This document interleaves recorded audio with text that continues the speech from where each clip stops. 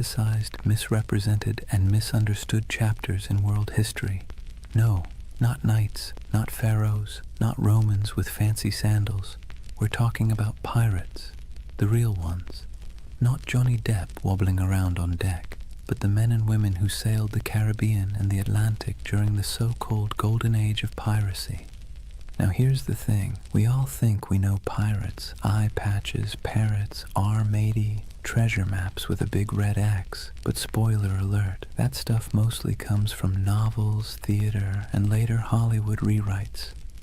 Real piracy was less swashbuckling and more sweaty, smelly, filled with salted beef crawling with maggots, water that tasted like a rotting barrel, and constant anxiety that your ship might sink in a storm, or your captain might keelhaul you for stepping out of line. And yet somehow the legend of pirates has become this glamorous story of freedom, adventure, and treasure. But here's the contradiction, and it's worth letting it sink in. The Golden Age of Piracy wasn't golden at all. It was born out of war, poverty, hunger, and desperation. It wasn't about noble freedom, it was about scraping survival out of salt air, blood, and backbreaking work. Yet people keep retelling their stories because deep down we're drawn to the fantasy of escape, of rejecting rules, of carving out a small piece of freedom on the open sea. So, as you settle in, maybe dim your lights or turn on some soft background sounds, let's drift together into this world. Imagine the creak of ropes, the groan of wooden planks, the crash of waves on the hull. Tonight, we'll wander through crowded ports, stand under the Caribbean sun with sweat dripping down our backs, and listen to the salty curses of men who gambled everything on the sea. Before we start, a small ask. If you enjoy drifting off with these stories, give this video a like, and maybe even subscribe. And tell me in the comments, what's keeping you up tonight? I'd love to know. Now, let's begin our first chapter with a world teetering on the edge of chaos, just perfect for the rise of piracy. Chapter 1. A world ripe for plunder. Picture the year 1690. Europe has been locked in endless wars, Spain versus England, England versus France, the Dutch fighting everyone. The whole continent is basically one long family feud where nobody remembers what the argument was about, but everyone is still holding grudges. And while kings and queens play chess with soldiers, their colonies across the Atlantic become treasure vaults waiting to be cracked open. The Caribbean at this time was a furnace, not just from the heat, though the sun baked everything in a way that made even the shadows shimmer, but because it was where European empires collided, traded, and stole from one another. Spanish galleons hauled silver from Peru and Mexico, loading it into massive convoys that lumbered across the ocean toward Spain. English, French, and Dutch merchants sailed their own fleets filled with sugar, rum, tobacco, and enslaved Africans, commodities that would fuel entire economies back in Europe. The ports were alive with contradictions. Imagine standing on the docks of Port Royal in Jamaica around 1700. The smell hits you first: tar, rum, smoke, and human sweat. Dock workers shouted in a dozen languages, sailors stumbled drunk, their shirts stiff with salt, elegant merchants in powdered wigs strutted past barefoot fishermen hauling nets of twitching fish. The soundscape was relentless, donkeys braying, sailors cursing, coins clattering on wooden counters, priests mumbling blessings, cannons occasionally booming in the harbor just to remind everyone who was in charge. And here's the irony. These bustling colonial ports were supposed to be the crown jewels of empire, but they were also perfect breeding grounds for lawlessness. Governments thousands of miles away tried to impose order, but the reality was chaos. Governors took bribes, soldiers deserted, officials looked the other way when merchants smuggled contraband. The Caribbean was a place where, if you had a ship and a crew desperate enough, You could either make a fortune or lose everything in a week. Now think about the sailors themselves. Life at sea under a Royal Navy wasn't glamorous. It was miserable.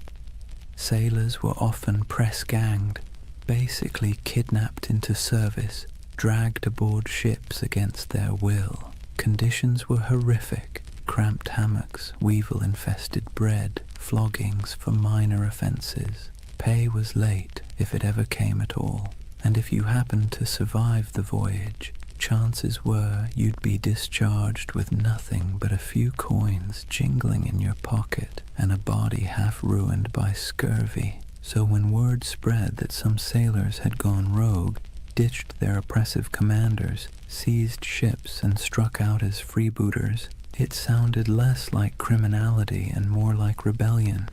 Piracy wasn't just a crime, it was a way out. Let's be clear though, the sea was not forgiving. It wasn't a highway of freedom. It was a gauntlet of storms, reefs, disease, and predators, both human and natural. But if you were a sailor in 1700 staring at the horizon from the deck of a crowded ship, the choice between a brutal life under a navy captain or rolling the dice with piracy might not have seemed that hard. By the turn of the century, the Caribbean had become what you might call a floating economy of risk. On one side, kings, merchants, and governors trying to keep order. On the other side, a growing army of dispossessed sailors, mercenaries, and adventurers who decided order was overrated. All it took was the right moment, a gap in empire, a weakly guarded convoy, a ship with sails trimmed just so, and fortunes could be made overnight. And so, with every galleon groaning under the weight of silver, every sugar plantation coughing up profits, and every port overflowing with sailors who'd had enough of being cheated, the stage was set. The Golden Age of Piracy wasn't born out of nowhere. It was baked into the world itself, into the trade routes, the wars, the greed, and the desperation. The seas were ready, and so were the men who would plunder them. If the late 1600s and early 1700s had a theme, it would be everybody's exhausted, broke, and kind of angry. Europe's great powers had been at each other's throats for decades, and while kings and queens could patch up peace treaties, the wars left a trail of wreckage that stretched across the Atlantic, and in that wreckage, piracy took root. Take Spain, for example. Once upon a time, Spain was the big kid on the block. They had the gold, the silver, the fleets, and the swagger to call themselves masters of the New World. But by the late 1600s, their empire looked less like a shining crown and more like a rusty bucket with holes. Wars drained their coffers, silver shipments were constantly raided, and their ships, once the pride of the seas, were often outdated and slow. Spain still had territory, but its grip was slipping, and everyone else smelled the weakness. England wasn't doing much better. Sure, they were clawing their way toward global power, but back home, ordinary sailors were being tossed around like dice in a rigged game. One year they were privateers, government-approved pirates, with papers giving them permission to plunder Spanish ships in the name of the crown. Then, suddenly, the war ended. The crown said, "Thanks for your service," and those same men were dumped ashore with no pay, no prospects, and no sympathy. Imagine fighting for your country, risking death a dozen times only to be told you were now just another unemployed vagrant clogging up the docks. The Dutch Republic had its own story. Once dominant traders, their fleets crisscrossed the globe, but wars with England and France chewed through resources, leaving fewer jobs for sailors and merchants. France, meanwhile, under the grandiose reign of Louis XIV, spent lavishly on wars, palaces, and pretty much anything shiny, leaving French colonies stretched thin and their sailors restless. The result? A perfect storm of unemployed seafarers with skills nobody wanted, except in piracy. These weren't random peasants deciding to play pirate for fun. These were trained men, veterans of naval battles, gunners who could load a cannon in seconds, carpenters who could patch a hull under fire, navigators who could steer through reefs in the dark, armies of skilled but bitter men, all with the same problem. No empire wanted to pay them anymore. And here's where it gets ironic. These empires had essentially created their own monsters. When Spain and England handed out letters of marque, those little slips of paper that legalized piracy during wartime, they encouraged men to attack enemy shipping. Privateers like Sir Francis Drake in the 1500s became national heroes. But once peace returned, those same activities suddenly became criminal.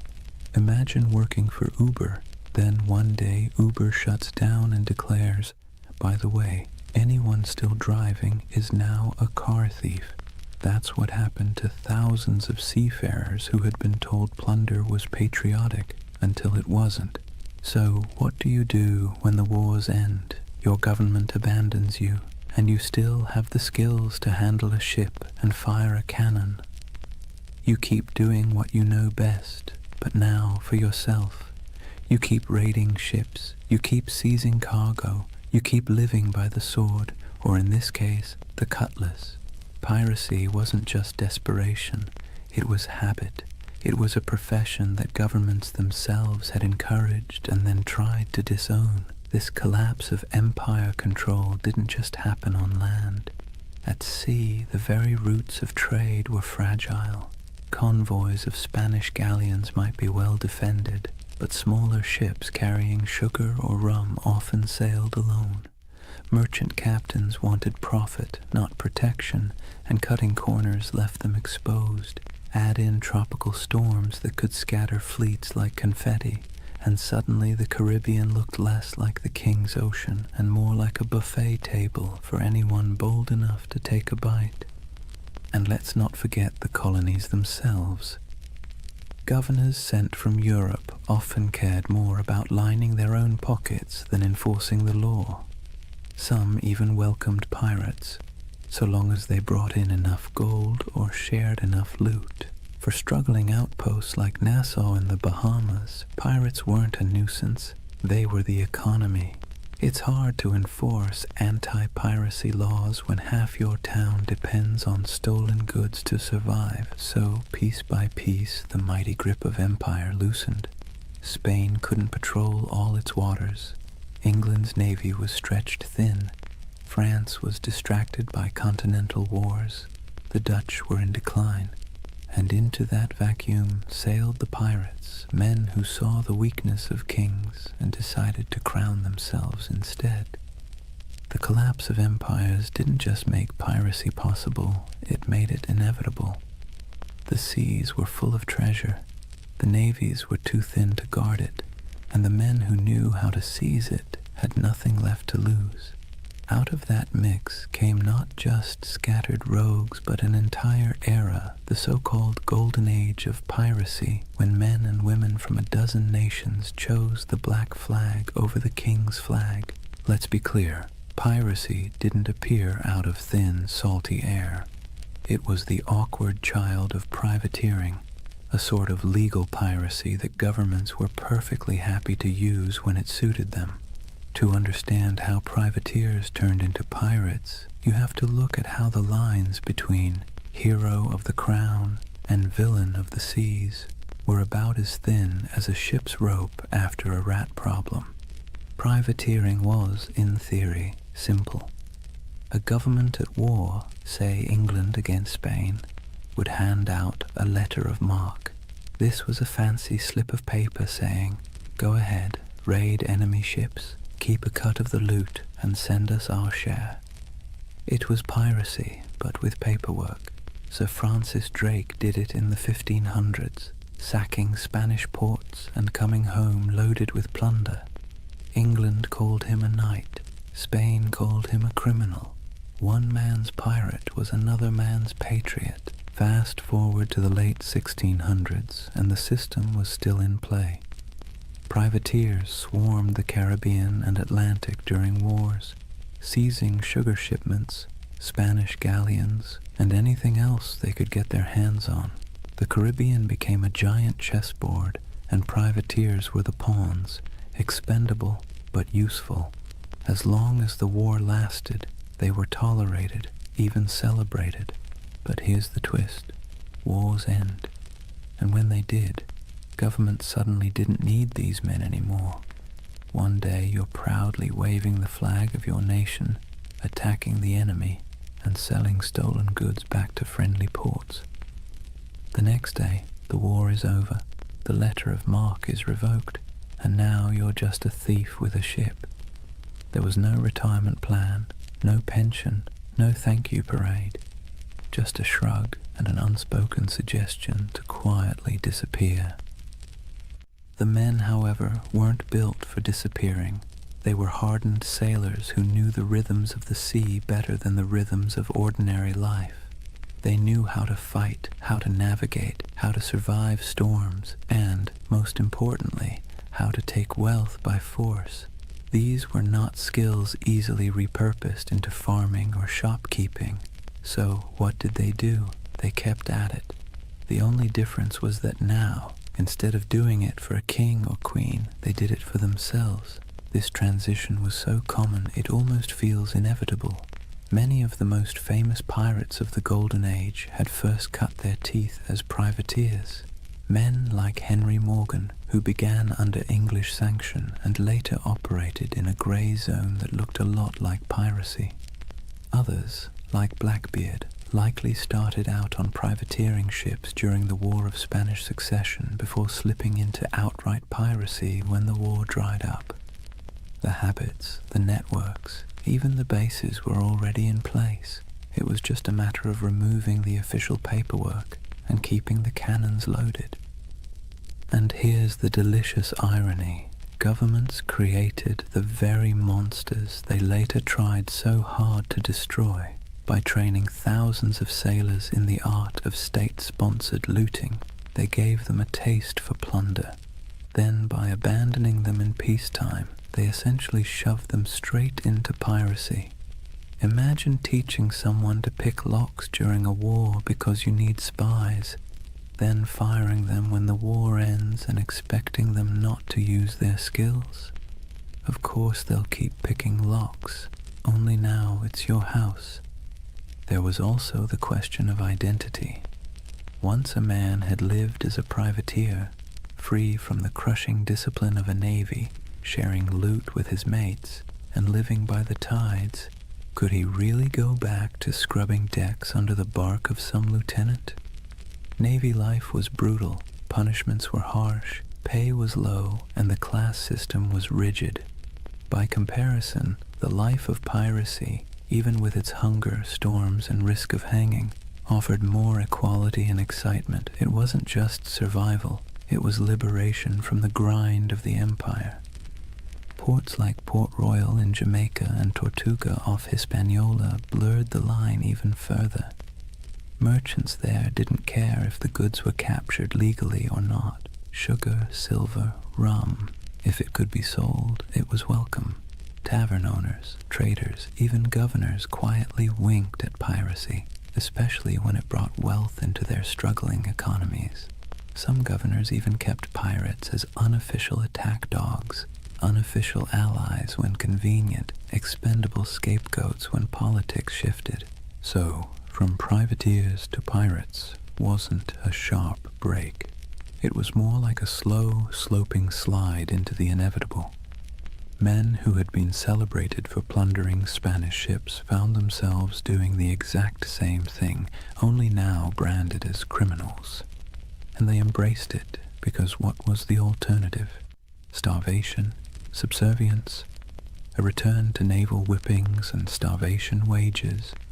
No thank you.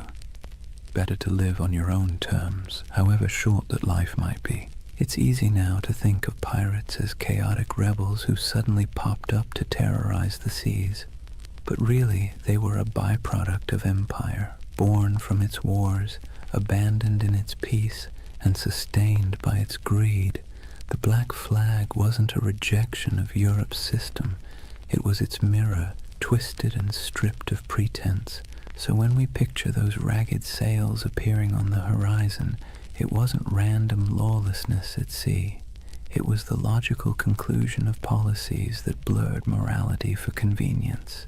Privateering was piracy in a fancy coat, and piracy was privateering with the coat torn off, and for the men who lived it, there wasn't much difference at all. Now let's imagine, for a moment, what happens when thousands of unemployed sailors, disgruntled privateers, and general misfits all end up in the same place. No law, no oversight, no queen wagging her finger from across the ocean. Just wide open seas, islands thick with sugarcane and palm trees, and ports desperate for trade, even if that trade came dripping with blood. Welcome to the Pirate Republic, a loose patchwork of havens across the Caribbean that briefly turned outlaw life into a kind of anti-establishment experiment. The most famous of these havens was Nassau, on New Providence Island in the Bahamas. Today it's a tourist destination with beach chairs and cruise ships. Back then, it was more like a dusty stage set built for chaos. The island's harbor was shallow, perfect for the smaller, nimble pirate ships, but treacherous for the heavier navy vessels. That natural advantage made Nassau nearly untouchable, and so it blossomed into the unofficial capital of piracy. If London was the beating heart of empire, Nassau was the loud, drunken laugh echoing across the Atlantic. Life in Nassau was a strange mix of desperation and freedom. Picture ramshackle huts leaning against each other like tired sailors, taverns spilling music and shouting into the night, and the constant smell of rum, sweat, and salt. Pirates from every corner of the Atlantic crammed together. English, French, Dutch, African, even a few indigenous sailors who'd escaped the crushing grip of European colonization. The result was something Europe would never have tolerated back home, a society stitched together by outcasts, running on booze, barter, and the occasional cannon. What made it so intoxicating was the sense of equality. A runaway slave could find a berth on a pirate ship and suddenly be treated, at least relatively speaking, like an equal. A woman could dress as a man, grab a cutlass, and carve her place on deck. Anne Bonny and Mary Read, two of the most famous pirates in history, lived that very reality. The rigid hierarchies of Europe, lords and serfs, captains and peasants, broke down in Nassau's taverns. Everyone was broke, everyone was sunburned, everyone was one bad decision away from the noose. That kind of shared peril made for a twisted kind of democracy. And then there was Tortuga off the coast of Hispaniola. French buccaneers had started it as a base in the 17th century, and over time it became another pirate haunt. Tortuga was wilder, less organized than Nassau, but it shared the same energy, a place where authority didn't reach. Port Royal in Jamaica, before an earthquake literally dropped half of it into the sea in 1692, was the original pirate playground. It was called the wickedest city on earth, a place where taverns outnumbered churches and every second house was either a brothel or a gambling den. Imagine Las Vegas, but with more cannons and fewer neon lights. These places weren't just drunk paradises, they were strategic. Pirates needed somewhere to fix ships, sell stolen goods, and recruit new crews. Without havens, piracy would have been short-lived. With them, it flourished. Merchants, governors, and tavern owners often looked the other way, because piracy was good for business. Silver, sugar, indigo, rum, it all flowed into these ports. And once it was in the market, who really cared where it had come from? The world's first free trade zones, if you like, just with more swashbuckling. The dream of the Pirate Republic was intoxicating because it offered what Europe didn't, freedom from rigid social classes, for the sailor who'd been whipped half to death on a navy ship, for the indentured servant who had been treated like disposable property, for the runaway enslaved person, Nassau or Tortuga was a chance to live on your own terms. Yes, those terms often meant short lives, disease, and eventual capture. But for a fleeting moment, the Pirate Republic offered something resembling equality. It was messy, chaotic, and fueled by rum, but it was theirs. It's easy to romanticize this as some proto-democracy at sea, and in truth, pirates weren't building utopias. They fought among themselves, they drank themselves half to death, and they betrayed each other when the loot was good enough. But there was a kernel of something radical here. Ordinary people, most of them poor, illiterate, and cast aside by empire, were writing their own rules. Captains could be voted out. Plunder was divided more fairly than wages in most European jobs, and there was a sense, however fragile, that out here in the Caribbean heat, you weren't just surviving, you were free. Governments, of course, hated it. To them, the Pirate Republic was an insult, a slap in the face of civilization. They saw it as a cancer spreading across the Caribbean, undermining trade and embarrassing the crown. And so, predictably, they began plotting its destruction. But for a brief, shining decade or two, the dream held. A world of tattered sails and lawless harbors, where outcasts became rulers, if only of themselves. So when you hear the phrase Pirate Republic, don't imagine marble halls or noble ideals. Imagine crowded taverns with lantern light flickering on sweat-streaked faces, mugs of grog slamming onto wooden tables, and the hum of 50 different languages mixing in the night. It wasn't a nation in any official sense, but it was a community, strange, fragile, reckless, that gave piracy its beating heart. By the early 1700s, piracy wasn't just a nuisance. It was a global scandal. Imagine you're a London merchant who's just sent off a ship full of sugar from Barbados. You're already dreaming about the profits, about the clinking of coins on your counting table. Then word arrives that your ship was intercepted somewhere between Tortuga and Nassau by a crew of outlaws who now plan to sell your precious cargo at a discount in the very next port. Frustrating, absolutely. Embarrassing, even more so. And it wasn't just London merchants, Dutch traders, French planters, Spanish governors. Everyone had a stake in the Caribbean economy, and pirates cut into all of them like barnacles on a hull. News of piracy spread quickly, carried in letters, pamphlets, and gossip that traveled almost as fast as the ships themselves. In coffee houses in Amsterdam or taverns in Boston, people swapped stories of Blackbeard's blockade of Charleston or of Bartholomew Roberts capturing hundreds of vessels. Pirates became both feared and oddly admired, the same way we talk about celebrities who behave badly. They were disruptive, scandalous, but undeniably fascinating. Governments tried to project strength, but the truth was they were embarrassed. The Caribbean was supposed to be proof of European dominance, a playground of plantations, trade, and naval power. Instead, it was crawling with independent outlaws who mocked imperial authority with every stolen sail. Spain, already stretched thin across its empire, struggled to protect the treasure fleets. England, riding high after victories in European wars, now had to explain why ragged men in patched coats could blockade entire colonial cities. France and the Dutch weren't faring much better. In a world obsessed with image, piracy made the great powers look incompetent.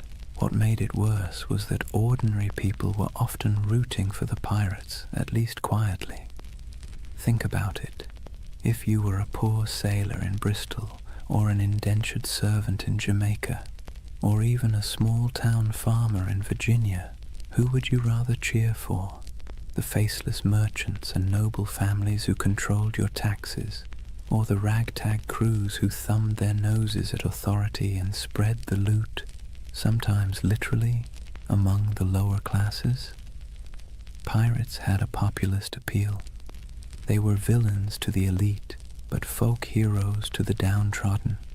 Ballads were written, stories were exaggerated, and every port town knew someone who claimed to have once seen, or maybe even joined, a pirate crew. That uneasy admiration worried rulers as much as the piracy itself. It wasn't just about stolen goods anymore. It was about stolen loyalty. If too many sailors chose piracy over honest naval service, if too many colonists chose to trade with outlaws instead of legal merchants, the whole system could unravel. In this sense, the Pirate Republic wasn't just an economic threat. It was a political one. It represented a kind of freedom, however messy, that stood in direct contrast to empire.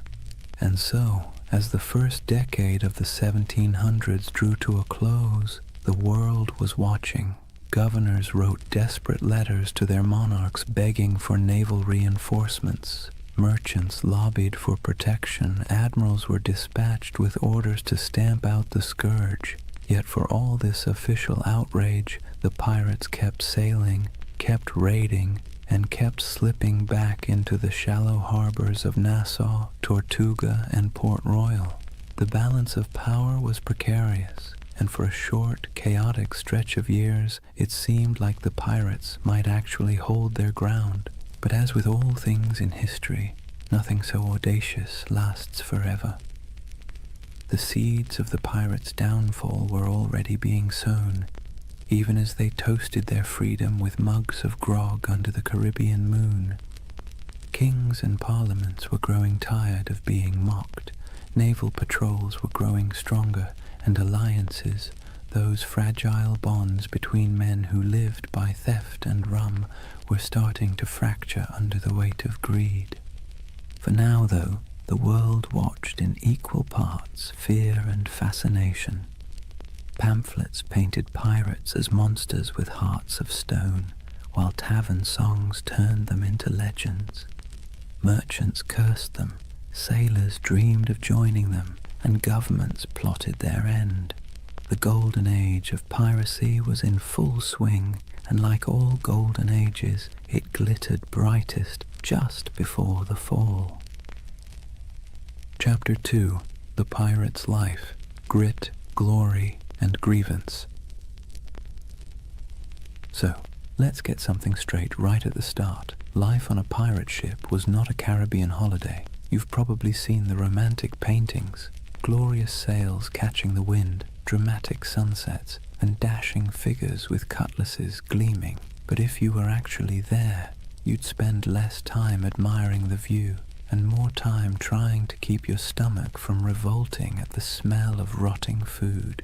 The pirate's life, while freer than serving in the Navy or laboring on a plantation, was still backbreaking, filthy, and endlessly uncomfortable. Imagine waking up below deck in the humid Caribbean heat. The air is thick, cloying, and full of the stink of unwashed bodies, damp wood, and tar. The ceiling is so low that you can't even stand upright. Rats scuttle across the beams, and you can hear the groan of the ship as it shifts against the waves. The pirate life didn't come with feather beds. You'd likely be sleeping on rough planks, maybe with a scrap of canvas for a blanket if you were lucky.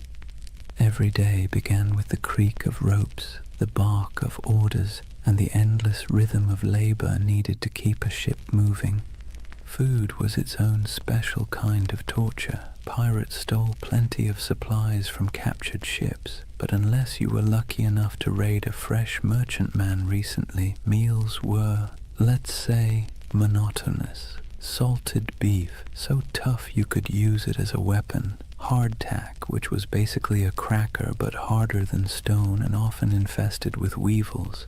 Grog, a mix of watered-down rum, was the drink of choice, not because it tasted good, but because plain water went bad quickly in the heat. If you were lucky, you might snag some fruit or vegetables before they spoiled, but scurvy was always lurking like an uninvited guest. Teeth loosened, gums bled, and bones ached from the lack of vitamin C. Daily chores weren't glamorous either. Pirates weren't just fighting and drinking, they were sailors first. That meant scrubbing decks, mending sails, climbing rigging slick with salt spray, and bailing water from the hold during storms. And storms, by the way, were constant reminders that the sea itself was often more dangerous than any enemy. A hurricane could scatter a fleet in hours, leaving survivors clinging to driftwood while their dreams of plunder sank to the bottom. And yet, for all this hardship, men, and a few women, chose it willingly. Why? Because compared to life in the Navy or under the whip of a plantation master, piracy offered something intoxicating: freedom. On a pirate ship, you weren't at the mercy of a cruel officer with a whip. You weren't paid starvation wages while some admiral or merchant lined his pockets. Instead, you had a say in decisions, a share of the loot, and a chance, just a chance, to change your fortune. The hardship was the same, but the dignity was different. Entertainment helped break the monotony. Pirates loved music, fiddles, pipes, and drums when they could get them.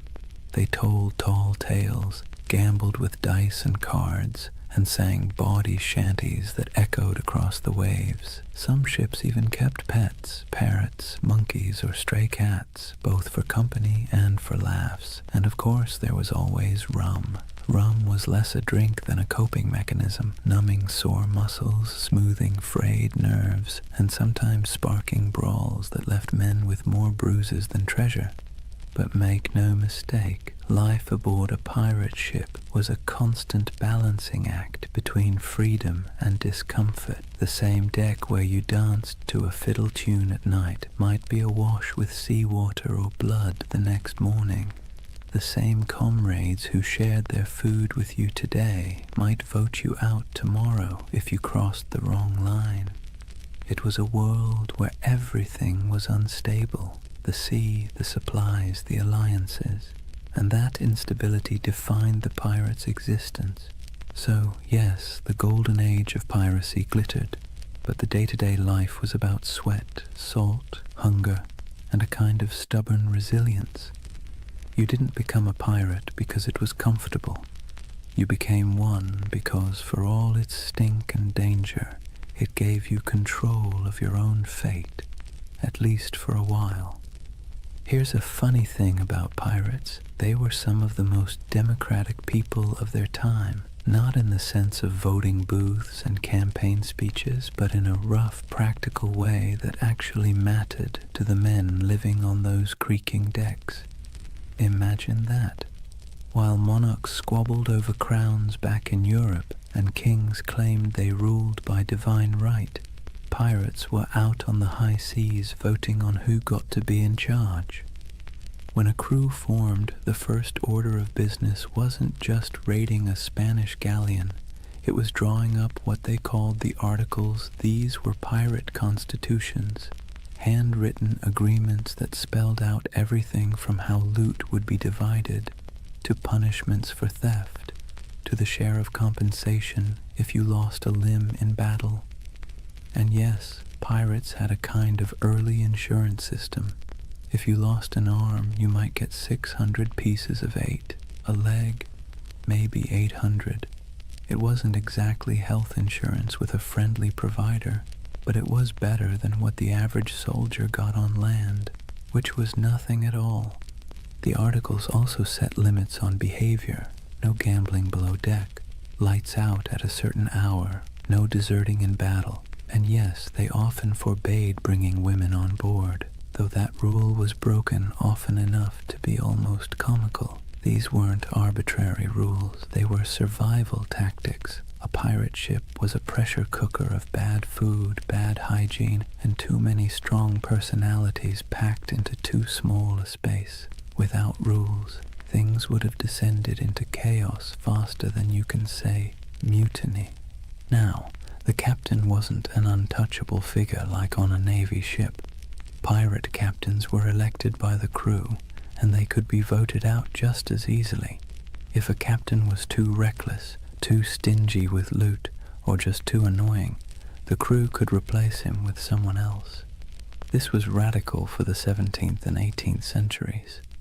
Imagine a farmhand in Europe marching up to his landlord and saying, "Sorry mate, we've had a vote and you're fired." Unthinkable. But on a pirate ship, that was just Tuesday.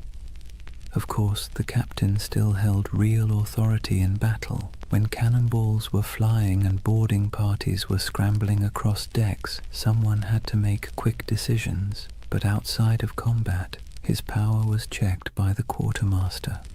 The quartermaster was like the ship's accountant and judge rolled into one. He handled supplies, settled disputes, and distributed plunder according to the articles. He was the balance to the captain, ensuring one man didn't hoard all the power or all the silver. Speaking of plunder, here's where pirates really stood out. On most navy or merchant ships, ordinary sailors got scraps. Captains and owners took the lion's share. Pirates, by contrast, split loot far more evenly.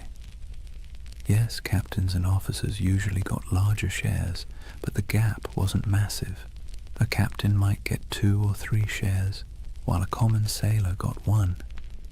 Compare that to the Navy, where a captain could rake in a fortune while the sailors were paid in arrears, if at all.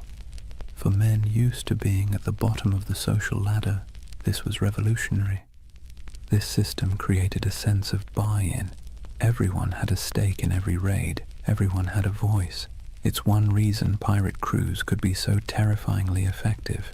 They weren't being flogged into action by some officer. They wanted to fight because victory meant coin jingling in their pockets. Cold, heavy, jangly, deliciously spendable coin. It's tempting to see this pirate democracy as noble or progressive, but let's be clear, it wasn't about ideals. It was about practicality. Pirates knew they lived hard, dangerous lives. They needed a system that kept people motivated, minimized infighting, and gave everyone a reason to stick together when things got ugly. Fair shares and voting rights weren't about enlightenment. They were about survival. Still, there's something oddly charming about it. At a time when peasants were tied to land and sailors in navies were practically prisoners, pirates carved out their own rough republics. Nassau in the Bahamas was famously called a pirate republic, and while that sounds grand, it was mostly a sandy haven of broken-down taverns, makeshift huts, and a whole lot of rum. But for the men who had once been whipped by naval officers or cheated by merchant captains, it was paradise. So picture it. A ship rolling gently on the waves, men gathered on deck, a set of articles being read aloud by lamplight, each pirate nodding, agreeing to the rules, knowing that at least here, on this rough plank of wood floating in a dangerous sea, their voice mattered. It wasn't democracy as we think of it today, but it was a kind of freedom most of them had never known before. One of the most brilliant things pirates ever did wasn't about cannons or cutlasses. It was branding. Pirates understood that half the battle was won before the first shot was fired, and their greatest weapon wasn't always steel, it was fear. They cultivated it, packaged it, and sold it with skulls and crossbones. Let's talk about the Jolly Roger. That iconic black flag wasn't just for show, it was psychological warfare. Picture yourself as a merchant sailor in the Caribbean. You're already nervous. The sea is treacherous, storms are brutal, and half your crew is seasick. Suddenly, you spot a ship on the horizon raising a black flag, its canvas snapping in the wind. Painted on it is a grinning skull, a pair of crossed bones, maybe even an hourglass dripping sand. You know instantly these are not friendly visitors. You have a choice: surrender and hope for mercy, or fight and almost certainly die. And here's the genius. Most merchant crews didn't fight. They gave up. Pirates knew that if they could terrify you into surrender, they could plunder your ship without firing a shot, without losing a man, and without wasting precious gunpowder. The Jolly Roger was essentially the world's first corporate logo, and it worked like a charm. But flags weren't the only symbols. Pirates loved spectacle. Some captains made themselves into walking horror shows. Blackbeard, for example, tied slow-burning fuses into his beard before battle. Imagine a man storming across your deck with his hair literally on fire, eyes wild, smoke curling around his face like some demon from the deep. That's not just intimidation, that's theater. He was turning himself into a nightmare that sailors would retell in every port from Jamaica to London. Superstition also ran deep. These were men who spent their lives on the unpredictable sea, so of course they looked for signs, omens, and rituals. Whistling on board was considered bad luck because it might whistle up a storm. Bananas were famously avoided on ships, tied to tales of vanished vessels and mysterious deaths. Cats, on the other hand, were seen as good luck, their twitching tails thought to calm the winds. Some pirates tattooed symbols for protection: crosses, anchors, mermaids, inked in crude lines that doubled as badges of identity and talismans against doom. Then there were the rituals before battle. Some crews would gather for a speech, others for a raucous round of rum-fueled singing. There might be a drum beat or a chant, something primal to stir courage. Pirates knew the value of theatre not just for their enemies, but for themselves. Fear is contagious, and courage sometimes needs a costume. Music, too, had its place. Sea shanties weren't just entertainment. They were tools for survival, helping men row or haul ropes in rhythm, but they also bound crews together, creating unity in sound and spirit. Picture the dark deck of a ship, waves crashing, lanterns swaying, and a chorus of rough voices rising into the night, carrying equal parts defiance and desperation. Symbols and superstitions gave pirates an edge. They were outnumbered and outgunned by naval powers, but they turned reputation into a weapon. Every skull painted on a flag, every whispered tale of a flaming bearded captain, every ritual chant before a raid, it all worked to magnify their presence far beyond their actual numbers. They made themselves larger than life, monsters of the sea, shadows that haunted every merchant sailor's imagination. And the beauty of it? Most of it cost nothing. A painted flag, a dramatic entrance, a bit of theatrical madness. Pirates didn't need massive armies or endless treasuries. They needed fear, and they knew how to conjure it. So next time you see that skull and crossbones, remember, it wasn't just a warning, it was a brand, a promise of chaos, a theater of fear that made the legend of piracy far bigger than the men themselves. For all the flags and fiery beards, life aboard a pirate ship wasn't just about battle. In fact, most days weren't spent fighting at all.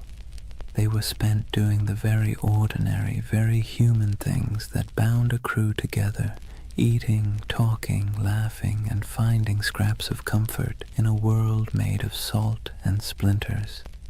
Let's start with food, because nothing unites or divides a crew faster than the question of dinner. Pirate diets were, to put it politely, uninspiring. Salted beef or pork, rock-hard ship's biscuit crawling with weevils and barrels of dried peas were the staples. Water turned slimy after a few weeks, so rum, watered down into grog, became the drink of choice. The thing is, pirates ate much the same as navy crews or merchant sailors, but they sometimes had an advantage. Because pirates plundered fresh food and drink whenever possible, they could actually eat better than the men they robbed. A captured merchant ship might yield cheese, citrus fruit, coffee, sugar, or even delicacies like cocoa or spices. For a brief time, life on the high seas could taste a little less like mold and more like luxury. But food was more than sustenance. It was ritual. Sharing a meal created unity. Imagine a crew gathered on deck, bowls in hand, gnawing at salted meat and joking about who got the biscuit with the most maggots. It was grim humor, sure, but humor all the same. A bad meal, eaten together, still forged bonds. And the occasional feast, say, after a particularly good raid, was celebrated with music, rum, and more laughter than some men had known on land. Music itself was essential. Pirates didn't have iPhones, but they did have voices, fiddles, drums, and makeshift instruments. Sea shanties weren't just working songs. They were entertainment, morale boosters, and the glue that kept rhythm in both work and play. Picture the rough chorus rising under the stars, a drum tapping time, a fiddle screeching out a tune stolen from some tavern ashore. These weren't trained choirs, but the sound was raw, communal, and strangely beautiful. It stitched men together, reminding them that even in isolation, they belonged to something larger. Then there were the games. Dice and cards were popular, played with stakes as modest as tobacco or as reckless as shares of loot. Wrestling matches and contests of strength filled idle hours, with men cheering on their favorites. Betting on the outcome wasn't just fun, it was a way of creating drama in a life that could otherwise drag on in monotonous days of empty horizon. And let's not overlook the surprising inclusivity aboard pirate ships.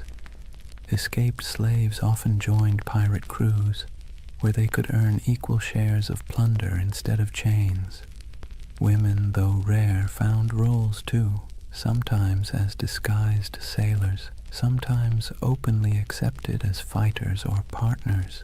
Life aboard a pirate ship was brutal, but in its own odd way, it offered opportunities for outsiders that rigid societies on land never would. In these small details, the shared meals, the rowdy songs, the roll of dice, we see the human side of piracy. Beneath the myth of cutthroats and raiders was a community of men and women who found ways to survive, to laugh, and even to belong. Their ships were floating worlds, part prison, part family, part workplace, part tavern. And while the dangers of storms, disease, and naval patrols never disappeared, these ordinary moments gave piracy its texture, the rhythm of humanity beneath the roar of cannons. So when you picture pirates, don't just imagine black flags and treasure chests. Imagine the sound of dice clattering on a barrel lid, the smell of salted pork frying in a pan, the laughter of men half drunk on rum, and the scratchy notes of a fiddle floating over the sea at night. That too was the pirate's life, not just violence and fear, but moments of messy, ordinary humanity carved out in the vast loneliness of the ocean.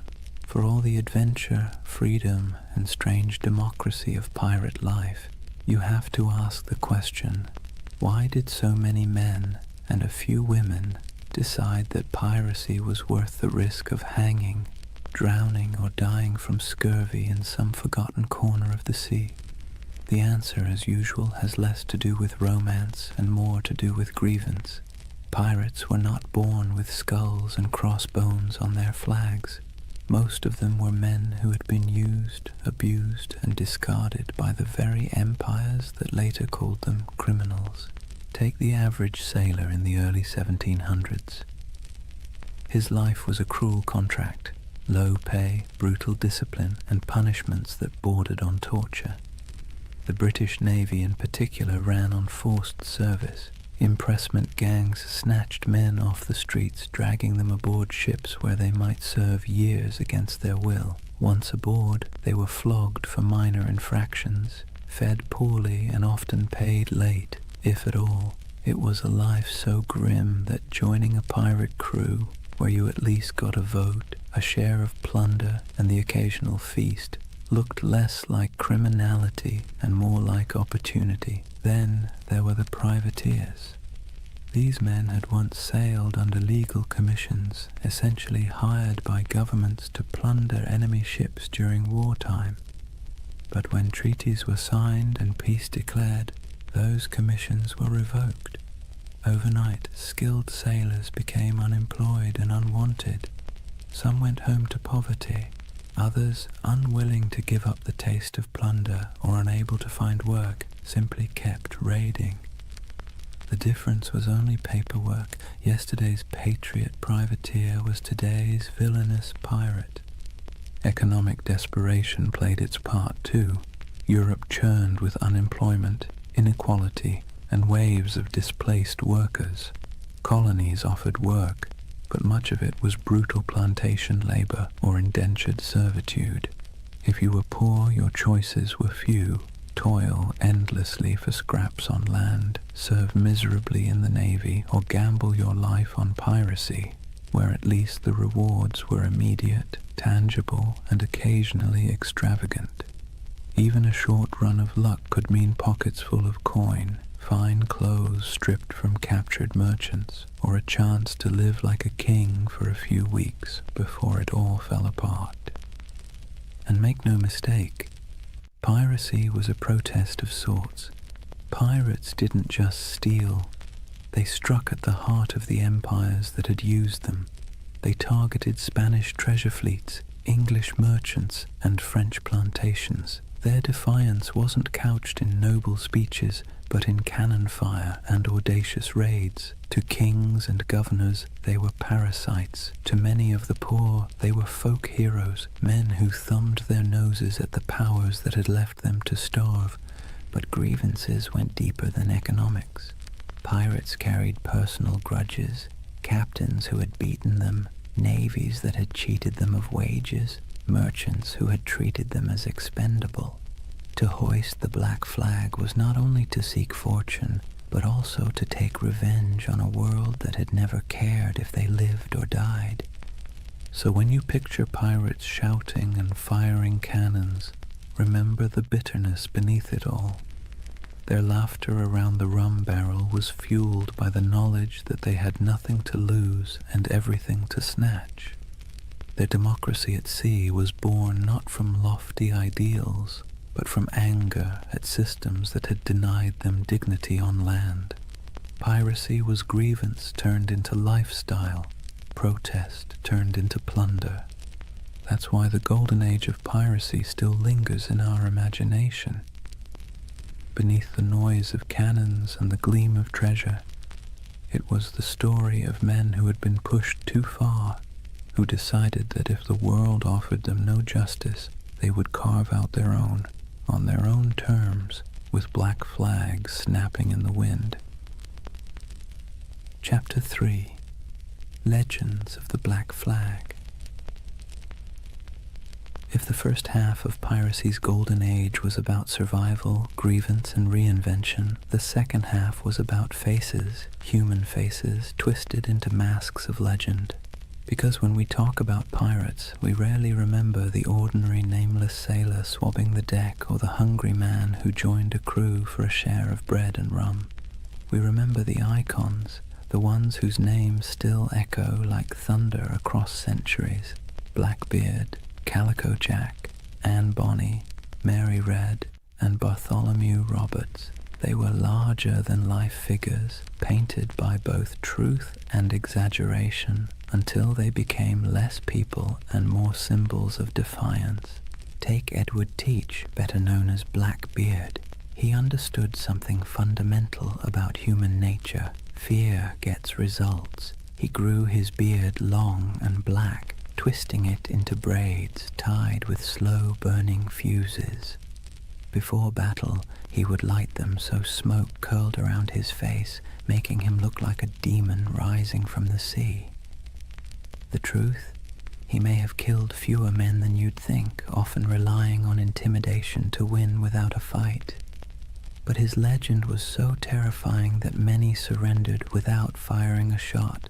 It was theater as much as piracy, and it worked. Then there was Calico Jack Rackham, named for his fondness for bright, flamboyant clothing made of calico. He wasn't the most successful pirate, nor the most ruthless, but he had something else: charisma. He cultivated an image of style, flair, and daring, hoisting a version of the Jolly Roger with crossed swords beneath a skull. His exploits were bold but often bungled, yet his story endures because of the people he sailed with. Two of the most famous women pirates in history, Anne Bonny and Mary Red, broke every rule written by their time. Both disguised themselves as men when necessary, fought alongside their crewmates, and shocked the world by simply existing in a profession supposedly reserved for brutal men. They cursed, they carried pistols, and they demanded to be treated as equals. Stories tell of Anne shouting at her fellow pirates during a fight, furious that they were cowering below deck while she and Mary stood on, firing back at attackers. Were all the tales true? Probably not. But the image of two women wielding blades under the black flag has been impossible to forget. And then there was Bartholomew Roberts, Black Bart. Unlike Calico Jack, he was ruthlessly effective. Roberts captured more than 400 ships in his career, making him arguably the most successful pirate of the era. He dressed extravagantly, wore a crimson waistcoat in battle, and carried himself with the stiff pride of a gentleman gone rogue. He turned piracy into a system, drilling his men like a navy and enforcing discipline that other captains might have laughed at. If Blackbeard was terror and Calico Jack was style, then Roberts was efficiency, a man who turned plunder into a full-time industry. These figures didn't just survive, they thrived because they understood the power of story. Pirates lived and died quickly, but their reputations could sail farther than any ship. Merchants whispered their names in fear, tavern-goers retold their exploits in drunken awe, and pamphleteers in London exaggerated every detail to sell more copies. Legends inflated as fast as the sails of a ship in strong wind, until the line between man and myth blurred completely. So when you picture the Golden Age of Piracy, don't just imagine faceless crews swarming merchant ships. Picture these icons at the prow, beards smoking, calico shirts blazing with color, women fighting defiantly against all odds, crimson jackets flashing in the sun. They were performers as much as criminals, masters of spectacle, writing themselves into history by sheer audacity. That's why they endure, not because they lived long lives, they didn't, but because they played their roles so well that centuries later we still remember their stage. If pirates were actors on the stage of the sea, then Edward Teach, Blackbeard, was the undisputed director of horror. He understood better than almost anyone else that violence wasn't always necessary if you could make your enemies believe it was inevitable. His greatest weapon wasn't his cutlass or pistols, but the terrifying image he constructed of himself. Imagine this. You're a weary merchant sailor, your ship heavy with sugar and rum, when you spot a vessel in the distance. Its sails are patched but full, its hull dark and looming, and then you see him. A giant of a man with wild, coal-black hair and a beard so thick it looks like it's swallowing his face. He's tied slow-burning fuses into his braids, sparks spitting, smoke curling around him as if he's stepped straight out of hell. The sight alone is enough to send shivers through the toughest crew. Guns are loaded, cannons are aimed, but more often than not, the merchant ship simply lowers its colors and surrenders. Why fight when the devil himself has shown up to collect? Here's the funny part. For all his terrifying image, Blackbeard wasn't actually the most bloodthirsty pirate. In fact, his ledger of confirmed kills was surprisingly slim compared to others. He didn't need to spill blood when his performance did the work for him. He crafted a persona so fearsome that it did the fighting long before the first cannonball flew. Think about it. Would you rather battle a man who looked like your neighbor or a smoke-shrouded demon who seemed to revel in chaos? Most captains chose the wiser option and handed over their cargo. Blackbeard also knew the value of spectacle beyond the battlefield. He cultivated stories about himself, feeding into his myth.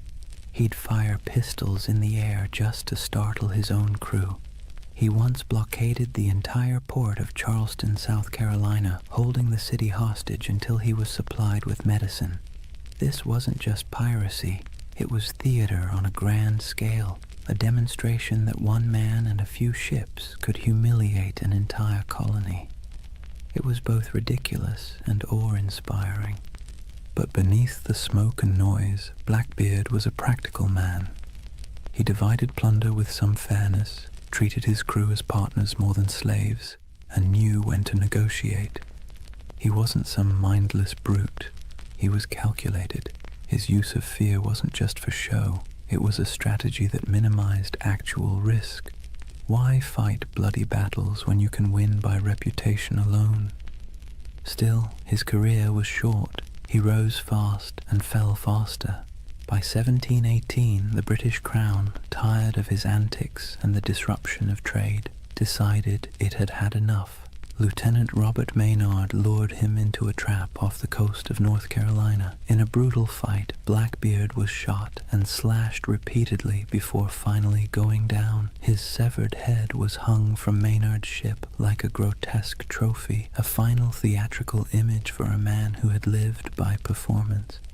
And yet, did death end the legend? Not at all. If anything, it sealed it. Blackbeard's ghost was said to haunt the waters where he died, his headless body swimming in the waves, searching for its lost skull. Fishermen swore they saw his spectral ship, the Queen Anne's Revenge, drifting silently across the horizon. Whether or not any of it was true didn't matter.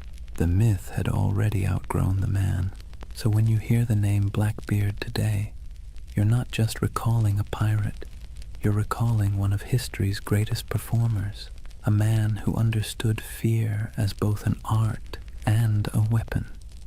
His stage was the sea, his audience the world, and his performance so unforgettable that centuries later we're still applauding in awe and a little bit of dread. If Blackbeard was the terrifying face of piracy, then John Rackham, better known as Calico Jack, was its fashion icon. The man wasn't particularly fearsome, nor was he especially successful compared to others, but he had something almost as valuable as gold: style. His nickname came from the brightly patterned calico coats he wore, loud enough to be seen from a mile away. It was a choice that said, "I may not be the biggest or the baddest, but I'll be the most noticeable." And in a world where fear and reputation kept you alive, being memorable mattered. Calico Jack's story would likely have been a footnote in the annals of piracy, if not for two extraordinary women who joined his crew, Anne Bonny and Mary Read. Their presence turned his otherwise average exploits into a legend that has fascinated people ever since. Anne Bonny was born in Ireland, but grew up in the Americas, the daughter of a wealthy planter. She had a fiery temper and a restless spirit. Stories say she once stabbed a servant girl with a kitchen knife, though the truth is hard to pin down. What we do know is that she wasn't content with the role society expected of her. Marrying a small-time sailor didn't calm her spirit. Running away with Calico Jack did. She traded the plantation house for the rolling deck of a pirate ship, proving herself as fierce with a blade as any man. Mary Red's tale was even stranger. Born in England, she was disguised as a boy from childhood so her family could inherit money. She grew up living as Mark Red, working as a soldier and sailor. By the time she crossed paths with Calico Jack and Anne Bonny, Mary had long since mastered the art of slipping between identities. When she joined their crew, she initially kept her disguise, but Anne, curious and bold, discovered the truth. Instead of turning her away, Anne accepted her, and the two became close allies. Now picture it, a small pirate crew led by a man in flamboyant coats. backed by two women who defied every expectation of the age. While other pirates leaned on spectacle or terror, this trio leaned on audacity. Reports from the time describe Anne and Mary fighting openly in men's clothes, wielding pistols and cutlasses, cursing louder than the men beside them. They weren't mascots or novelties, they were feared combatants. When boarding parties went over the rails, Anne and Mary were often the first in line. One of the most famous stories of their courage came during the final days of Calico Jack's career. His ship was cornered by a pirate hunter. Most of the crew, drunk and unwilling to fight, cowered below deck. But Anne Bonny and Mary Read fought ferociously, shouting at the men to come up and defend themselves. Outnumbered and abandoned, they couldn't hold out forever. The ship was captured, and the crew taken to trial in Jamaica. Calico Jack was sentenced to hang, and before his execution, Anne Bonny reportedly delivered the coldest line in pirate history. She told him, "If you had fought like a man, you need not be hanged like a dog." Brutal but fair. Anne and Mary both escaped the noose by pleading the belly, claiming they were pregnant, which delayed executions. Mary fell ill and died in prison not long after. Anne's fate is more mysterious. Some say her wealthy father intervened to free her, and she lived out her days quietly. Others imagine she slipped back into obscurity, perhaps even finding another ship to sail under a new name. The truth is lost, but the legend remains. Together, Calico Jack, Anne Bonny, and Mary Read embodied a different side of piracy. Not the sheer terror of Blackbeard, but the wild defiance of people unwilling to live within the boundaries society had drawn for them.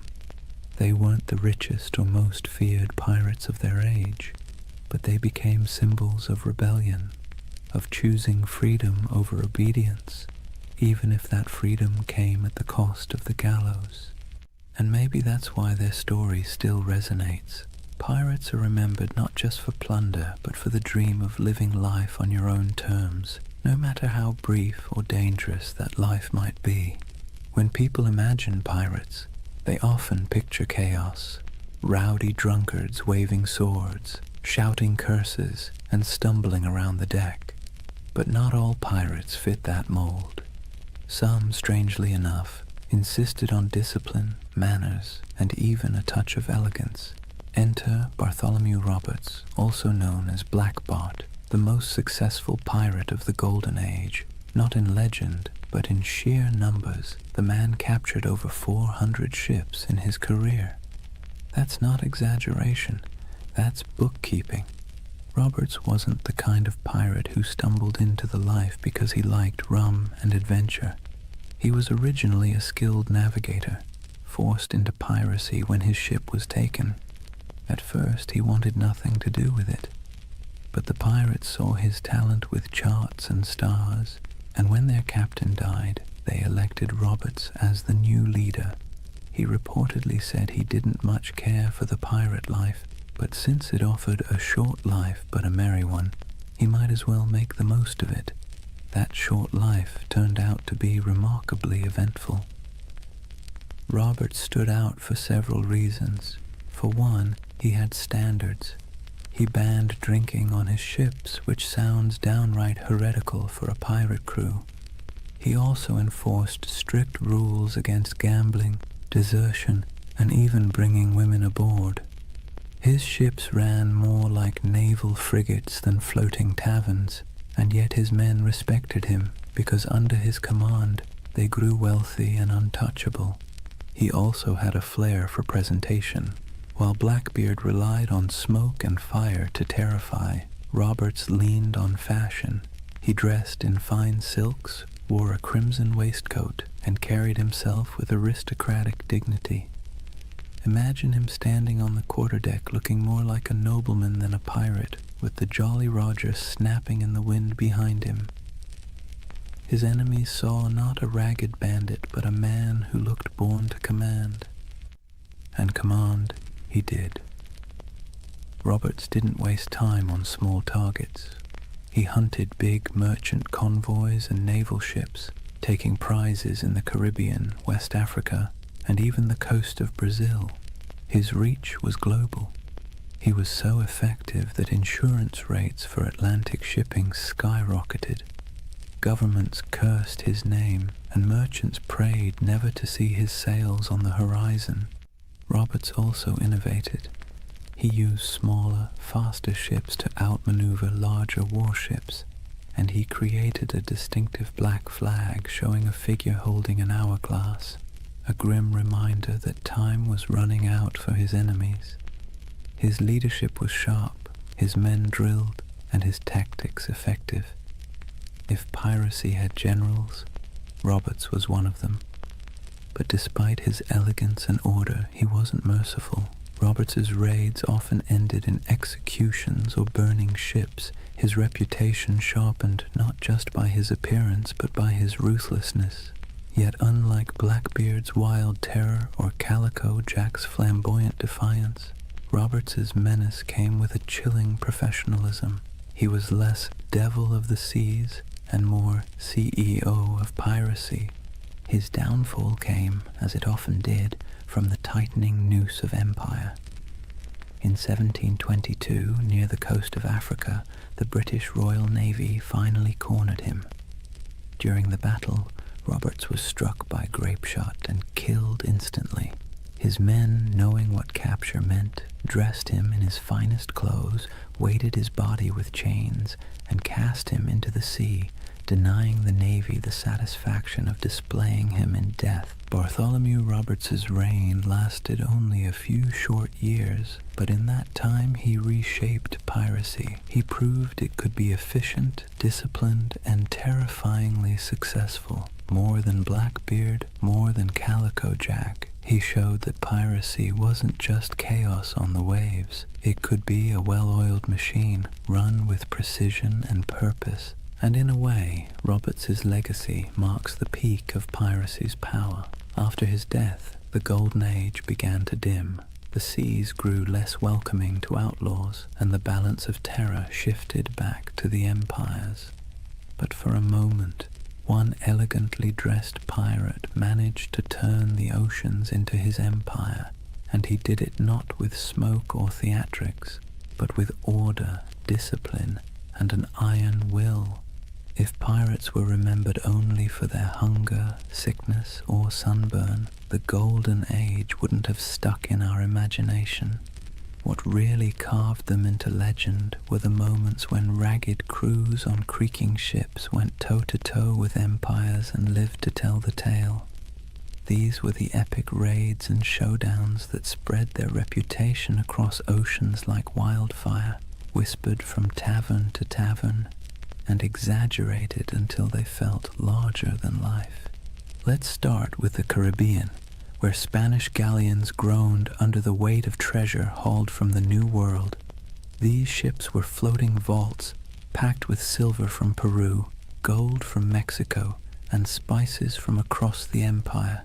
They were also well-armed and heavily guarded, but that didn't always save them. Pirates struck with speed, knowing that a single galleon could fund a lifetime. Stories circulated of bold raids where men climbed aboard under musket fire, smoke filling the decks as treasure chests were dragged away. The truth was often messier, with smaller victories and more frustration, but the image of pirates plundering Spanish treasure ships became the core of their legend. Then there were the blockades, audacious acts where pirates essentially declared themselves rulers of the sea.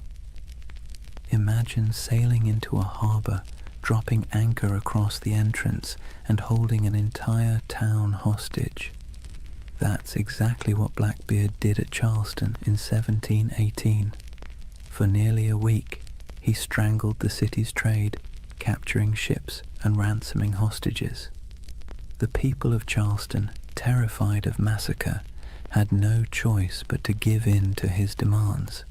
It wasn't just robbery, it was theater, a statement to the world that pirates could hold whole cities in the palm of their hands. Other raids were more brutal, like the infamous attack on Ouida on the coast of Africa by Bartholomew Roberts. Roberts stormed the harbor, seizing ships, killing crews, and leaving smoking wrecks behind him.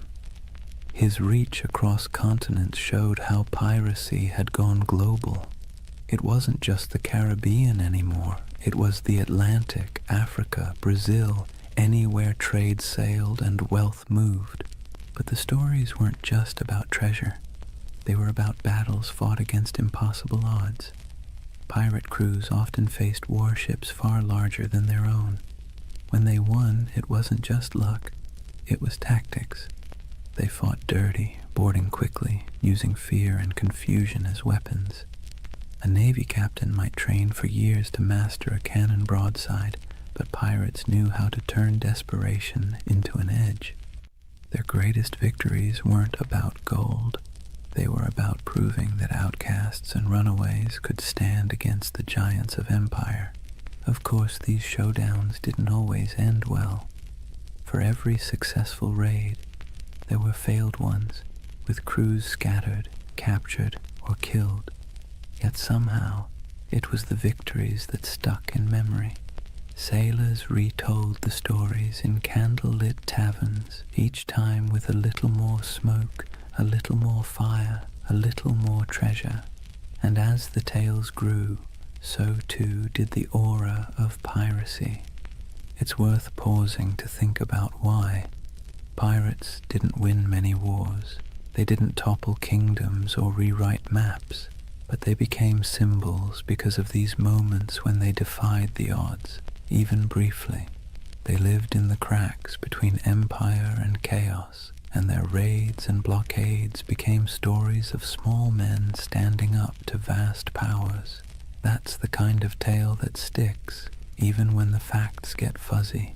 So whether it was Blackbeard choking a city, Roberts storming a harbor, or nameless crews slipping away with treasure under the moonlight, these epic showdowns kept the legend alive. And while empires eventually struck back in those brief, violent, theatrical moments, it was the pirates who ruled the seas.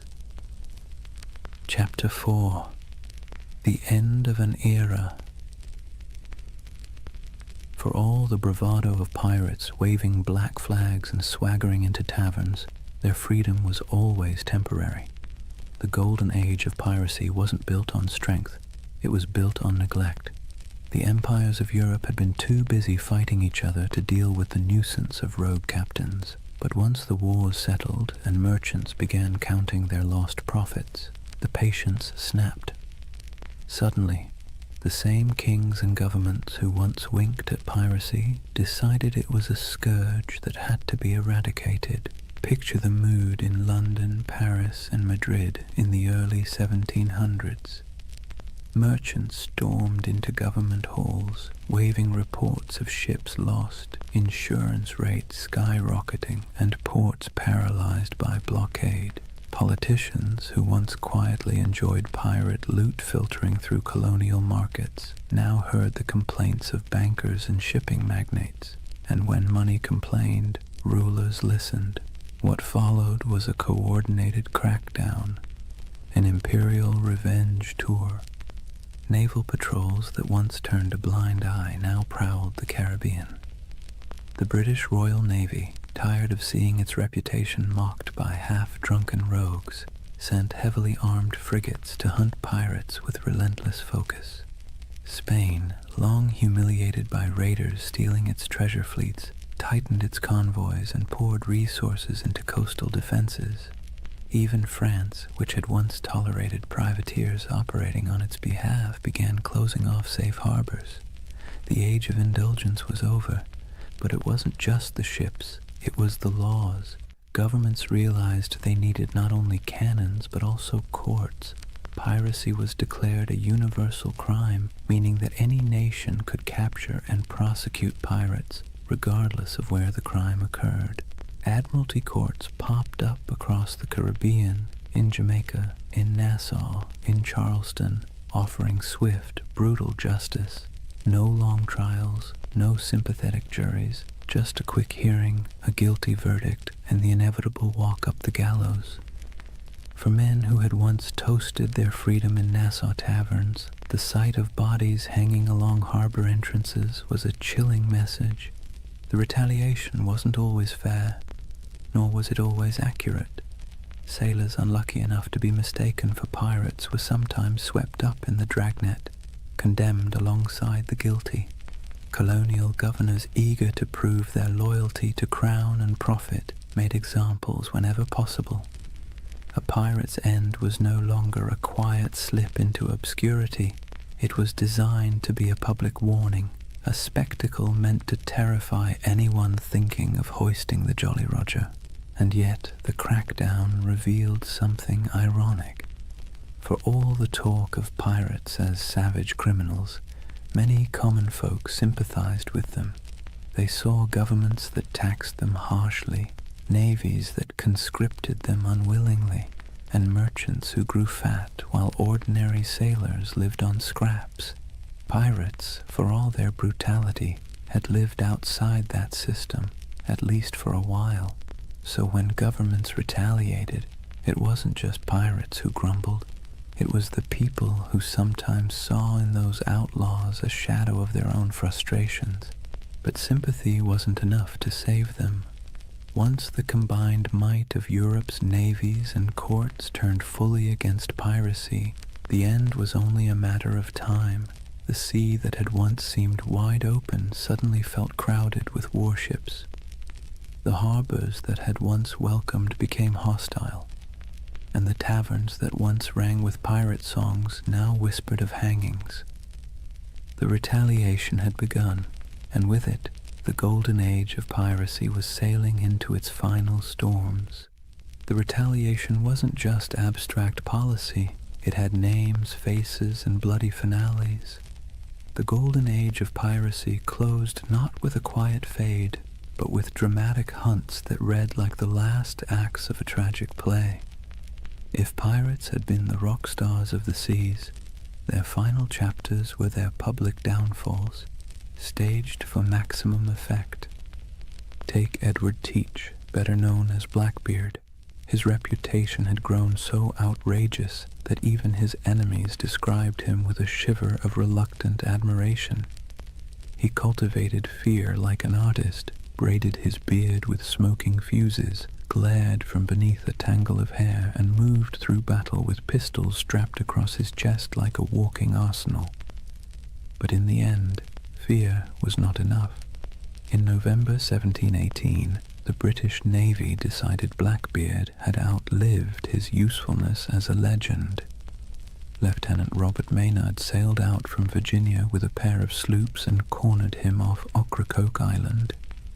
The battle was brutal and up close, fought with pistols, cutlasses, and grit, and though Blackbeard fought like a demon, he fell. His head was hung from Maynard's bow as proof, a grotesque trophy meant to tell every sailor what became of even the fiercest pirate. But Blackbeard wasn't the only one. Across the Atlantic, Bartholomew Roberts, Black Bart, was sailing at the peak of his fame. Unlike Blackbeard's flair for theater, Roberts was all about efficiency.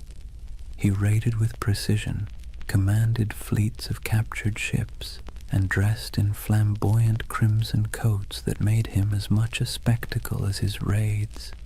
He captured more ships than any other pirate, nearly 400 by some counts, yet even he couldn't outrun the noose tightening around piracy. In 1722, the British Navy cornered him off the coast of West Africa. A cannon shot cut him down mid-battle. His men, fearing what the British would do to his body, buried him at sea almost immediately, sending their captain to the depths before his enemies could claim him as a prize. And then there was Nassau. For years it had been the pirates' dreamland, a ramshackle republic of grog shops, makeshift huts, and lawless camaraderie where men and women reinvented themselves under the black flag. But in 1718, Woodes Rogers, backed by the British Crown, sailed in as governor. His arrival marked the beginning of the end. Pirates were given a choice: accept a royal pardon and live, or resist and hang. Many, weary of the chase, accepted. Others fled, and a handful fought to the bitter end, only to be cut down. The pirate republic evaporated almost overnight, replaced by British order, courts, and gallows. These final hunts didn't just kill individual men, they killed the dream. Piracy had thrived on the cracks between empires, on the moments of chaos when law couldn't keep up with ambition. But as the empires recovered, they sealed those cracks. The end of Blackbeard, the fall of Roberts, and the capture of Nassau were not just events, they were symbols. Symbols that the era of pirates ruling the seas was closing, replaced once again by the iron grip of empire. Still, in taverns and whispered stories, their names lingered. Blackbeard's ghost was said to haunt Ocracoke. Roberts was remembered as the most efficient pirate who ever lived, and Nassau became a half-mythical place, a memory of freedom in an age of order. The final hunts had claimed the bodies, but the legends were already slipping beyond reach, sailing into something no navy could kill: myth. When the nooses were tightened and the bodies left swinging in the Caribbean sun, it wasn't just individual men who were gone, it was a way of life.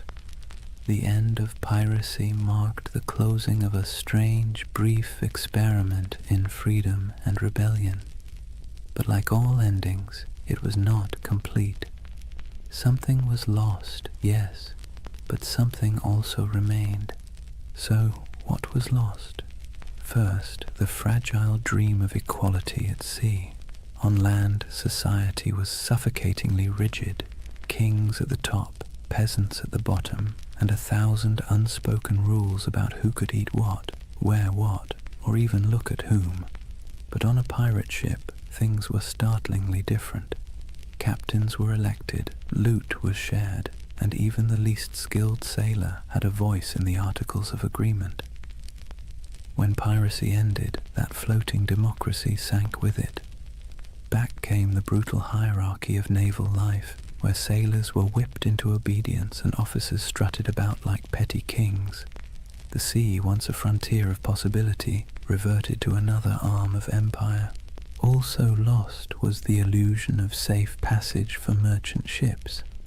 For 2 or 3 decades, the Caribbean and Atlantic had felt like waters where danger lurked behind every horizon.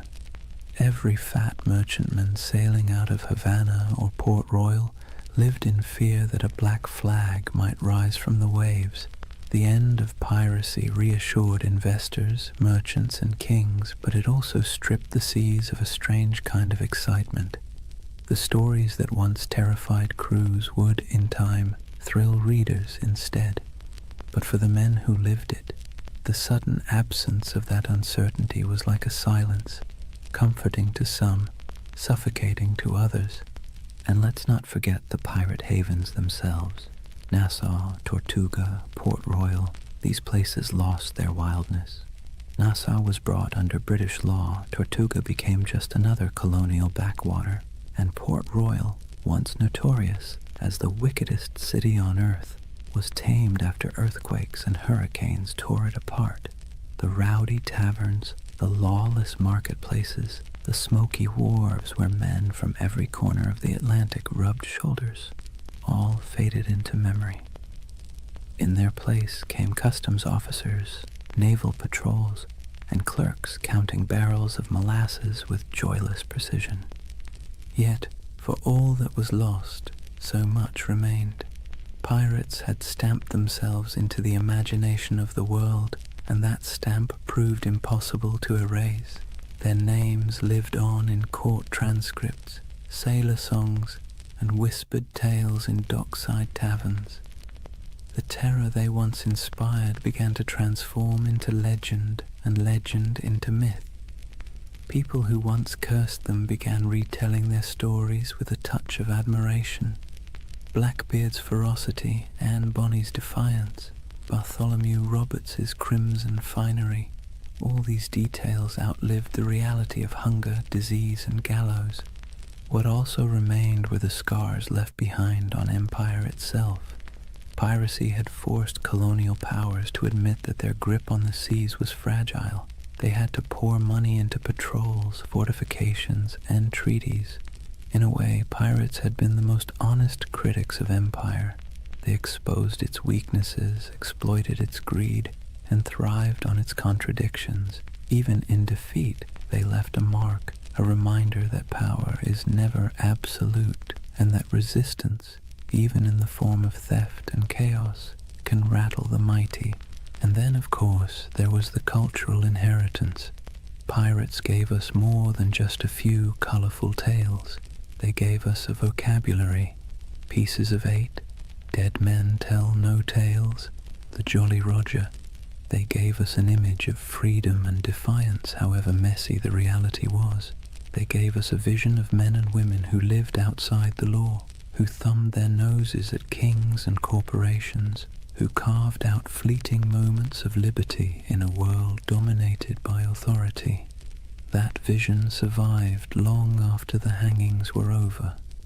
So yes, much was lost when piracy ended, but perhaps what mattered most remained. The idea that, for a brief, turbulent moment in history, ordinary people seized the sea and lived by their own rules, and even as their bodies rotted under the Caribbean sun, their legends sailed on untouchable. Here's the thing about pirates. They may have died at the gallows, but their ghosts never left. The Golden Age of Piracy, brief as it was, cast echoes that still rattle through our culture today. You can hear it in the creak of a movie ship's rigging, see it in the skull and crossbones slapped on Halloween costumes, and even hum it in the chorus of a sea shanty that went viral on TikTok centuries after the last pirate flag fell. The age itself ended, but the echo never stopped. The first echo came in literature.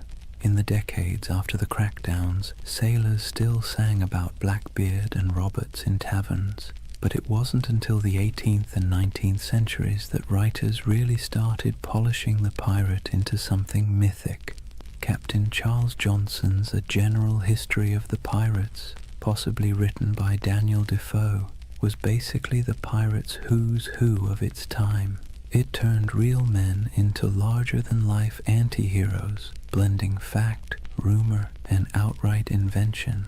Without Johnson's book, we might not even remember Anne Bonny or Calico Jack. He gave them immortality, even if he also gave them a touch more swagger than they probably had in real life. The next big echo came with adventure novels. Robert Louis Stevenson's Treasure Island didn't just echo the Golden Age, it amplified it into something permanent. Long John Silver's Crutch and Parrot, the buried treasure maps marked with X, the idea of pirates talking in a peculiar accent. These weren't direct from history, they were creations, echoes distorted into legend, and yet they stuck so firmly that even today, when you picture a pirate, you're probably picturing Stevenson's imagination more than anything Blackbeard ever did. The echo spread into song and theater, then into Hollywood. Errol Flynn swung from rigging with suspiciously clean teeth.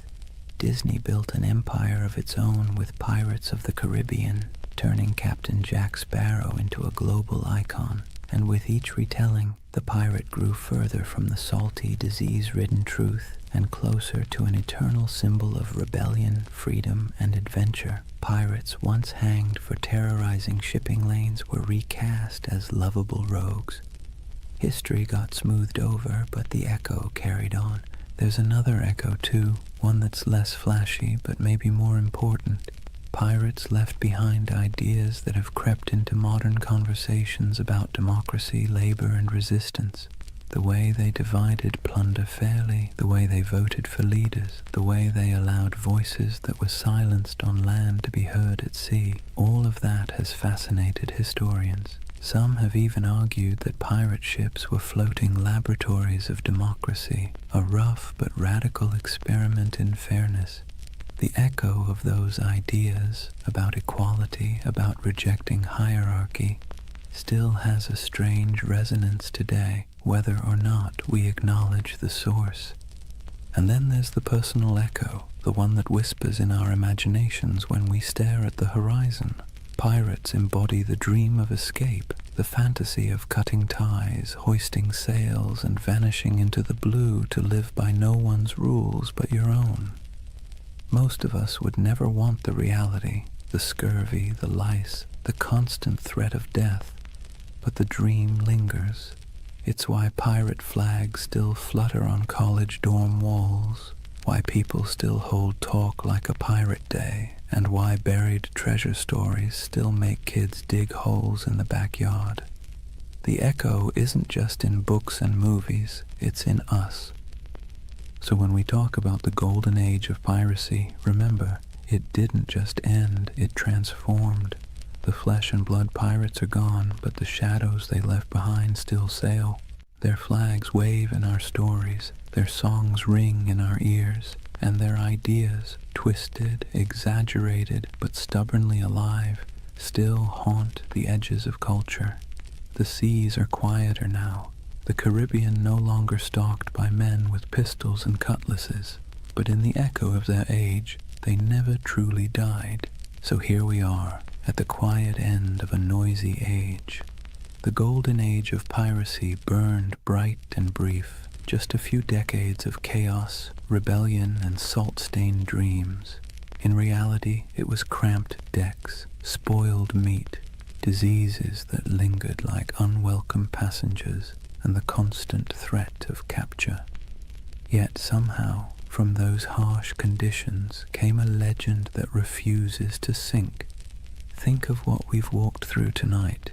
We've seen how wars and collapsing empires set the stage for piracy. We've stepped onto ships where men voted for their captains and shared their plunder in a rough version of equality. We've met figures who blurred the line between myth and reality. Blackbeard with his smoky theatrics, Anne Bonny and Mary Read defying expectations, Calico Jack turning piracy into style, and finally, we watched as governments cracked down, the nooses tightened, and the so-called Republic of the Seas faded back into dust. But of course the story didn't really end there. Pirates didn't just vanish, they drifted sideways into imagination, into tavern songs, into novels, into Hollywood, into Halloween costumes and internet memes. Their Jolly Roger still waves, not from a mast, but from the collective imagination of every generation that sees in them a flicker of freedom, rebellion, or adventure. They were criminals, yes, but also dreamers, and maybe that's why we can't quite let them go. As you lie back now, let the rhythm of the waves soften in your mind. Picture the creak of a ship's timbers rocking gently in the swell, the lanterns swinging in the dark, the faint hum of a sea shanty fading into the night. Out there, beyond the horizon, the pirates have gone, but their echoes remain, half history, half myth, all carried forward by our restless need for stories. And unlike those sleepless men who once scanned the waters for sails on the horizon, you don't need to keep watch tonight. You can rest easy, knowing the only thing waiting for you is the calm of sleep. Close your eyes, let the waves carry you, and drift peacefully into dreams. Good night.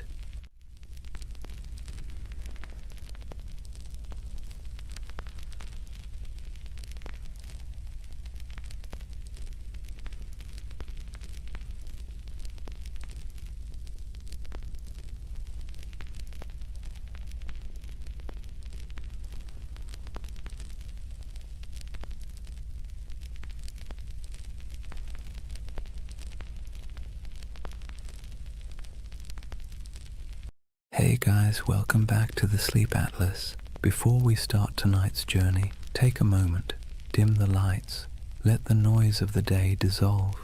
Wherever you are, you're about to travel somewhere strange, not a place on any official map, but one that lives in whispers, in dust, in the margins of forgotten atlases. This is the story of Tartaria. They say history is written by the victors, but what happens when the victors forget to mention an entire empire? What if there really was a civilization, vast, advanced, beautiful, erased not by time, but by design? A civilization that built cities we can still see, but no longer recognize. Sounds impossible, right? Yet somehow you've probably already seen pieces of it. The old photos of cities with windows buried beneath the streets, the maps labeled Grand Tartary, the ornate architecture that feels out of place as if it belonged to someone else, someone older, someone gone. Now, to be clear, Tartaria isn't a historical fact. It's a theory, a myth, a dream, if you want to be kind. But it's a dream that refuses to die, because at its heart lies something irresistible. The idea that history isn't what we think it is, that we've been handed a world with a few missing chapters, and whether you believe the myth or not, it's hard not to feel something when you see it. So tonight, we're going to drift through that myth together, through maps, ruins, and half-buried cities, through stories of explorers and erased empires, through the dusty edges of history where imagination and memory blur together. And if you fall asleep along the way, that's fine. That's kind of the point.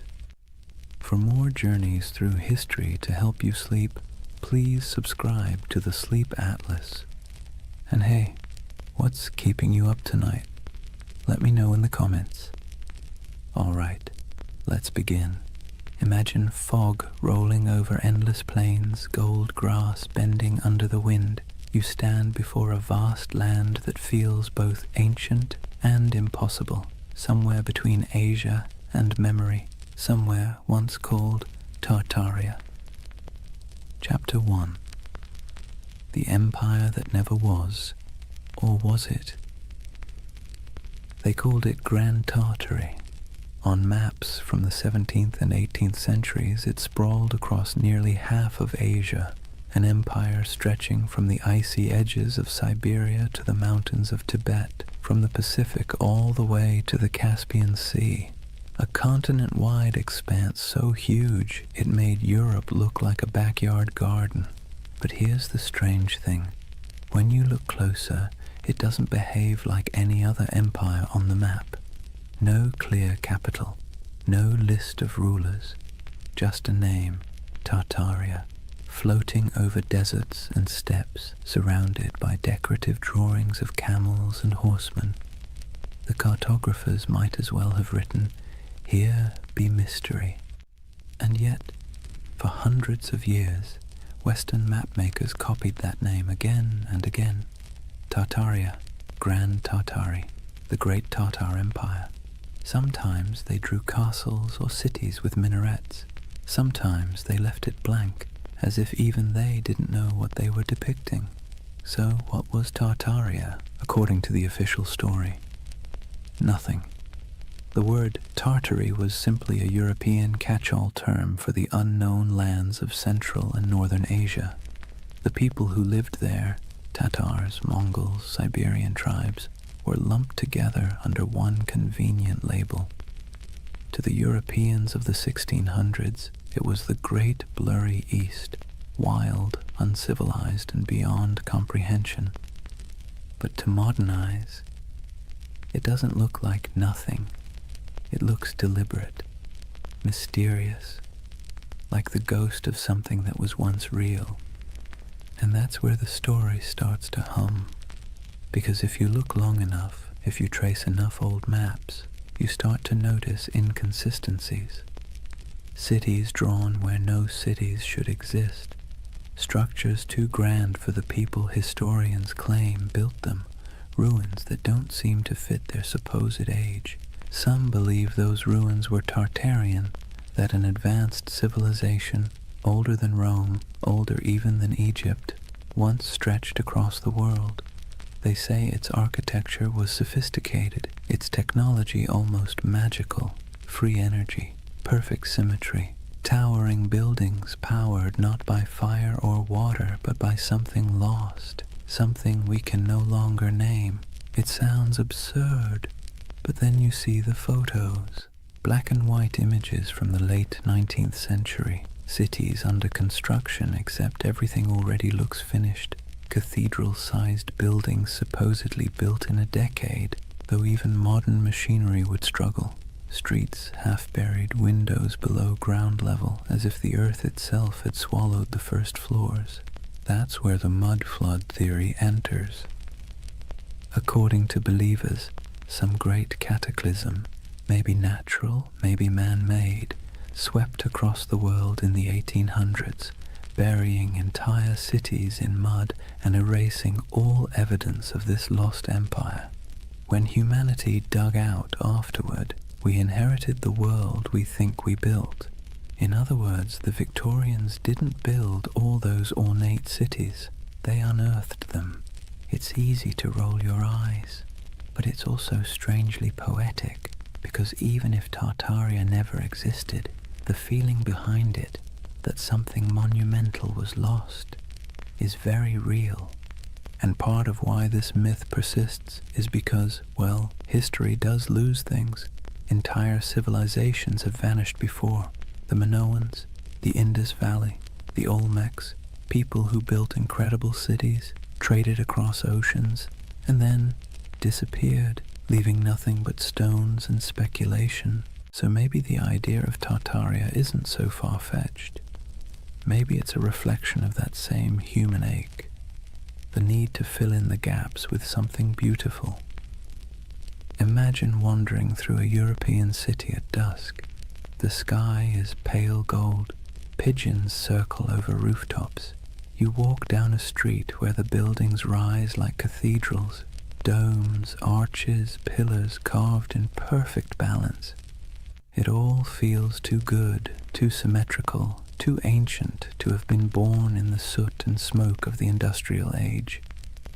For a moment you wonder, did we build this, or did we inherit it? The theory of Tartaria taps into that quiet doubt, the sense that somewhere along the way, humanity rebooted, restarted, forgot, and the mud flood is a metaphor for time, for amnesia, for the way civilizations bury their own pasts under layers of progress. It's an idea that's equal parts eerie and comforting, because if there really was a forgotten golden age, maybe the world isn't as random as it seems. Maybe we've been here before. Maybe we'll find it again. And even if it's all a myth, it's a myth that asks good questions. Who decides what counts as history? How much of what we know is just the version that survived? So as we drift deeper into the story, try not to worry about what's true or false. Just imagine the possibility. A civilization erased not by war, not by time, but by forgetting. A memory whispered by wind over empty plains. The empire that never was, or maybe the one we no longer remember. Imagine you're an explorer in the late 1700s. You've left behind the comfortable parlours of London or Paris, the powdered wigs, the smoky taverns, the endless debates about civilization and progress. You're trudging through a landscape so vast it feels like the sky itself is falling toward the horizon. This is the world early explorers called Tartary. Endless plains, windswept deserts, forests that swallow sound. You could ride for weeks without seeing a soul, yet somehow you never feel alone. There's something in the air, the sense that once something grand was here, something old, something that had the decency to leave quietly. Western explorers were baffled by what they found. Vast stone ruins scattered through Central Asia, half-buried fortresses, walls that seemed to go nowhere. Nomadic tribes spoke of ancient cities lost to storms and floods, old temples built by hands they could no longer name. And yet, in their journals, these explorers rarely admitted confusion. Europeans of the Enlightenment were not fans of mystery. They preferred tidy explanations, primitive people, ancient ruins, nothing to see here. Still, a few of them couldn't quite let it go. In 1755, the English geographer Emmanuel Bowen published a map labeling nearly the entire interior of Asia as Great Tartary. To the west lay Little Tartary, and further south, Independent Tartary. Even China was labeled part of the Great Tartar Empire.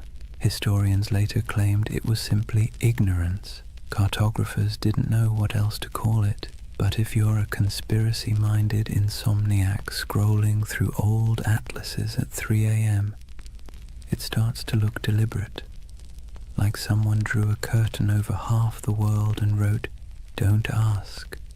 Those maps became the backbone of the Tartarian legend. The idea that there was once a sprawling civilization across Siberia and Central Asia, erased from history and memory alike. And when explorers traveled through those regions, what they described often sounded contradictory. They found nomadic tribes living in tents, herders, hunters, perfectly ordinary people. But they also found traces of things that didn't fit. Ancient irrigation systems, half-buried brickworks, strange mounds that hinted at forgotten settlements. The farther they went, the more surreal it became. In Siberia, there were reports of colossal ruins swallowed by forests. In Mongolia, strange carvings and fortifications half lost to the sands. Some described crumbling citadels near the Altai Mountains, built of stone so precisely fitted it might as well have been cast, not carved. To modern historians, it's no great mystery. Remnants of older cultures, Turkic kingdoms, Mongol fortresses. But to the romantically inclined, it's something else. Evidence, perhaps, of a civilization that once ruled these lands, far older and more advanced than the textbooks admit. And then there's the emptiness, the eerie, silent expanse that made even hardened travelers uneasy. Take the accounts of Peter Simon Pallas, a German naturalist who explored Russia and Siberia in the 1770s. He described vast areas devoid of inhabitants, where ruined settlements lay beside abandoned mines and decayed fortifications. He mentioned rivers cutting through landscapes that seemed to have been reshaped by catastrophe, as though floods or mudslides had swept entire cities away. When his journals were published in Europe, readers found them haunting. The image of a land once filled with life, now reduced to wind and silence. It's here that the myth of the mud flood starts to germinate. The idea that an ancient disaster literally buried a civilization under layers of sediment, windows below street level, doors half submerged, entire first floors beneath the dirt. For believers, that wasn't just geology, it was evidence. And if you've ever walked through an old city, St. Petersburg, Prague, even San Francisco, you might have noticed it too. Streets sitting higher than the building's original entrances, like time itself kept adding layers. Of course, historians say it's just how old cities evolve. Roads get repaved, foundations sink, streets are raised to prevent flooding. But the human imagination doesn't like boring answers. Geological settling doesn't keep you awake at night. The idea of a worldwide cataclysm, though, that does. What's compelling about these explorers' reports is not what they found, but what they felt. The sense that they were moving through someone else's world, one that had been erased. There's a moment in nearly every explorer's journal, the kind that never makes it into the abridged editions, where they sound tired. The grand adventure wears off, and what's left is silence. Cold wind, vast skies, the creak of leather, and a feeling that they are walking through the afterlife of history. They pass strange earthworks, abandoned stone foundations, carvings of faces eroded to anonymity. Sometimes they sketch them, sometimes they move on. Always there's the sense of almost understanding, almost remembering. And maybe that's what Tartaria really is, a landscape of almosts, almost history, almost memory, a civilization that feels like it should have existed, even if it didn't. Think about it. How many times has humanity stared at something old and half-broken and said, we could never build that today? It's an illusion, but a powerful one. Standing before ruins or monuments, we see not just stone and mortar, but the faint shadow of our own fragility. We want the past to be smarter than us, nobler than us, more advanced than we deserve. It's easier to believe we're living in the ruins of greatness than to admit that maybe we're the ones who'll be forgotten. So when explorers trudged across those endless Asian plains and saw remnants of something they couldn't explain, it planted a seed, a legend. And legends, once born, never die. They sleep, they wait, they resurface in new forms, on message boards, in YouTube videos, in late-night rabbit holes where half the fun is not believing, but wondering. The Tartarian myth is less about what those explorers found and more about what we want to find, meaning, continuity, proof that the world once made sense and that maybe beneath all this noise and chaos, it still does. Imagine the explorer's campfire. The air is thin and cold. Sparks float upward, swallowed by the night. Somewhere in the distance, wolves call to each other, and above stars shimmer, the same constellations those long-lost Tartarians might have seen if they ever existed at all. The explorer looks out over the dark plain, notebook open, and writes one word on the page, Tartaria, a word that means nothing and everything. They say the earth remembers. Every stone, every layer of dirt, every foundation buried beneath a modern street is a diary, written in silence.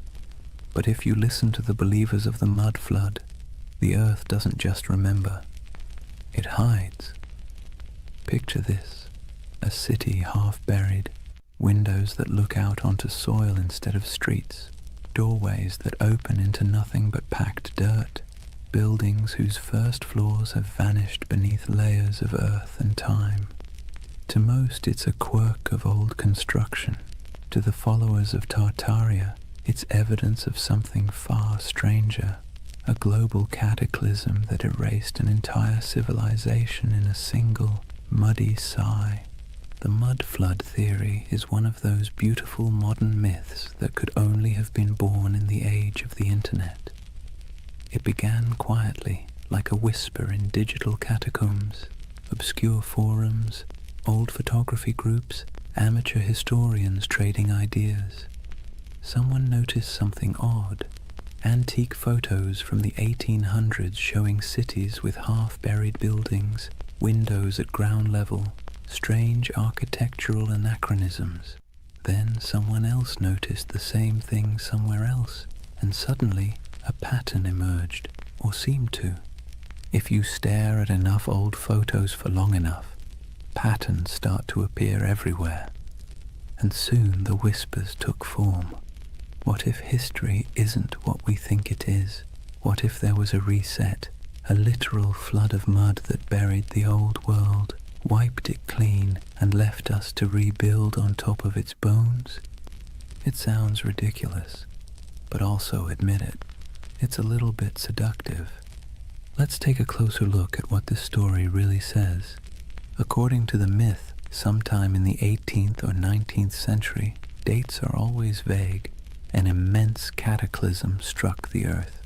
Not water, but mud, thick, heavy, suffocating mud that rolled over cities like a blanket, swallowing buildings, streets, even entire civilizations. What survived was what we now call our world, a reset civilization built atop the ruins of the one before.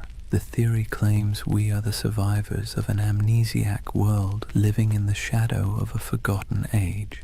And once you start looking for it, you see it everywhere.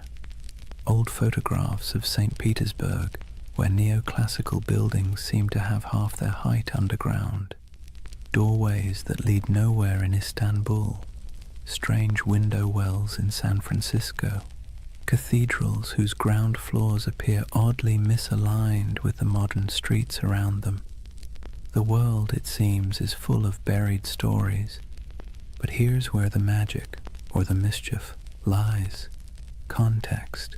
Cities grow, streets rise, pavements get repaved, foundations sink, earthquakes shift land. Engineers, bless their pragmatic hearts, have been dealing with that since ancient Mesopotamia. It's normal, but the human imagination doesn't want normal.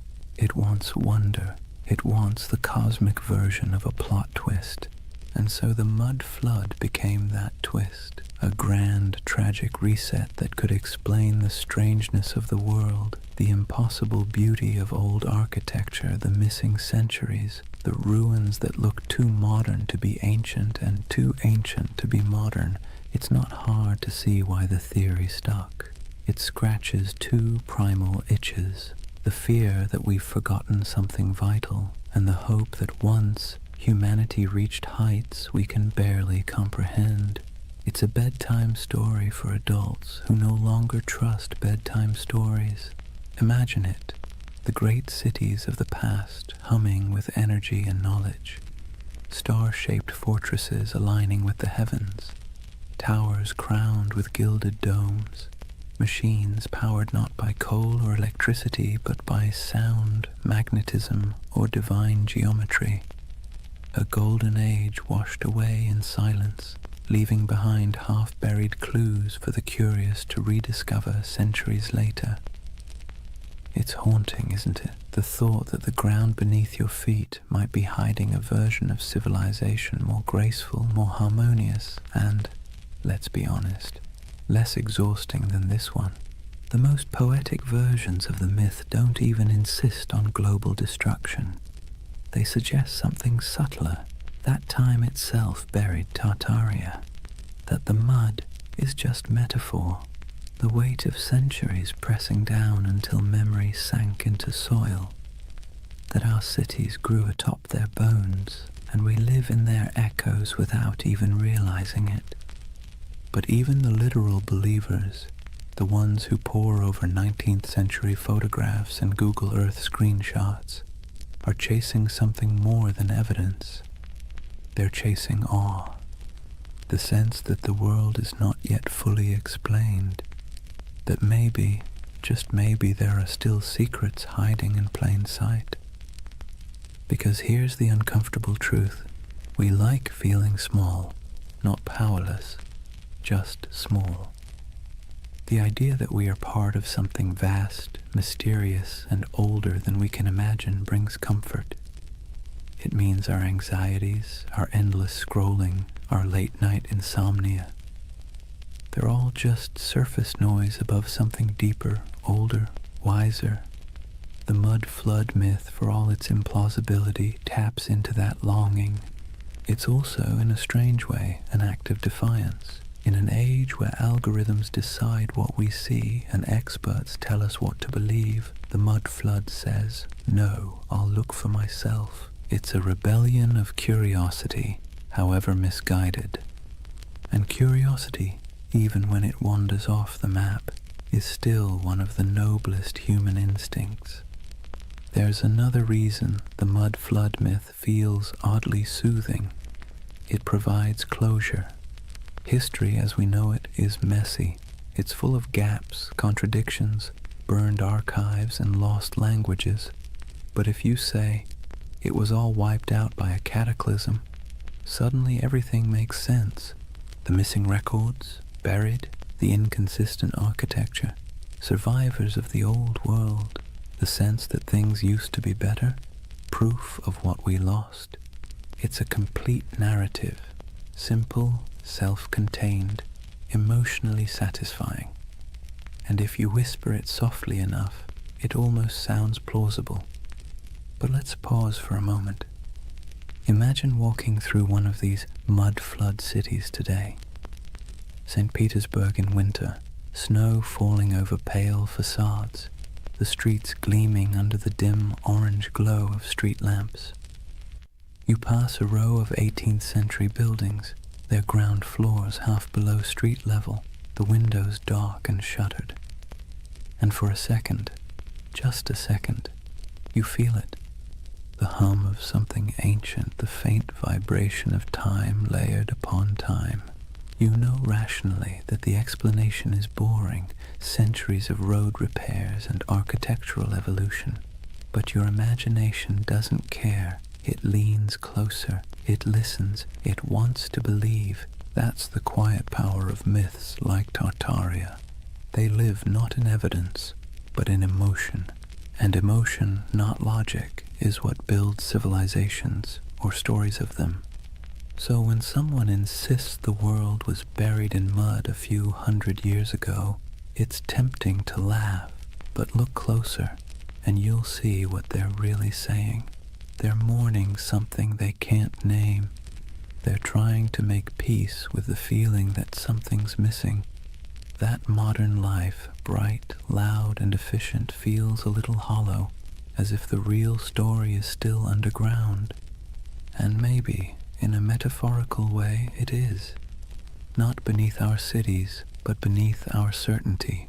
History is the soil we stand on, and every generation adds another layer. The deeper you dig, the older the questions get, until eventually you realize that the mud was never hiding the past. It was making it. The world is built on burial, and everything beautiful is, in some sense, reclaimed from the dirt. So maybe Tartaria was never an empire at all. Maybe it's an idea, a longing for the lost wholeness of things. Or maybe it's just a very elaborate excuse for why so many basements flood in spring.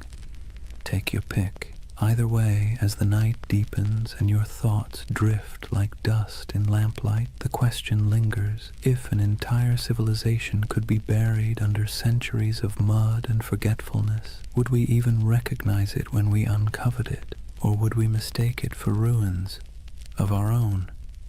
It's a strange thing, how ruins can feel alive. You walk among them and swear you can hear breathing. Not loud, not human, but the slow exhale of stone, the whisper of time smoothing edges and swallowing stories. That's the allure of forgotten grandeur, the feeling that the past isn't gone, just drowsing, half buried, half awake, waiting for someone to notice. When people speak of Tartaria, they don't imagine mud and dust. They imagine beauty, colossal arches, glittering domes, towers capped with orbs of gold, and wide boulevards aligned with the stars.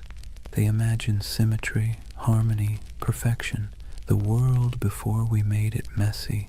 And that's the quiet genius of the myth. It isn't built on fear, but on longing. You've seen it, even if you didn't recognize it. The grand railway stations built in the 19th century, dripping with ornament that seems almost too elegant for its purpose.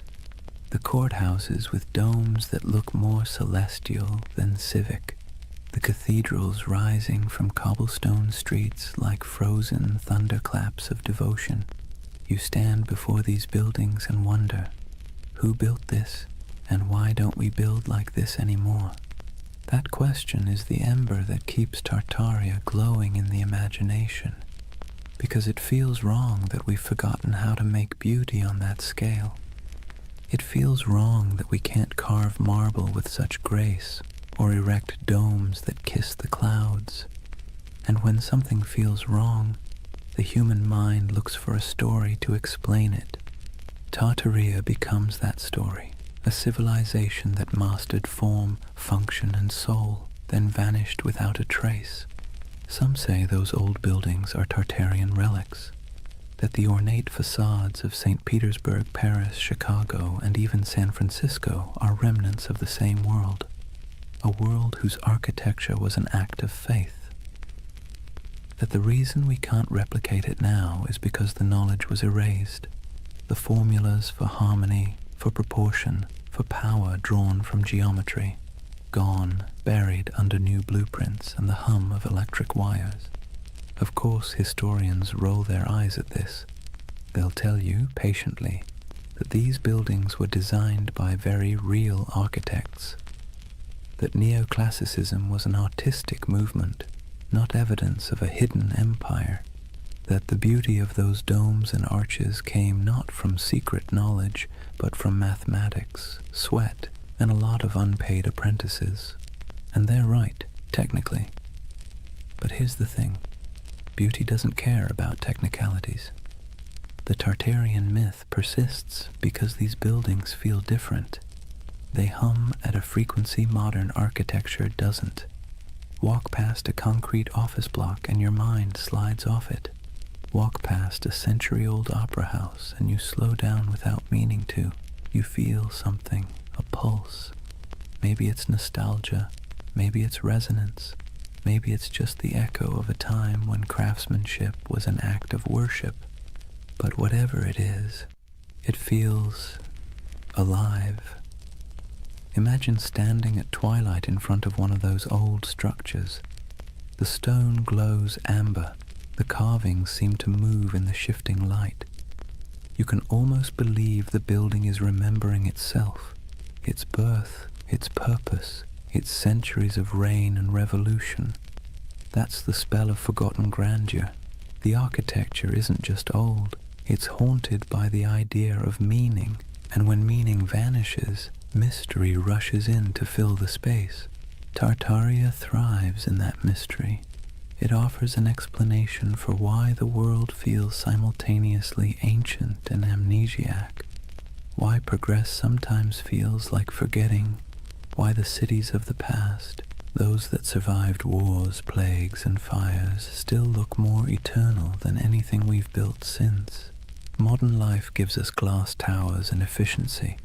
Tartaria promises something slower, something that glows, a civilization that built not for profit or speed but for resonance, structures designed to outlast memory itself.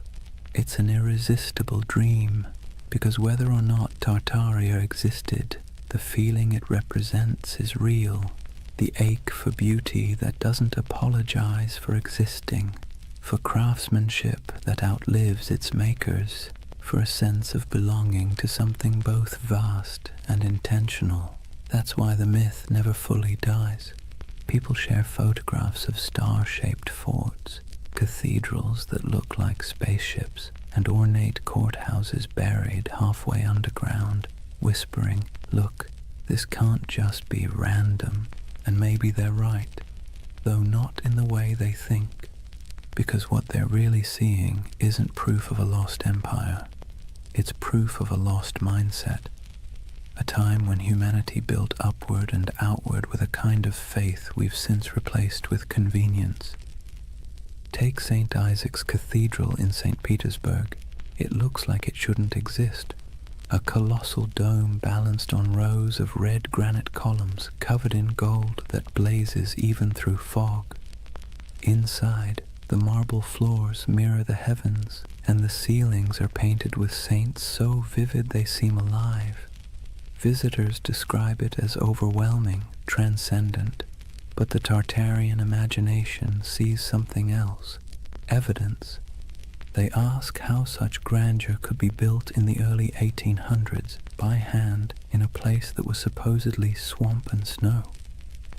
They ask why the foundations look so deep, as if the building once stood taller. Historians give answers: scaffolding, imported granite, decades of work. But believers see a gap, and gaps, as we know, are where myths thrive. It's comforting in a way, because when you believe in Tartaria, you believe that someone once got it right, that the world once understood balance, proportion, light, and energy. that humans long ago built in tune with the earth instead of against it. It's a prettier story than the truth that history is mostly a series of accidents that occasionally produce beauty by mistake. And yet, even if the story is wrong, the emotion behind it is not. There's something deeply human about looking at ruins and imagining paradise, about standing in front of a crumbling palace and whispering, "Who were you? What did you know that we've forgotten?" We do this everywhere. In the jungles of Cambodia, staring at Angkor Wat, in the deserts of Egypt, under the shadow of the pyramids, in the mountains of Peru, among the terraces of Machu Picchu. We look at beauty that endures and assume it must have come from a civilization wiser than ours. Maybe it didn't, but maybe the impulse to think so says more about us than about them. Because really, the myth of Tartaria isn't about lost knowledge, it's about lost reverence. We miss believing that beauty meant something, that it wasn't an accessory, but a form of truth. That stone could hold memory, and domes could sing. So when you see those impossible old buildings and feel that small, unexplainable ache, don't rush to fill it with conspiracy. Let it linger. That ache is the story. It's the ghost of wonder, tapping you on the shoulder, reminding you that history is not a timeline. It's a mood, a long, slow chord, still resonating beneath the noise. And maybe that's what Tartaria really is. The echo of a world that believed in harmony more than speed. A civilization of imagination, built not in stone, but in longing. So as you drift deeper into this story, eyes heavy, thoughts softening, remember this. Whether Tartaria was real or not, the beauty it promises was. You can still walk through it, touch it, breathe it in brick and marble and dusk. It's there, waiting quietly behind every ornate facade and every buried window. Forgotten grandeur, humming in the walls. There's something strange about ideas that shouldn't survive, yet somehow do. Tartaria is one of them. Every few decades it slips back into conversation like a ghost that refuses to stay buried. A whisper here, a map there, a photograph that feels off. Too ornate, too advanced, too forgotten. It persists not because it's proven, but because it's beautiful. You see, real history doesn't linger in our imaginations the same way myths do. Facts settle, myths breathe, and Tartaria breathes in the spaces history forgot to fill. It's almost poetic, how a rumor can live longer than an empire. How a half-remembered word on an antique map, Tartary, can spark entire worlds in the modern mind. Because the truth is, humans don't remember data, we remember stories. And this one, it's irresistible. A world erased, a golden age hidden beneath our feet. The paradox of Tartaria is that it survives precisely because it never existed. A real empire would have ended, decayed, been replaced, but something that never was can never truly die. It hovers in imagination, endlessly renewable, unprovable, untouchable. The perfect myth for the digital age, weightless, viral, and infinitely remixable. Scroll through YouTube or Reddit and you'll see it. Old photographs of grand cityscapes labeled Tartarian architecture, posts about star forts and buried windows, endless debates about free energy, hidden cataclysms and lost technology, thousands of comments beneath them, people saying things like, "I've always felt something was off about history." It's not about belief, it's about belonging. The myth offers comfort to anyone who looks at the modern world and feels like something essential slipped through our fingers. Maybe that's the real allure. Tartaria gives shape to a feeling we all have but rarely admit, that somewhere along the way, humanity traded mystery for machinery. We built faster, higher, louder, but maybe not better. We paved over silence, replaced curiosity with certainty, and called it progress. And when that certainty began to crack, when our cities started to feel soulless, our histories fragmented, people began looking backward, not for answers, but for meaning. It's easy to mock that impulse. Historians roll their eyes, scientists sigh. But behind the internet rabbit holes and Photoshop theories lies something genuine, a hunger for enchantment, a longing to believe that the past wasn't just dirt and survival, but art and light and knowledge we've somehow misplaced. And in that sense, Tartaria isn't a conspiracy, it's a lullaby, a story people tell themselves when the modern world feels too sterile, too linear, too loud, a bedtime tale for adults who sense that truth might not always fit inside textbooks. Think about it. We've mapped the Earth, decoded the genome, photographed black holes, and yet we're still drawn to mystery. It's like a gravity our species can't escape. Tartaria gives us that gravity in soft, dreamlike form. A lost world that never judges, never contradicts, never ends, because it was never real enough to die. But here's the thing, even myths can tell truths. They tell us what we miss, what we value, what we quietly wish could come back. When people imagine Tartaria, what they're really longing for isn't a lost empire, it's coherence. A sense that the world once made sense, that knowledge was sacred, that beauty and purpose weren't at odds. In a way, Tartaria is less about history and more about therapy, a collective daydream for a civilization that feels spiritually jet-lagged.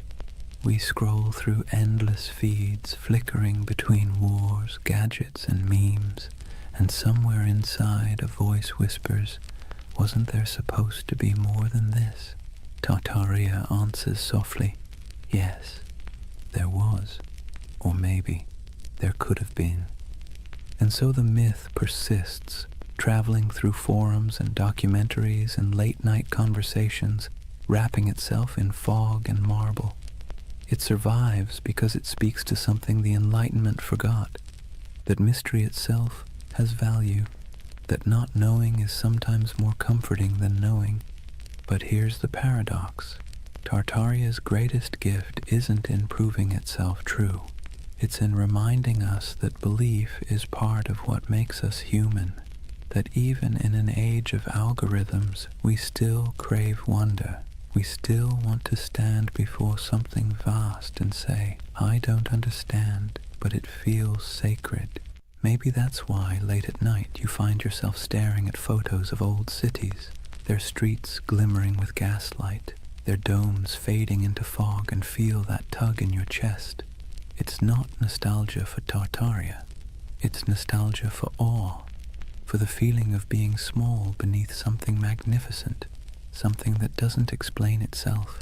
So as you lie there now, the room dim, the hum of the modern world soft around you, imagine that somewhere, beneath centuries of soil, beneath stories and skepticism, there's a quiet city still dreaming. Its towers shimmer faintly under the weight of time. Its fountains murmur in forgotten languages, and if you listen long enough, you can almost hear it, the heartbeat of the world before we named it. They called it Tartaria. Maybe it never was, but its echo, soft, patient, luminous, still lingers. Drift with it for a while. Let the questions fade. You don't need answers tonight, only the wonder. Chapter 2. The Real Tartars, Nomads, Empires, and Misunderstood Worlds. Let's take a breath. We've wandered through the fog of myth, through maps that hum with impossible empires and ruins that seem to remember more than they should. But now it's time to peel back the dream and look at the ground beneath it, the soil, the wind, and the people who actually lived there. Because behind every legend lies something real, even if it's been twisted beyond recognition. So Let's step out onto the steppe. Imagine yourself standing somewhere between Russia, Mongolia, and Kazakhstan.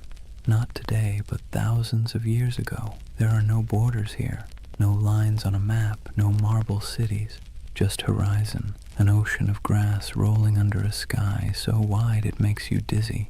The air smells like dust and horses. The sound of wind is constant, threading through tall stalks of feather grass. This is the birthplace of what Europe once called Tartary. Not a single empire, but a world of motion, a civilization without walls. To Western minds, this landscape always felt alien. How could a people rule without cities? How could a culture thrive without monuments? To the steppe nomads, that question would have sounded absurd. Their monuments were movement. Their empire was the horizon itself. Centuries before anyone drew Tartaria on a map, there were the Scythians, archers and horsemen who painted their bodies, buried their dead in golden tombs, and drank fermented mare's milk. The Greeks feared them, the Persians tried to conquer them, and yet they moved like smoke, impossible to hold. Herodotus called them a people who have no towns, no walls, no fixed abode, as if that made them lesser. But in truth, it made them free. The Scythians mastered the horse long before Rome even dreamed of chariots. They stitched their world together with leather, not mortar. They carried fire in bronze cauldrons, slept beneath felt tents, and worshipped gods of wind, sun, and sky. To them, the land wasn't empty. It was alive. A vast breathing plain where everything connected through motion and story. After the Scythians came the Sarmatians, then the Huns, then the Turkic Khaganates. The names shifted, but the rhythm stayed the same. Nomads rising like storms, surging westward, reshaping everything in their path. They raided, traded, intermarried, and vanished into the mist again, leaving behind only graves and legends. And so, by the time medieval mapmakers in Europe began sketching the world, this enormous, ungovernable space had already become a myth. To them it was a blank, the unknown lands beyond the Christian world, filled with monsters, giants, and Tartars. That word, Tartar, wasn't even theirs. It came from outsiders, likely twisted from the name of a Turkic tribe, the Tatars, with a dash of poetic menace added. Medieval Europeans thought it sounded like Tartarus, the Greek underworld, so they called these nomads Tartars, as if they'd come from hell itself. You can almost hear the shiver in the name, but the truth was far more complicated and far more interesting. These weren't demons, they were people. Traders, horsemen, mothers, poets. They lived lives as rich as any Roman senators, just measured differently. Picture a nomadic camp at sunset. The steppe glows gold. Horses graze on the horizon, their coats shimmering in the low light. Fires crackle as women stir pots of milk and millet. Children chase each other between felt tents, yurts, their laughter carried by the wind. Men return from herding, their bows slung over shoulders, dust clinging to their boots. The air smells faintly of smoke and grass. Somewhere, a throat singer begins a low, resonant song, and the notes ripple across the plain like the hum of the earth itself. This was their Rome. Not a city of marble, but of motion and memory. And to them the West's obsession with stone walls would have seemed as strange as worshipping stillness. But as centuries rolled on, stillness began to win. Empires like China, Persia, and eventually Russia pushed outward, trying to tame the steppe. They built forts, drew borders, demanded tribute. The nomads resisted, then adapted. They traded horses for silk, hides for grain, freedom for survival. Slowly, their infinite world began to shrink. By the time European explorers stumbled across these lands in the 17th and 18th centuries, the old steppe empires were fading. The Scythians were long gone. The Mongols' great Khanates had fractured. The once fluid borders had hardened into lines on parchment, and those lines, curved by ignorance, exaggerated by imagination, became the first maps of Tartary. To the west, it looked like a mystery, an empire that wasn't quite there, a vast, seemingly empty space once teeming with civilizations that had vanished. But to those who lived there, it wasn't emptiness, it was memory. The bones of ancestors beneath the grass, the hum of stories in the wind, the echo of hoofbeats across the centuries.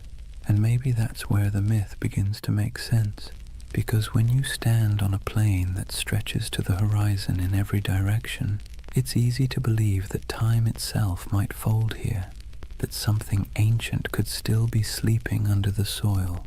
Perhaps the world didn't erase Tartaria at all. Perhaps it just forgot how to see it. Let's be honest, Europe never really understood Asia, not in the Middle Ages, not in the Renaissance, and arguably not even now. For centuries, the lands east of Moscow and west of China were less a geographic reality and more a psychological one, an enormous blank space where anything could exist. And in that blankness, the idea of Tartary began to grow like a mirage. Imagine a candlelit room in Venice, sometime around the 14th century. A mapmaker hunches over his parchment, hands stained with ink. On the table beside him lie fragments of rumors, sailors' tales, merchant gossip, and a half-remembered account of a man named Marco Polo, who claimed to have seen palaces of gold and cities of stone somewhere beyond the horizon. He dips his quill and begins to draw. Europe is clear. So is Africa mostly. But once he crosses the Ural Mountains, the lines begin to blur. His hand hesitates. What lies beyond? He's never been there. No one he trusts has either. So he fills the void the way humans always do. He imagines. He writes Tartaria in sprawling letters across the page, large enough to cover thousands of miles. Because what else can you do when you're staring into the unknown? For Europeans, Tartary became a convenient label, an umbrella term for everything east of civilization and west of comprehension. It wasn't a nation, it was a category, a way to point at a map and say, this belongs to the others. But here's the funny thing. The more they tried to define it, the more mysterious it became. In the 13th century, when the Mongols exploded across Eurasia like a thunderstorm, Europe finally came face to face with the so-called Tartars. Villages burned, kingdoms crumbled, and word of unstoppable horsemen spread faster than the riders themselves. To a continent already steeped in superstition, it must have felt like the end of the world. Priests whispered that the horsemen were the scourge of God, a punishment for human sin. Chroniclers described them as monsters with faces of beasts and hearts of iron. And yet, when the first diplomatic envoys actually met them, they found something unexpected: organization, bureaucracy, even tolerance. The Mongol Empire, at its height, ran on order, not chaos. Messengers carried official seals, merchants moved safely under Mongol protection, and conquered cities often kept their own rulers so long as they paid tribute. The great Khans weren't savages, they were administrators. Ruthless ones, sure, but methodical. But Europe didn't want to believe that. It was easier, somehow, to imagine an empire of shadows, to turn complexity into myth. So the name Tartary stuck, not as a real place, but as a kind of warning, a whispered reminder that beyond the edge of the familiar world, something vast and unknowable waited. By the Renaissance, the legend of Tartary had evolved into something even stranger. The age of exploration brought better maps, but not necessarily better understanding. Cartographers began drawing Great Tartary, Little Tartary, and Chinese Tartary across their globes, carving up Central Asia into neat territories that existed mostly in imagination.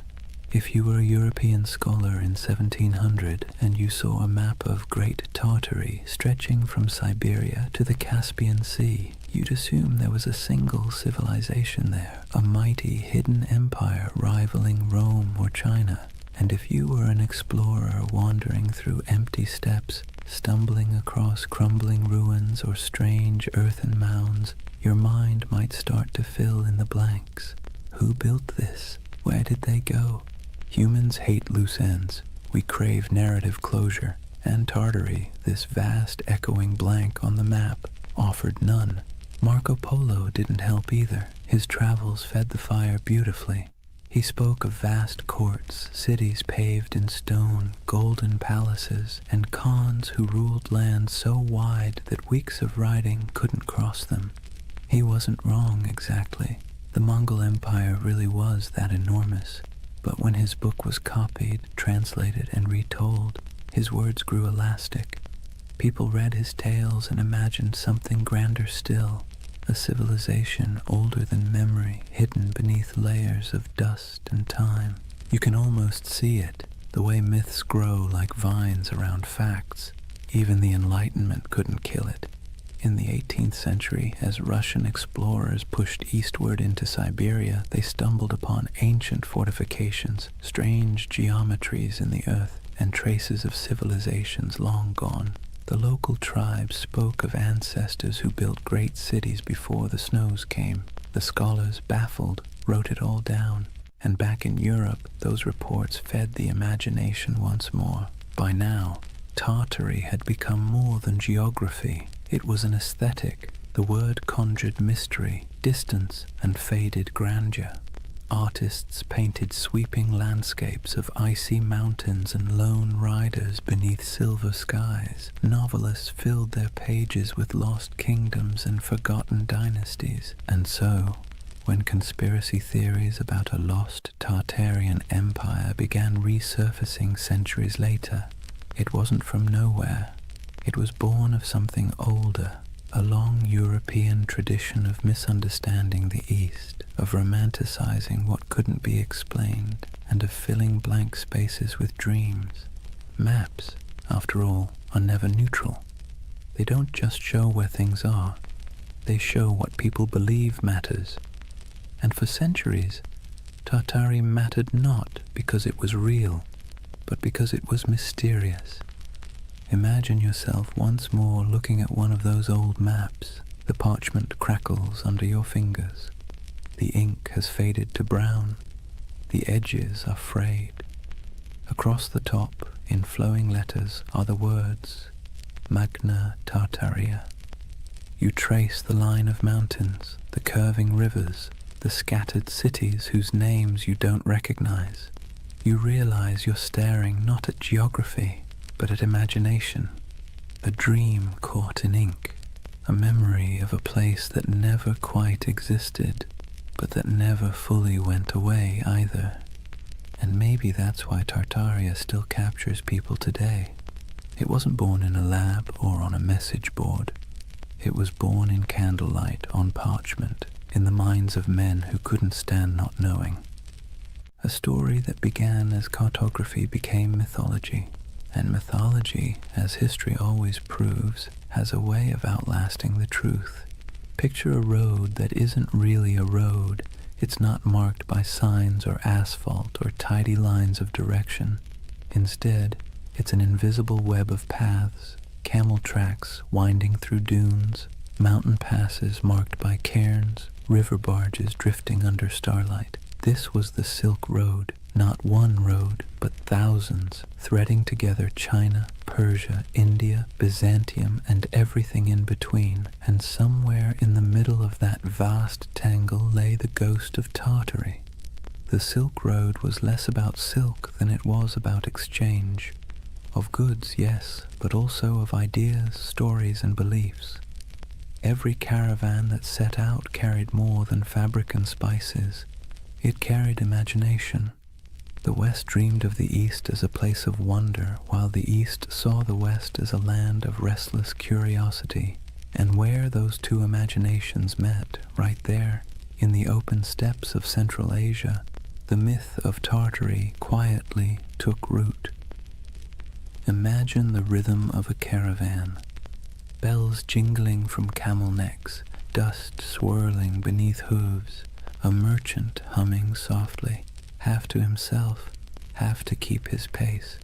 At night, when the fires burned low, stories flowed like wine, tales of lost cities swallowed by sand, temples of gold hidden in the desert, empires that rose and vanished before the next dawn.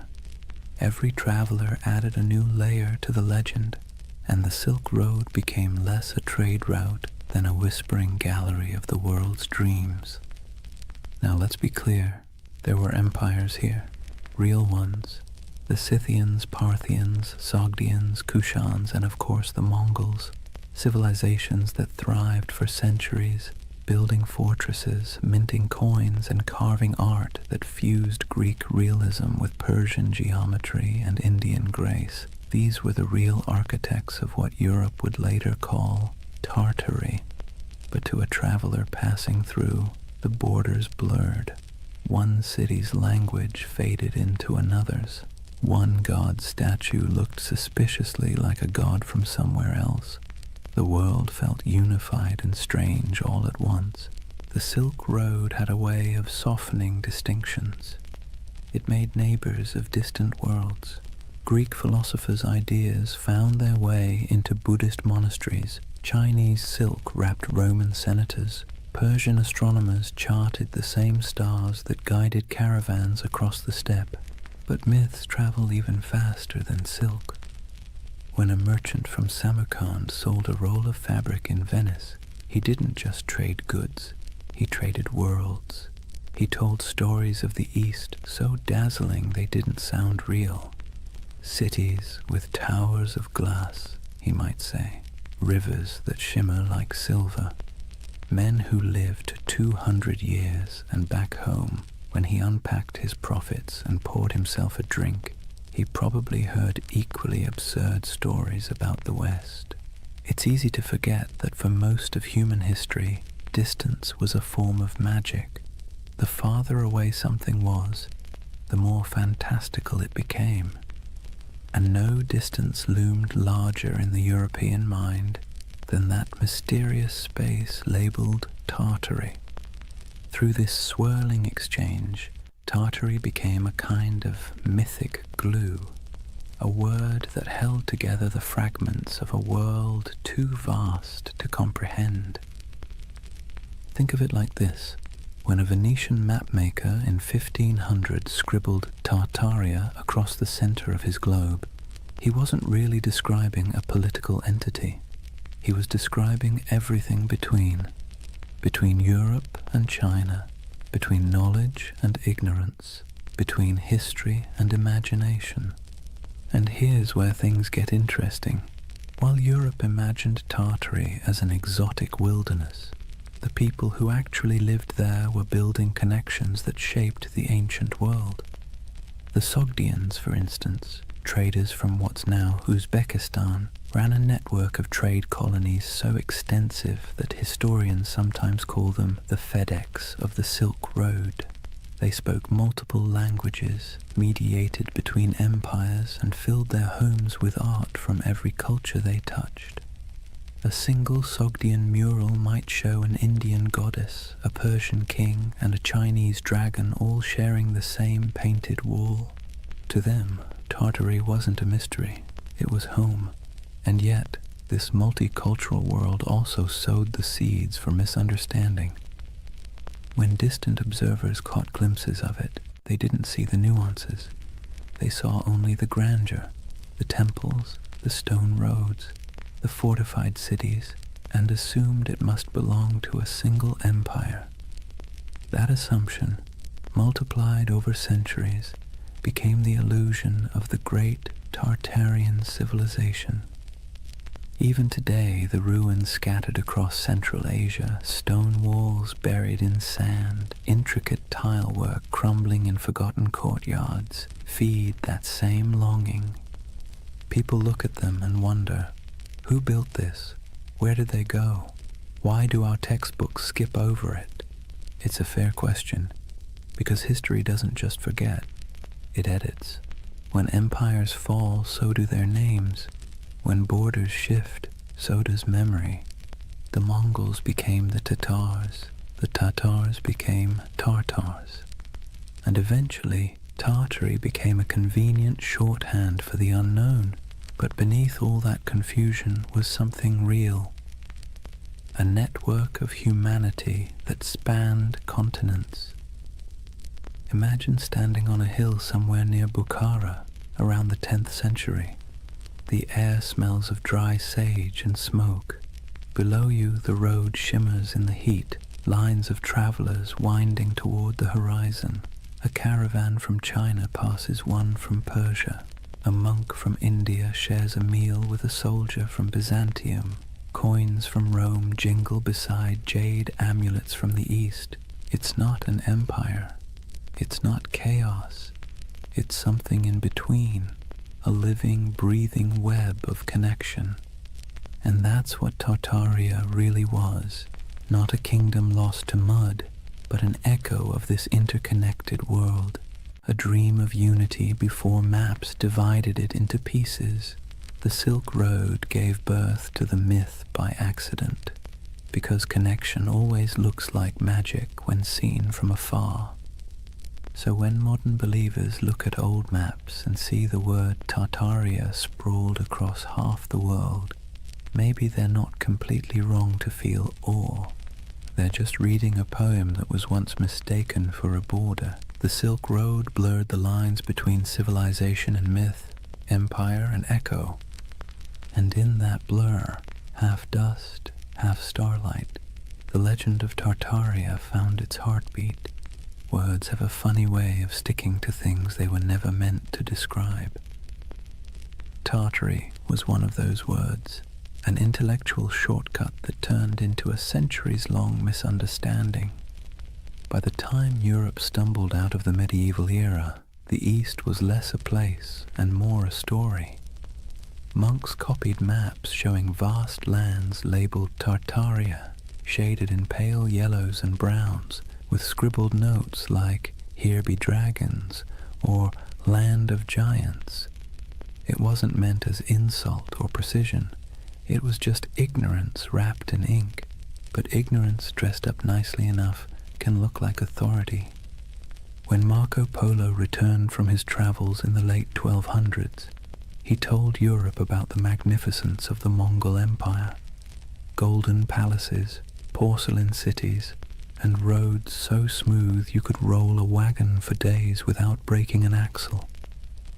His descriptions, half wonder, half exaggeration, lit up Europe's imagination. And when cartographers began to draw what he described, they needed labels. Cathay for China, Ind for India, and for everything else in the vast cold space north of Persia and east of Russia, Tartary. Let's be clear, Europe didn't know what Tartary was, but that didn't stop them from acting like they did. To Western minds, Tartary became a convenient placeholder for the unknown. It wasn't a country, it was a concept, a blank canvas where explorers, missionaries, and chroniclers could project whatever they needed to believe about the world beyond their reach, and what they needed, more often than not, was mystery. Maps from the 16th and 17th centuries show it sprawling across the top of the world like a sleeping giant. Great Tartary, Independent Tartary, Chinese Tartary, Little Tartary, names multiplying like rumors. To anyone who studied those maps, the message was clear. Beyond the borders of civilization lay a vast land of danger, wealth, and the unknown. And there's something deeply human about that. When faced with uncertainty, we name it.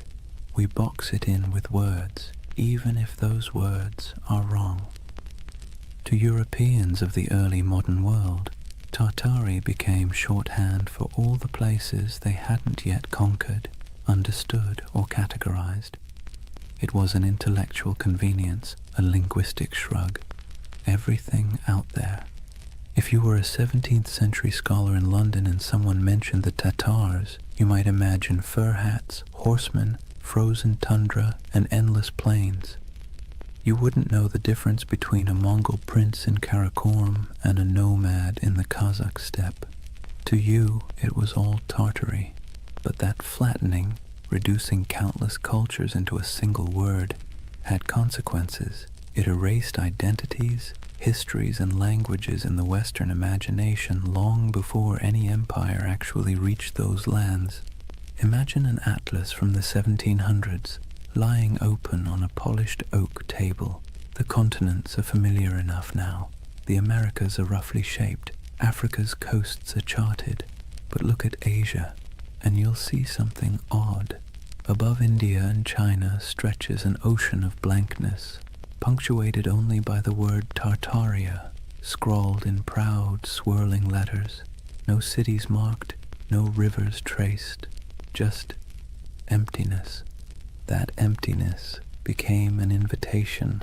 Missionaries imagined lost Christian kingdoms hidden in those plains, descended from the mythical Prester John. Explorers fantasized about tribes of giants or entire cities of gold. Poets and philosophers romanticized the steppe as a land of freedom, wild, untamed, untouched by decadence. And over time, that fantasy hardened into pseudo-history. Tartary wasn't just a blank spot anymore, it was a world-view. Even the word itself carried a sting. Derived from Tatar, it got twisted into Tartar, echoing the Greek Tartarus, the underworld.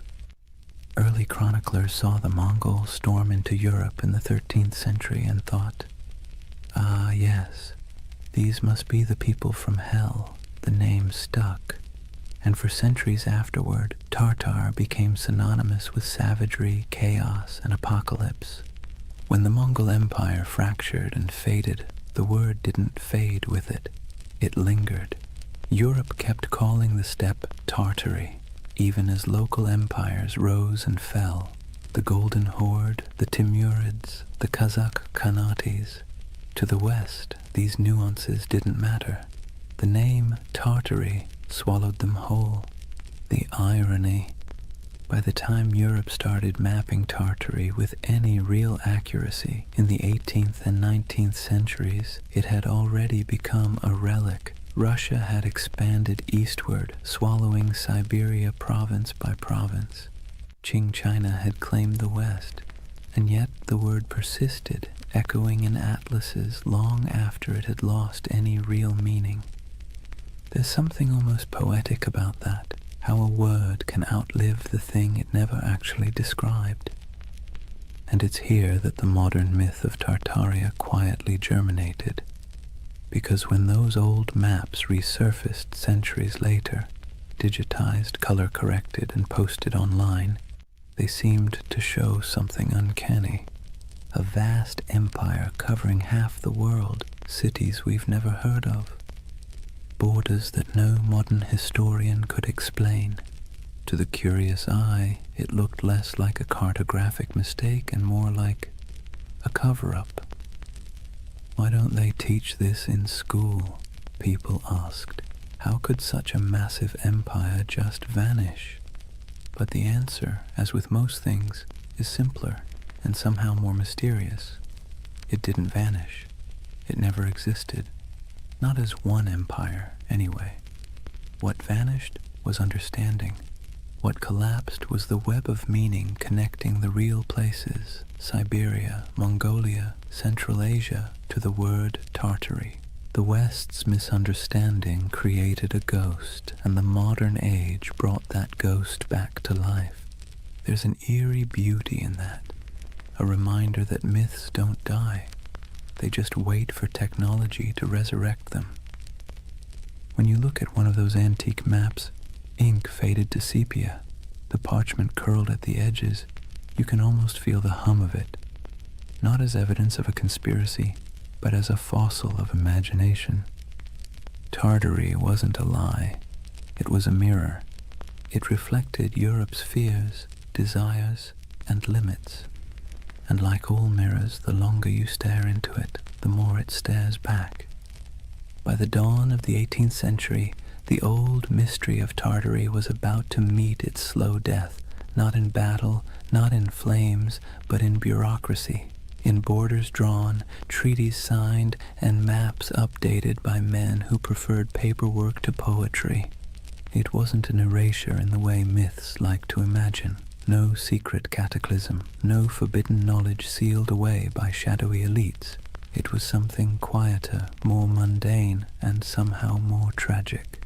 Tartary was about to be swallowed, not by time, but by empire. Let's set the stage. The year is 1721. Peter the Great has just declared the Russian Empire. He's reformed the army, modernized the navy, shaved the beards off his nobles, and built a brand new capital, St. Petersburg, on a swamp that would one day gleam like a mirror of Europe itself. Russia, once the frontier of the old Tartarian wilderness, now saw itself as its conqueror. And conquest, as Peter understood, was as much about naming as it was about fighting. Where the maps once said Tartaria, Russia began writing Siberia, Yakutsk, Omsk, Irkutsk. The empty spaces of imagination were replaced with administrative precision, governors, garrisons, and census records. You can almost hear the scratching of quills replacing the crack of hooves across the steppe. This was empire by cartography. For centuries, Europe had peered east and seen a void. Russia filled it with coordinates. And just like that, the last breaths of Grand Tartary disappeared under layers of ink and decree. But here's the irony. While the West's maps were losing their mystery, the lands themselves were as unknowable as ever. Siberia wasn't tamed. It was endured. Frozen rivers, taiga forests, mountains that chewed up expeditions and spat them out as legends. To the empire, it was a treasure chest of resources, furs, minerals, and later oil. But to the people living there, it was home. The native tribes, the Evenki, Buryats, Yakuts, and dozens more, didn't think of themselves as Tartarians or Russians. They were simply themselves, and yet, in the tidy world of European cartographers, they became footnotes to someone else's empire. Take a moment to picture a Russian expedition in the mid-17th century, trudging through snow so bright it hurts to look at. The air burns the lungs, the dogs pant steam. A Cossack officer marks a new river on a map, proud that he's bringing civilization to the wilderness. But behind him, an old shaman watches silently, knowing that the land doesn't belong to anyone who needs to draw it to believe it's real. That's how Tartary truly vanished, not by disaster, but by documentation. The Enlightenment had arrived, and mystery was no longer fashionable. The world had to be measured, categorized, and explained. A single romantic name like Tartaria didn't fit into that neat little system. It was too vague, too mythic, too medieval. By the early 19th century, Tartary lingered only as a kind of ghost word on maps, an anachronism that survived in outdated atlases or in the minds of travelers who still preferred fantasy to geography. You might find Chinese Tartary scribbled across what is now Xinjiang, or independent Tartary hovering somewhere over Kazakhstan, but it was already fading, the ink almost apologetic. What had once stretched across half the known world was reduced to a linguistic relic, an old world word for a world that no longer existed. But this quiet death of Tartary created a strange paradox. By removing the name, the empires of the 18th and 19th centuries thought they were clarifying history. In truth, they erased a mystery so thoroughly that, centuries later, people would come looking for it again. Because that's the thing about erasure, it always leaves an outline. In the modern age, when digital archaeologists started poring over antique maps, The rediscovery of Tartaria didn't feel like uncovering a lie. It felt like uncovering a secret. Here was proof, they thought, that something immense had once existed and been scrubbed from the record. The irony?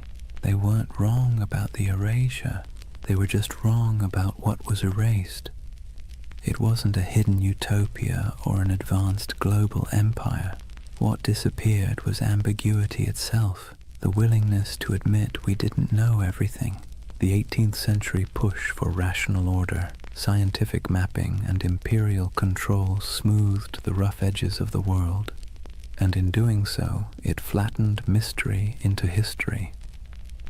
Let's be clear, the loss of Tartary wasn't a conspiracy. It was a side effect of certainty, and maybe that's why its ghost haunts us still, because deep down humans don't actually like a world that's too explained. We crave wonder, we miss the blank spaces, so when we see Tartaria glowing faintly on an old parchment, we don't just see a name, we see a question. A whisper from the past asking, "What did you forget?" The collapse of Tartary wasn't a fall.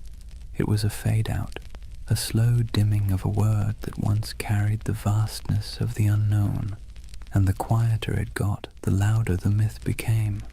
By the time Russia completed its imperial expansion across Asia, by the time the British, French, and Qing empires carved their pieces of the East, Tartary had been buried not under mud, but under maps. And centuries later, when people began brushing that dust away, what they found wasn't evidence of a lost civilization. It was evidence of our collective imagination still alive and searching. That is the strange beauty of this myth. Tartaria may never have been real in the way empires are real, but its death, its quiet bureaucratic burial, feels as monumental as any fall of Rome, because sometimes the end of mystery is its own kind of catastrophe. Chapter 3. The Great Erasure. Lost knowledge, world fairs, and the architecture of amnesia. Take a deep breath. We're leaving behind the dust of the steppe and stepping into marble, into the gaslit glow of the 19th century, because this is where the story of Tartaria is reborn. Not in Siberia, not on the maps, but in the imagination. Picture it. The year is 1893. The World's Columbian Exposition in Chicago.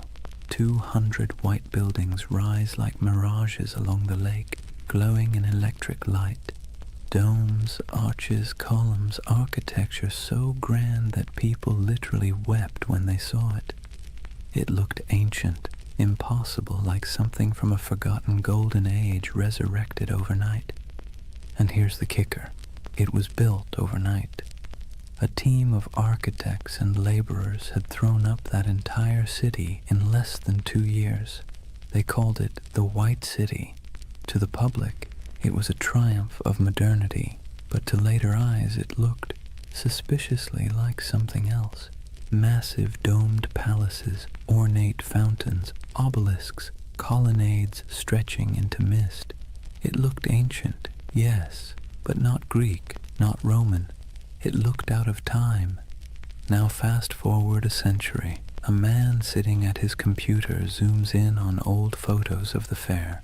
He pauses. He notices something strange. The buildings look far too advanced for their time, he thinks. Too perfect, too grand. And then he finds something even stranger. After the fair ended, almost every single building was demolished, burned, scrapped, gone. And that's how a new kind of myth was born. The idea that maybe, just maybe, these temporary structures weren't built at all, at least not by us. Maybe they were rediscovered, remnants of an older, erased civilization. A civilization called Tartaria. Let's be clear, the buildings were real. We have blueprints, records, payrolls, receipts for every brick. But the feeling, the awe they inspired, the eerie way they appeared and vanished, felt mythic. It tapped into something ancient in the human psyche. our suspicion that we've forgotten something big. And once that suspicion took root, it spread. Soon people began noticing Tartarian architecture everywhere. Those impossible domes in St. Petersburg, the Capitol building in Washington, the palace-like train stations of Paris, even the city halls of small American towns. Weren't they all too ornate, too advanced for their supposed era? The theory blossomed like ivy over ruins that maybe the 1800s weren't a time of invention, but of cover-up, that there had been a worldwide reset, a mud flood, a cataclysm that wiped out the old civilization and left humanity to rebuild amid the ruins. The world's fairs, in this view, weren't celebrations of modern progress at all. They were redecorations, a way to reintroduce a repurposed world scrubbed clean of its true history. The fairs, the grand expos, were merely the unveiling ceremonies of a planet repainted. Now this is where skepticism and wonder collide, because if you look at those photos, you can feel it. The eerie stillness of early photography only adds to the illusion. Long exposures make crowds disappear. The buildings stand pristine, gleaming, deserted, as if waiting for a civilization that never returned. It's beautiful and unsettling and hypnotic. Even historians, with all their explanations, temporary plaster facades, neoclassical revival trends, technological optimism, can't quite dispel the dreamlike quality.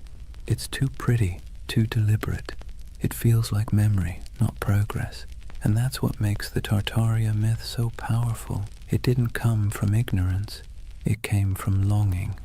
Because by the 19th century, humanity had built machines that could fly, factories that could blot out the sun, and cities that swallowed nature whole. We had replaced mystery with machinery. But beneath the gears and soot, people were starting to feel something hollow, something missing. Tartaria filled that hole. It became the name for everything that seemed too beautiful, too harmonious, too purposeful to belong to the chaotic modern world. It was nostalgia in disguise, a yearning for an imagined time when architecture was sacred, when energy was free, when civilization felt like art rather than industry. Of course, the irony is exquisite. The people of the 19th century built those palaces themselves, but we, centuries later, look back and refuse to believe them capable. Maybe it's easier to believe in a lost utopia than in the idea that our ancestors simply cared more about beauty than we do. So imagine walking through that white city. The lamps hum softly. The canal reflects the moonlight. Music drifts from the pavilions. You hear the shuffle of dresses, the murmur of voices, the click of carriage wheels, and for a moment you can almost believe the myth that you've stumbled into the remains of a vanished empire, briefly resurrected for one last dance before fading again into legend. That's the strange charm of Tartaria. It doesn't matter if it's real. What matters is how it makes you feel, because beneath every conspiracy is a heartbeat, the desire to belong to something greater, to touch a truth the textbooks forgot to mention. And so, through the flickering gaslights of the 19th century, the dream of Tartaria returned, not in stone, but in spirit, not as an empire rediscovered, but as a memory resurrected. Let's be honest for a moment. Modern architecture doesn't exactly make the heart sing. Steel boxes, glass towers, angles sharp enough to injure your soul. Function over form, they say. Minimalism, efficiency, progress. But walk past an old courthouse or a crumbling railway station with columns carved like Roman temples, and suddenly something stirs. It feels like memory. Not your memory, but someone's. And that's exactly where Tartaria hides, in that emotional shadow between nostalgia and doubt. See, the 19th century didn't just give us new machines, it gave us new eyes. Photography froze the world for the first time. Urbanization made old beauty vanish beneath brick and smog. And as the industrial age thundered forward, the West began quietly rewriting itself, paving over not just landscapes, but the very story of civilization. This was the age of erasure disguised as progress.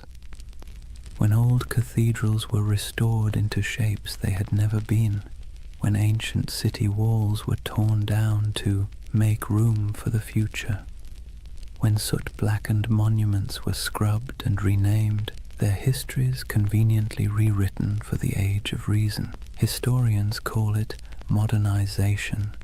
Tartaria believers call it cover-up. Now, let's pause and take a breath, because this is where myth and history start blending like watercolor. The truth is simpler, but also sadder. It wasn't a conspiracy, it was forgetfulness. The 1800s were obsessed with the new: steam, glass, iron, materials that seemed to promise immortality. The faster technology advanced, the more the past looked like an inconvenience. When people demolished centuries-old buildings to make room for factories or boulevards, they didn't think they were erasing history. They thought they were improving it. But here's the paradox. Progress, when it moves fast enough, feels like amnesia. Imagine being a farmer's son in 1820, living in a cottage built by your grandfather, heated by the same hearth. Then picture your grandson in 1890, born under electric light, surrounded by locomotives, reading newspapers printed on machines that could churn out 1 million copies before breakfast. The pace of change was dizzying. The world your ancestors knew had disappeared before your own eyes. And when memory fades that quickly, even the truth starts to look like myth. That's why the great buildings of the 19th century seem suspicious to us now. They're too perfect, too ambitious, too permanent in an age obsessed with speed. To modern eyes, they feel like artifacts of a lost age, something inherited, not made. The Tartaria theory, in this sense, is less about deceit and more about disbelief. We don't believe we could have built something so beautiful in such a short span of time. And perhaps we're right, but not in the way we think, because that beauty came at a cost. It came from child labor, industrial soot, and the quiet suffering of millions who laid bricks, carved columns, and forged iron in furnaces hotter than the sun. It came from colonial wealth siphoned from distant lands. The marble glimmered, yes, but it glimmered on the backs of the exhausted. So when modern minds gaze at that architecture and whisper, "This can't be human," they're half right. It wasn't built by ordinary humanity. It was built by empire. But myths rarely linger on exploitation. They linger on wonder. That's what gives the Tartaria myth its endurance. It erases guilt and replaces it with awe.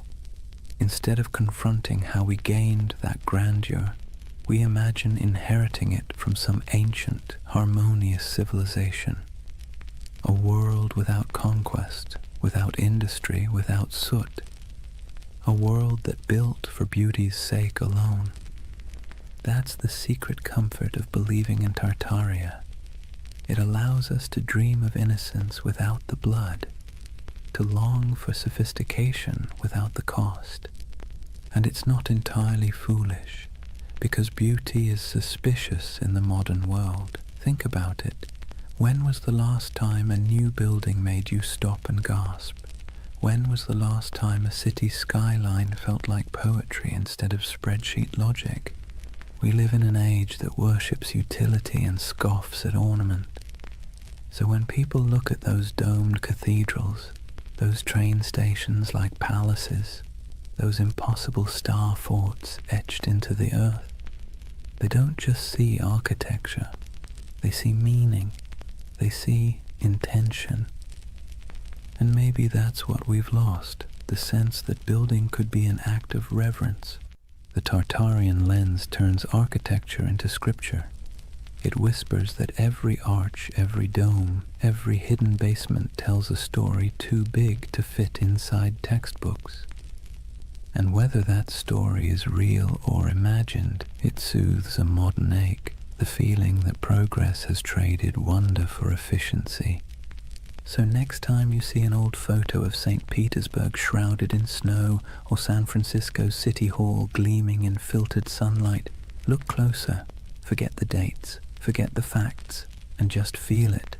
The silence, the symmetry, the faint pulse of something grander than logic. That's the hum Tartaria leaves behind. The ghost frequency of a civilization that may never have existed, but still haunts us with the possibility that it did. And maybe that's enough. Maybe the myth survives not because it's true, but because it's beautiful. Because deep down, beauty itself has started to feel like a conspiracy. Here's the funny thing about lost civilizations. They always seem to resurface when technology changes.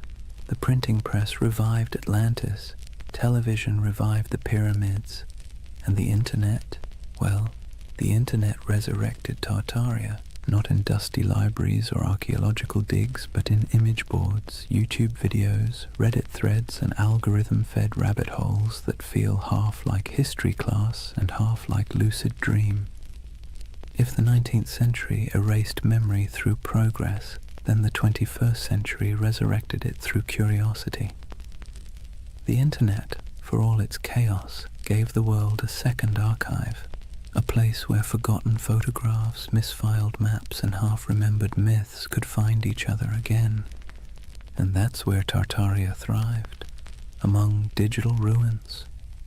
Let's be clear, no mainstream historian believes in the Tartarian Empire, but belief doesn't need credentials, it needs emotion. And online, emotion spreads faster than evidence. It starts small. Someone scrolling through antique photos finds an image of a half-buried building, its windows strangely below street level. They post it with a caption, "Mud flood? Hidden history?" Someone else comments with an old map labeled Great Tartary, stretching across half of Asia. Another user adds photos of star forts, geometric fortifications shaped like mandalas carved into the earth. Then someone else notices that the architecture of 19th century world fairs, domes, spires, impossibly ornate facades, seems eerily similar across continents. And suddenly, the pattern takes on life. A civilization that might never have existed begins to coalesce, not in ruins, but in pixels. It's fascinating to watch. The modern Tartarian myth isn't a single story. It's an ecosystem, a living organism built out of collective imagination.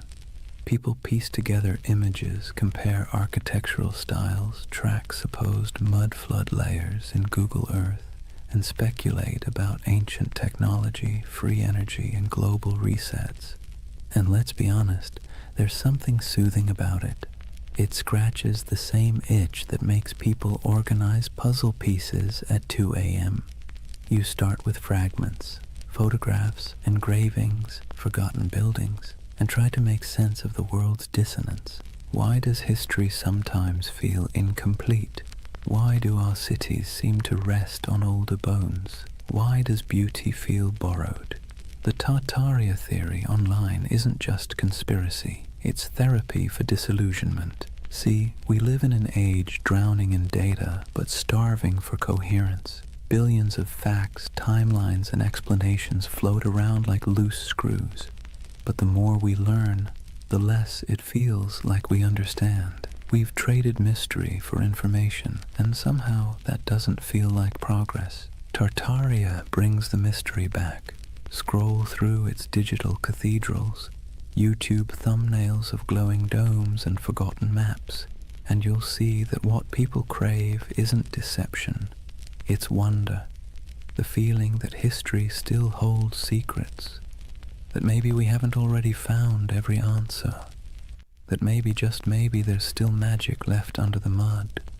And the internet, for all its cynicism, feeds that craving beautifully. Where old historians dismissed oddities as coincidences, the online world stitches them together with creativity.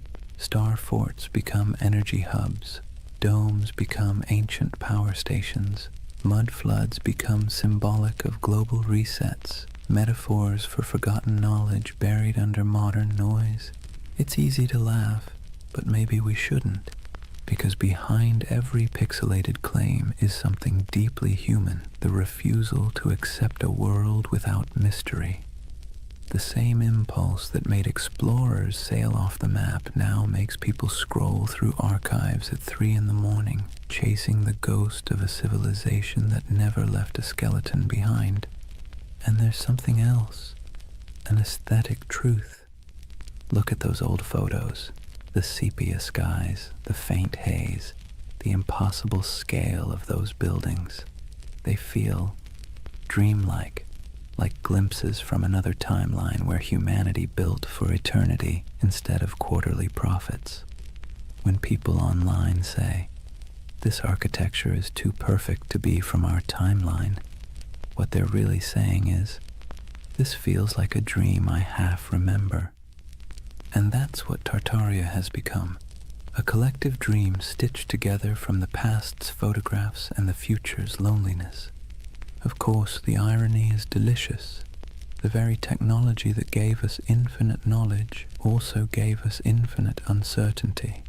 The more we digitized our history, the more unreal it began to look. Old black and white photos uploaded at high resolution don't make history clearer. They make it stranger. The lighting, the shadows, the absence of movement, it all feels frozen, ghostly, like the world before electricity was somehow more alive. So when you see someone online connecting old city photos and whispering Tartaria, what you're witnessing isn't delusion, it's longing, a search for coherence, for the feeling that history isn't just progress and decay, but a cycle of remembering and forgetting. And isn't that what all civilizations do? They rise, they crumble, and then they return in imagination. Rome, Atlantis, Lemuria, Tartaria, each one a mirror reflecting not the past, but our hunger to belong to something grander than the present. In that sense, the internet didn't invent Tartaria. It simply gave it a voice, a new empire of whispers sprawling across servers and screens, where myths are immortal and disbelief is optional. Scroll long enough and you'll start to see why people stay. The posts feel soothingly repetitive. Arches, domes, star forts, mud floods, each image a little lullaby of lost grandeur, a bedtime story told by algorithms instead of grandfather. So maybe Tartaria isn't a place at all. Maybe it's what happens when memory and imagination meet in the glow of a computer screen. Half fact, half wish. The myth doesn't just say, "Look what we've lost." It says, "Look what we still want to believe." And that, perhaps, is the most human story of all. Let's pause for a moment, take a slow breath, and think about why people believe in things like Tartaria. Not in the mocking way you see on forums or documentaries, but really think about it. Why does the idea of a lost civilization hidden under our cities feel comforting? It's not stupidity. It's not gullibility. It's yearning. Humans, for all our cleverness, are wired for mystery.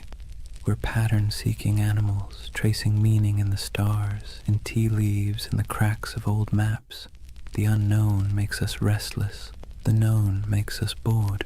And between the two, we spin myths that make life feel a little more meaningful. Tartaria lives in that space. It's not really about mud floods or star forts. It's about the suspicion, deep down, that the world we've been handed is incomplete, that someone, somewhere, has hidden something important, that maybe history isn't a straight line of progress, but a looping dream where civilizations rise, fall, and are forgotten not by accident, but by design. And honestly, that's not such a crazy thought. Think about how much of history you've forgotten personally. Think of everything humanity has lost to fire, war, vanity, or neglect. Libraries burned, languages erased, empires swallowed by desert and jungle. The dark ages weren't dark because nothing happened. They're dark because the light of memory didn't reach that far. So when someone looks at an ornate 19th century building and says, "I don't think we built that," they're not rejecting history. They're mourning it.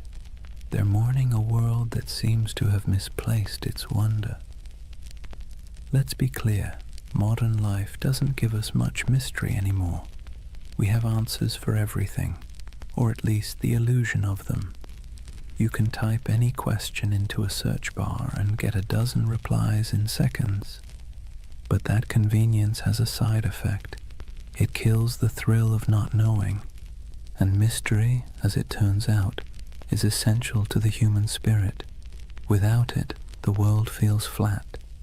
That's where conspiracies slip in. They fill the void left by lost awe. When people say the elites hid the truth of Tartaria, what they're really saying is, I miss when the world felt magical. It's an emotional rebellion against boredom, a soft protest against a sterile universe made of facts but lacking enchantment. And here's the interesting part, it's not new. Every age invents its lost golden age. The Greeks dreamed of Atlantis, the Victorians romanticized Lemuria, the 20th century turned the Mayans into cosmic prophets, and now in the digital age we have Tartaria, an empire of dreams built on archives and algorithms. Each generation looks backward and imagines perfection because it's easier than imagining perfection ahead. We do it because the past is safe. It can't disappoint us anymore. Psychologically, belief in a hidden civilization like Tartaria scratches multiple itches at once. There's pattern recognition, the brain's love for connecting dots even when they don't belong together. There's narrative control, the soothing illusion that the world makes sense, that nothing happens by accident.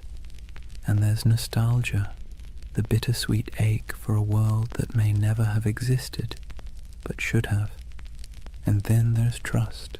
Modern institutions, media, government, academia, have lost credibility with the public.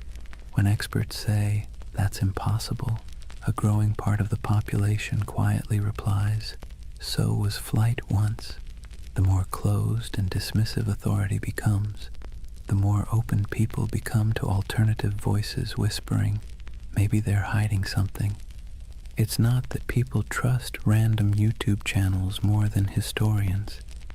It's that the channels sound human, curious, skeptical, fallible. The voice of official history often sounds cold, certain, and patronizing. The voice of the Tartaria believer sounds like someone sitting beside you late at night saying, "Look at this, doesn't it make you wonder?" And wonder is addictive. Once you feel it, it's hard to go back to plain explanations.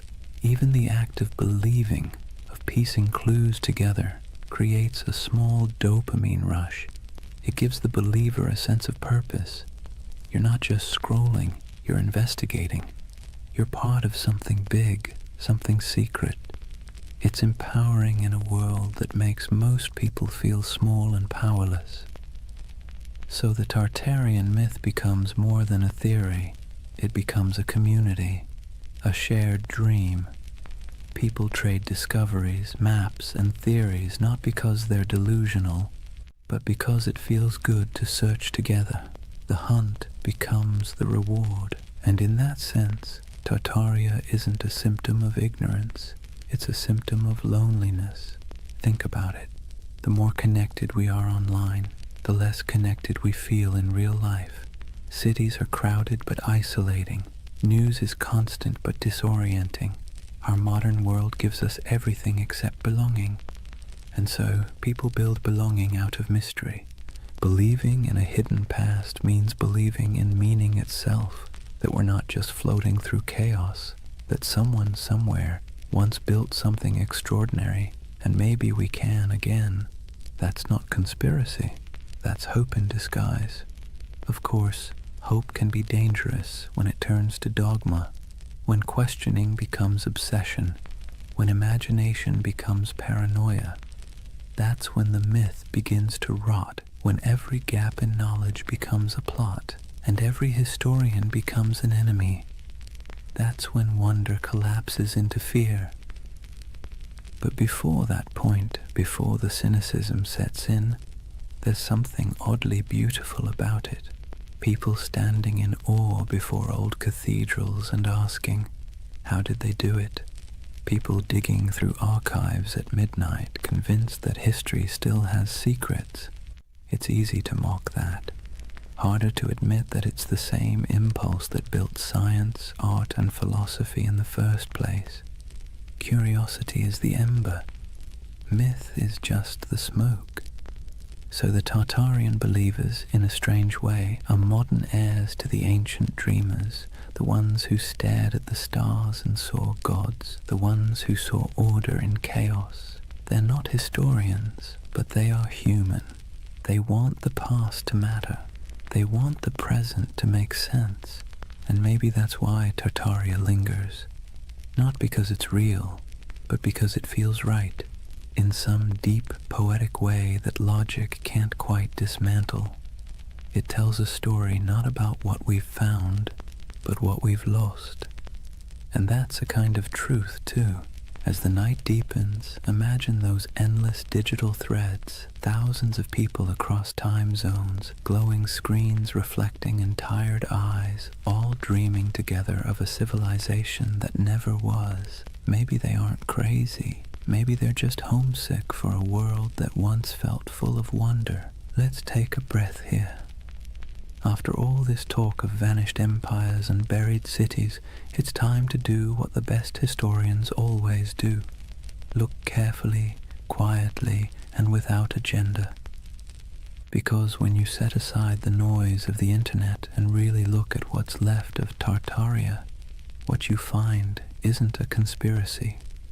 It's something far more human, and somehow even more fascinating. The term Tartary was not a secret code name for a lost empire. It was a geographic placeholder, a cartographer's shrug. For centuries, Europeans simply didn't know what lay beyond the Ural Mountains or deep in the Siberian steppe. So they wrote Tartaria, like writing "Here be dragons," a kind of verbal fog to fill the blanks. The maps weren't evidence of an empire erased. They were evidence of ignorance being slowly replaced by exploration. And those grand old buildings, the ones people point to as proof of impossible architecture, they're very possible. Magnificent, yes. Impossible, no.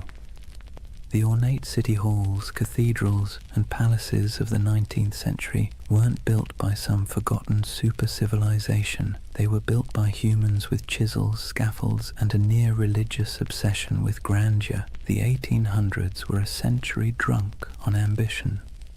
Industrialization made iron, glass, and concrete cheaper than ever. Colonization and global trade poured wealth into Europe's cities. Architects looked backward to Greece, Rome, Byzantium, and Egypt, and then combined everything like over-enthusiastic chefs. The result was the neoclassical explosion, domes, columns, and marble facades that looked ancient but were brand new. That's why so many people mistake them for relics, because they were designed to look timeless. They were Rome in steel corsets, deliberate nostalgia built in brick and plaster. The world's fairs that fuel so many Tartarian videos, they were real, yes, and they really did look astonishing. Whole temporary cities of palaces, fountains, and gleaming towers that appeared overnight and vanished just as quickly. But they weren't cover-ups. They were theatre. They were the 19th century showing off. Most of those buildings were plaster over wood, not marble. They were meant to impress, not endure.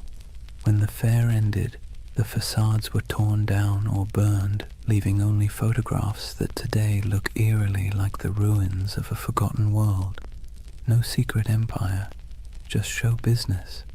And those famous mud flood buildings with their half-buried windows, they too have ordinary explanations.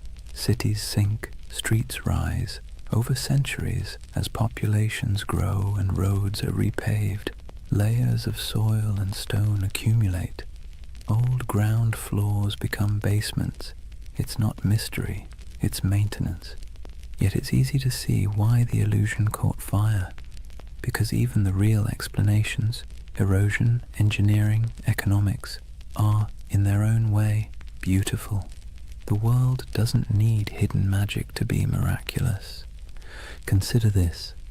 The same roads once labeled Tartarian carried traders, nomads, poets, and conquerors across continents. Cultures met, clashed, and blended until identities blurred. What Europe called Tartary was not one empire but a kaleidoscope of peoples, Turkic, Mongol, Persian, Russian, Chinese, each with their own stories, languages, and gods. Out of their collisions came ideas, inventions, and art that shaped the world we still live in. The myth says Tartaria was erased. The truth is that it was never singular to begin with. It was many, and that's why it's hard to pin down. The steppe doesn't lend itself to borders. Empires there were fluid, waves of power that rolled across the grasslands and receded again. The Scythians, the Huns, the Mongols, the Khazars, they all rose, ruled, and vanished, leaving behind only fragments. To an outsider, that flux looked like a void. To those who lived it, it was life itself. And maybe that's where the misunderstanding lies. Western history loves walls and dates, beginnings, endings, dynasties. The steppe doesn't play by those rules. Its empires were seasonal, migratory, woven into the land and wind. If you expect pyramids, you miss the poetry. So no, there was no single global Tartarian empire, but there was a vast, interconnected world of trade, culture, and movement that stretched from Europe to China long before globalization had a name. The Silk Road wasn't just silk, it was the internet of its day, transmitting not data but ideas. Buddhism, astronomy, metalwork, medicine all passed through those dusty caravans. The real miracle isn't that something was erased, it's that so much survived, and yet debunking doesn't have to mean disappointment. If anything, it should make the world feel richer, because the truth is not dull, it's layered. The mud flood isn't proof of deception, it's proof of time. The ornate buildings aren't relics of a forgotten empire, they're monuments to human excess. The missing maps aren't evidence of suppression, they're artifacts of discovery. And here's the quiet irony. Even the myth itself is part of history now. The videos, the forums, the believers, they've become a digital folklore, our century's way of myth-making. Future historians might study us and say, they dreamed of Tartaria because they were tired of concrete. Maybe that's what keeps the story alive. Not deceit, but desire. The desire for mystery, beauty, and meaning in an age that feels too catalogued, too explained. Tartaria is less a conspiracy than a collective poem, one line written in frustration, another in wonder. And perhaps that's how we should leave it, gently. The myth and the truth coexisting like twin shadows cast by the same fire. The factual story of history's shifting frontiers, and the emotional story of humanity's hunger for lost splendor. So the next time you pass an old building with buried windows, or stumble across an antique map marked Tartary, don't roll your eyes. And don't fall into the rabbit hole either. Just pause, look, feel the weight of centuries pressing quietly under your feet. Real or imagined, every layer of that soil carries a story. Because whether it's called Rome, Babylon, Atlantis, or Tartaria, the dream of forgotten empires never really fades. It just changes shape, waiting for someone new to wonder. Chapter 4. The Eternal City. Why We Dream of Lost Civilizations. Take a moment, close your eyes, and imagine you're standing in the ruins of a city that never existed. The stones are warm beneath your feet. The air hums faintly with the echo of 1,000 unrecorded stories, and the wind brushes against carved columns whose builders' names were never written down. It's a dream, but somehow it feels truer than waking. That's the strange comfort of Tartaria. Even after we've picked apart the facts, even after the history books have closed the case, the idea lingers. The notion that somewhere, sometime, humanity built something magnificent, a civilization unified, enlightened, and then, inexplicably, erased. It's the same instinct that makes us search for Atlantis, or Lemuria, or the lost library of Alexandria. A quiet yearning that whispers, maybe we used to know more, maybe we were better once. And let's be clear, this isn't foolishness. It's longing. Believing in Tartaria isn't really about maps or mud floods.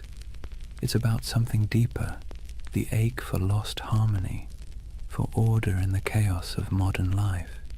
When we look around at endless screens, broken systems, and cynical politics, it's easy to imagine that somewhere in the past, people had it figured out, that there was a time when beauty and wisdom ruled, before we traded them for convenience. The myth gives that feeling a shape. Tartaria becomes a mirror for what we think we've lost, a golden age we can project our frustrations onto, a fantasy of unity against the fragmentation of the modern world. But here's the curious twist. Myths like Tartaria comfort us because they're out of reach. They can't be disproven in a way that satisfies the heart. The less we know, the more space the imagination has to wander. That's what myths do best. They thrive in the gaps, the shadows between facts. Think about how the story feels, not just what it says. Tartaria isn't told in sharp, factual sentences. It's whispered in forums late at night by people who sound more wistful than conspiratorial. They're not shouting about domination. They're sighing about what might have been. It's not paranoia. It's melancholy. The same kind of melancholy you feel walking through an abandoned building, seeing beauty and decay folded together. There's a paradox at the heart of this comfort. We know modern life is more advanced than any age before it, yet it rarely feels that way. We have the internet, medicine, spaceflight, instant communication, but we also have loneliness, burnout, and an undercurrent of loss. The myth of a vanished civilization fills that emotional void. It says, you're right to feel that something's missing. It's like nostalgia for a memory we never had, and in that sense, Tartaria isn't about the past at all. It's about the present, about how alien our own world can feel. The skyscrapers of glass and steel, the humming servers, the sterile symmetry of cities built for efficiency rather than awe. No wonder people scroll through photos of old domes, arches, and impossible cathedrals and feel something stir. Those buildings look like they remember something we've forgotten, so we call it Tartaria. We give the feeling a name. It's easier to believe there was once an age of grace that was stolen than to accept that beauty is fragile, and we let it slip away ourselves. But this comfort isn't all illusion. The belief itself reveals something profound about us. Humans are meaning-seeking creatures. When the world feels senseless, we create patterns to make it make sense. We weave stories over the noise, and in those stories, we find calm. Myths are our way of telling ourselves that the universe still has order, even if it's hidden. That's why so many people find peace in the idea of a lost civilization. It implies that knowledge, beauty, and balance aren't gone forever, just misplaced. It turns chaos into a temporary condition. And maybe that's why Tartaria caught fire in the digital age. The internet is chaos incarnate, 1,000 overlapping timelines, all screaming for attention. In that noise, the myth feels like a lullaby. It slows everything down. It says, once there was harmony. Once the world was whole. Now, whether that's true or not almost doesn't matter. What matters is the feeling it evokes, the quiet pull towards something larger, wiser, softer than the present. The myth becomes a kind of spiritual balm for an age that measures everything but meaning.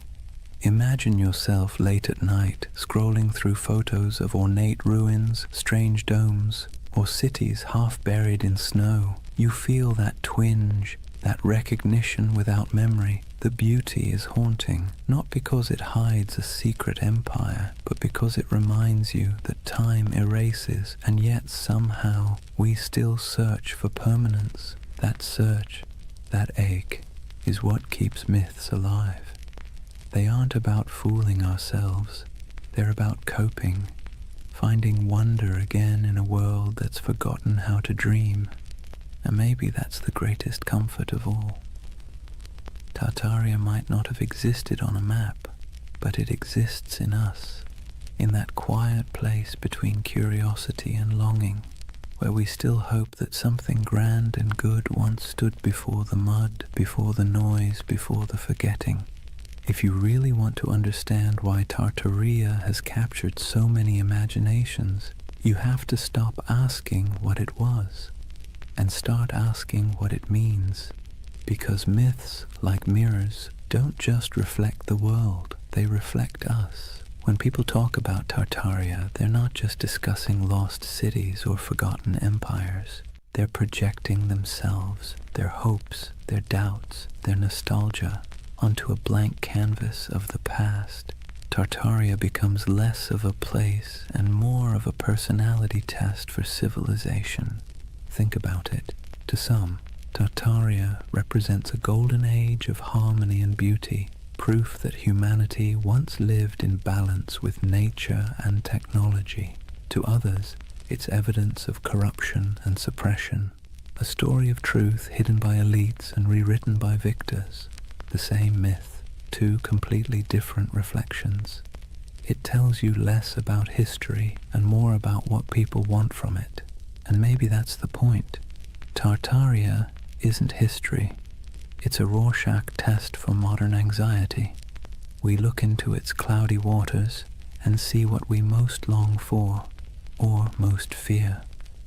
Let's be clear, myths don't survive because they're accurate. They survive because they're useful. They give shape to feelings that don't fit neatly into textbooks. They're how we process the gap between the world we have and the one we wish we had.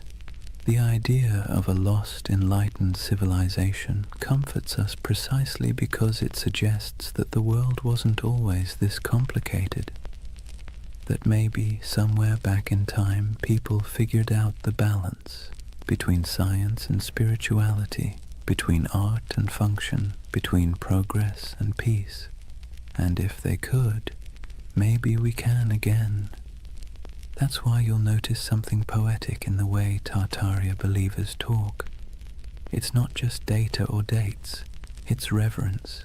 They speak of architecture the way others speak of cathedrals.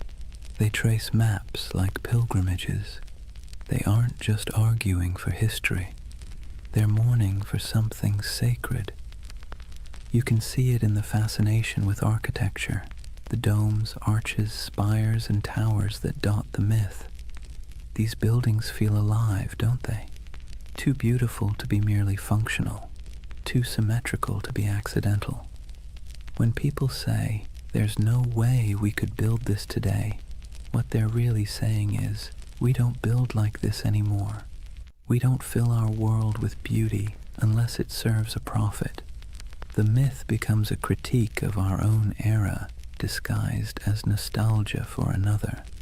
Tartaria, then, is the mirror we hold up to our own cultural amnesia. We scroll through pictures of palaces and fairgrounds, domes and star forts, and we whisper, "How did we forget to dream like this?" The myth reflects not a lost empire, but a lost aesthetic soul. There's something almost therapeutic about that reflection. Myths like Tartaria allow us to grieve, not for people we've lost, but for possibilities. They let us feel that our yearning for meaning isn't crazy, that maybe it used to exist, that maybe someone, somewhere, built a world that made sense, and maybe that's why Tartaria feels more mystical than menacing. Most conspiracy theories isolate people, make them suspicious of the world. Tartaria, strangely, connects them.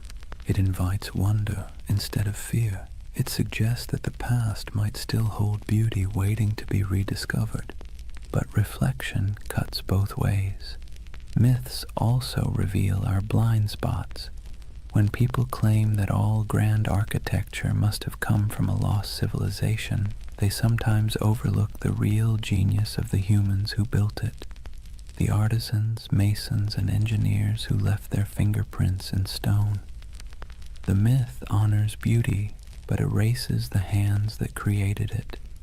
It's a paradox. In searching for greatness, we forget the greatness already recorded, and maybe that's the truest mirror of all.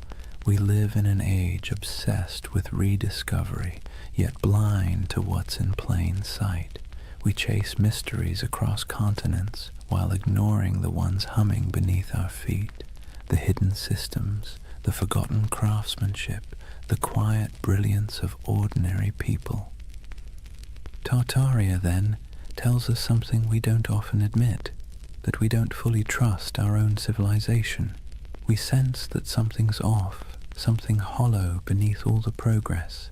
So, we project our doubt backward into the comforting distance of myth.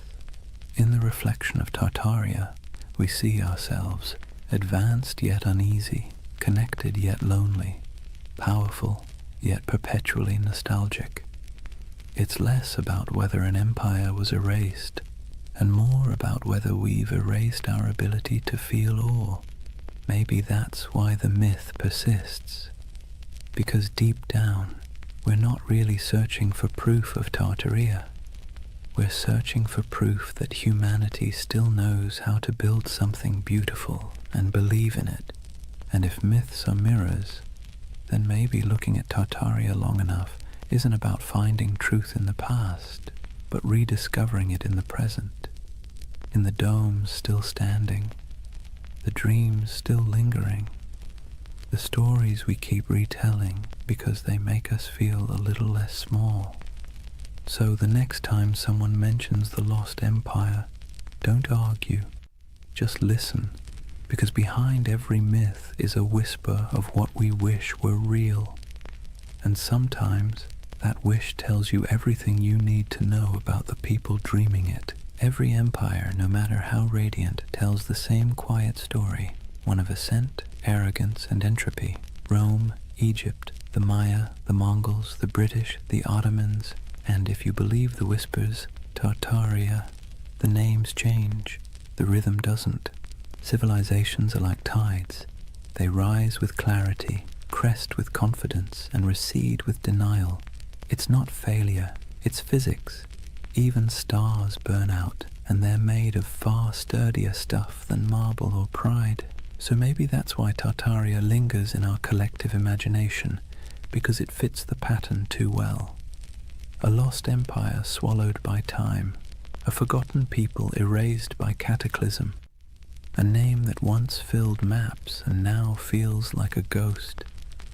It's familiar, almost comforting in its tragedy. Let's be clear though, No empire believes it's the one that's going to fall. Every generation thinks it's special, unique, immune to collapse because it has better technology, more data, smarter systems. But arrogance, like gravity, pulls everything back to Earth. If Tartaria existed, if even a fragment of the legend were real, its disappearance would have followed the same script as every empire's twilight. The small cracks first, corruption, complacency, overreach, then the slow decay disguised as progress, and finally the quiet moment when the last flame flickers out and the world simply moves on. You can almost imagine it, the final days of a grand civilization, not with war or fire, but with exhaustion, merchants still trading, scholars still writing, architects still sketching impossible domes for clients who will never pay. The end doesn't always come with thunder. Sometimes it's a sigh. And here's the thing. We need myths like Tartaria because they remind us that our own civilization isn't exempt. It's a soft warning wrapped in wonder. The idea that maybe, just maybe, we've been here before. Towering cities, vast networks, unshakable certainty, and lost it all to hubris and time. You see, the cycle isn't just historical, it's psychological. We build, we forget, we rebuild. We burn libraries, then mourn the loss of knowledge. We pave over ruins, then spend centuries digging them up again. The pattern is maddeningly human. The Greeks had a term for this, anarchiklosis, the cycle of government and decay. Kingdoms become tyrannies, tyrannies become democracies, democracies collapse back into chaos. Wash, rinse, repeat. The myth of Tartaria just takes that ancient idea and stretches it across a planetary scale. And that's what makes it powerful, because deep down we know the pattern fits us too. Look at the ruins of any civilization, and you'll find the same fingerprints. Ambition, brilliance, greed, denial. The same stone roads leading nowhere. The same monuments built to outlast time, quietly losing that argument. Even today we build our towers of glass and steel, our data empires, our digital libraries with the same optimism that we're preserving knowledge forever. But maybe 1,000 years from now, someone will wander through our abandoned cities and ask the same question we whisper about Tartaria. Who built all this? Maybe that's why we're drawn to stories of collapse told in soft voices, because they allow us to grieve for what's inevitable before it happens. They help us process the strange truth that impermanence is not failure, it's the natural order. In that sense, Tartaria becomes a bedtime story for civilization itself, a reminder that we are temporary but not meaningless, that even in loss there's continuity. The ruins of one world become the foundations of the next. And if you look closely, you'll see that rebirth is always hiding inside decay. The Renaissance bloomed from the ashes of plague. The Enlightenment grew out of dark superstition. Even myths once dismissed are rediscovered as metaphors with new life. The cycle never ends. It only changes costume. So perhaps Tartaria isn't just about a lost civilization, but the eternal rhythm of creation itself. We build worlds, lose them, and then dream them again. Every myth, every ruin, every archive is a heartbeat in that endless pulse. Imagine standing at the edge of some forgotten city, moss creeping over marble, wind sighing through hollow windows, and realizing that this place once thought it was eternal too, that people once stood here, confident that their children's children would never forget their names. But the earth has other plans, and yet the beauty is in the persistence. Even in silence the stones whisper. Even when names fade, the patterns remain. Every fallen empire becomes a lesson written in dust, and every myth like Tartaria is the echo of that lesson, trying to reach us before we make the same mistake. History doesn't repeat exactly, but it rhymes in hauntingly familiar cadences. The trick isn't to break the cycle, it's to learn to hear the rhythm, to build with humility, to remember what was forgotten before, and to leave behind something that, even when buried, still hums with meaning. So when you hear the word Tartaria, don't roll your eyes. Listen to the rhythm beneath it, because that's not just a myth about the past, it's a lullaby for the present, and maybe a warning for the future. There's something irresistible about a mystery that refuses to die.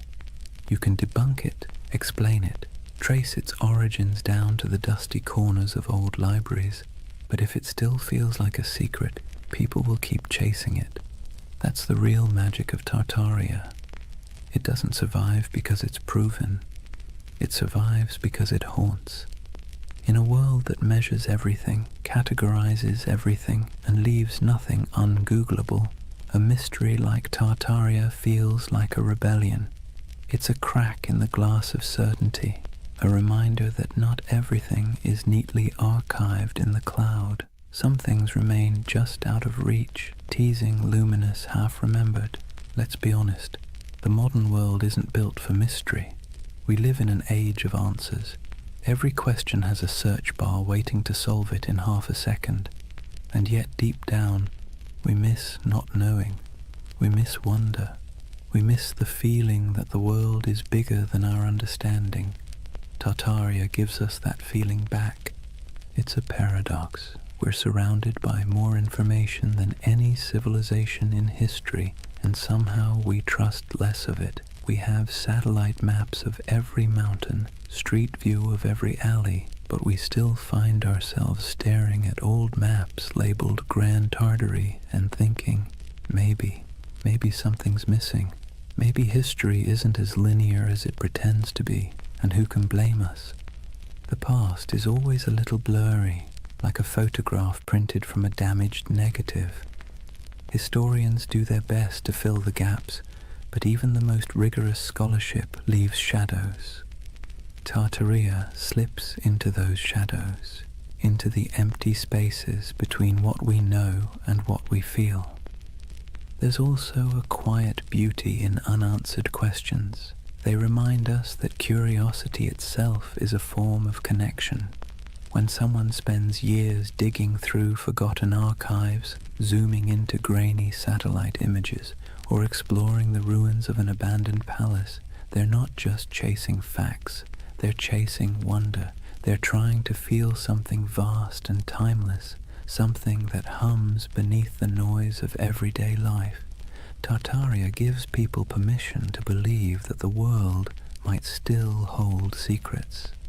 That's why even skeptics can't quite bring themselves to dismiss it entirely, because even if it's not true in a historical sense, it's true in a psychological one. It's the same impulse that made ancient people draw constellations in the stars, to impose meaning on the infinite and find comfort in the patterns. Imagine yourself walking through an old European city at night.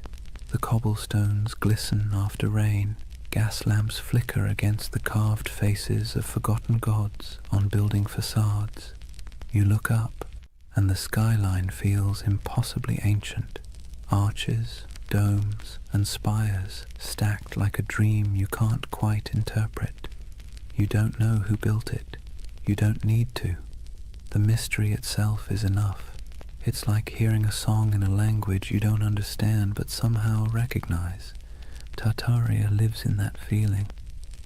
The hum between knowing and not knowing. The soft echo of lost craftsmanship, the sense that time might be a loop and we're just tracing paths our ancestors already walked.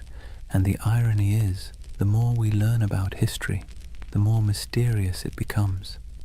Every discovery opens 10 new questions. Every answer reveals how much we don't know. The ruins of Göbekli Tepe pushed back the dawn of civilization by thousands of years. The Antikythera mechanism rewrote what we thought the ancients could build. Maybe Tartaria doesn't exist, but the idea that civilizations rise and vanish, leaving traces we mistake for impossibilities, isn't so far-fetched after all. Even the skeptics, the scientists, the historians, they're chasing the same thing as the dreamers. They just call it research instead of mystery. But deep down, it's the same hunger to understand what came before, to find meaning in the ruins. There's a gentle wisdom in letting some mysteries remain mysterious. Not every story has to be resolved. Not every legend needs to be disproven. Some things are more beautiful when they stay slightly out of focus. Tartaria belongs to that realm, the twilight between history and imagination. Because here's the truth. Even if we mapped every ruin, deciphered every language, catalogued every artifact, we'd still find ourselves asking, what's missing? What did we overlook? What used to be here? And that question, that ache, is what keeps humanity moving forward. It's what drives us to explore, to create, to tell stories at all. Mystery, in a strange way, keeps us human.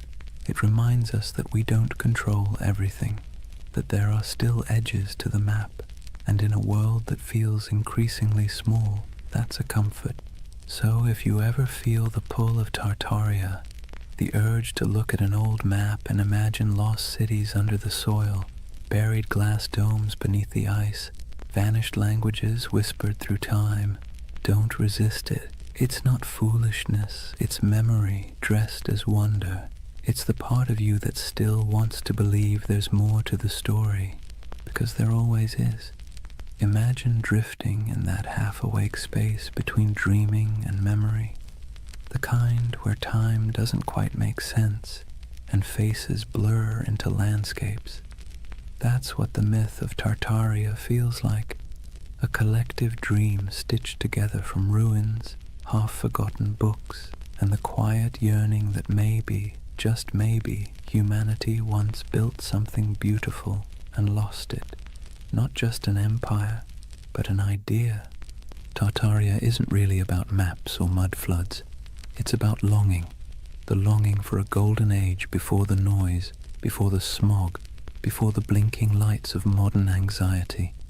A world where cities gleamed, not with plastic and neon, but with purpose. Where architecture felt alive, humming with mystery. Where the air itself seemed to remember something divine.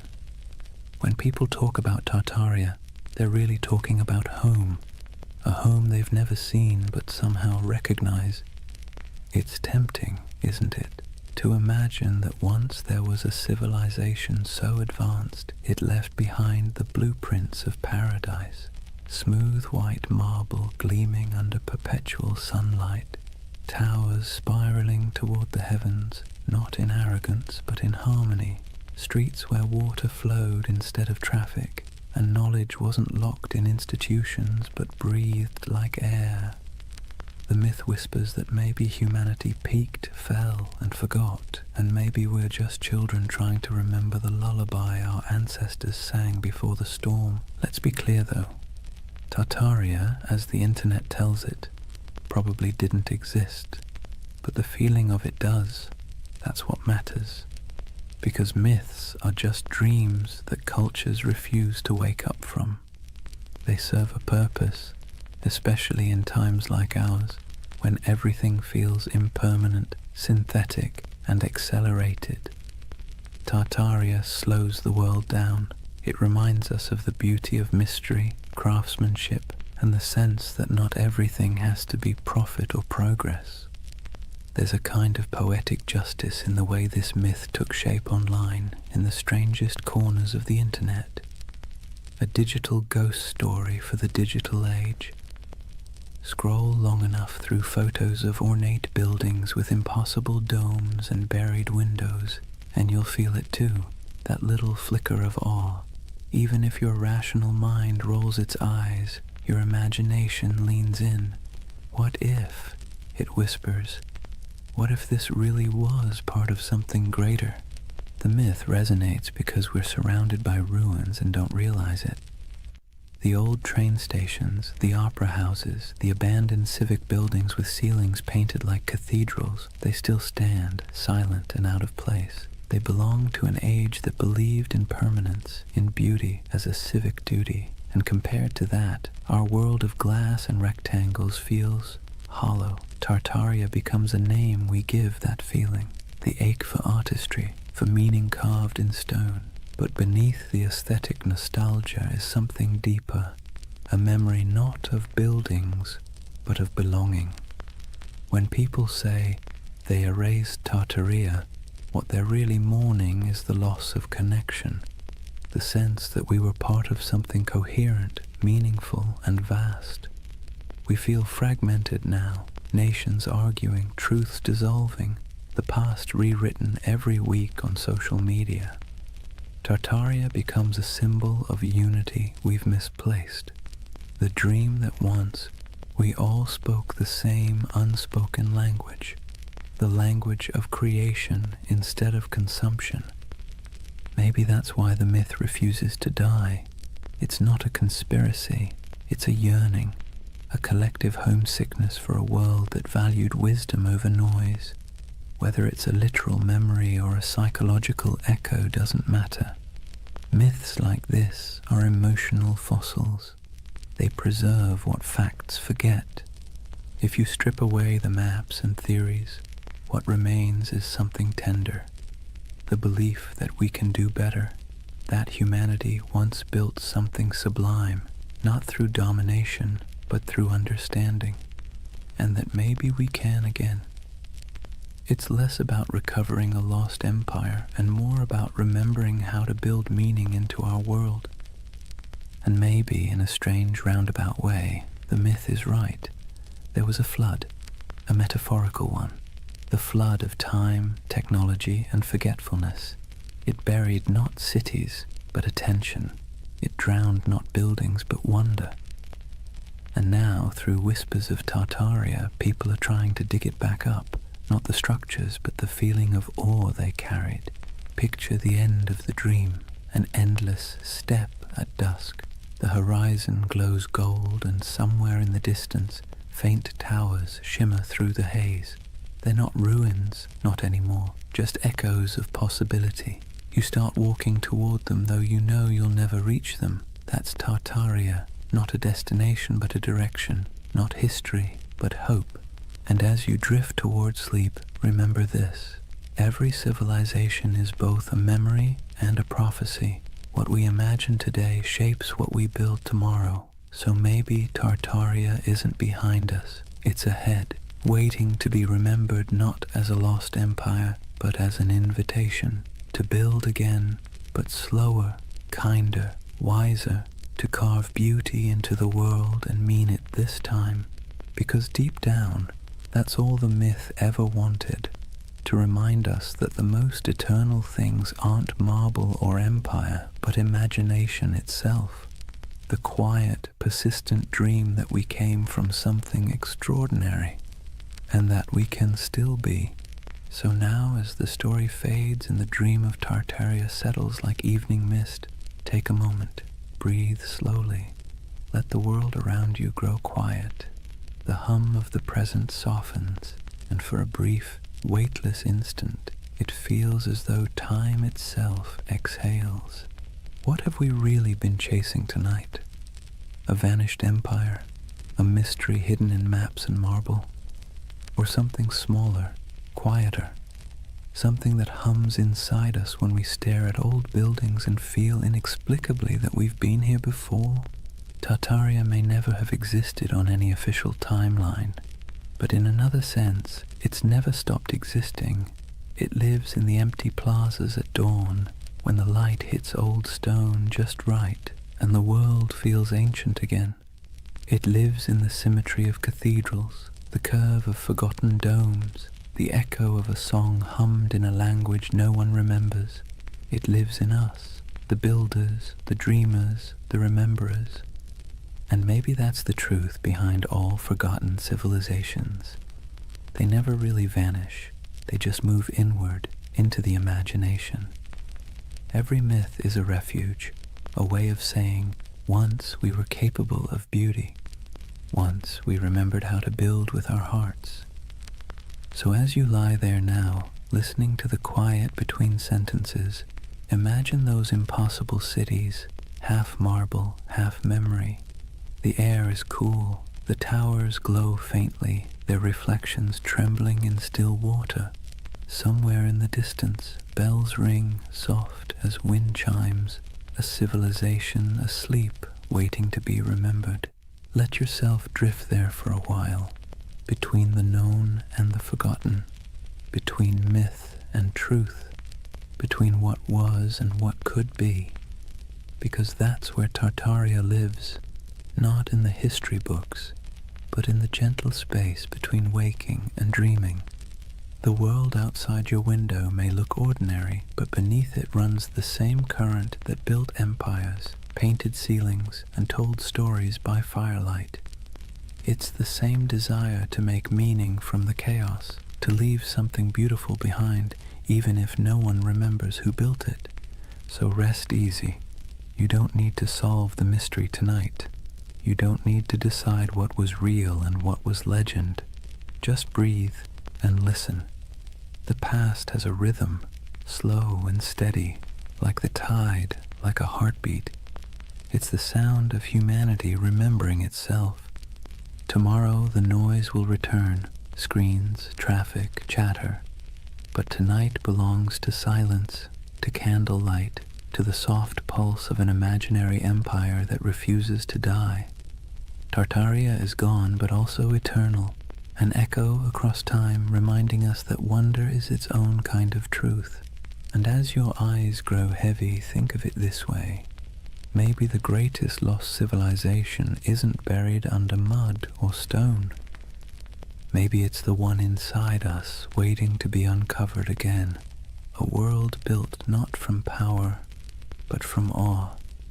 Good night, dreamer. Sleep well under ancient skies. And if you find yourself walking through those shining cities again, don't rush. Stay a while. The empire of imagination is always open.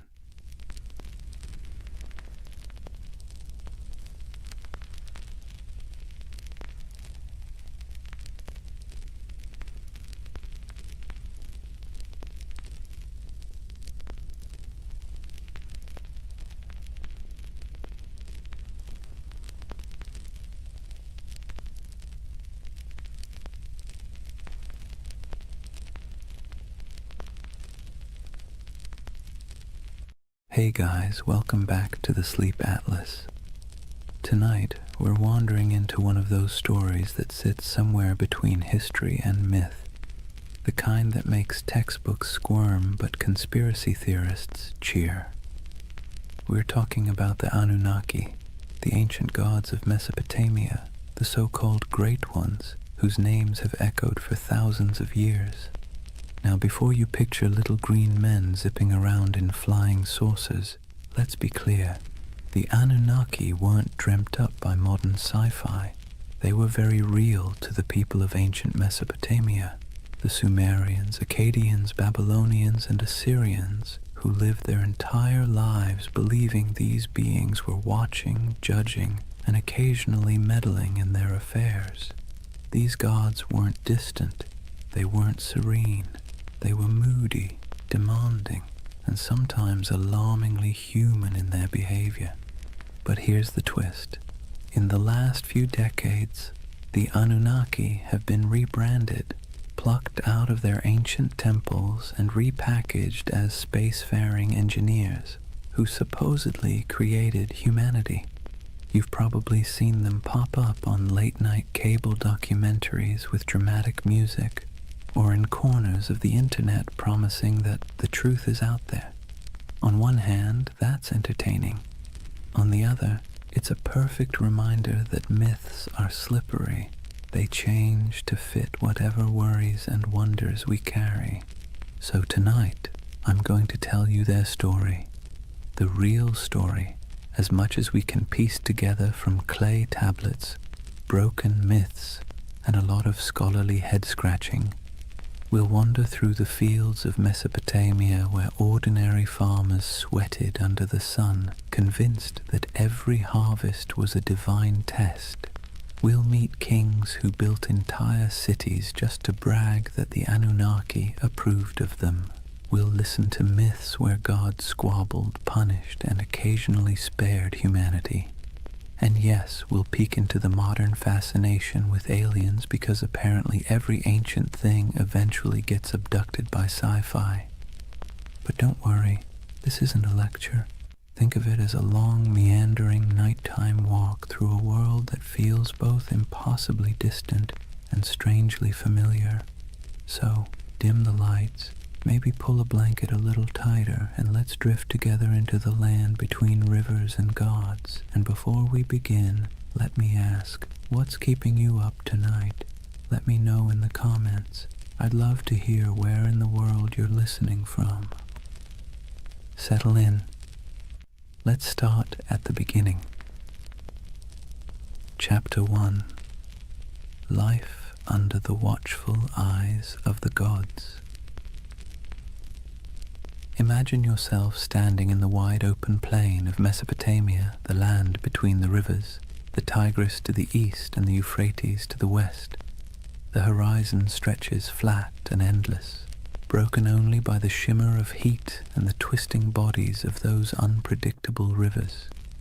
The air is heavy, thick with dust and the smell of damp reeds. Somewhere in the distance, a donkey brays, and over all of it, an invisible weight hangs in the air, the belief that the Anunnaki are watching. To the people who lived here thousands of years ago, the rivers weren't just water, they were divine moods made liquid. A generous flood meant the Anunnaki were pleased, a drought meant they were angry, a sudden storm that flattened your barley fields. That was a cosmic tantrum, the gods reminding you who really ran the show.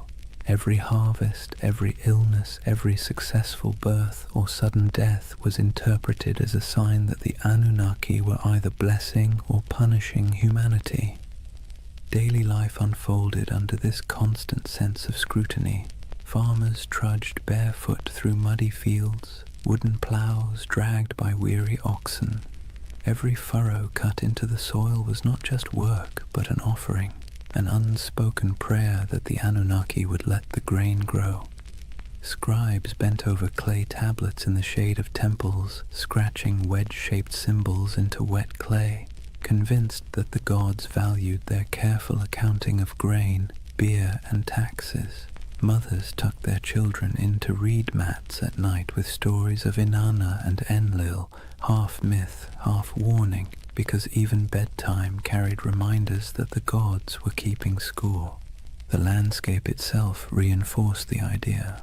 Towering ziggurats rose above flat mud-brick cities, stepped pyramids painted in bright colors that have long since faded.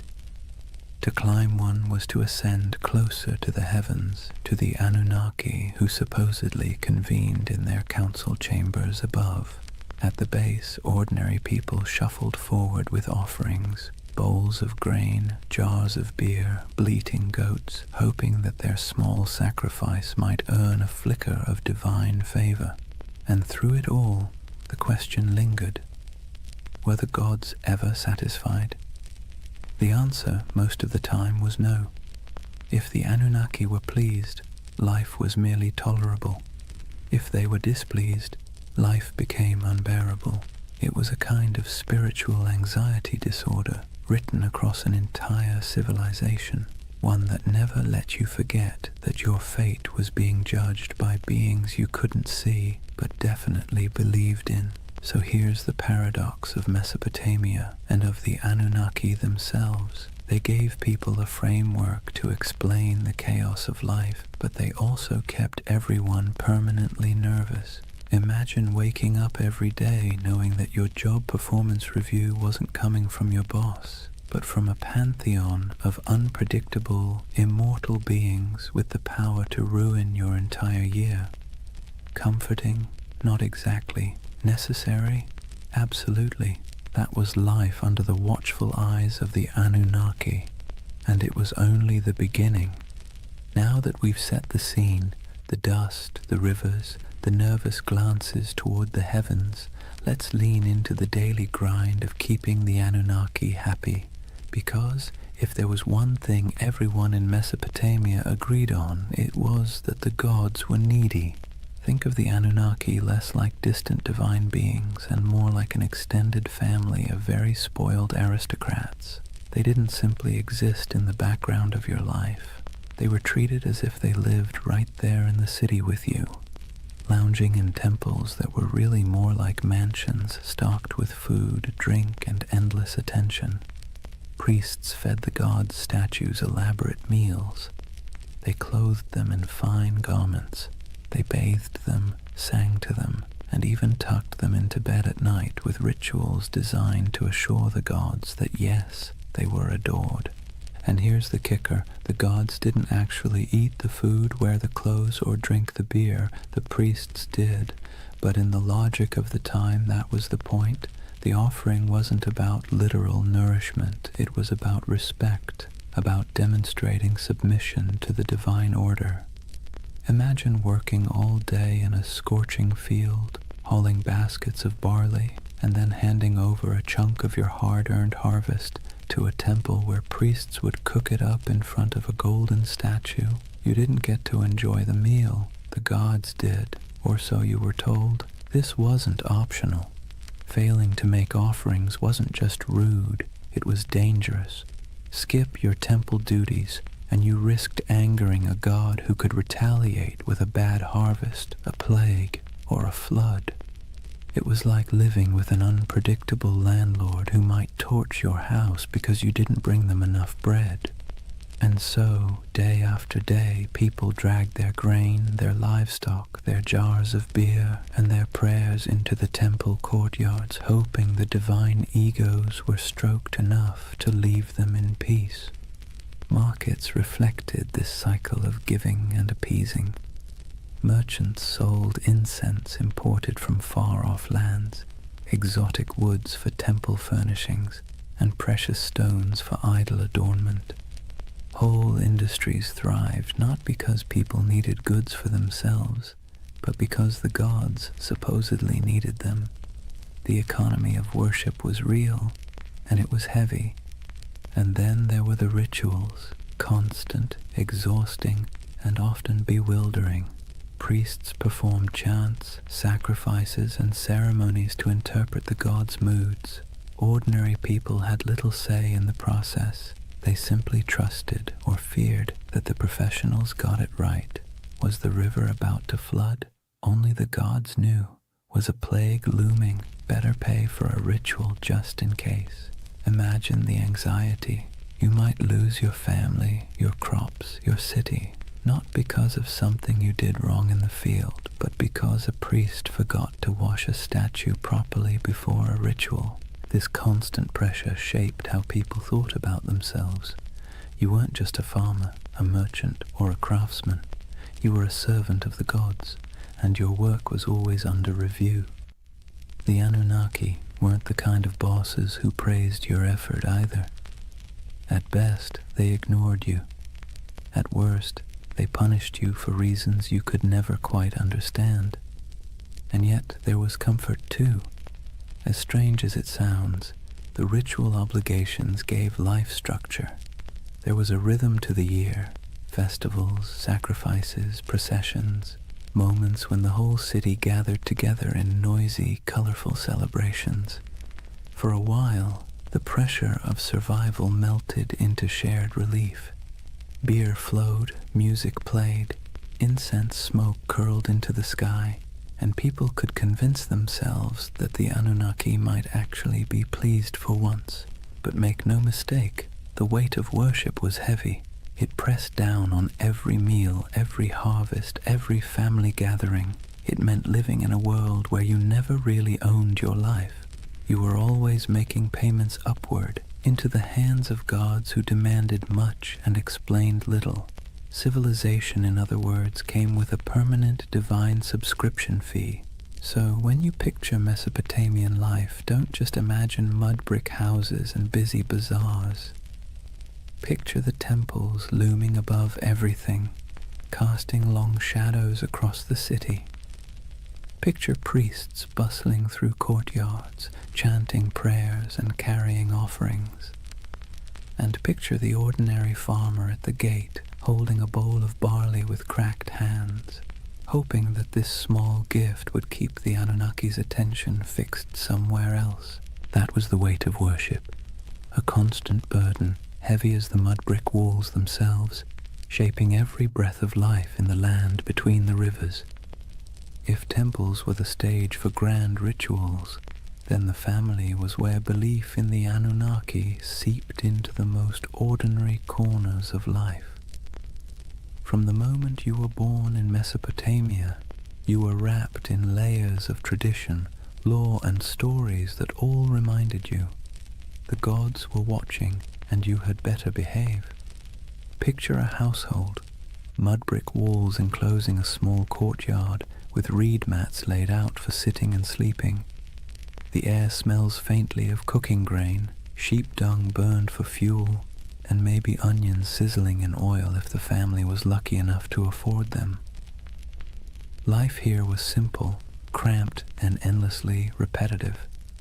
Yet, hovering over every task, grinding flour, weaving wool, teaching children their chores, was the belief that the Anunnaki were present, judging not just cities or kings, but households too.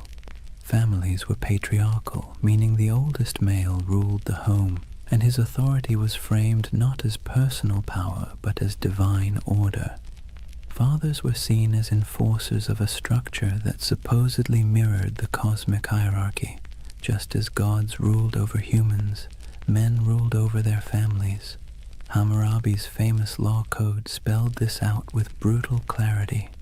Wives owed obedience, children owed respect, and failure to comply could bring harsh consequences. This wasn't just social convention. It was written into the laws that claimed divine backing from the gods themselves. Mothers carried their own weight, of course.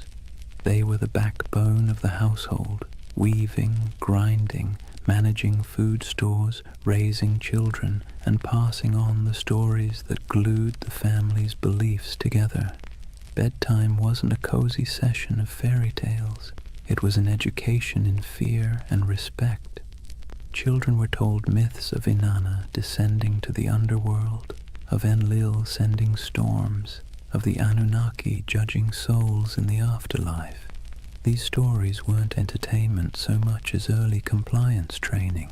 The message was clear: live properly or the gods will notice. Children's lives reflected this constant training. Boys learned the family trade early, whether that meant trudging in the fields, selling goods in the marketplace, or, if you were very lucky, scratching cuneiform signs into clay tablets under the harsh eye of a schoolmaster. Girls learned weaving, cooking, and managing the household, roles that prepared them to keep the rhythm of worship alive in the next generation. Even play wasn't free of divine oversight. Children carved little clay figurines of gods and heroes used in games that blurred the line between fun and reverence. Faith wasn't just whispered in prayers, it was baked into family rituals. Before meals, small offerings of grain or beer might be set aside for the household gods. Amulets were hung by doorways to ward off demons. Protective charms shaped like little snarling figures were placed in bedrooms, especially near infants. Birth itself was wrapped in ritual. Women prayed to Ninhursag, goddess of fertility, to protect mother and child, while midwives muttered incantations to keep evil spirits away.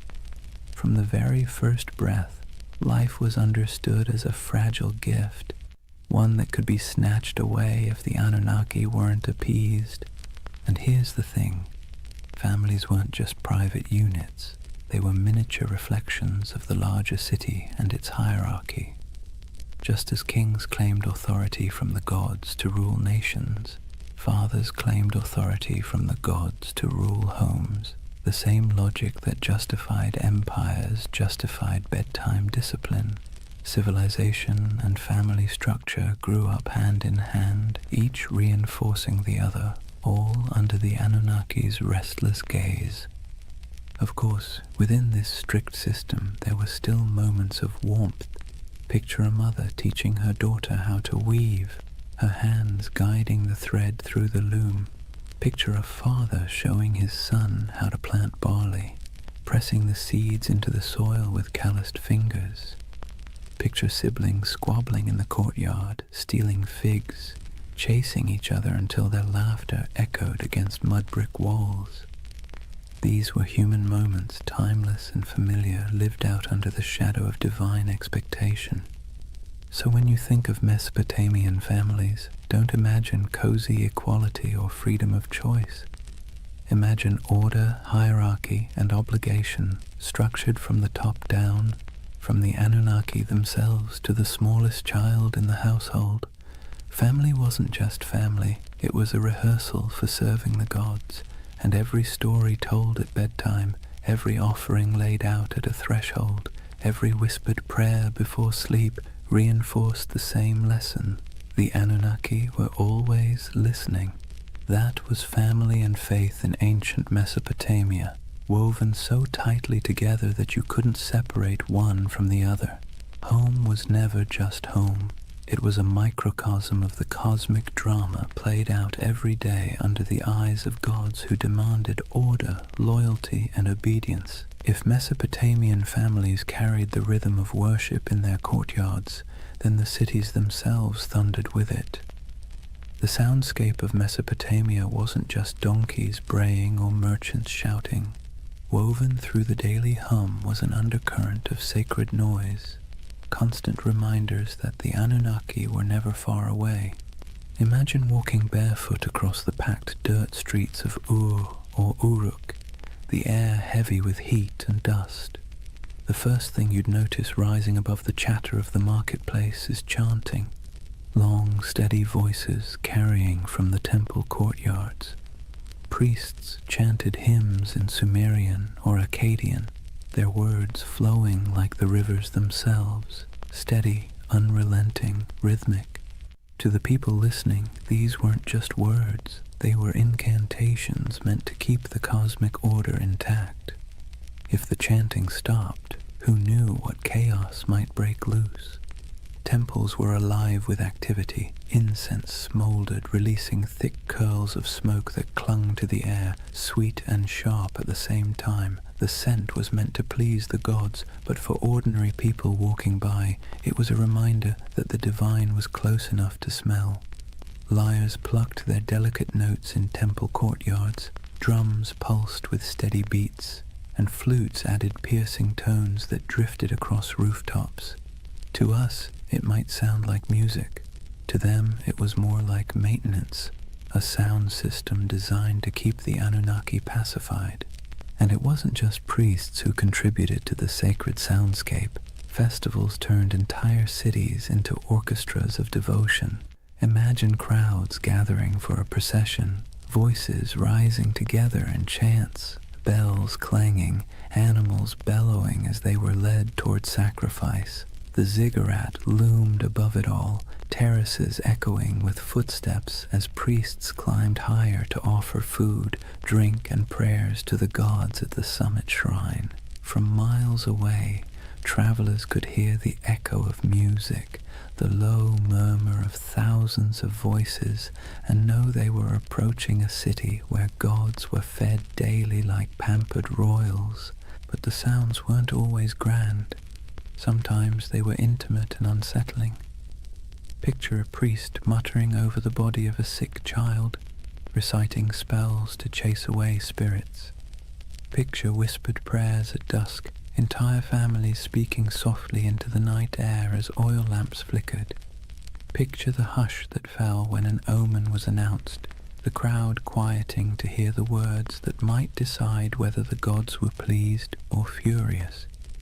In these moments, sound wasn't background, it was the bridge between humans and the Anunnaki. The irony is that these sounds, sacred chants, booming drums, whispered prayers, blurred together with the noise of the city. A donkey braying outside a temple, a merchant shouting about his wares as priests sacrificed a goat, children laughing while incense smoke rose into the sky. The sacred and the ordinary overlapped constantly, like two melodies played at the same time. For Mesopotamians, there was no separation between daily life and sacred life. Every sound was part of the same chorus, one directed at keeping the gods content. So, when you imagine Mesopotamia, don't just picture silent ruins or dusty tablets in a museum. Picture a city alive with sound, chanting voices echoing from ziggurats, music rising from temples, prayers whispered in homes, markets buzzing with life. And beneath it all, the steady, unsettling hum of belief, the sense that every sound you made was heard, judged, and recorded by the Anunnaki. That was the soundscape of Mesopotamia, sacred and ordinary, human and divine, blending into one endless hymn beneath the gaze of restless gods. So far we've walked the fields, stepped into homes, and stood in the courtyards of temples. But if there's one thread tying all of Mesopotamian life together under the watch of the Anunnaki, it's struggle. Not dramatic Hollywood-style struggle, more like the constant grinding kind. The kind that wears you down day after day until survival itself feels like an act of worship. Imagine yourself as an ordinary farmer standing ankle-deep in a muddy canal, sweat dripping into your eyes as the sun beats down. The water that gives life to your crops also threatens to destroy them, either by flooding too much or not enough. You dig ditches, patch walls, and mutter prayers, hoping Enki might spare you this season. Your back aches, your hands blister, and still the work never stops. Each seed you plant is not just a gamble with the soil, it's a plea to the gods. Or imagine being a craftsman, hunched over a clay tablet, shaping wedge-shaped marks into wet clay. Maybe you're writing receipts, tallying debts, or recording temple rations. The work is tedious, your teacher strict, your mistakes punished, and yet every stroke of your stylus feels like part of something bigger. You're not just tracking grain, you're participating in a divine system where the Anunnaki themselves are imagined to weigh human worth in records and decrees. Disease lurked in the background too. Cities were crowded, hot and filthy, and illness spread quickly. If someone in your family fell sick, you didn't think of germs, you thought of angry gods or lurking demons. Maybe it was punishment, maybe it was bad luck, maybe both. Priests muttered incantations over the feverish burned incense and offered sacrifices. Sometimes it worked, sometimes it didn't. Either way, you believed your life was being tallied by powers you couldn't see. And then there was the simple, unshakable anxiety of living in a land where nothing stayed stable for long. Floods, droughts, raids from neighbors, every threat felt like it came with divine approval or divine neglect. You might work tirelessly, live faithfully, and still watch your field wash away overnight. It's no wonder that Mesopotamian myths constantly circle back to the same themes. Humans struggling, gods displeased, chaos always around the corner. But within that struggle, there was resilience. People endured. They dug new canals after floods, rebuilt homes after raids, prayed louder after disasters. Families bound themselves tightly together. Neighbors leaned on one another in the marketplace, and communities clung to rituals that gave their world meaning.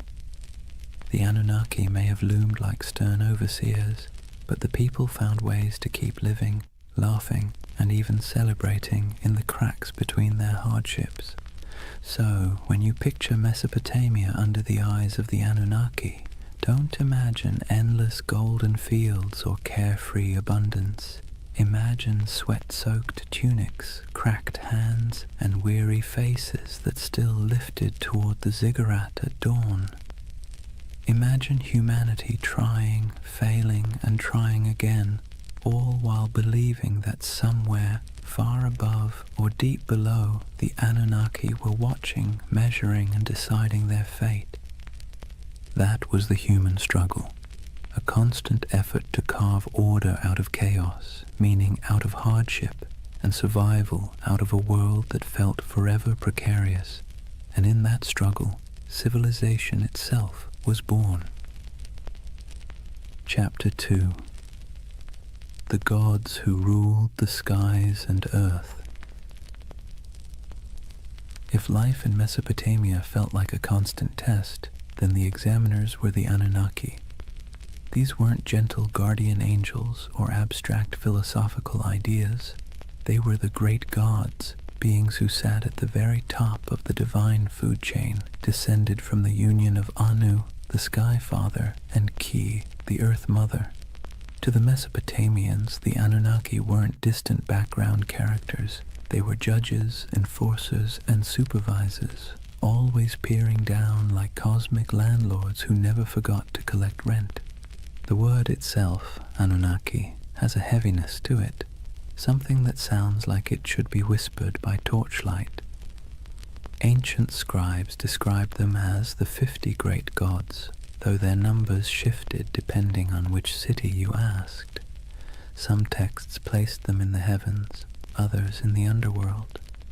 In either case, their role was clear. They were the arbiters of fate, the beings who decided whether you lived to see another harvest or whether your name would vanish into dust. Picture it like a cosmic council chamber.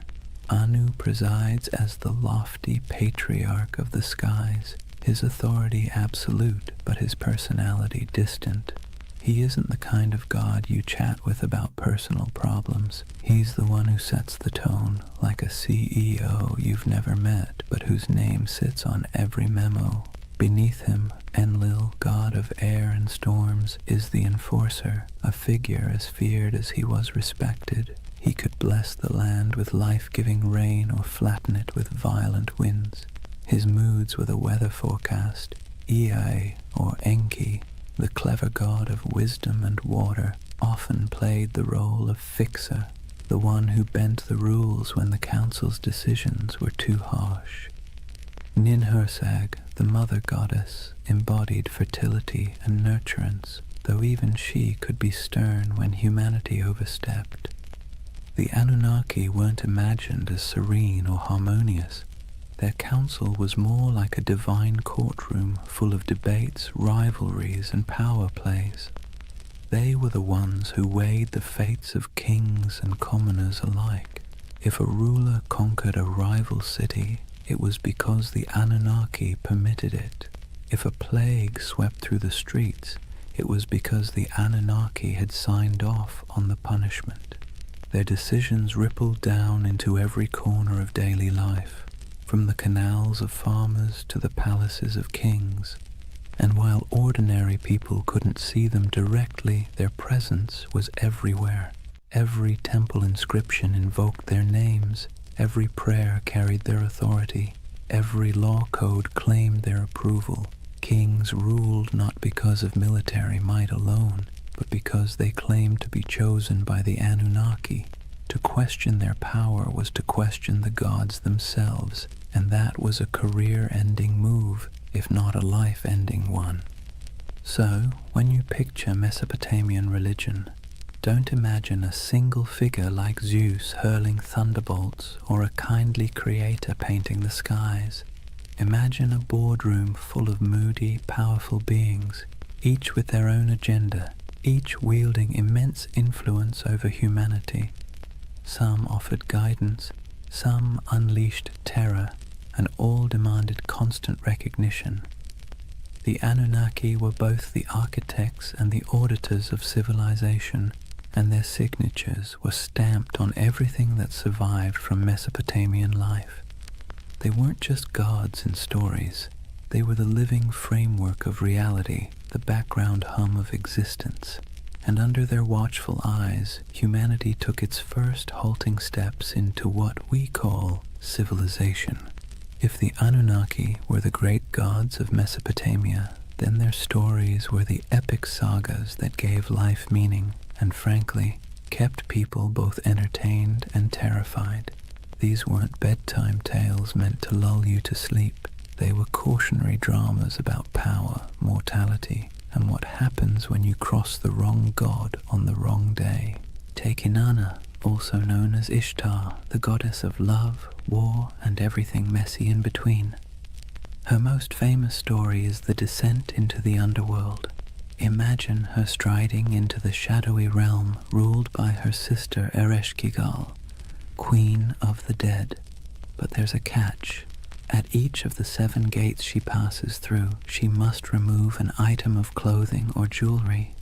By the time she arrives before her sister, she's stripped bare, not just physically, but of her power and protection, and the Anunnaki, acting as judges in the underworld, condemn her. She's struck down, lifeless, and the world above begins to wither without her presence. Only through divine trickery and intervention does she return, but not without a price. Her lover, Dumuzi, is dragged down to take her place for part of the year. It's a story about death and rebirth, about the cycles of fertility and decay, but also about how even the mightiest goddess isn't immune to the stern judgments of the Anunnaki. Then there's Enlil, the god of storms, whose power was as unpredictable as the weather he ruled. In one tale, he decides humanity has become too noisy. Seriously, that was their crime, just existing too loudly, and pushes for their destruction. You can imagine a farmer shaking his head at this, muttering, "We break our backs in the sun, and still the gods complain we're too chatty." But it wasn't just petty annoyance. The Anunnaki gathered as a council to decide humanity's fate, and their verdict carried the weight of life and death. Enki, the god of wisdom and water, often acted as a counterbalance. He was the sly one, slipping humanity a lifeline when the other gods turned cruel. He whispers secrets to mortals, helps heroes survive floods, and generally makes sure that civilization doesn't collapse entirely under the divine equivalent of poor management. His rivalry with other Anunnaki, especially when their decrees seemed harsh, created the tension at the heart of many myths. Without him, the stories would end a lot sooner, usually with humanity wiped off the map. The Anunnaki didn't just sit around in myths as background figures. They were portrayed as active enforcers of cosmic law. They're described as judges in the underworld, weighing the souls of the dead.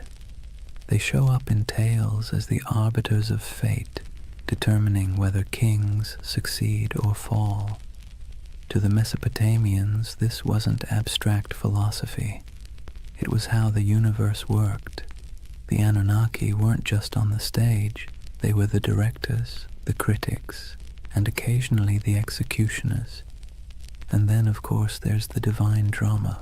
Rivalries, betrayals, and power grabs weren't unique to human kings. The Anunnaki mirrored the squabbles of earthly rulers. They fought, negotiated, sulked, and occasionally unleashed chaos on a cosmic scale. Every myth reinforced the idea that the universe was not run by serene, detached beings, but by temperamental gods with very human flaws.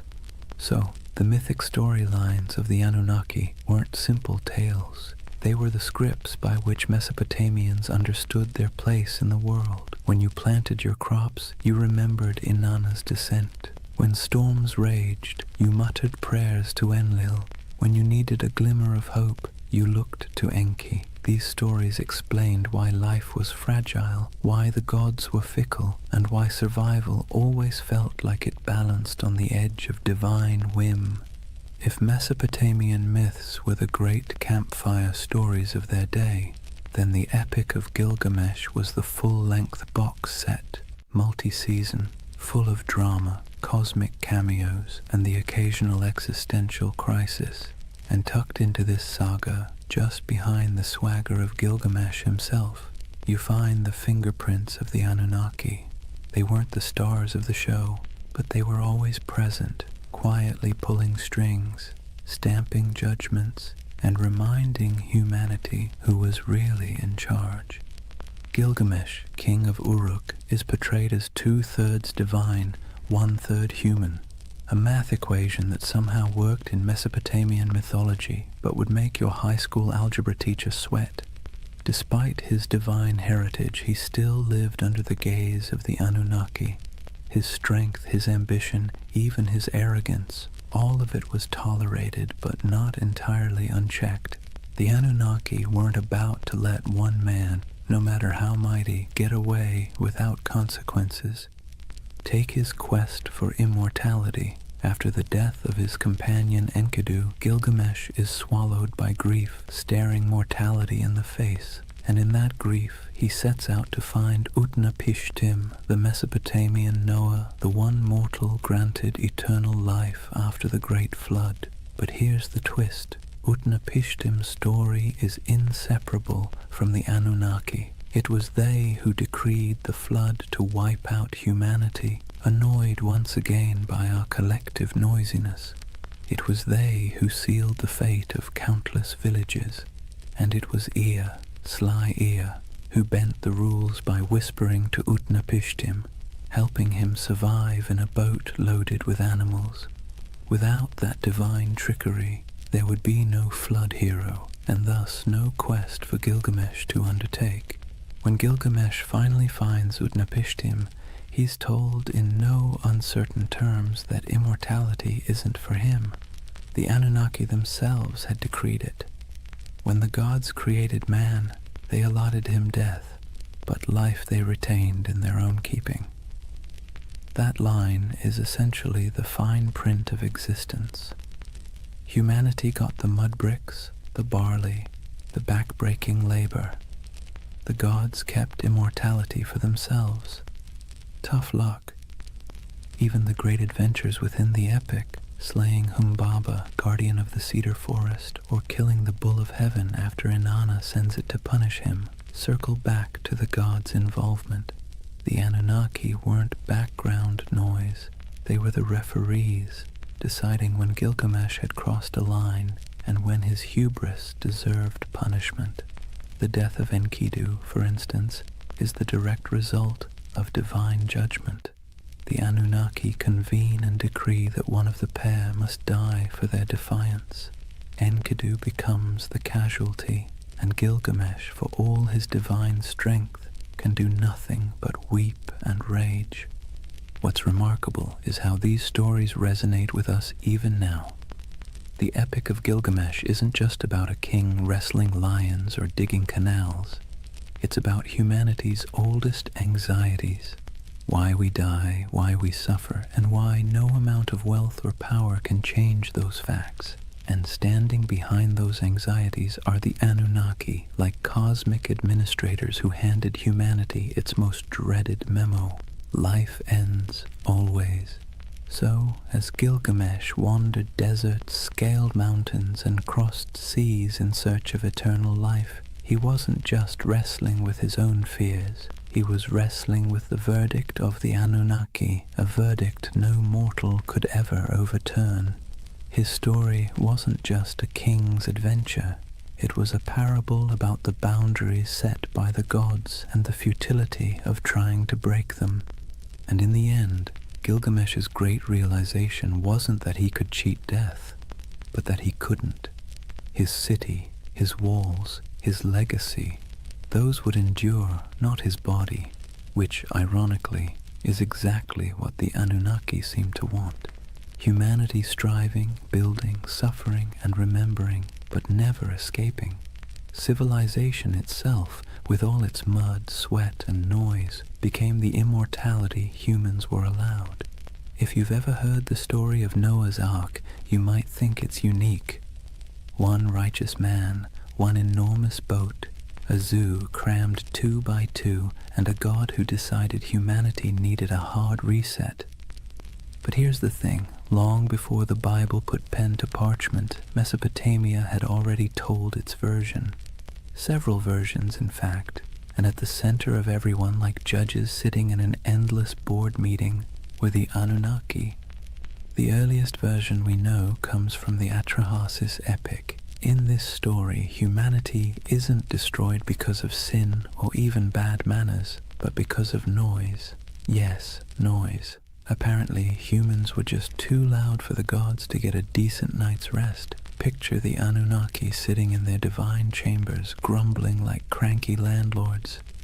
These humans won't stop partying, yelling, clattering around with their plows. Enough. So they decide to wipe the slate clean. First they try droughts, then plagues, then famine, but nothing seems to stick. Humanity, stubborn as ever, bounces back.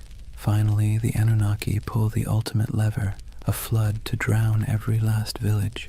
Rivers swell, storms rage, and the land sinks beneath walls of water. Humanity is meant to vanish, a failed experiment erased by divine decree. But one god doesn't quite play along. Enter Ea, clever, cunning, and a little too sympathetic toward mortals for his own good.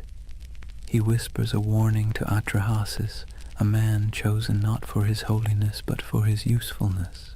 Build a boat, Ea advises, and not just any boat, a giant vessel sealed with pitch, stocked with food, and loaded with animals. Atrahasis obeys, and when the waters rise, he and his cargo survive, bobbing above the drowned world like the last ember of human life.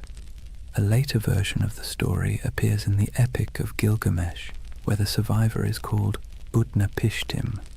The details are eerily familiar: divine anger, whispered instructions, an ark, a flood, and birds sent out to find dry land. Sound familiar? It should. The echoes between these Mesopotamian tales and the later biblical flood story are too strong to ignore. Scholars argue endlessly about who borrowed what, but one thing is clear. Mesopotamia wrote the first draft of humanity's greatest flood myth, and in every draft, the Anunnaki are central.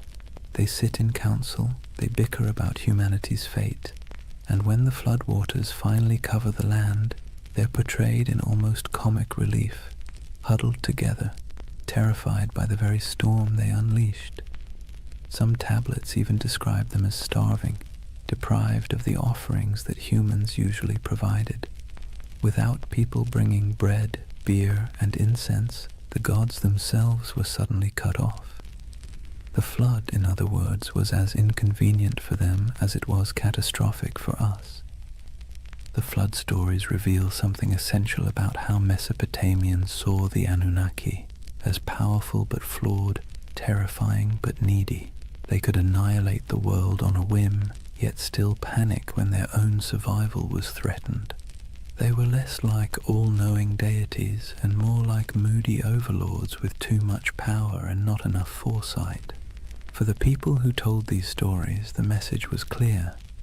Humanity existed at the mercy of forces it could never control. Floods could sweep away entire harvests overnight. Droughts could starve villages. Life was precarious, fragile, and unfair. By embedding those anxieties into myth, the Mesopotamians made sense of the chaos. The Anunnaki weren't just random forces of nature. They were personalities you could bargain with, flatter, or, if you were lucky, find an ear to outwit on your behalf. And maybe that's why the flood myth has lasted so long. It resonates with the most basic human fear, that everything we've built, everything we've struggled for, can be washed away in an instant. The Mesopotamians wrapped that fear in the story of divine judgment, a story so powerful it sailed forward through time, carried on clay tablets, copied into scripture, and retold for millennia. So the flood wasn't just water rising, it was a story of humanity's fragility, the gods' capriciousness, and the desperate hope that someone, anyone, might survive to start over again. If you've ever sat through a corporate meeting where everyone jockeys for credit, interrupts each other, and tries to outdo the boss, congratulations, you already understand Mesopotamian divine politics. Because the Anunnaki, for all their cosmic authority, were basically the original middle managers of the universe, constantly bickering, scheming, and pushing their agendas. Let's be clear. The Anunnaki weren't serene, enlightened beings sitting in eternal harmony. They were more like a council of city-states writ large. Each had their turf, their loyalties, and their grudges. When they gathered, it wasn't kumbaya around the celestial campfire. It was more like a landlord's association deciding how much rent to raise while secretly planning who to stab in the back at the next vote. Take Enlil, for example, the storm god, known for being both immensely powerful and immensely irritable. He's often depicted as the one pushing for harsh judgments, floods, plagues, the occasional smiting. If you had to assign him a modern role, he'd be that boss who always thinks the best solution is fire half the staff and never sticks around to clean up the mess. Then you've got Ea, or Enki, the god of wisdom and water, who often played the role of the office saboteur. Whenever Enlil wanted to wipe out humanity, Ea would sneak behind his back, whispering to mortals like Atrahasis or Utnapishtim. He wasn't rebellious enough to stage a coup, but he was crafty enough to bend the rules. Think of him as the co-worker who nods along in the meeting, then quietly emails the client with a completely different plan.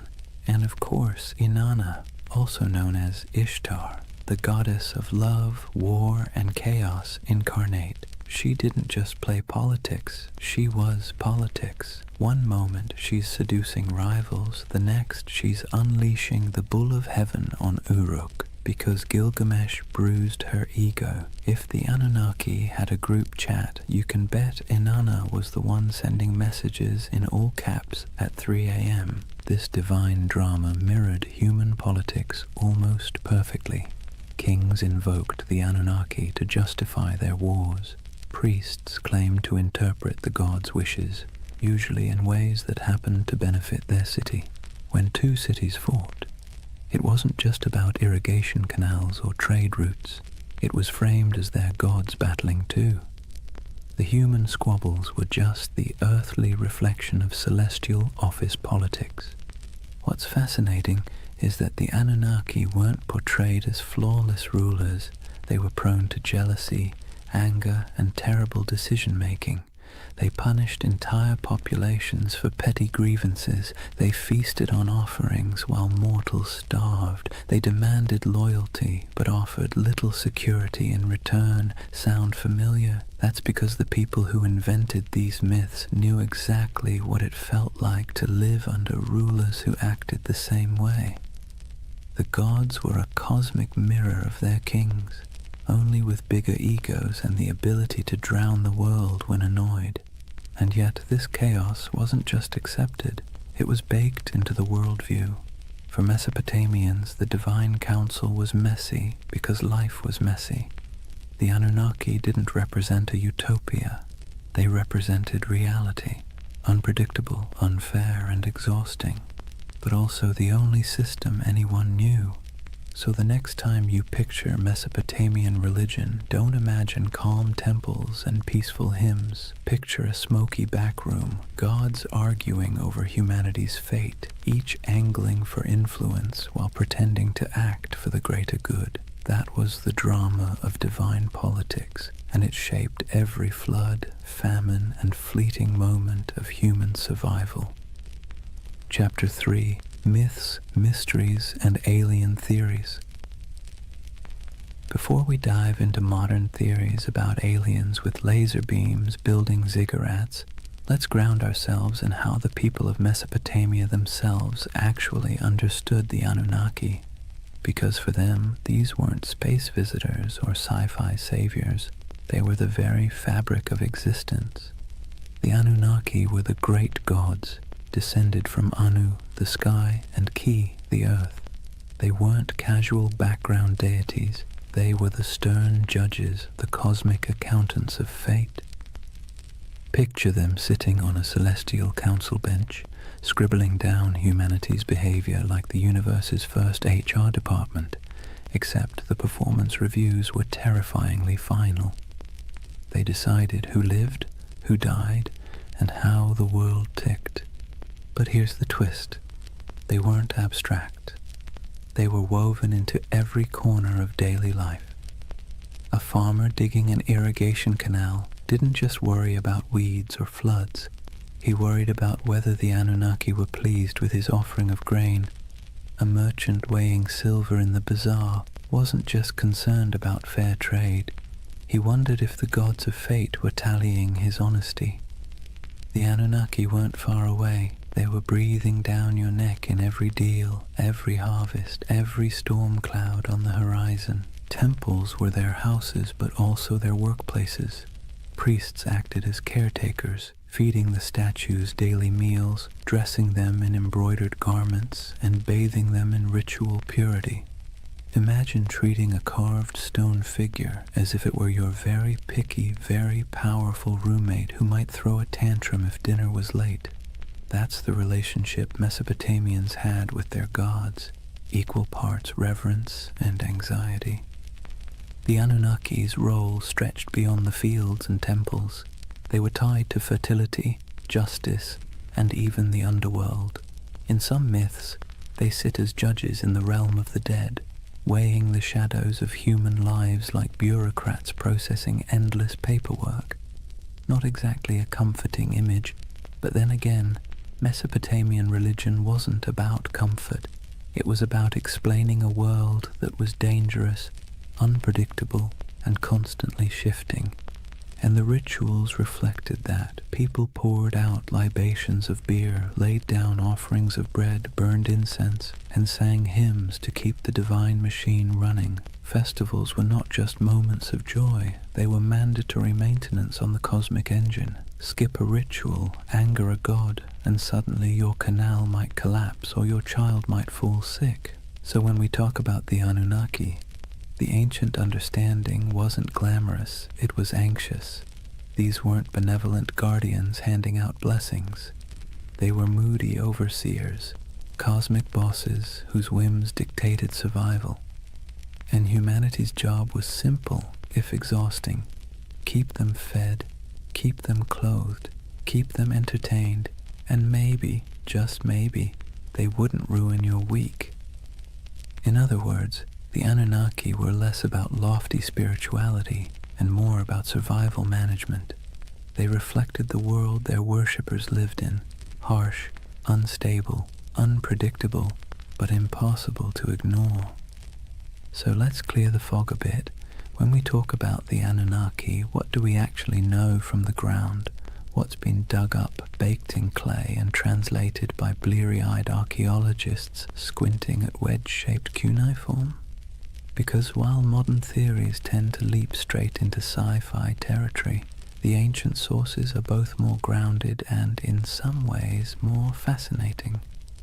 The word Anunnaki itself pops up across thousands of years of Mesopotamian texts, from Sumerian myths to Babylonian epics. These weren't obscure fringe deities whispered about in one dusty tablet. They were front and center, woven into the very structure of Mesopotamian religion. They appear in the Enuma Elish, the Babylonian creation story, their judges in underworld texts, their name dropped in royal inscriptions, invoked as divine witnesses to treaties and curses. If you lived in Mesopotamia, you would have heard their names the way we hear the law or the government. Archaeologists have unearthed thousands of cuneiform tablets that mention them. Some are myths, some are hymns.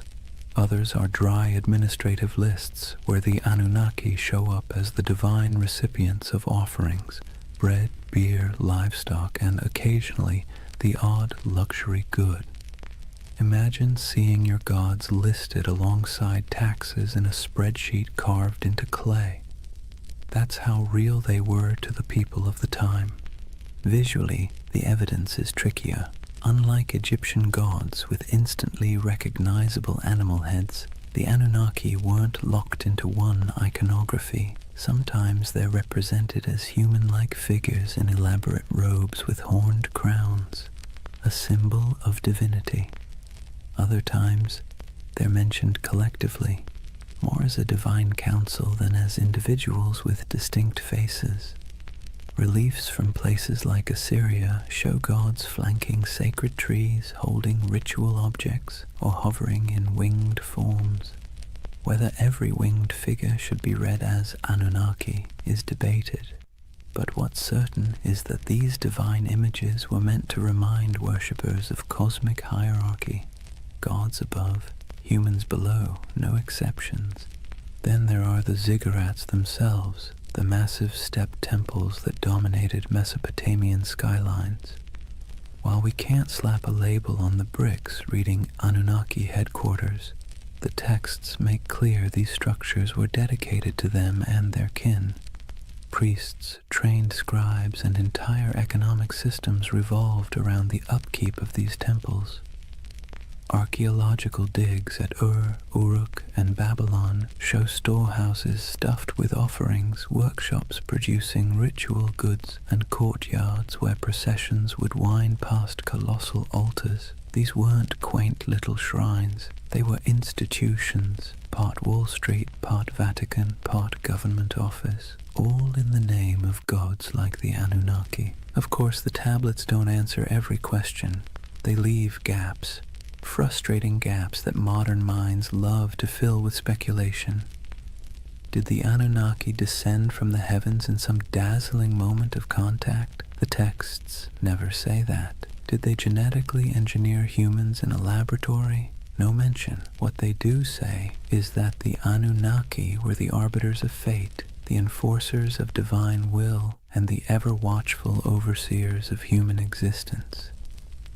They're described as present in the underworld, as the ones who decree destinies, and as an assembly that even other gods had to respect. The challenge and the beauty of the archaeological evidence is that it roots the Anunnaki firmly in the ancient imagination without giving us neat answers. What survives is clay, dry, cracked tablets that were once wet mud in the hands of scribes. Reliefs chipped out of palace walls, broken statues that once carried offerings, the echoes of rituals performed in smoke-filled courtyards. The Anunnaki live on through these fragments, like a puzzle with half the pieces missing, and maybe that's why they remain so compelling, because the evidence is enough to prove they were central to Mesopotamian life, but not enough to fully explain them, which leaves space, too much space, for centuries of speculation from serious scholarship to, well, let's just say, less serious theories about alien overlords building irrigation canals. Now, here's where things take a sharp turn from dusty tablets to late-night cable television. For thousands of years, the Anunnaki lived quietly in broken clay fragments and forgotten ziggurats. Then the 20th century rolled around, and suddenly they were recast as cosmic engineers from another star system. The gods of the underworld became astronauts, and the myths of Mesopotamia were rebranded as ancient history's greatest cover-up. The name most associated with this reimagining is Zecharia Sitchin, a writer who in the 1970s published a series of books claiming that the Anunnaki weren't just gods. They were extraterrestrials from a mysterious 12th planet he called Nibiru. According to his interpretation of Sumerian texts, these beings came to Earth hundreds of thousands of years ago, mined gold to repair their failing atmosphere, and genetically engineered humanity as a labor force. Essentially, humans are the original interns in someone else's cosmic business plan. Sitchin's book sold like hot bread in a Mesopotamian market. They tapped into a cultural moment when UFOs, space exploration, and Cold War paranoia made alien narratives irresistible. His Anunnaki weren't just mythic figures. They were proof, he claimed, that our origins weren't entirely our own. The gods of Sumer weren't metaphors, they were visitors, technicians, and in some versions, slave masters. And conveniently, they promised to return someday, which gave the whole story a nice mix of biblical prophecy and sci-fi cliffhanger. From there, the Anunnaki leapt into popular culture. They became staples in documentaries, internet forums, video games, and conspiracy theories. You've probably seen them lurking in the background of the History Channel's Ancient Aliens, their horned crowns swapped for astronaut helmets in digital recreations. They pop up in books arguing that ancient architecture, the pyramids, Stonehenge, Machu Picchu, was the handiwork of godlike beings with advanced technology. Never mind that the Sumerians never claimed their ziggurats were rocket launch pads. The imagery proved too enticing for modern imaginations. The Anunnaki as aliens theory has sticking power because it blends two irresistible ideas, that the gods were real and that humans didn't climb the ladder of civilization entirely on their own. It offers mystery, grandeur, and, let's be honest, a touch of flattery. Because if aliens engineered us, then clearly we're special, or at least somebody's favorite experiment. Of course, historians and archaeologists roll their eyes hard enough to sprain something when these theories come up. There's no tablet that says, by the way, we came from planet Nibiru. There's no evidence of spaceports in Ur or genetic labs in Babylon. The texts talk about floods, fate, rituals, and divine councils, not interstellar travel. But for many people, that's part of the fun. The gaps in the evidence are fertile ground for imagination, and Sitchin's Anunnaki filled those gaps in a way that captured millions of readers. It's worth pausing, though, to ask why. Why did the Anunnaki, of all the gods in human history, become the poster children for alien theories? Why not the Greek Olympians, or the Norse pantheon, or the Aztec deities? Partly it's because Mesopotamia is so old. These myths stretch back to the dawn of writing, which makes them feel like they contain hidden truths, the first draft of humanity's story.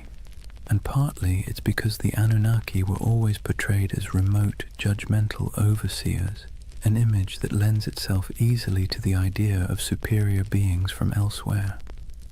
So, in the modern imagination, the Anunnaki have been rebranded, no longer just the moody gods of grain and flood. They're star travelers, geneticists, and absentee landlords of Earth. Whether you buy it or not, you have to admit, it's a heck of a career change for a bunch of ancient underworld judges. So, let's weigh the scales. On one side, we have archaeologists with dirt under their fingernails, carefully piecing together tablets baked 5,000 years ago. On the other, we have modern storytellers claiming the Anunnaki were gold-mining astronauts with a taste for human DNA. Which side is right? Well, that depends on whether you prefer your history served with clay dust or with tinfoil hats. First, the debunking side. Professional Assyriologists, those are the folks who actually read cuneiform, not just squint at it until it looks like spaceships, are nearly unanimous. The alien Anunnaki theory has no basis in the texts. The tablets describe gods with human emotions, divine councils, underworld judges, and mythic battles. They don't describe rocket launches, orbiting planets, or genetic splicing.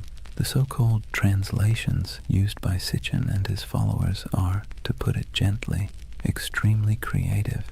Imagine reading a cookbook, ignoring the ingredients list, and deciding it's actually a secret guide to time travel. That's about the level of scholarship we're talking about. Historians also point out that Mesopotamian myths are not unique in describing gods coming from the heavens or shaping humanity. Nearly every culture personified natural forces, storms, floods, fertility, death, as divine beings. The Anunnaki fit neatly into this pattern. Their role as overseers of fate and cosmic order makes sense in a world where rivers could make or break your survival overnight. They were not literal engineers from outer space. They were metaphors dressed in horned crowns.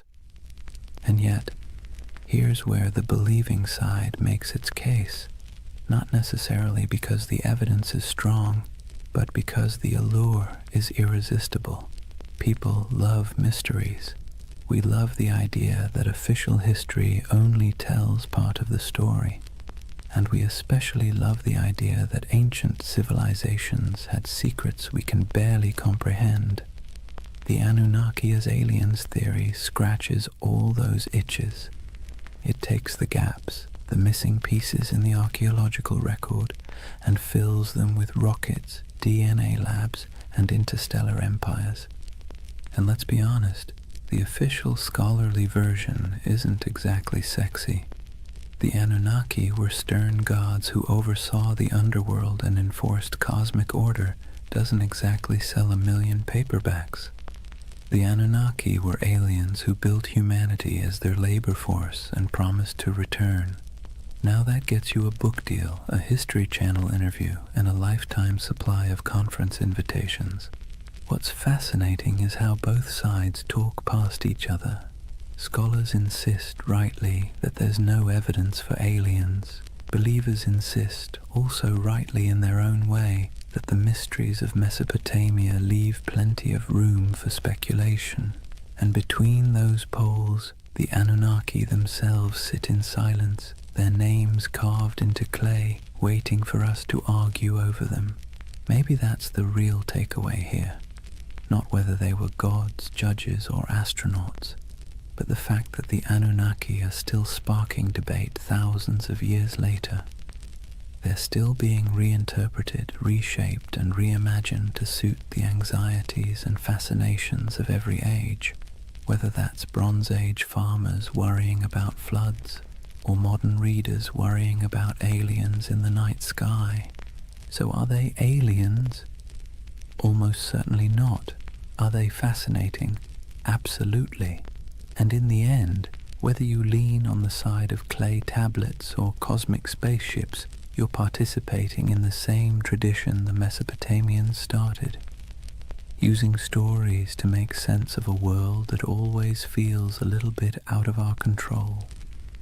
Here's the thing, whether you side with the cautious archaeologists or the ancient astronaut crowd, one fact is undeniable. The Anunnaki have staying power. Thousands of gods have come and gone, their names forgotten, their temples reduced to rubble, but somehow the Anunnaki still loom in our imagination, stubbornly refusing to fade. Why? What is it about this particular group of deities that continues to haunt us? Part of the answer lies in timing. The Anunnaki belong to the very earliest chapters of human history. When we talk about them, we're not just talking about some late add-on to mythology. We're talking about gods that walked hand in hand with the invention of writing, cities, and law. They're baked into the foundations of civilization itself. To imagine them is to imagine the dawn of human organization, when the rules of existence were still being scribbled on clay for the very first time. That alone gives them an aura of primordial authority. Another part is their personality. Unlike distant creator gods who retreat into the heavens after making the world, the Anunnaki were meddlesome. They judged, they punished, they demanded offerings. They were nosy landlords of human destiny, constantly keeping score. And let's be clear, that resonates because it feels familiar. Who hasn't felt like life is governed by forces beyond your control, demanding rent, setting impossible rules, and punishing you when you fall short? The Anunnaki embody that eternal human anxiety that someone powerful is watching and that your fate is never entirely your own. Then there's the modern twist. Once writers like Sitchin recast them as aliens, the Anunnaki slipped neatly into our age of science fiction. Suddenly they weren't just gods in dusty temples. They were interstellar overlords, genetic engineers, perhaps even visitors who might return. That storyline dovetails perfectly with our cultural obsessions, UFO sightings, government cover-ups, the dream that humanity's origin story has a cosmic footnote. The Anunnaki became flexible enough to serve both the skeptic and the dreamer, the scholar and the conspiracy theorist. But maybe the deepest reason they captivate us is because they stand at the intersection of myth and mystery. They are ancient enough to feel weighty, mysterious enough to feel open-ended, and human enough to feel relatable. They bridge the gap between the world we know and the world we suspect might exist just beyond our understanding. Whether as gods, symbols, or aliens, the Anunnaki invite us to ask big questions about control, destiny, and the possibility that humanity isn't entirely steering its own ship. And so they linger on broken tablets in dusty museums, on the shelves of UFO bookstores, in memes, podcasts, video games, and documentaries. They've outlived the cities that once worshipped them, and they'll probably outlive our own stories too, because the Anunnaki aren't just gods of the underworld. They're gods of imagination, and that, in the end, might be the only immortality any deity truly needs. Chapter 4. Legacy, Splendor, and Echoes in Time. If you were a Mesopotamian king, life wasn't just about managing crops or worrying about canal maintenance. That was for everyone else. Your main job, besides bragging in stone, was to convince people that the Anunnaki were firmly in your corner. Ruling wasn't just politics, it was theater, and the Anunnaki were the ultimate stage props. Step into the palace of a Babylonian ruler and look at the walls. Carvings show the king standing tall, flanked by divine symbols, winged discs, horned crowns, stars etched above his head.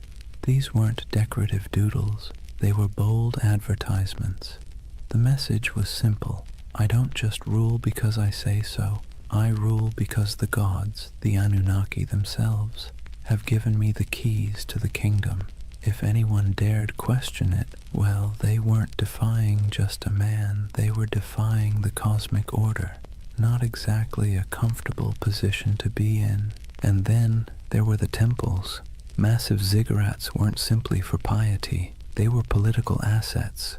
Kings poured resources into these towering mud brick staircases to heaven, dedicating them to the Anunnaki as if they were paying off a divine mortgage. Each new level added, each gleaming brick was another way of saying, see how devoted I am?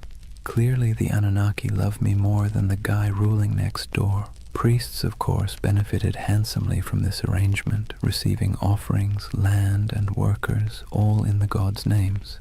Kings and priests together formed a kind of divine PR firm, endlessly reminding everyone that their power flowed straight from above. Rituals, too, were carefully choreographed to spotlight this connection.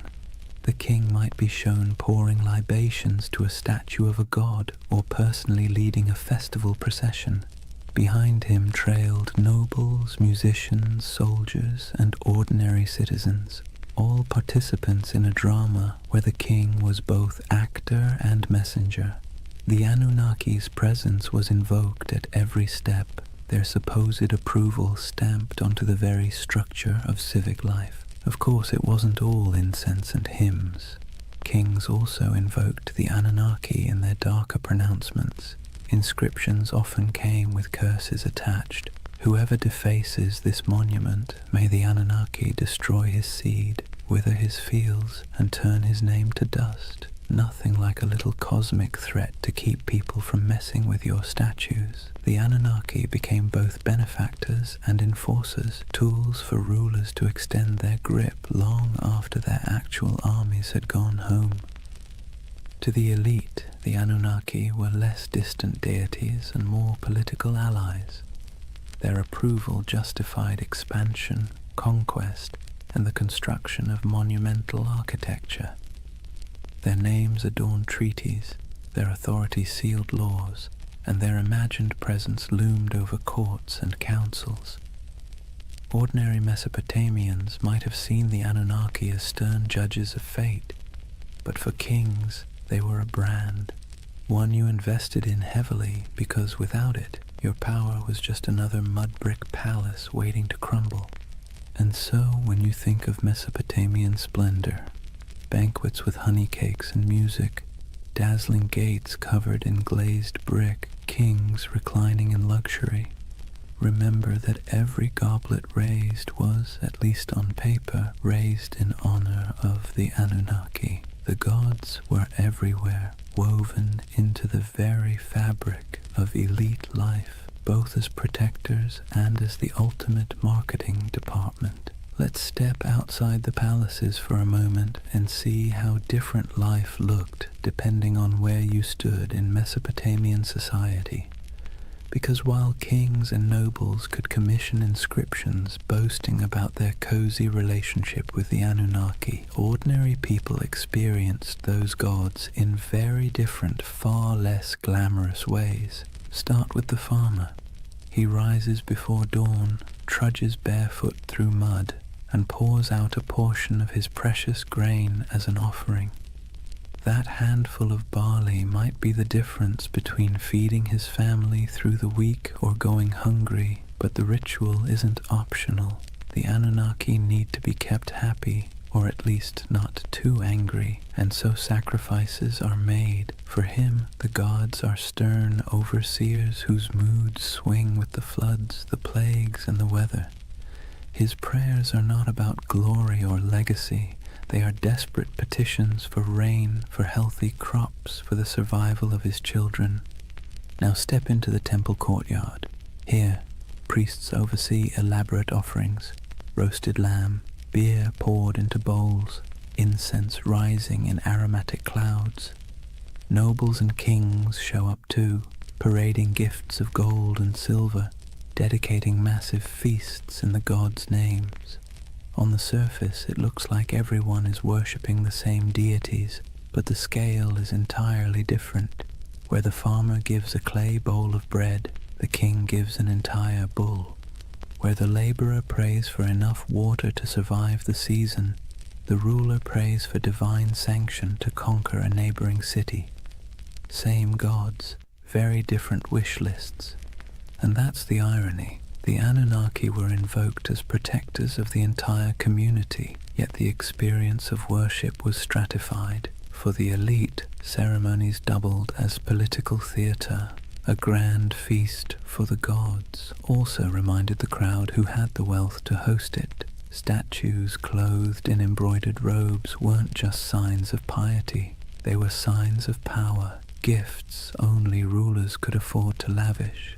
The gods, in other words, could be co-opted into a luxury brand. For ordinary people, the relationship was more anxious, even exhausting. You lived in constant fear of offending the divine, often through mistakes you didn't even understand. Did you skip a ritual unknowingly? Did a bad dream mean you had angered a god? The Anunnaki were less symbols of splendor and more reminders of how small, fragile, and vulnerable your life was. While kings used the Anunnaki to justify authority, you used them as insurance, however unreliable, against catastrophe. So picture the contrast. In the palace, banquets lit by oil lamps, honey cakes dripping with syrup, nobles reclining as musicians play, the king raising a jeweled cup to the gods. In the commoner's home, a dim reed fire, a bowl of barley porridge, children sleeping on mats, while parents whisper prayers that the river won't flood that night. Both acts are framed as honoring the Anunnaki, but the emotional reality could not be more different.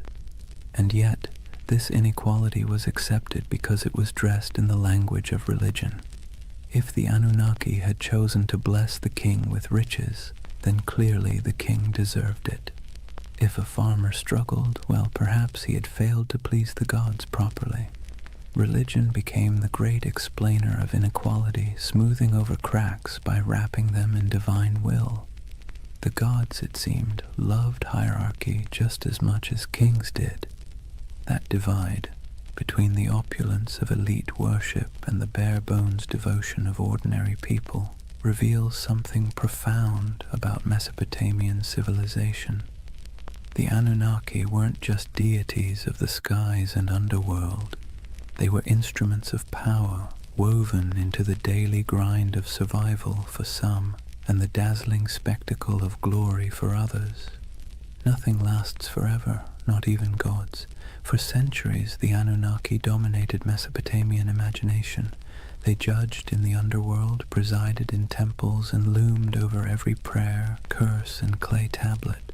But slowly, quietly, they began to fade, not because people suddenly stopped believing in gods altogether, far from it, but because new powers, new empires, and new religions rolled in, sweeping the old names into the shadows.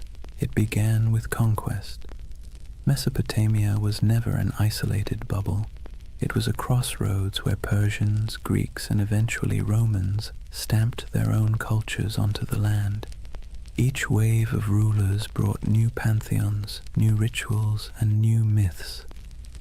The Anunnaki, once the unquestioned arbiters of fate, were slowly blended, reshaped, or outright replaced. A Babylonian might once have whispered prayers to Inanna or Enlil, but by the time of the Persians, attention shifted toward Ahura Mazda. Later, under Hellenistic influence, Greek gods elbowed their way into local imagination, blending awkwardly with the old Mesopotamian figures. The Anunnaki became echoes, half-remembered names tucked into older hymns and inscriptions, less feared than they once were. Even in the myths, they began to shrink. In the earliest texts, the Anunnaki were grand, mighty judges of humanity, controllers of storms and harvests. But later, their roles were downplayed, reinterpreted, or demoted. Some became minor underworld deities, their names appearing only in lists or rituals, stripped of personality. Others were absorbed into the identities of more dominant gods like Marduk, who rose to prominence in Babylon. It's as if the divine stage grew crowded, and the Anunnaki were pushed to the background, while new stars took the spotlight. Part of their decline came from the simple fact that memory is fragile. Myths were preserved on clay tablets, but those tablets broke, crumbled, or were buried under centuries of dust. Without scribes constantly rewriting and teaching them, names slipped away, and when temples fell into ruin, when ziggurats melted back into mud, the rituals that once kept the Anunnaki alive dissolved too. Gods require worshippers. Without daily offerings, songs, and fear, even the most intimidating pantheon becomes just a whisper in old stories. Yet their influence didn't vanish completely. Biblical writers remembered Babylon and its gods, often casting them as symbols of arrogance or oppression. Later cultures hinted at shadowy beings who sounded suspiciously like the Anunnaki, stern judges, watchful figures, half-remembered echoes of older myths. But their names, once shouted in temple courtyards, became faint murmurs in academic footnotes and archaeological reports. Imagine walking through the ruins of Ur or Babylon centuries after their decline. The great ziggurats are crumbling, reeds sprouting between broken bricks. Once bustling courtyards are silent save for the wind. The statues of gods are toppled or eroded, their once bright garments long since rotted. To stand there is to feel the silence of forgotten worship, a silence where the Anunnaki once thundered. And yet there's a strange comfort in that silence. Even the gods, it turns out, are subject to time. They too fade, replaced, rewritten.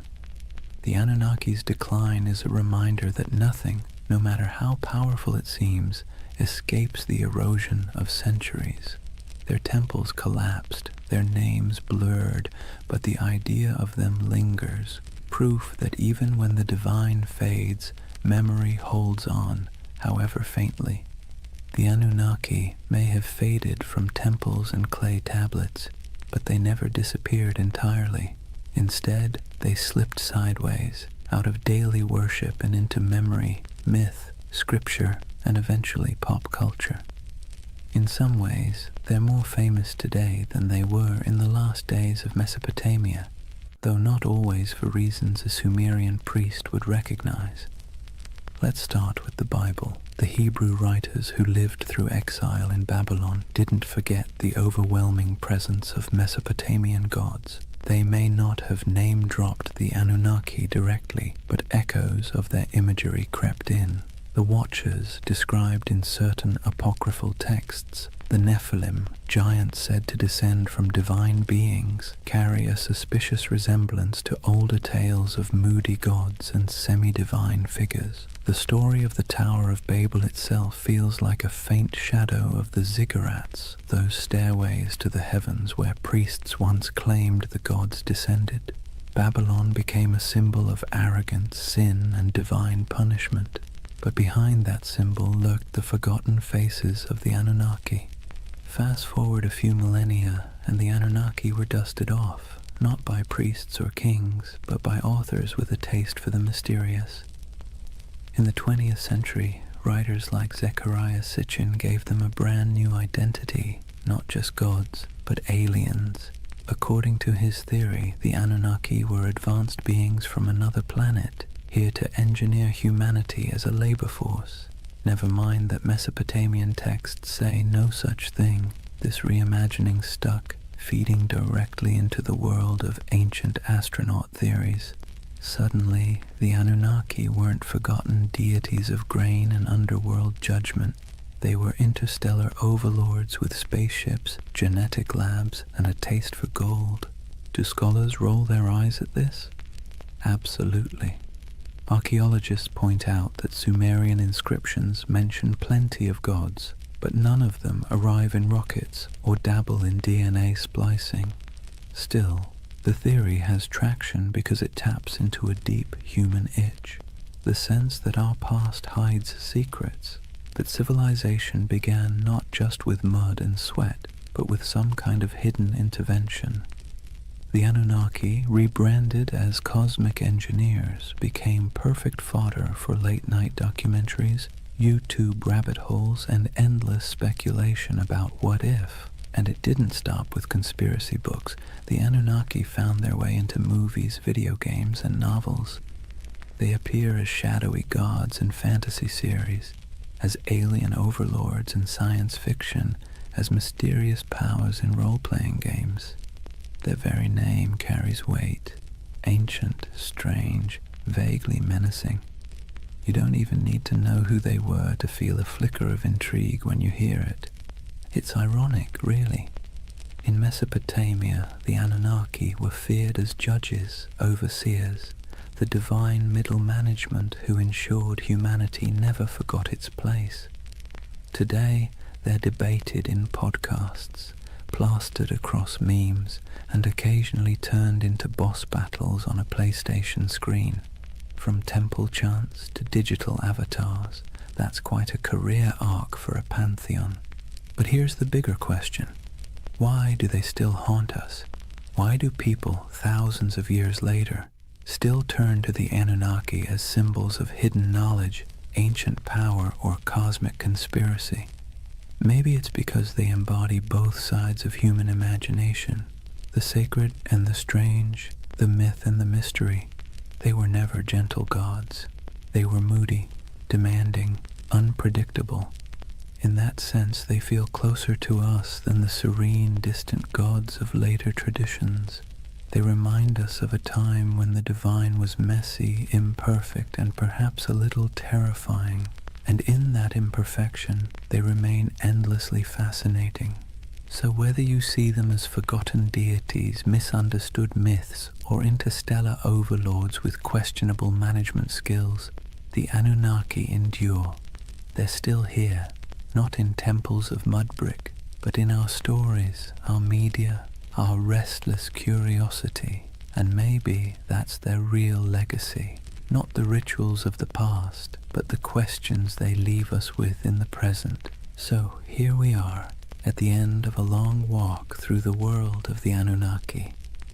From their thunderous presence in Mesopotamian temples to their quiet afterlife in pop culture, they have proved to be more than just forgotten gods. They are a mirror of how humans explain the unexplainable, manage fear, and weave stories to make sense of chaos.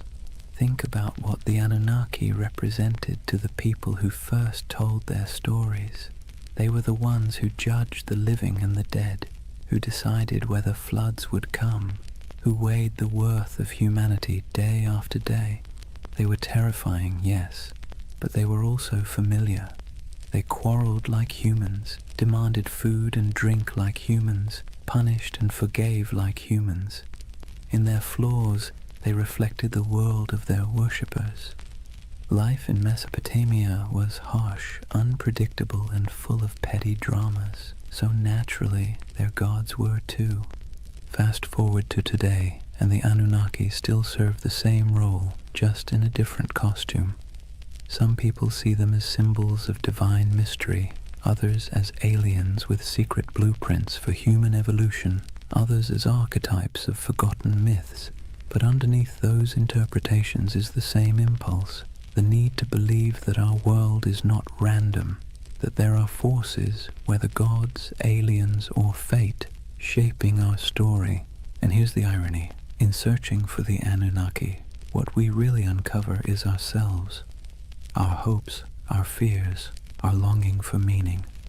Whether in temple hymns, clay inscriptions, or late-night conspiracy videos, the Anunnaki are less about the gods and more about the humans who imagined them.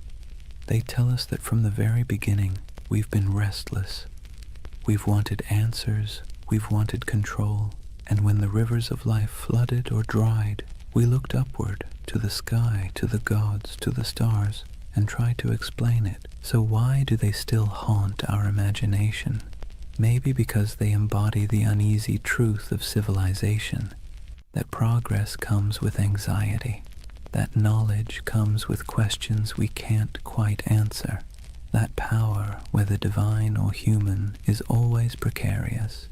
The Anunnaki remind us that even at the dawn of history, people wrestled with the same feelings we carry today: awe, fear, wonder, doubt. And as you drift into sleep tonight, let that thought settle in gently. The Anunnaki may be gone, their names eroded by time, their temples reduced to dust, but the echoes of their stories still ripple through us, not as warnings from stern gods, but as reminders of our own humanity. The rivers rise and fall, empires bloom and crumble, gods fade, then return in new disguises. Yet the rhythm of life carries on. In the quiet of your own night, you don't need to worry about divine judges weighing your worth.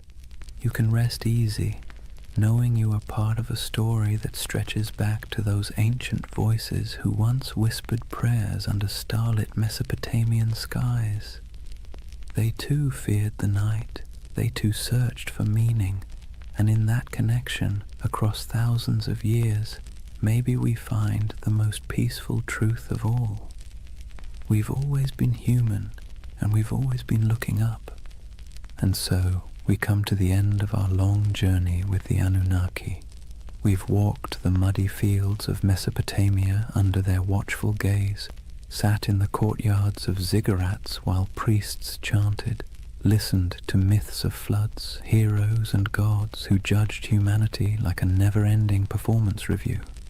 We've seen them fade into dust, only to reappear in new disguises, as echoes in scripture, as theories of alien visitors, as symbols of mystery and power. What's remarkable is not that the Anunnaki vanished, but that they never truly left. They live on in the stories we tell, in the patterns of our thought, in the restless curiosity that keeps humans forever asking, what if? They are a reminder that civilization itself began with questions, with awe, with fear, with the desire to turn chaos into order. And in their myths, we can still hear the heartbeat of the first cities, the first prayers, the first sleepless nights. But unlike those ancient people lying awake under reed roofs, fearing floods, demons, and divine wrath, you don't need to worry tonight. The Anunnaki may have been restless gods who never slept, but you can. The rivers outside your window aren't about to rise and sweep you away. The stars aren't omens of disaster, just quiet lights marking the night sky. The fears of yesterday can stay in yesterday, so take a breath. Let the weight of history ease your own thoughts.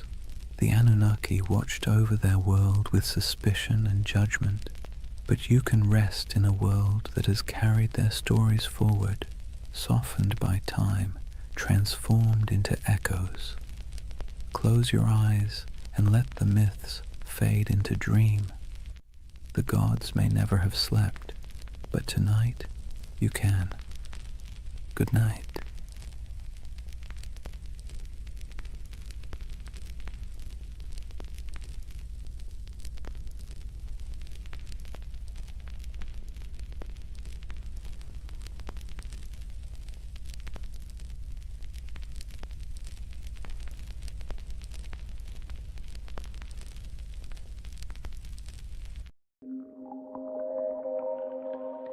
Sometimes history hides things so enormous that we only notice them when we leave the planet.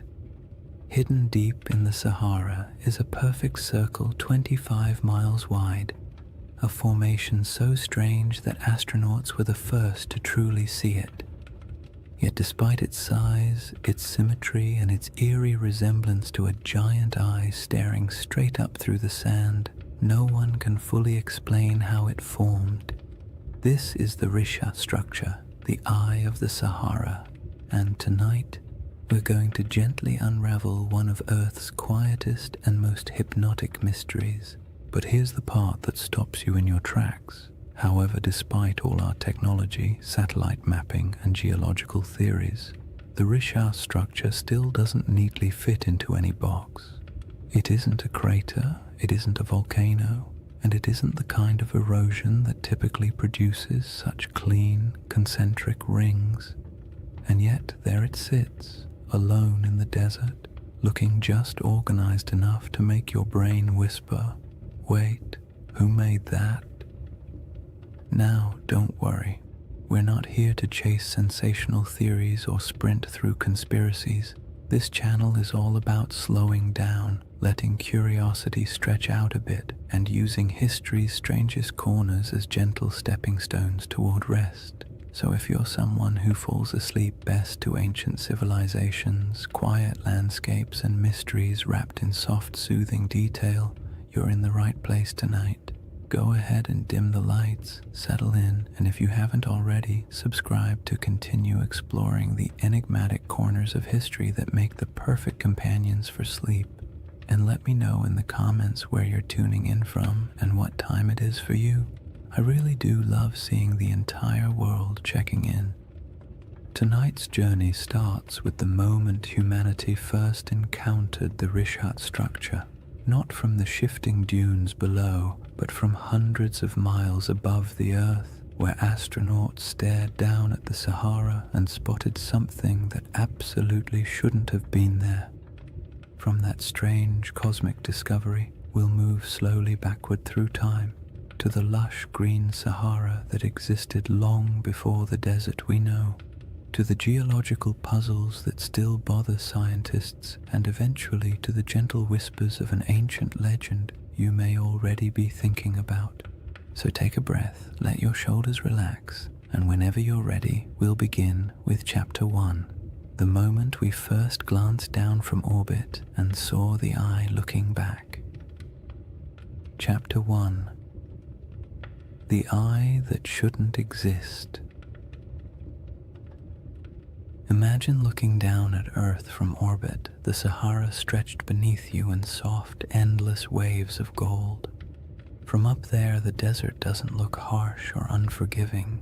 It looks calm, like a giant sleeping creature under a pale blue sky.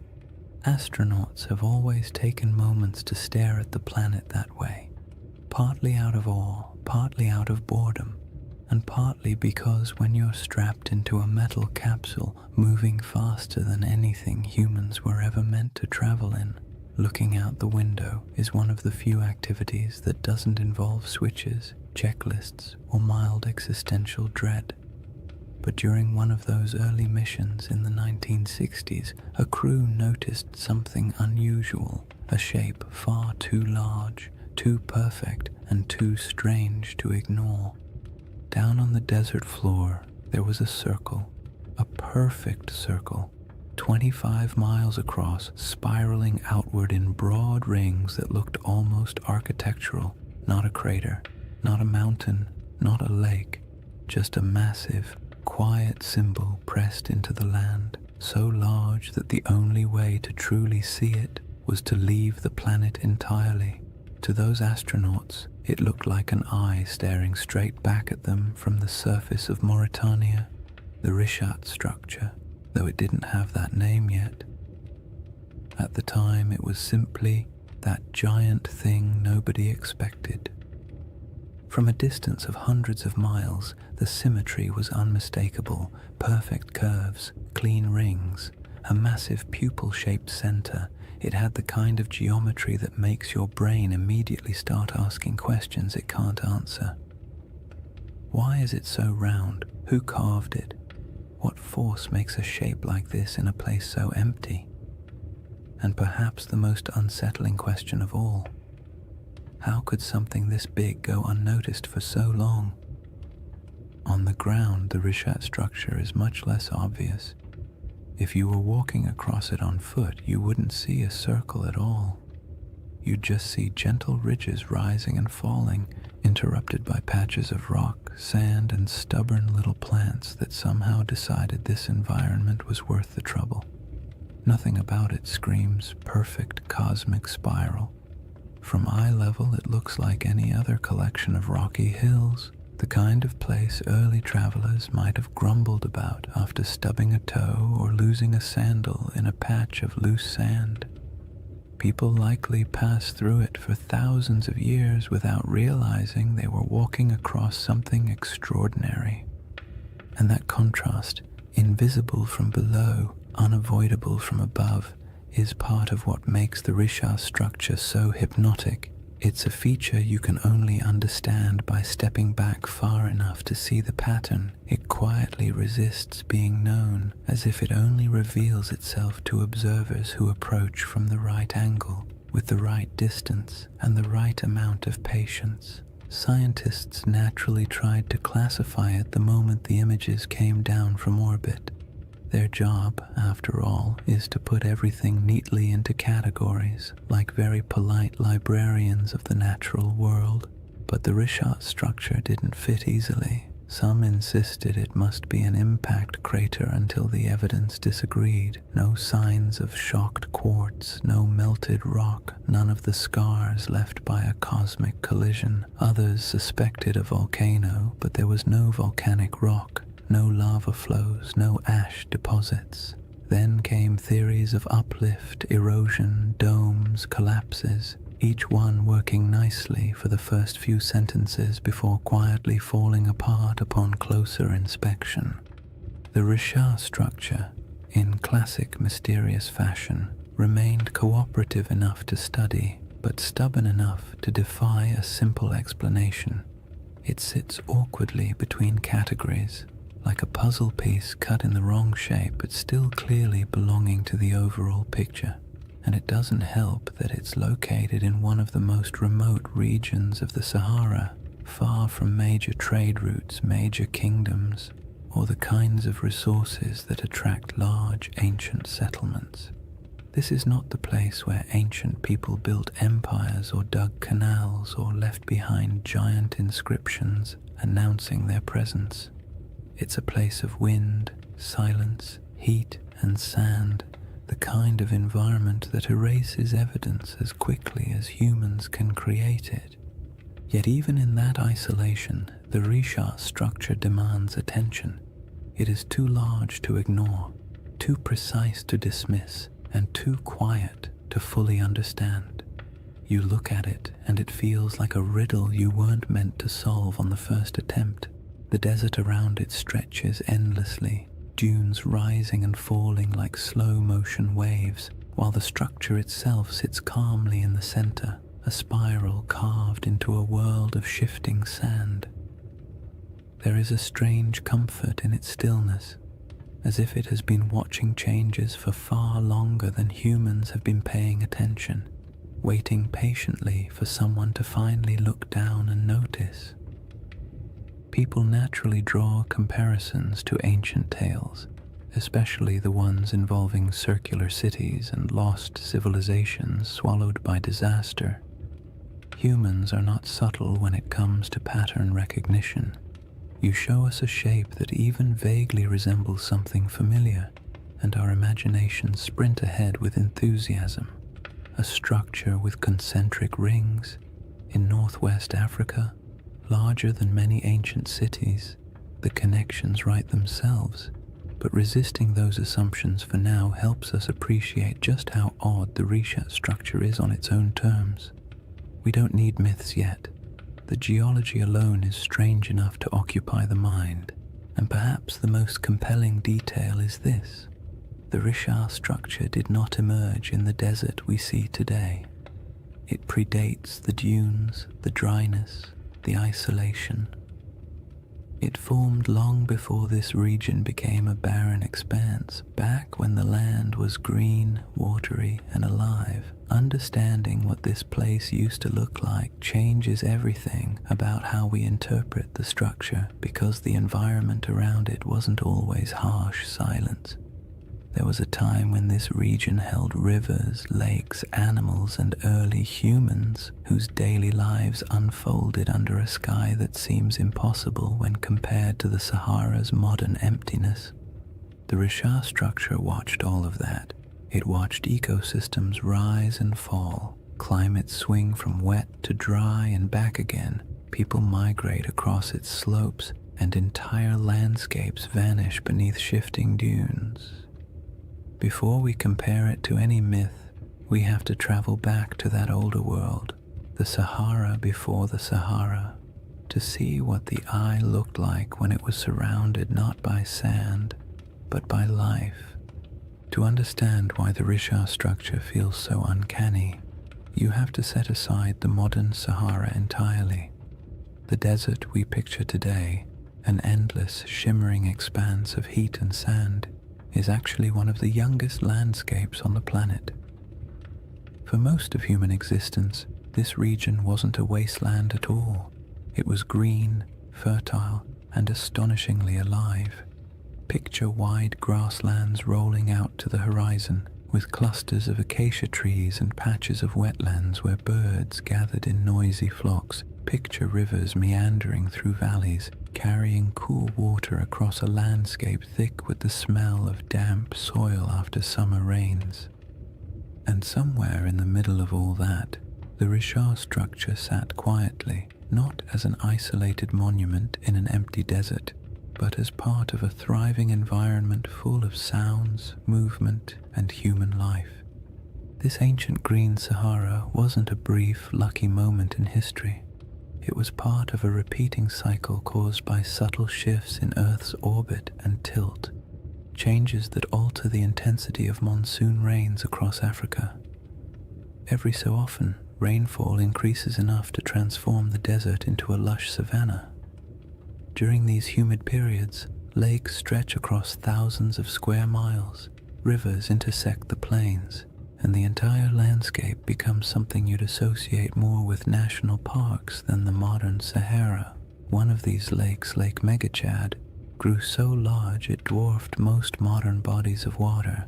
Today it's reduced to a fraction of its former size, but the ancient shoreline is still visible from space, ghostly arcs etched into the ground. People lived in this green Sahara, not mythical super beings or forgotten high-tech civilizations, just ordinary families doing the same things humans have always done. carrying water, tending fires, raising children, arguing about small chores, making tools because stores wouldn't exist for another 10,000 years. They carved rock art showing giraffes, cattle, and hunters. They painted scenes of life that would feel familiar even now. Herders guiding animals, groups traveling together, children playing near pools of water. These paintings sit today in silent caves and overhangs, reminders that the desert once held a different world entirely. In that greener age, the Risha structure would have been part of daily life, not an object of wonder, not a sacred shape, not a giant spiral people tried to decode. Just land from the ground. The structure doesn't appear circular. You only see ridges and slopes, gentle arcs rising and falling like the ribs of a giant slowly sleeping beneath the surface. Early humans would have walked across it without a second thought. Maybe they used its higher points as lookout spots to scan for animals. Maybe they sheltered in its inner valleys when storms rolled through. Maybe they avoided certain parts out of superstition, or maybe they never thought about it at all. Most likely it was simply background scenery, the same way we barely notice the hills near our own towns unless someone points out their shape. But even if it blended into the landscape, the Rishat structure would have quietly shaped the rhythm of life around it. The ridges could have guided migration paths. Water might have pooled in certain low areas after seasonal rains. Vegetation could have grown thicker in pockets where moisture collected. For thousands of years, people and animals would have used the structure without realizing they were interacting with something that would one day puzzle scientists, entice researchers, and inspire late-night conversations about lost civilizations and ancient catastrophes. As the climate shifted and rainfall declined, the green Sahara slowly began to fade. Lakes shrank, rivers dried, vegetation withered. The smell of earth after rain became less common.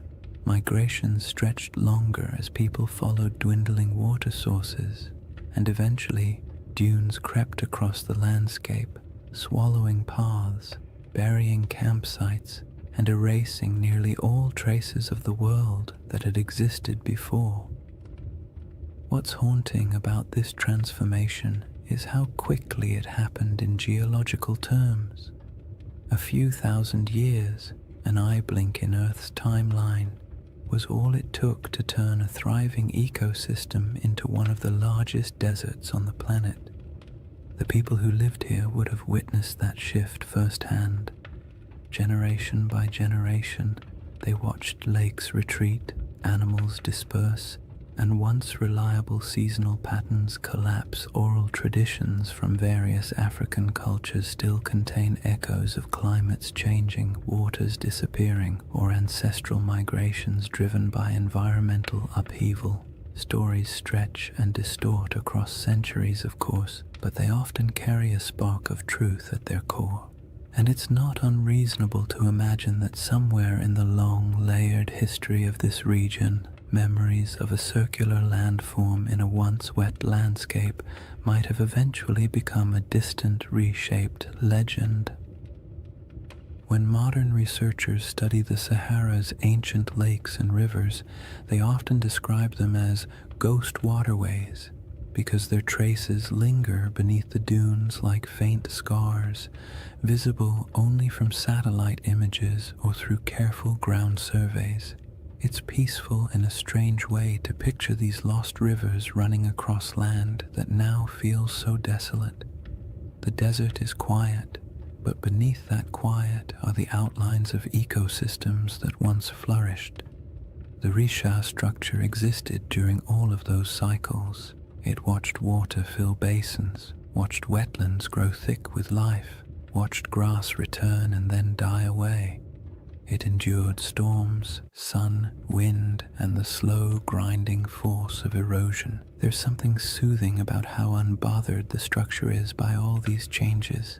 Landscapes rise and fall, climates swing wildly, civilizations appear and vanish, and the Risha structure simply remains. It doesn't tell its own story. It doesn't announce its presence. It doesn't offer answers. It's just there, a constant in a world where almost nothing else is.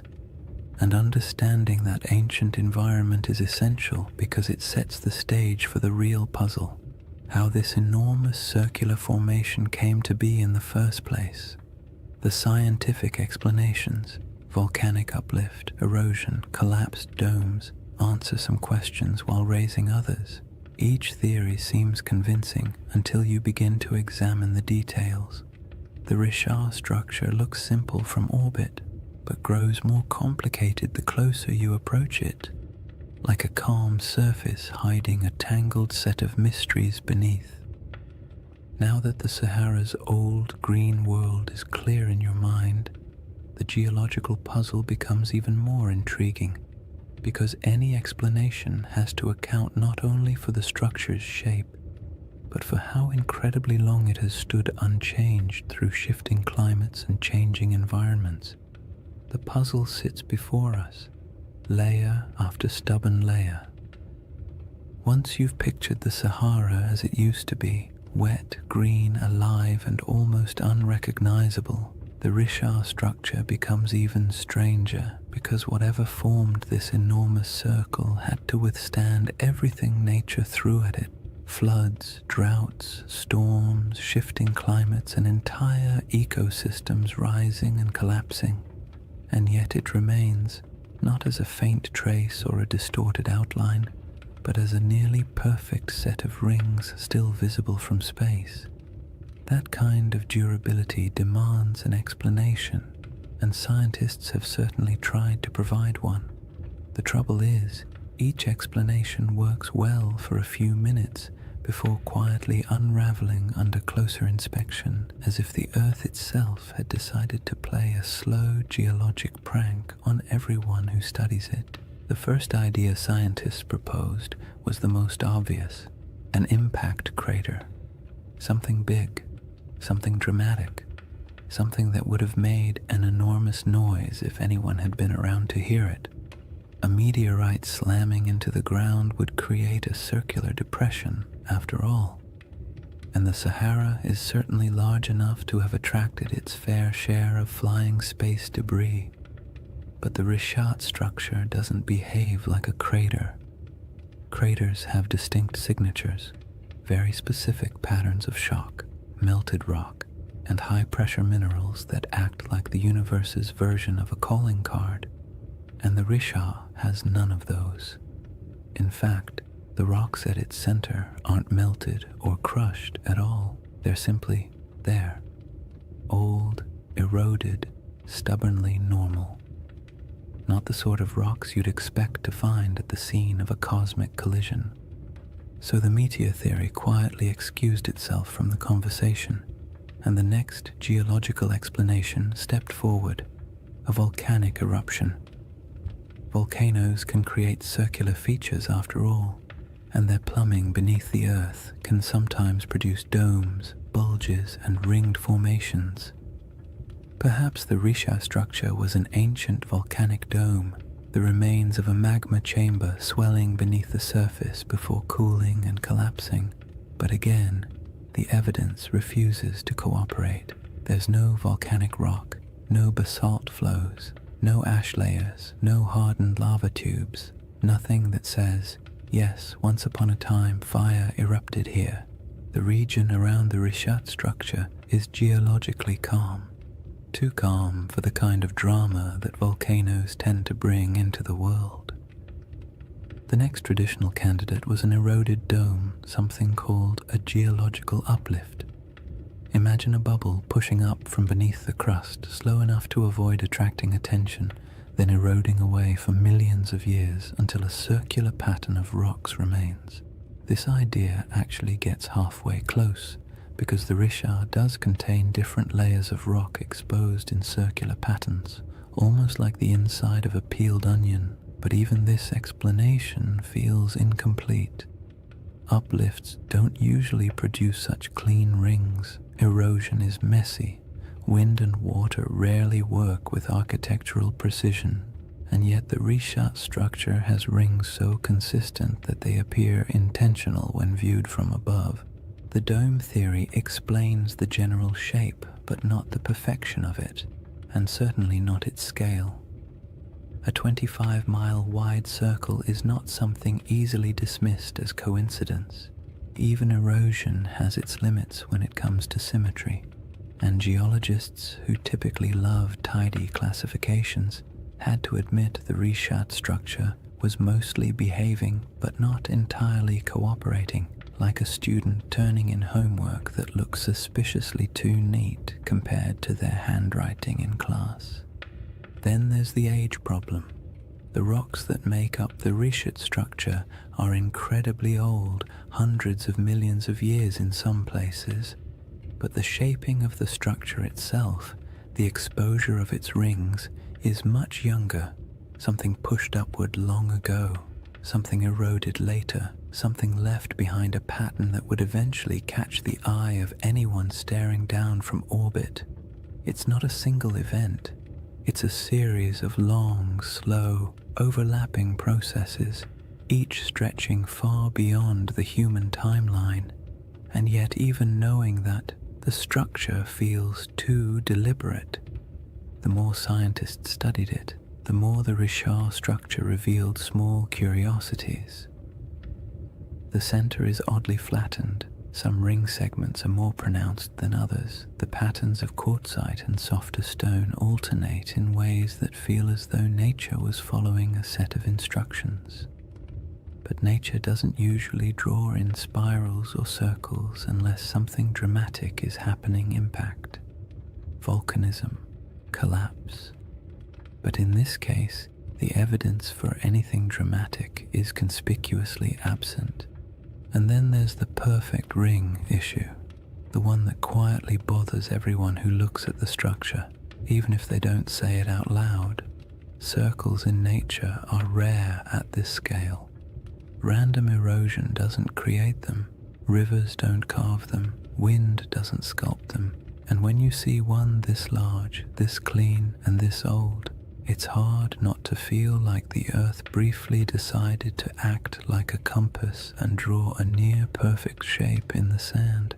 It's not surprising that the Richard structure often leaves people with a vague sense of unease. Not fear, not dread, just the gentle discomfort of encountering something that feels too orderly in a world built on chaos. Geologically, the best explanation we currently have is that the Richard structure started as a circular uplift, a dome of ancient rock that rose slowly from the earth long before humans existed. Over tens of millions of years, wind and water eroded the softer materials, leaving behind harder rings of quartzite that resisted erosion. In essence, the shape is a natural accident, a byproduct of uplift plus erosion plus time. But even if this is the correct explanation, it still doesn't quite satisfy the imagination, because most uplifts don't look like this. Most erosion doesn't cooperate so neatly. And so the Richard structure lives in that strange middle space, scientifically explainable, yet visually suspicious, like a naturally occurring optical illusion, a formation that checks enough geological boxes to avoid being classified as supernatural, yet raises enough questions to spark curiosity in anyone who looks at it. It's the kind of feature that almost begs for a story or a legend, something to give meaning to its shape, even if that meaning exists only in the human mind. Once you've explored the geological explanations and realized none of them fully capture the structure's quiet strangeness, it becomes easier to understand why some people entertain a very different question.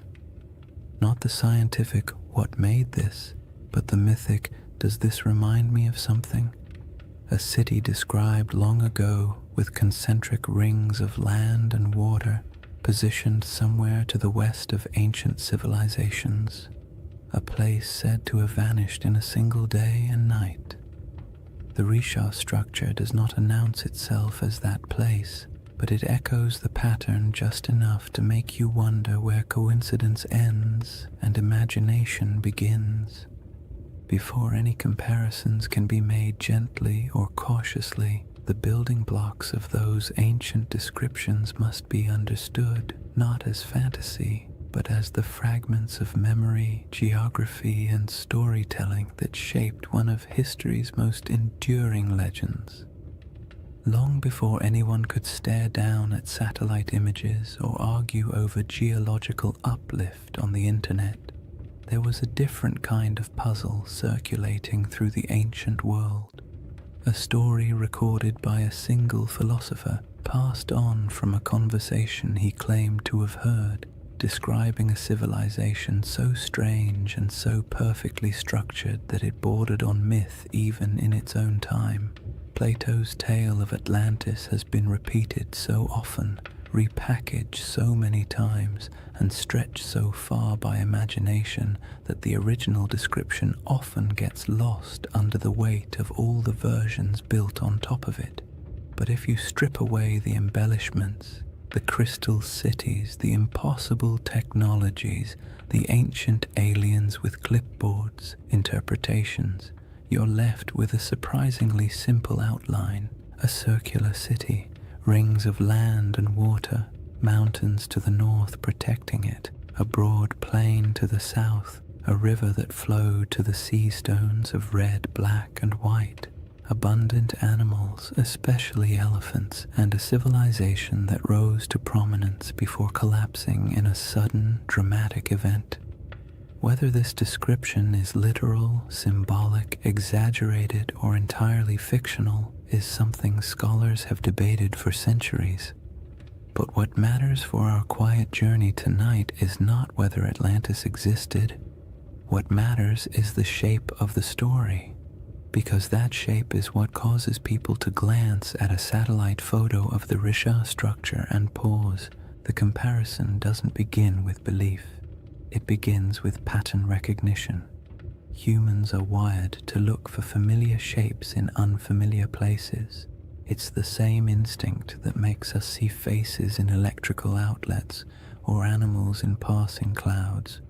So when someone sees a massive set of concentric rings in northwest Africa, a structure wrapped in mystery and sitting in a region that once held rivers, lakes, and life, it's reasonable that part of their brain whispers, "This looks like something I've heard before." The resemblance is not perfect, not literal, not conclusive, but it's enough to make curiosity shift in its seat a little. Consider the colors Plato mentions: red, black, and white stones. The Rishat structure, like much of the Sahara, contains layers of rock and sediment that naturally fall into those shades. Iron-rich sandstone brings the red. Basalt and volcanic remnants elsewhere in the region bring the black, and pale limestones offer the white. No one is saying ancient builders selected them and arranged them like a geological art project, but the coincidence is interesting, especially when paired with the natural ring pattern visible from above. Then there are the mountains. Plato describes a notable mountain range to the north of Atlantis. The Risha structure sits in front of the Adrar Plateau, a raised, rugged region that would have looked like a natural wall in a greener era. Today, it's a dry, worn highland, sculpted by time and wind, but long ago it would have been more dramatic. Cliffs, ridges, and elevated land dotted with vegetation and wildlife. If early people lived in the region, they would have viewed those northern heights as a defining feature of their landscape. And what about animals? This part always surprises people because they imagine the Sahara as permanently empty. But during the African humid period, elephants were plentiful. So were giraffes, rhinos, crocodiles, and countless other species. Elephants weren't just passing through, they were thriving. Some rock art across the Sahara shows entire herds depicted with the casual familiarity of people who lived alongside them. So yes, if someone had described this region during one of its greener eras, full of elephants, would have been an accurate statement. The river connection is where things become both interesting and gentle in their ambiguity. In a lush Sahara, a river system could have flowed westward toward the Atlantic. Some ancient channels still appear faintly beneath the modern desert, traced by satellite radar and geological surveys. These channels hint that at least some rivers once traveled across areas that are now sand and stone. Whether any of them connected near the Richard structure is debated, but the possibility is not unreasonable. In a world where climates shifted dramatically, waterways did too. It's worth saying calmly and clearly, none of these correlations prove anything. They simply show why the mind wanders toward the comparison. The Richard structure does not need Atlantis to be interesting. Its mystery stands fully on its own. But when the circular shape, the colors, the mountains, the animals, and the long-lost rivers all quietly line up with parts of an old story, your thoughts naturally drift toward the what-if of it all. Plato wasn't writing a travel guide. He was a philosopher using allegory to make a point about human nature, power, hubris, and collapse. Atlantis, in his narrative, was less a factual account and more a moral lesson bundled into a geographic metaphor. Yet even then, scholars have noted that ancient myths often embed distorted memories of older events. Storms, floods, migrations, or lost settlements folded into stories, generation after generation. Myths protect what history doesn't always preserve. They store impressions of landscapes that no longer exist. They embellish, exaggerate, simplify, and dramatize, but something recognizable occasionally survives inside them. The Richard structure doesn't have ruins. It doesn't have walls, canals, columns, marketplaces, or any of the features you'd expect of a large city. The environment around it would have been challenging even in greener times. And human settlements from that ancient period would likely have left fragile traces now erased by thousands of years of wind and shifting sand. So the idea of it being a lost civilization rests not on evidence but on the shape alone, the irresistible symmetry that triggers recognition even when no proof supports it. That's part of the comfort of this mystery. It doesn't demand belief. It simply invites curiosity. You don't have to imagine ancient kings or advanced societies. You don't have to build a hidden metropolis in your mind. All you need to do is stand quietly before a satellite image and let the shape speak for itself. A giant ringed formation in the middle of an ancient landscape that has changed almost beyond understanding. Somewhere between geology, memory, climate, erosion, and myth sits the Richard structure. It tells us nothing directly. It refuses to commit to any single story, and perhaps that's why it remains such a calming mystery, one that doesn't need dramatic conclusions or bold claims. It only needs an open horizon, a quiet night, and the imagination drifting gently toward possibilities. Chapter 2 begins with the world that once surrounded this structure, a world of forgotten lakes, shifting climates, and early peoples who lived in a Sahara that doesn't resemble the one we know today. Chapter 2: A Lost World Buried in Sand. To step into the next layer of the Richard mystery, you have to imagine a Sahara that feels almost impossible compared to the one we know today. Not the hot, shimmering, bone-dry desert that stretches endlessly across maps, but a world so green and alive that if you were dropped into it without context, You might not even guess you were standing in northern Africa at all.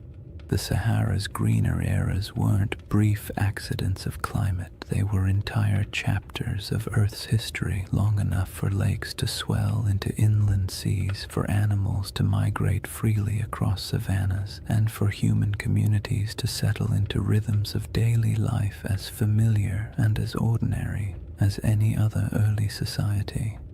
In that forgotten landscape, the Richard structure wasn't an isolated swirl of geology in a barren desert. It was simply part of the scenery, a ringed plateau sitting quietly in a world full of life.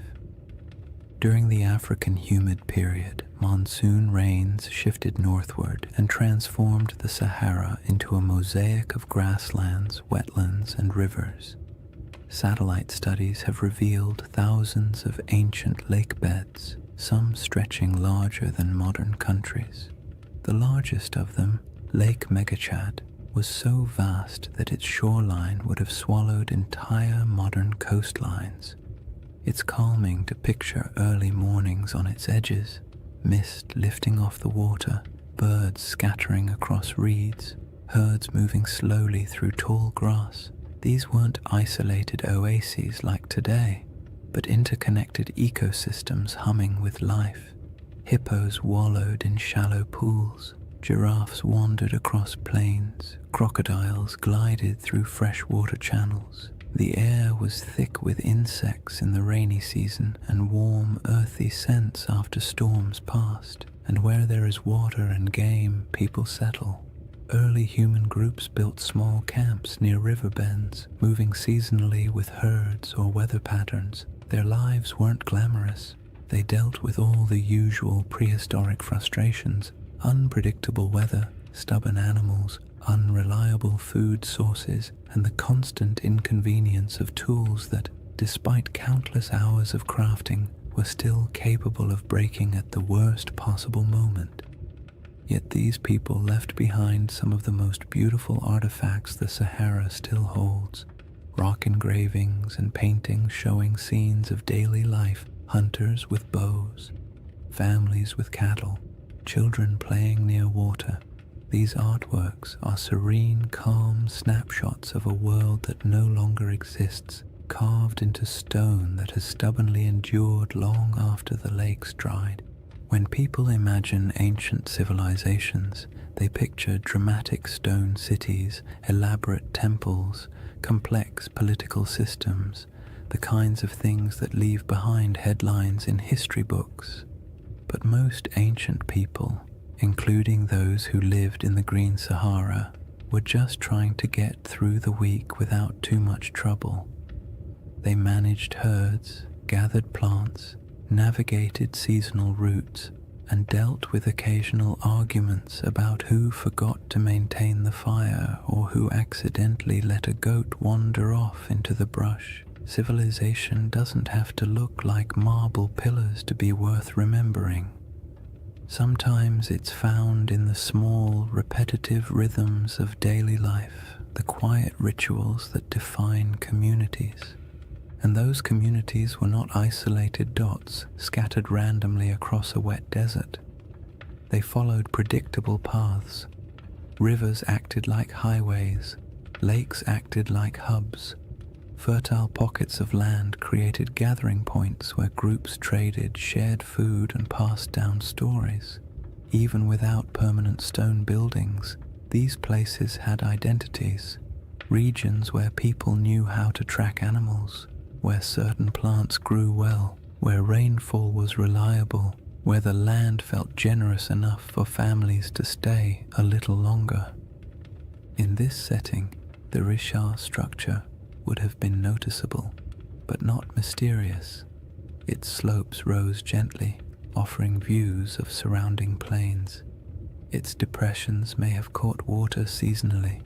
Its ringed layers might have supported different kinds of vegetation depending on rain and soil. People could have camped along its edges, used its higher ground for scouting, or traveled across it without realizing they were walking across an enormous circular formation that future generations would discover only from space. It was a feature of the land, not a legend, a place you pass through while thinking about practical concerns, shelter, food, weather, instead of trying to decode the terrain beneath your feet. Some researchers have suggested that pockets of early Saharan cultures may have grown surprisingly sophisticated during particularly wet periods, not in the sense of monumental architecture or complex written languages, but in social networks, trade patterns, and livestock management. Evidence shows early domestication of cattle in the region, and groups may have practiced proto-agricultural techniques around wetlands and lake margins.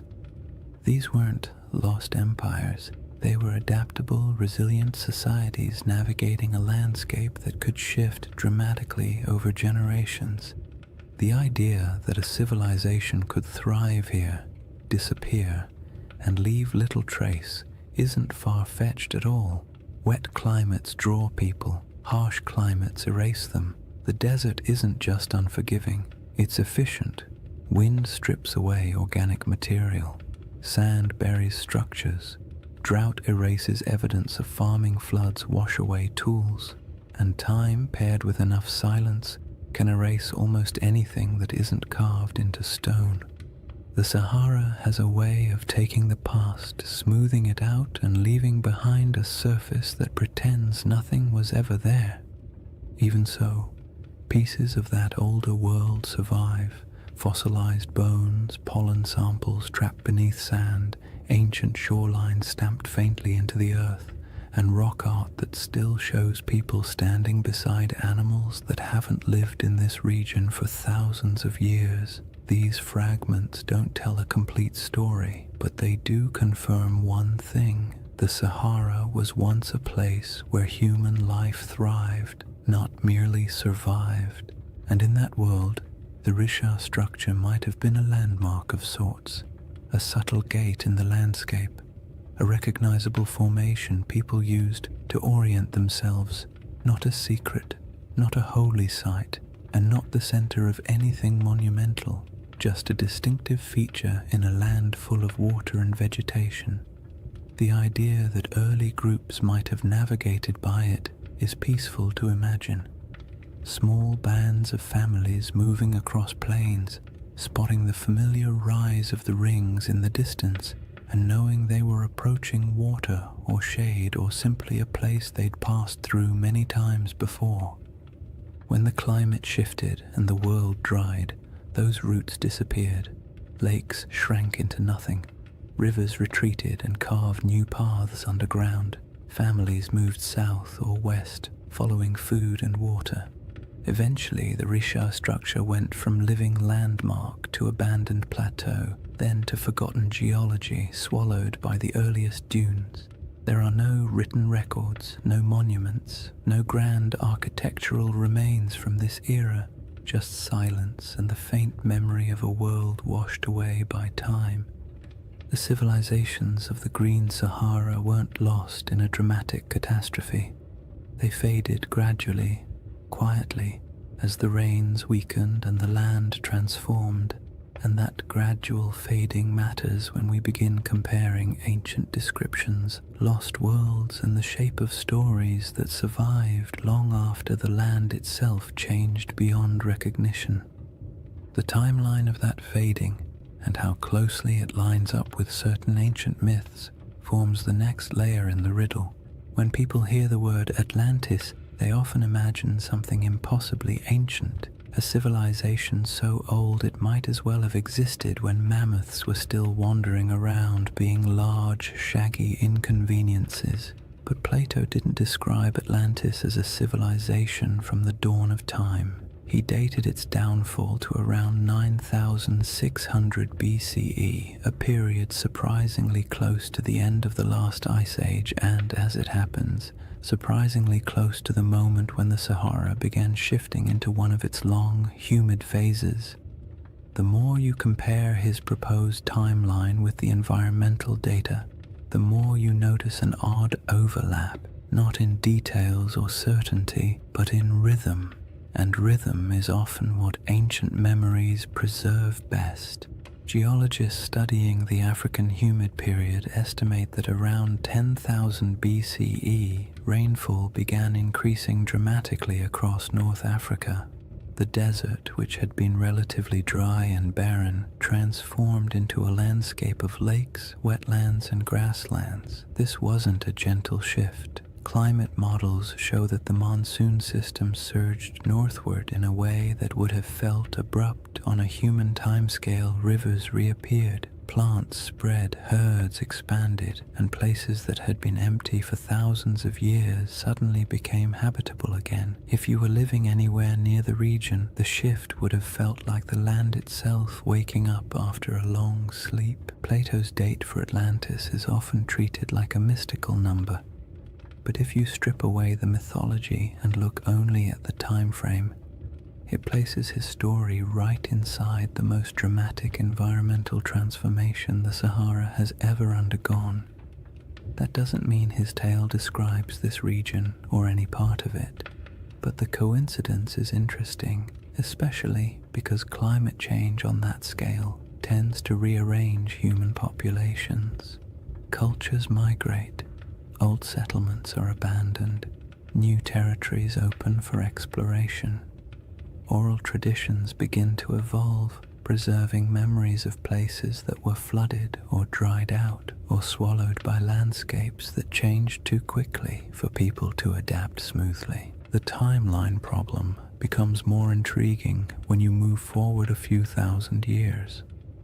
Between roughly 7,000 and 5,000 BCE, the Sahara was at the peak of its green transformation. Lakes were plentiful. Rivers connected regions that are now separated by hundreds of miles of sand. The climate was stable enough that people began developing more complex subsistence strategies, managing herds, experimenting with early forms of cultivation, and forming social groups large enough to leave meaningful traces in rock art and archaeological deposits. This period of stability lasted longer than many ancient civilizations.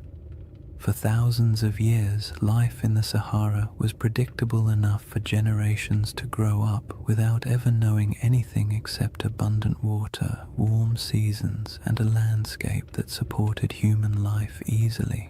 When conditions are that reliable for that long, people tend to form stories about belonging, about identity, about who they are and how their world works. And when environmental changes finally disrupt those patterns, the departure from what once felt normal can echo through oral traditions for centuries. Around 5000 BCE, rainfall began to decline, slowly at first, then more dramatically. Rivers shrank, lakes retreated, grasslands thinned. People who had lived in certain places for generations found themselves forced to move, one small migration at a time. What's striking about this timeline is how well it fits what many ancient myths tend to describe. Not sudden apocalypses, but drawn-out declines, landscapes that once supported life losing their balance. Cultures forced to let go of familiar places, worlds shrinking gradually in ways that felt both natural and tragic. Plato described Atlantis as falling in a moment of sudden catastrophe, but his narrative was shaped by philosophical goals, not meteorological accuracy. When you strip the moral and symbolic layers away, you're left with a simple suggestion: an old civilization, once vibrant, lost to changing conditions long before recorded history. You don't need a supernatural event to produce a memory like that. All you need is a shifting climate. But the timeline problem isn't just about the humid period itself. It's also about the ancient coastline. During the era Plato places Atlantis, sea levels were dramatically lower. Coastlines extended far beyond their modern boundaries. Large parts of West Africa that are now underwater would have been exposed as dry land. Rivers would have flowed along different paths. Estuaries, marshes, and coastal plains would have existed where the ocean now rests. If someone in the deep past described a coastal landscape, That description would make little sense today unless you knew where the shoreline used to be. This matters because many interpretations of Plato's story assume that his geography reflects the world we see now, when in reality none of the modern coastlines apply. What he described could have been based on something that existed thousands of years before the Sahara dried, in a world with rivers and lakes stretching across land that is now considered lifeless. The Risha structure itself sits inland today, but in an earlier era, with different river networks and different coastlines, it might not have felt nearly as isolated. Human perception of geography is always shaped by local experience. A river can feel like a highway. A lake can feel like a boundary. A plateau can feel like a landmark that divides territories.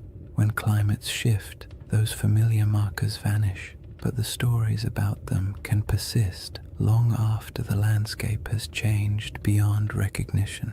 The most compelling part of this timeline overlap isn't the idea that Atlantis maps onto the Sahara, it's the realization that human memory, especially oral tradition, often stretches back further than we assume. Cultures pass down stories of floods, droughts, migrations, and disappearing lands without needing exact dates or written scripts. These stories evolve, take on symbolic meaning, and sometimes become cautionary tales, but the seeds of truth often remain embedded in the narrative. A changing coastline becomes a city swallowed by the sea. A drying river becomes the fall of a once great kingdom. A shifting climate becomes a punishment from the gods. Human imagination attaches meaning to change, especially when change feels larger than individual experience. The Risha structure sits quietly in the middle of this enormous timeline, a geological constant in a world that refused to stay still. Ancient people may have lived near it when the land was green. Their descendants may have moved away when the desert expanded. Their grandchildren may have carried memories of lost lakes or vanished rivers into stories told over fires in distant regions. Those stories may have drifted into different cultures over thousands of years, and by the time someone like Plato heard fragments of them, much of the original context would have faded, leaving only symbols and shapes. The timeline problem is not really a problem at all. It's a reminder. The Sahara we know today is young. The world Plato described was older than most of the settlements humans would later build. And between those eras, countless stories were lost, reshaped, or retold. When you compare timelines, climates, and ancient memories, the idea of a forgotten world in North Africa stops sounding fantastical and begins to sound, quietly, like something entirely plausible in a landscape that has reinvented itself so many times. The next piece of the puzzle lies in the maps, reports, and strange hints left by ancient writers who claimed that distant peoples lived beyond the Pillars of Hercules, in lands most Greeks had never seen. These records aren't proof, but they are clues, echoes of a world few modern people realize ever existed. Long before satellites, long before compasses, and long before anyone tried to draw the Sahara from anything resembling first-hand experience, ancient geographers took their best guesses about the world beyond familiar coastlines.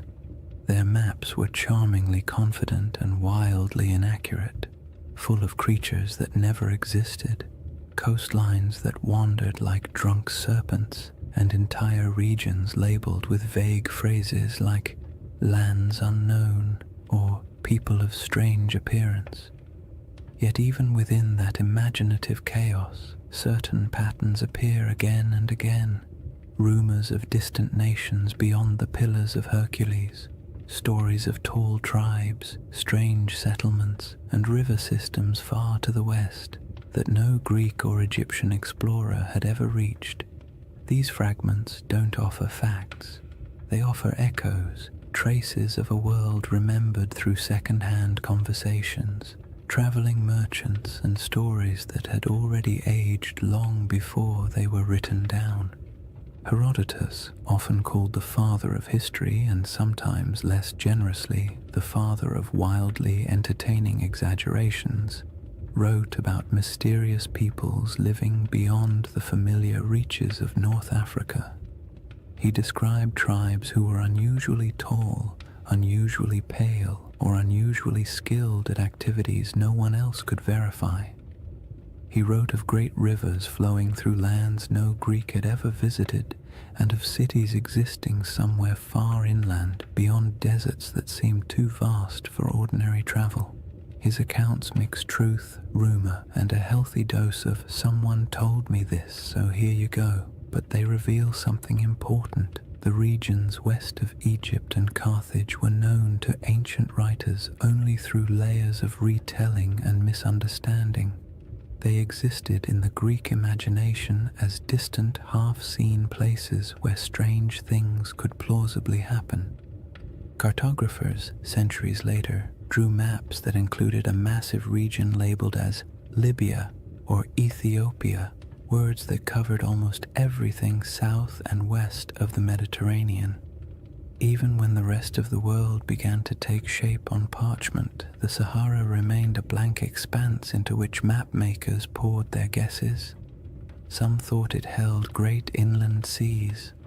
Others believed it was home to tribal confederations wealthy in minerals. Medieval maps continued the tradition, referring to kingdoms of the West or lands of gold believed to lie somewhere beyond the desert. These weren't precise descriptions. They were memories filtered through trade routes, travelers' claims, and stories that drifted through cultures like windblown sand.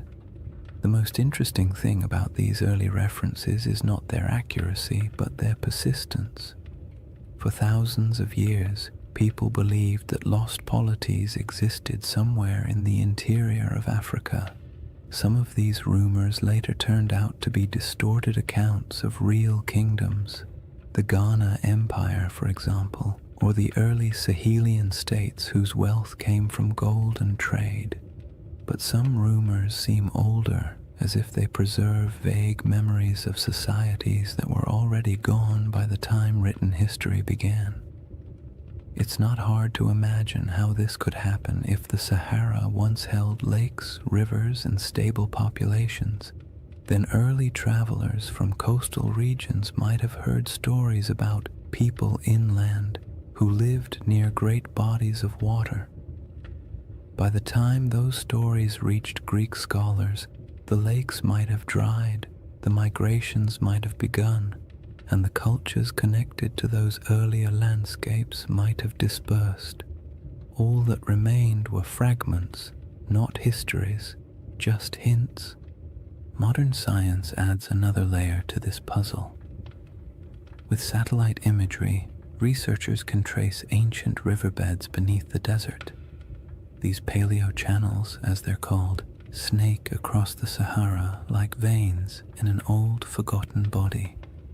Some run directly from central North Africa toward what is now the Atlantic. Others branch into networks that once fed massive lakes. These rivers didn't disappear in a sudden catastrophe. They dried gradually as the climate changed, leaving landscapes that no longer match the stories that may have been told about them. If early civilizations or large communities existed near these rivers, their memory would have been separated from their physical location by thousands of years, making it nearly impossible for later cultures to understand what the stories referred to. This disconnect between old memories and new landscapes is how myths form. A story that once described a river civilization becomes, after generations of retelling, a story about a kingdom swallowed by the sea. A recollection of great plains becomes a memory of a vanished island. A description of a circular plateau becomes an account of a circular city. The Sahara's transformation from green to desert wasn't instantaneous, but it was dramatic enough to fracture cultural continuity. If families were forced to migrate because their water sources vanished, they would carry memories of their old homeland with them. Their descendants might repeat those memories in new places. By the time those descendant stories reached literate societies, the land they described would have changed beyond recognition. Even the idea of lost maps plays into this. Some early maps portray strange circular features in North Africa, drawn not with precision, but with a kind of symbolic confidence, as if the mapmaker was trying to capture something half understood. These circles often correspond to mountain ranges or basins that once held water. They might represent ancient memories of circular lakes, natural rings of highland terrain, or simply the human impulse to draw the unknown in symmetrical shapes because symmetry feels meaningful.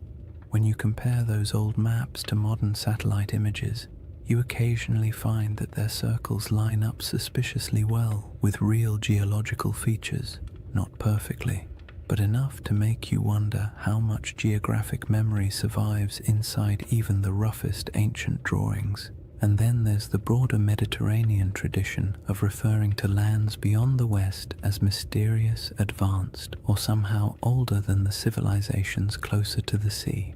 Phoenician traders, known for their long-range voyages, undoubtedly reached parts of West Africa, but their records are mostly lost.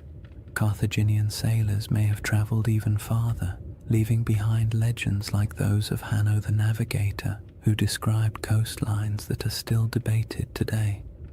These accounts weren't detailed maps or precise reports. They were impressions, glimpses of coasts, glimpses of rivers, glimpses of interior lands that would later be swallowed by dunes over generations. These impressions morphed. Cultures forgot the context but kept the intrigue. What makes all of this so calming and strangely satisfying is the realization that humans have always tried to map the unknown. Even when they lacked the tools, even when they guessed incorrectly, they kept trying. And in doing so, they sometimes preserved things they couldn't possibly understand. Old coastlines, vanished rivers, or stories from travelers who described worlds that no longer existed. When you approach the Sahara with that perspective, its ancient geography becomes less like a blank desert and more like a palimpsest, a surface written over many times but still carrying traces of the words beneath. The question isn't whether ancient maps show Atlantis or any other legendary city. The question is whether the stories behind those maps contain fragments of real places erased by climate and time. In a world where the Sahara once supported thriving cultures and vast waterways, it's not unreasonable to imagine that memories of those lost communities could drift across centuries, eventually arriving in distorted form on the pages of ancient writers. The final piece of this chapter lies in the moment when all those rivers dried and the green Sahara collapsed into the desert we know now. A transformation so dramatic that it could easily have become the seed of legends about worlds swallowed, lands lost, and civilizations fading into silence. When people imagine worlds disappearing, they usually picture sudden disasters, walls of water, earthquakes splitting the earth, angry gods sweeping civilizations into the sea. But the Sahara didn't collapse in a single night. Its transformation from a green, living landscape into a vast desert was quieter, slower, and far more unsettling. It wasn't a dramatic catastrophe, it was a gradual unraveling of an entire ecosystem. A process so steady and so relentless that it might have felt to the people living through it like the land itself was breathing out for the last time. This slow-motion disaster is one of the most profound environmental changes in human history, and its echoes still shape our perception of ancient worlds. The end of the African humid period began subtly. Rains that had once arrived predictably started coming later. Lakes that had always been full began to shrink just slightly around their edges. Wetlands that had supported birds, fish, and early settlements became patchier. People may not have noticed these first signs at all. One dry season feels like an anomaly. 2 in a row feel like an inconvenience. 3 or 4 begin to feel like a pattern. And before long, families who had lived near the same lake for generations might have found themselves walking farther and farther to reach the shore each year. As rainfall continued to decline, the lakes shrank dramatically. Rivers that had once flowed energetically across the plains became shallow streams, then trickling channels, then dry paths where children could walk without getting their feet wet. The soil hardened, vegetation struggled, herds moved away, and because humans rely on the same resources as every other species, they followed. Migration became a necessity rather than a choice.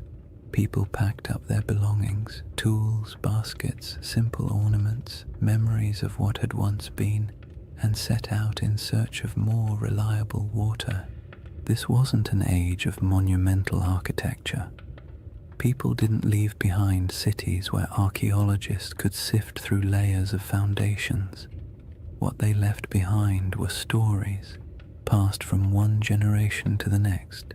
Stories of places that had been full of water, stories of rivers that used to run through valleys now swallowed by dust, stories of hunting grounds that disappeared so gradually it felt like watching a friend fade over time. These stories survived even after the landscapes themselves did not. And as families moved farther away, spreading into new regions, the memory of those green lands became a distant echo, reshaped by each retelling. If you could watch the Sahara's drying from a high vantage point, maybe even from the center of the Risha structure itself, the change would look like a slow retreat, lakes pulling inward decade by decade. Shorelines collapsing, riverbeds fracturing into networks of disconnected pools before vanishing entirely, grasslands thinning until the only plants left were the stubborn species adapted to drought. You would see the land lose color, then texture, then sound, until finally all that remained was the wind sweeping grains of sand across empty plains.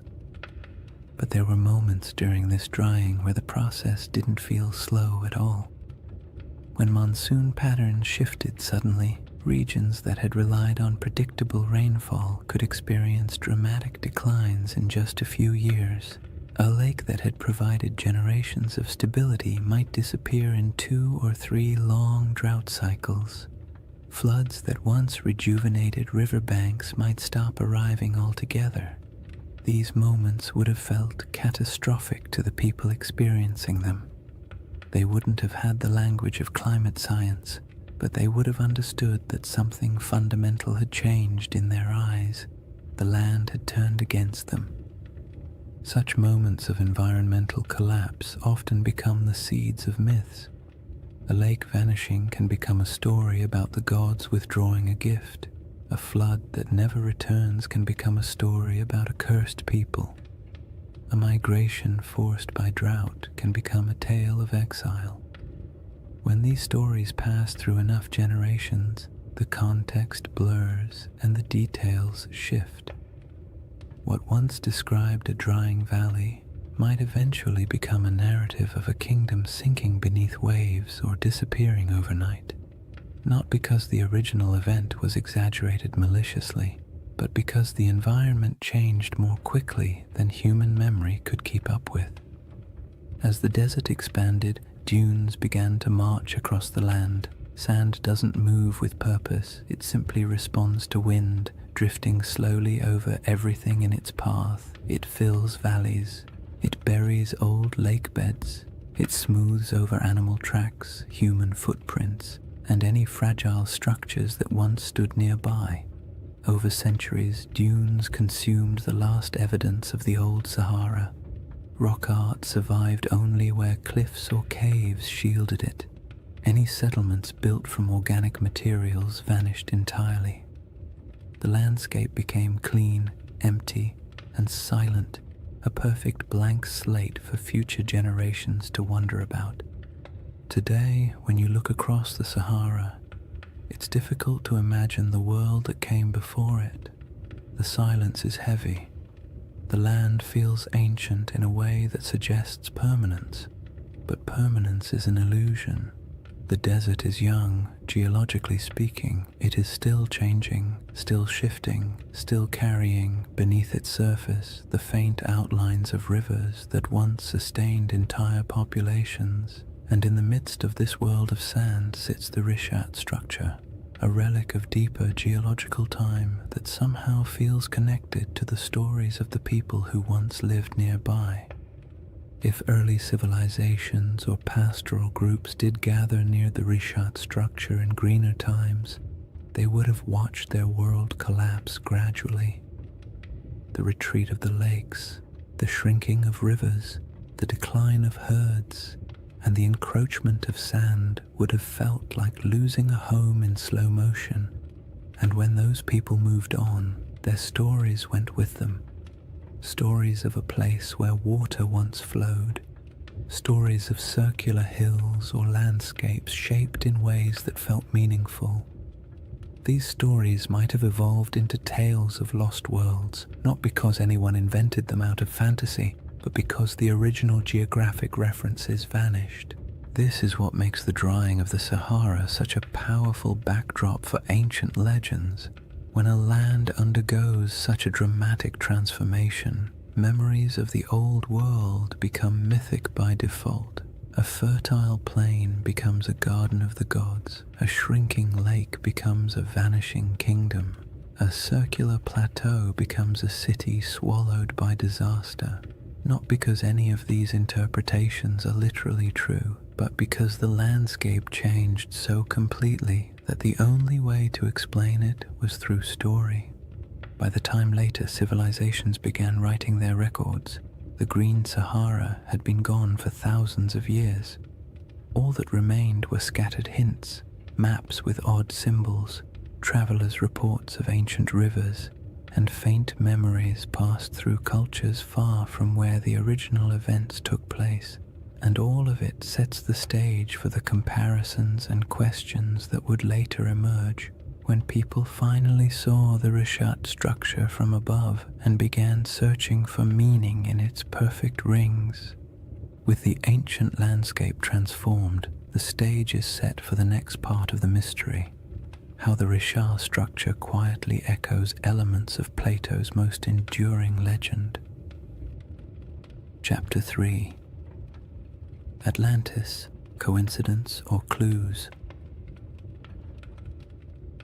By the time people began comparing the Rishat structure to Atlantis, Plato had already been misunderstood, misquoted, stretched into metaphors he never intended, and, to his likely horror, placed at the center of more conspiracy theories than any other philosopher in history.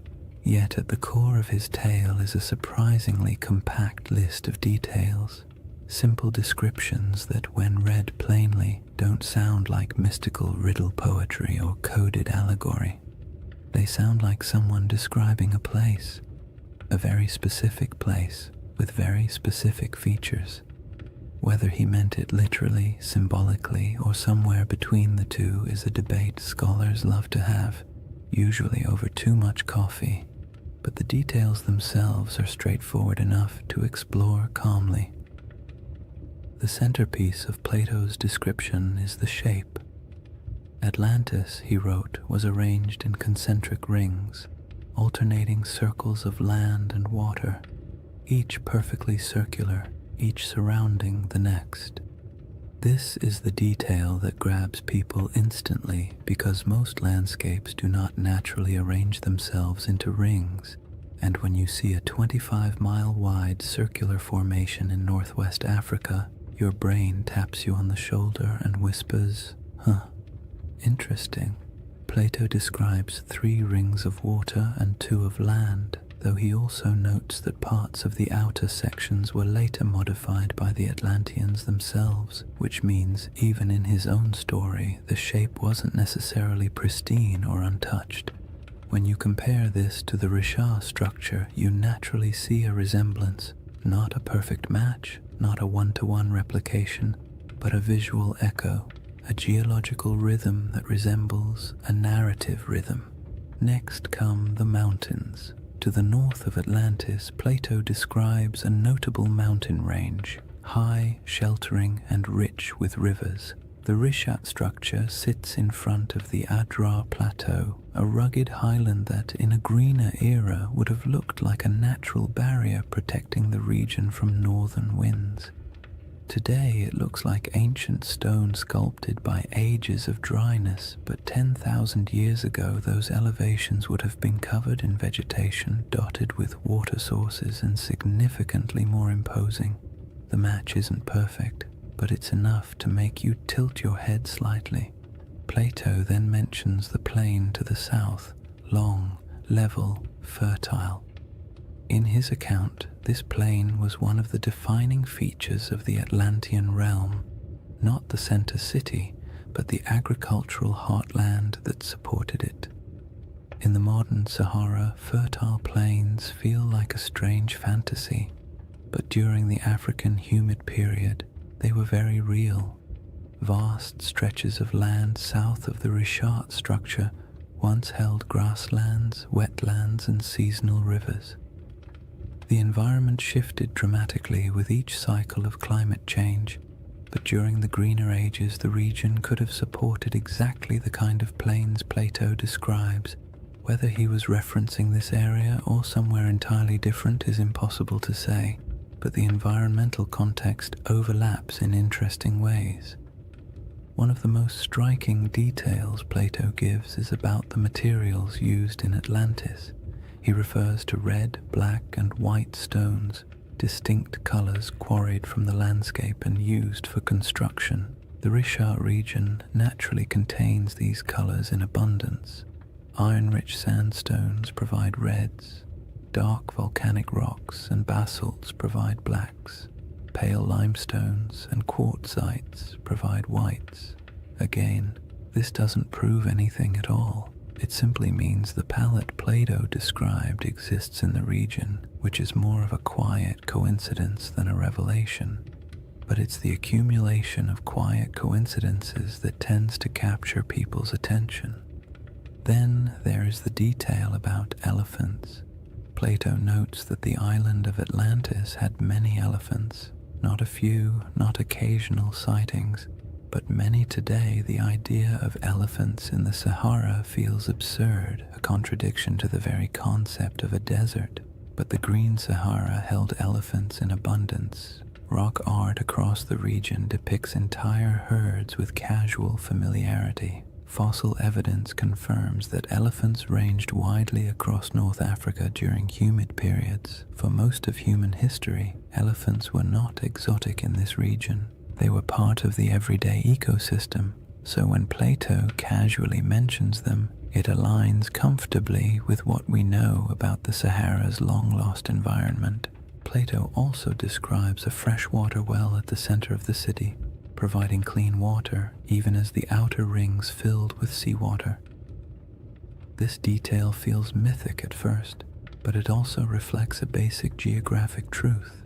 Many circular landforms, especially those rising from domed uplift, often have central depressions or areas where water collects.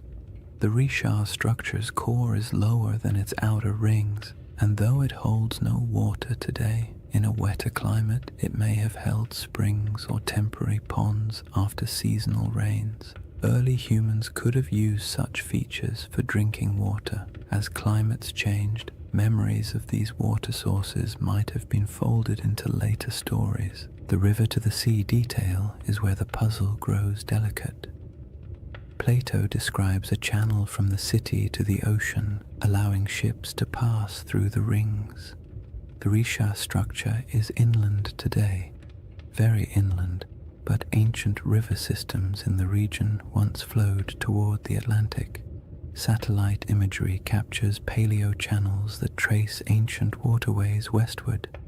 The landforms no longer match these paths because the Sahara has reshaped itself repeatedly, but it is not impossible that rivers once connected this region to coastal plains that have since eroded, drowned, or shifted beneath rising sea levels. All these details create a gentle sensation. Not belief, not certainty, just curiosity. Plato's list is simple enough that it can't be mapped cleanly onto any one place. It can describe a landscape long gone, a symbolic metaphor, or a region badly distorted by oral tradition before ever reaching Greek ears.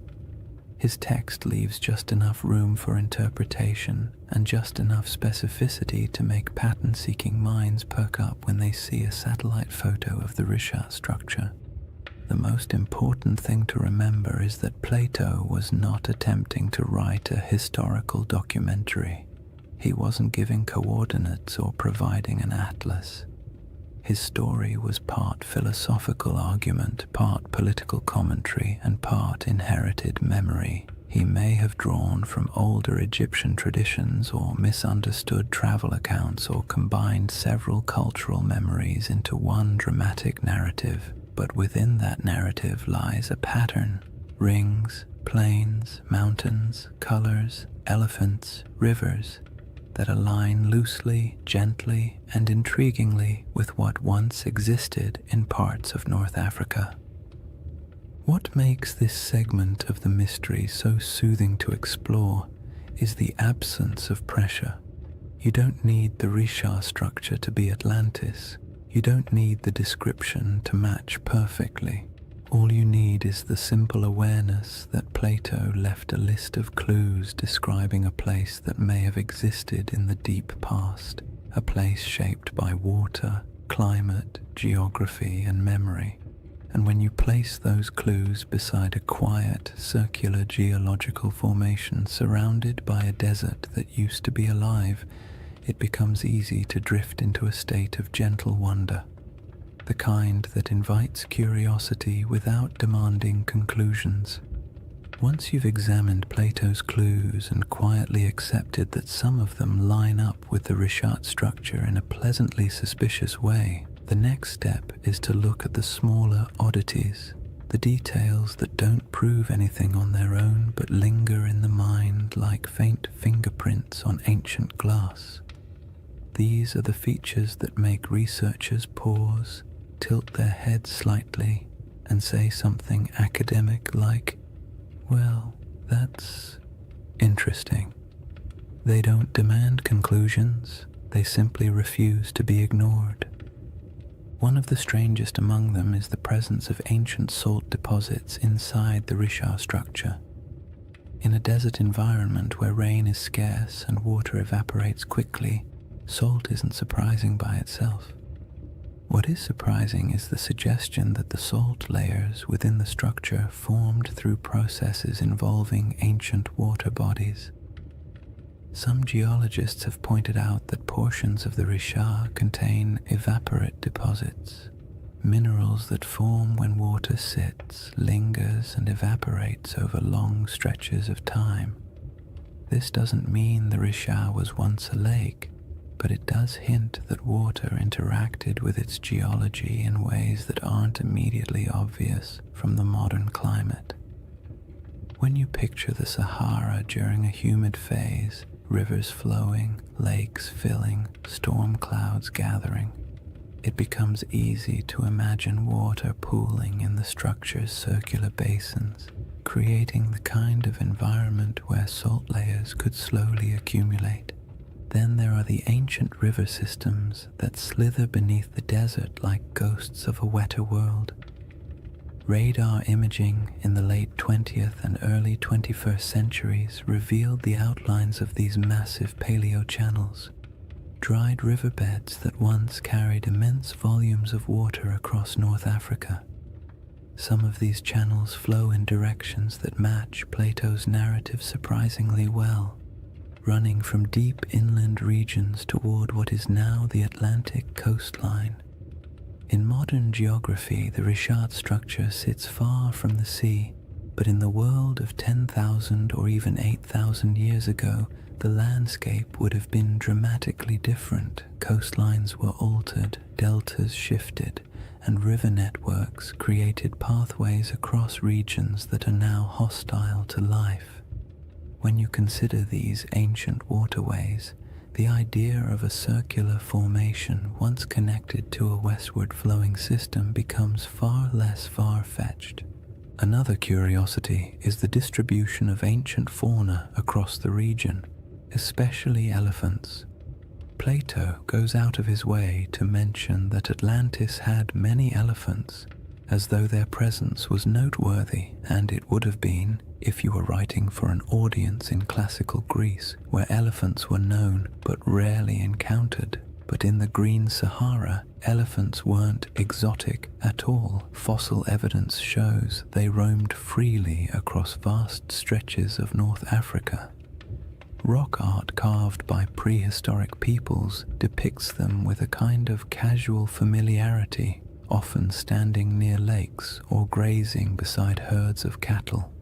The presence of elephants in Plato's narrative doesn't align with modern geography, but it aligns beautifully with the prehistoric Sahara, suggesting that the imagery in his account may have been drawn from memories of a much earlier landscape. Tools and artifacts found throughout Mauritania add another layer of quiet intrigue. Archaeologists have uncovered stone tools, habitation traces, and remnants of early human activity around regions adjacent to the Risha structure. None of these finds point to an advanced or monumental civilization, but they confirm that humans lived, traveled, and worked in the area long before the desert swallowed it. Simple stone tools may not inspire the same imagination as grand ruins, but they indicate human presence. People exploring the ridges, hunting across the plains, or gathering plants near seasonal water. And while these finds don't match the grandeur of Plato's Atlantis, they contribute to a broader truth. This land was not always empty. Then there's the matter of erosion patterns. The Risha structure's rings are composed of alternating layers of hard quartzite and softer sandstone. Over millions of years, erosion carved the concentric ridges into their present shape. The science here is solid, yet the level of preservation, how clearly the rings remain visible after such immense timescales, is quietly surprising. Erosion usually softens shapes, blurs lines, and creates irregular patterns. The Risha's rings are worn but still strikingly coherent. They have a kind of stubborn symmetry, the sort that feels almost architectural even though it is entirely natural. When viewed from above, the rings appear too clean for the surrounding environment, as if the land is trying a little harder than necessary to maintain its shape. Another oddity lies in the mineral composition scattered across the formation. Geologists have noted that the area contains minerals associated with hydrothermal activity, meaning the region once experienced heat and fluid movement beneath the Earth's surface.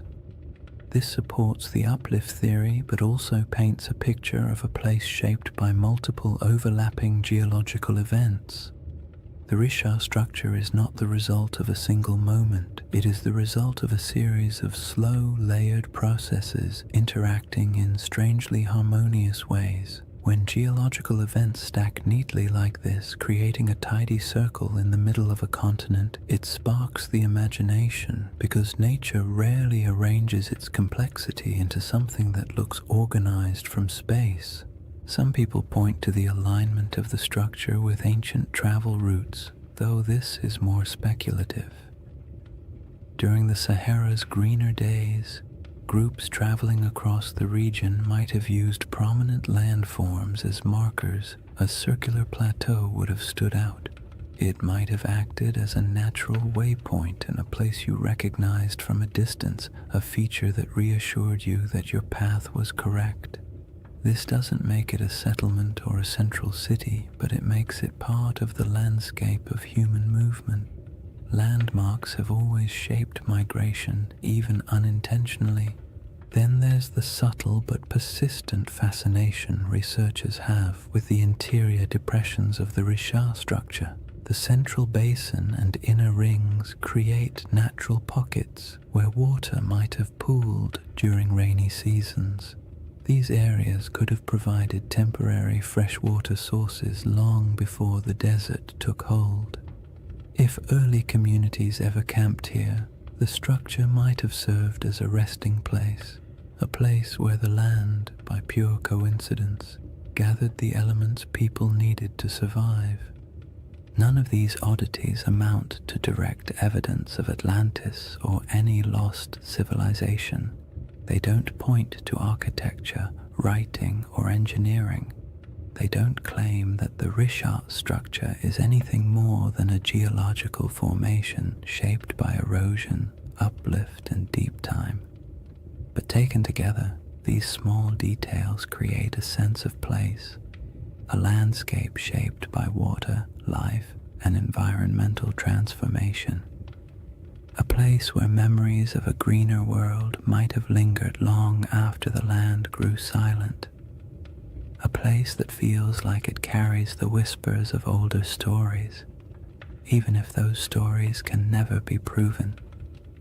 What remains after examining these clues is not certainty, but the soft, contemplative feeling of a mystery that refuses to resolve too neatly. That's the charm of the Richat structure, not that it answers questions, but that it invites you to keep asking them slowly and without urgency, the same way the desert allows time to drift without needing conclusions.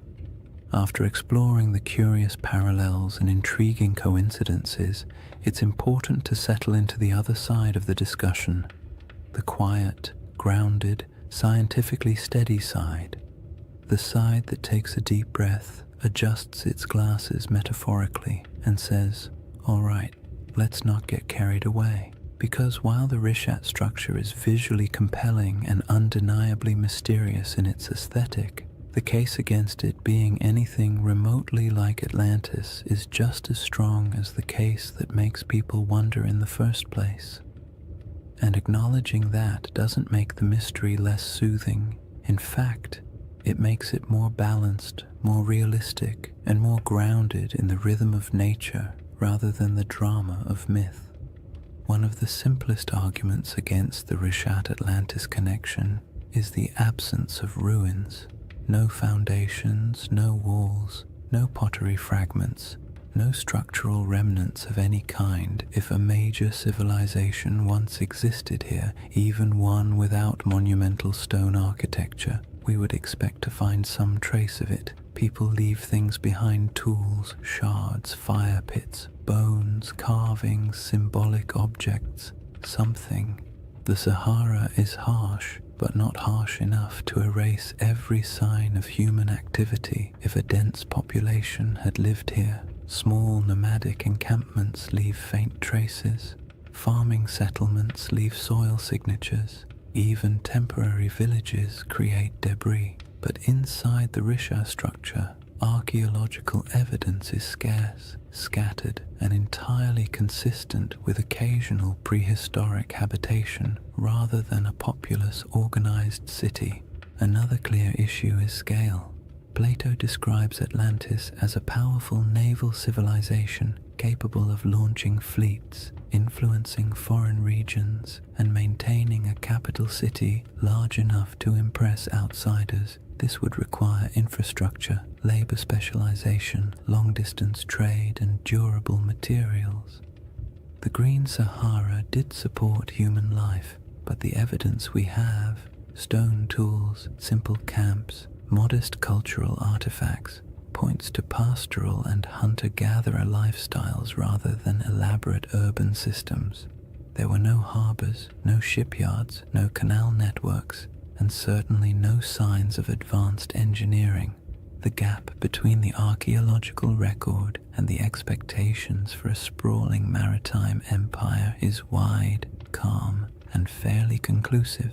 geology presents its own firm counterpoints. The Richat structure is understood through a series of geological processes involving uplift and erosion. Its rings aren't artificial. They are layers of sedimentary rock carved gently over millions of years by wind and water. The symmetry of these rings feels uncanny when viewed from orbit, but up close, the terrain reveals irregularities, breaks, inconsistencies, and natural erosion patterns that would make any idea of artificial construction almost impossible.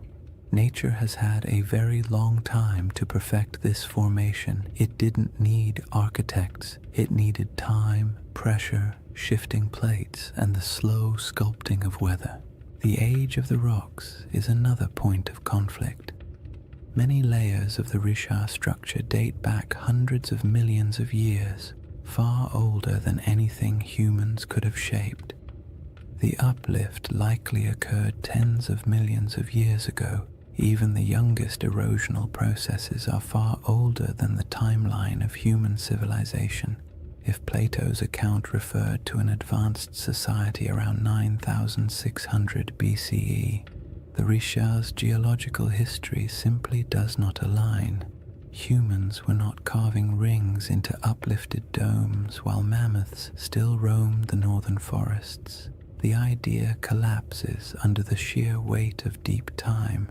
There is also the question of context. Atlantis, as Plato describes it, was a hub of Atlantic navigation, a power that interacted with Mediterranean societies, but the Richat structure sits far inland, even accounting for ancient coastlines.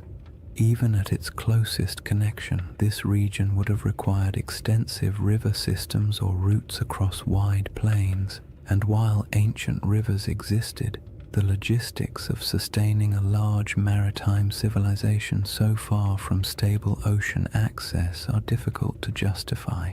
Plato's Atlantis was a sea power. The Richat region was, at best, a freshwater-rich inland landscape during humid periods. Another important point comes from understanding Plato himself. His dialogues, Timaeus and Critias, are philosophical works, not historical treatises.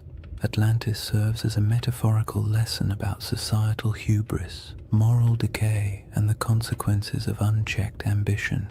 Ancient Greek writers often crafted allegorical narratives in grand mythic terms. They weren't necessarily recording precise histories. Even if Plato drew inspiration from older Egyptian stories or folk memories of distant lands, his purpose wasn't to document geography, it was to illustrate ideas. Seeing Atlantis as literal misses the genre he was writing in. Then there's the lack of supporting historical records. No Egyptian writings describe a circular coastal city matching Plato's description. No Phoenician traders mention it in their maritime logs. No Carthaginian accounts reference such a settlement.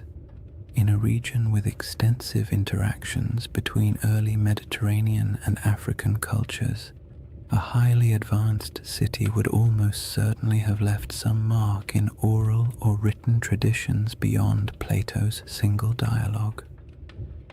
The silence is telling. All these points form the steady, sensible, scientifically grounded case against the Richat structure being Atlantis or any ancient lost civilization. Yet none of them make the structure less fascinating. The Richat stands out precisely because it embodies contradictions, visually striking but geologically ordinary, evocative of myth yet entirely natural, surrounded by desert but shaped by water in the deep past. The structure's intrigue lies not in what humans built, but in what nature carved and time concealed. What the scientific perspective ultimately gives us is a sense of humility. The Richat structure is a reminder that Earth's landscapes can mimic human patterns accidentally, that erosion can outperform architects, that symmetry doesn't always imply intention, and that sometimes the most interesting mysteries are the ones that sit comfortably between explanation and imagination. There is a quiet comfort in acknowledging what the Richat structure is not. because it allows us to appreciate what it is: a monumental geological formation shaped entirely by natural processes, yet somehow capable of whispering to the part of the human mind that loves stories of lost worlds. Dismissing the Atlantis comparison doesn't end the mystery.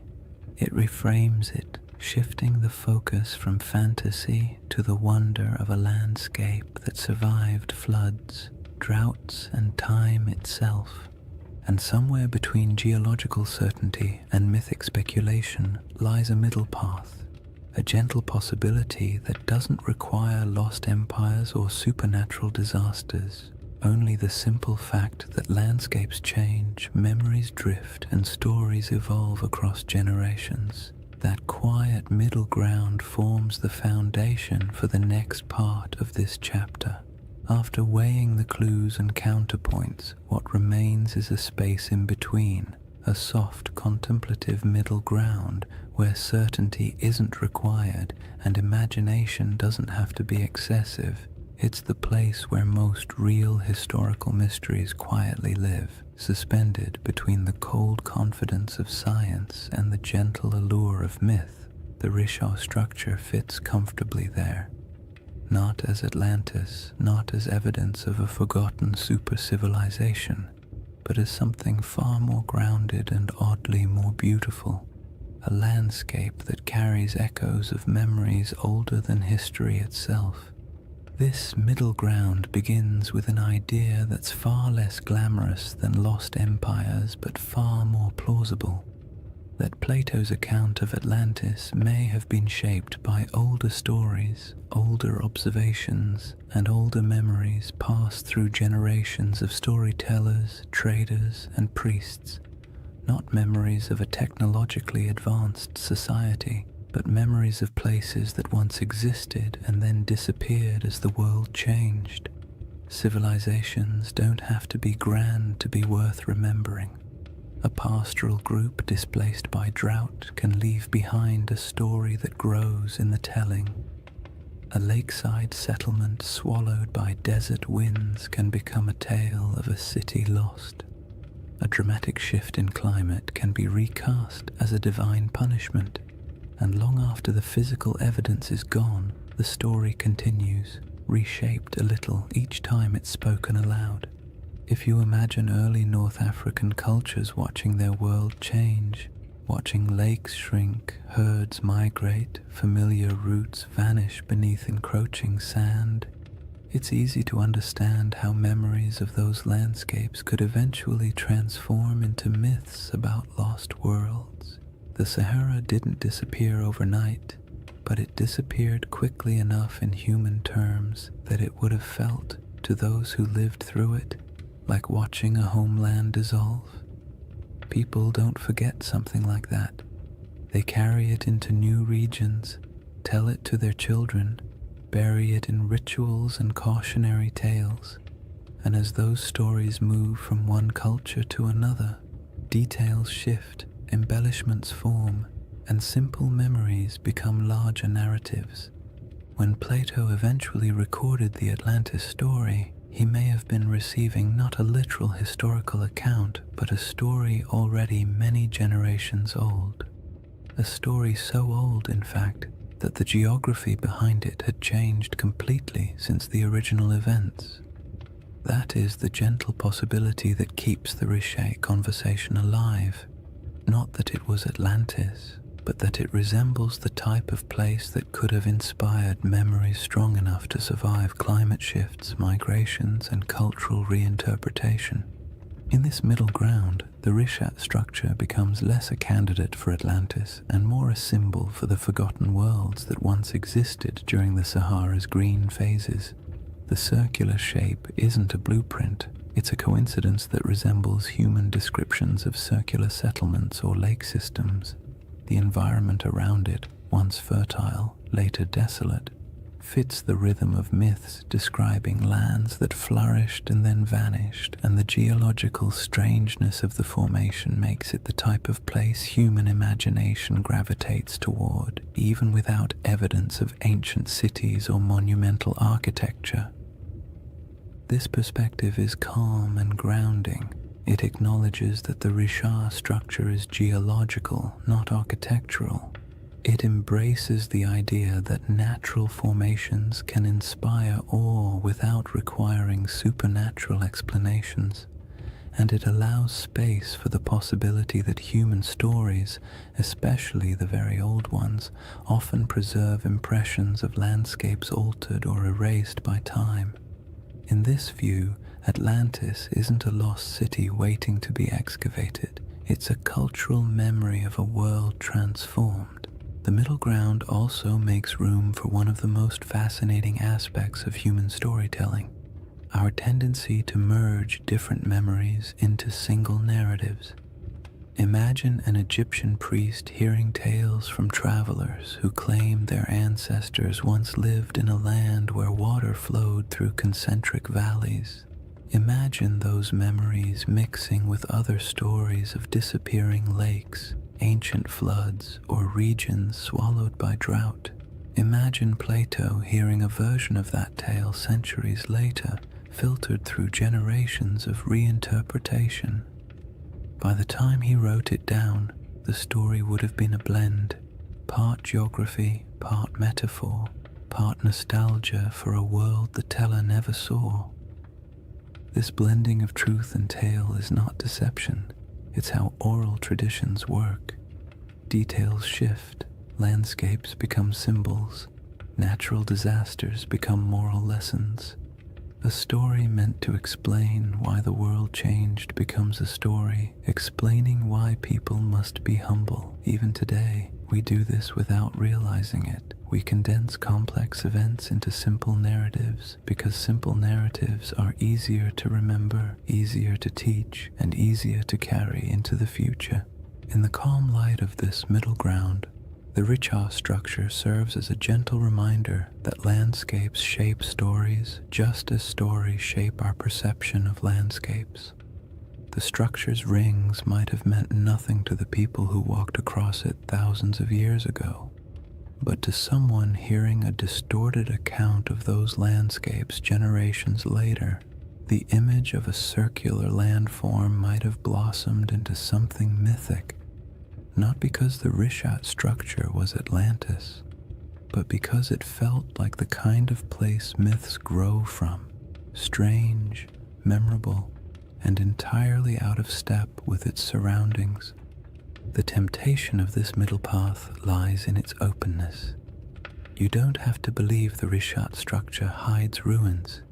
You don't have to assume ancient people built concentric canals. You don't even have to decide whether Atlantis existed as a literal place. You simply accept that the ancient world was filled with environments now gone, and that stories from those environments survived in forms we barely recognize. The Rishat structure becomes one of many possible inspirations, not the answer, but an echo. There's something soothing about mysteries that don't demand solutions. They allow your mind to drift without needing to arrive anywhere specific. The Risha structure isn't a riddle asking to be solved.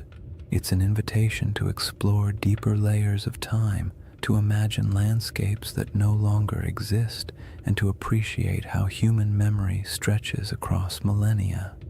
It reminds us that myths often begin with something real, not a lost empire necessarily, but a lost environment, a lost way of life, or a lost understanding of the land.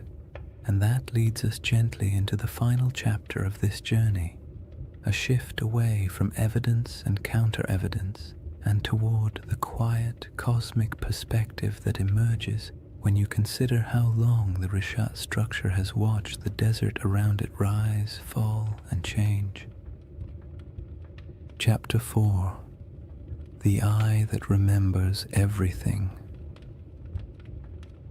If you ever find yourself imagining the Richa structure at night, it helps to forget the satellite photos and geological diagrams for a moment and picture something much quieter.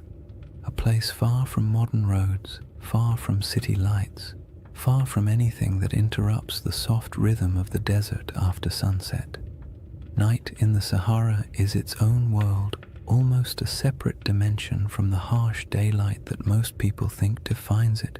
The heat drains away slowly, the wind settles into a steady breath across the dunes, and the sky opens wider than seems reasonable, filled with stars that feel impossibly close. In that stillness, the Rishat structure doesn't feel like a geological puzzle or a misunderstood legend. It feels ancient in a way few places do, as if it has been sitting patiently through eras, watching everything change around it while remaining almost unchanged itself. Standing at the center of the formation under a clear sky would feel like standing inside a natural observatory.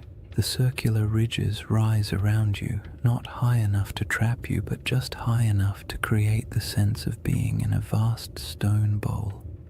The curves would guide your gaze upward toward the sky, making the stars appear as though they are swirling in unison with the rings below. There are no lights to dim the stars, no distant hum of traffic, no artificial sounds, just the low whisper of the wind brushing across ancient rock, passing through channels carved by time, creating tones so soft you might not even register them consciously. In that kind of quiet, the desert feels alive. Not in a dramatic or mystical way, but in the subtle way landscapes breathe through temperature shifts, airflow, and tens of thousands of years of stillness. The moonlight transforms the Risha structure even further. The pale light pools in the lower depressions and glides across the ridges, revealing the circular symmetry that can be hard to see when you're standing on the ground during the day. At night, those rings shine faintly, almost glowing in places where quartzite catches the moon's reflection. The effect is soothing, not eerie, the kind of sight that makes you exhale slowly, not look over your shoulder. The desert has always been a place where time feels soft and stretched, and inside the Rishat at night, that feeling only deepens, as if the land is gently reminding you that it has existed far longer than any human story about it. There is something comforting about how little the Risha structure demands. It doesn't insist on meaning. It doesn't ask to be interpreted. It simply sits, weathered and patient, while the sky above it cycles through constellations that ancient people once used to navigate across greener lands. Thousands of years ago, when the Sahara was still alive with lakes and grasslands, early humans would have looked up at the same stars, using them to track seasons, migrations, and time. They may have passed near the Rishat without knowing its shape, but they would have walked under this same sky, feeling the same cool air after sunset, listening to similar breezes skimming across the land. In that sense, the desert night turns the Risha structure into a bridge between eras, not because anything connects them physically, but because the sky has remained one of the few constants across the entire sweep of human history. If you were to sit on one of the ridges and look out into the darkness, you would see nothing but the silhouettes of dunes shifting gently in the moonlight. The horizon softens at night, blending sky and sand into a single muted line. It's the kind of scene that encourages introspection, not analysis. You don't wonder who built the structure or whether it held palaces or temples. You simply feel the weight of time, not as something heavy or intimidating, but as something vast and calming. The world has changed so many times, and the Risha has been here through all of it, absorbing the silence, weathering the storms, and watching the land around it transform. The desert's silence isn't empty. It holds layers of memory, not the kind you can excavate with tools, but the kind that lingers in atmosphere. The silence feels old, as if it carries a faint awareness of the worlds that once existed here. Lakes reflecting starlight, animals moving across grasslands, families gathering near fires that burned in a landscape now gone. The nighttime air feels thick with that invisible history, yet it doesn't demand your attention. It simply exists like a soft background hum. The stars above the Rishat structure appear especially dense because of the region's extreme remoteness. The Milky Way stretches overhead like a pale river of light, echoing the rivers that once flowed across the Sahara during its humid phases. The longer you look, the more constellations seem to reveal themselves, and the more the structure on the ground feels connected to the cosmos above. The rings of the Rishat mirror the vast circular patterns in the sky, the arcs of the galaxy, the curvature of the horizon, the slow rotation of the Earth itself.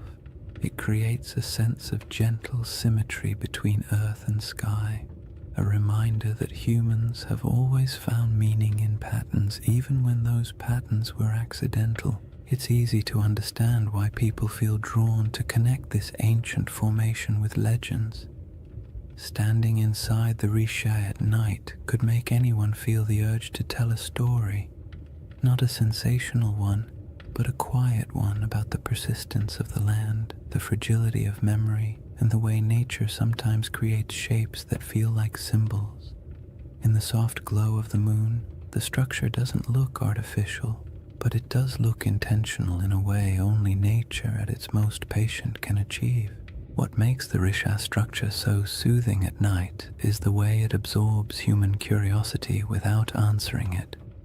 You can wonder about its origins, its place in mythology, its connection to past climates, or whether ancient people ever felt a hint of awe when passing near it. But the structure offers nothing back except the gentle assurance that it will still be here long after our questions fade into silence.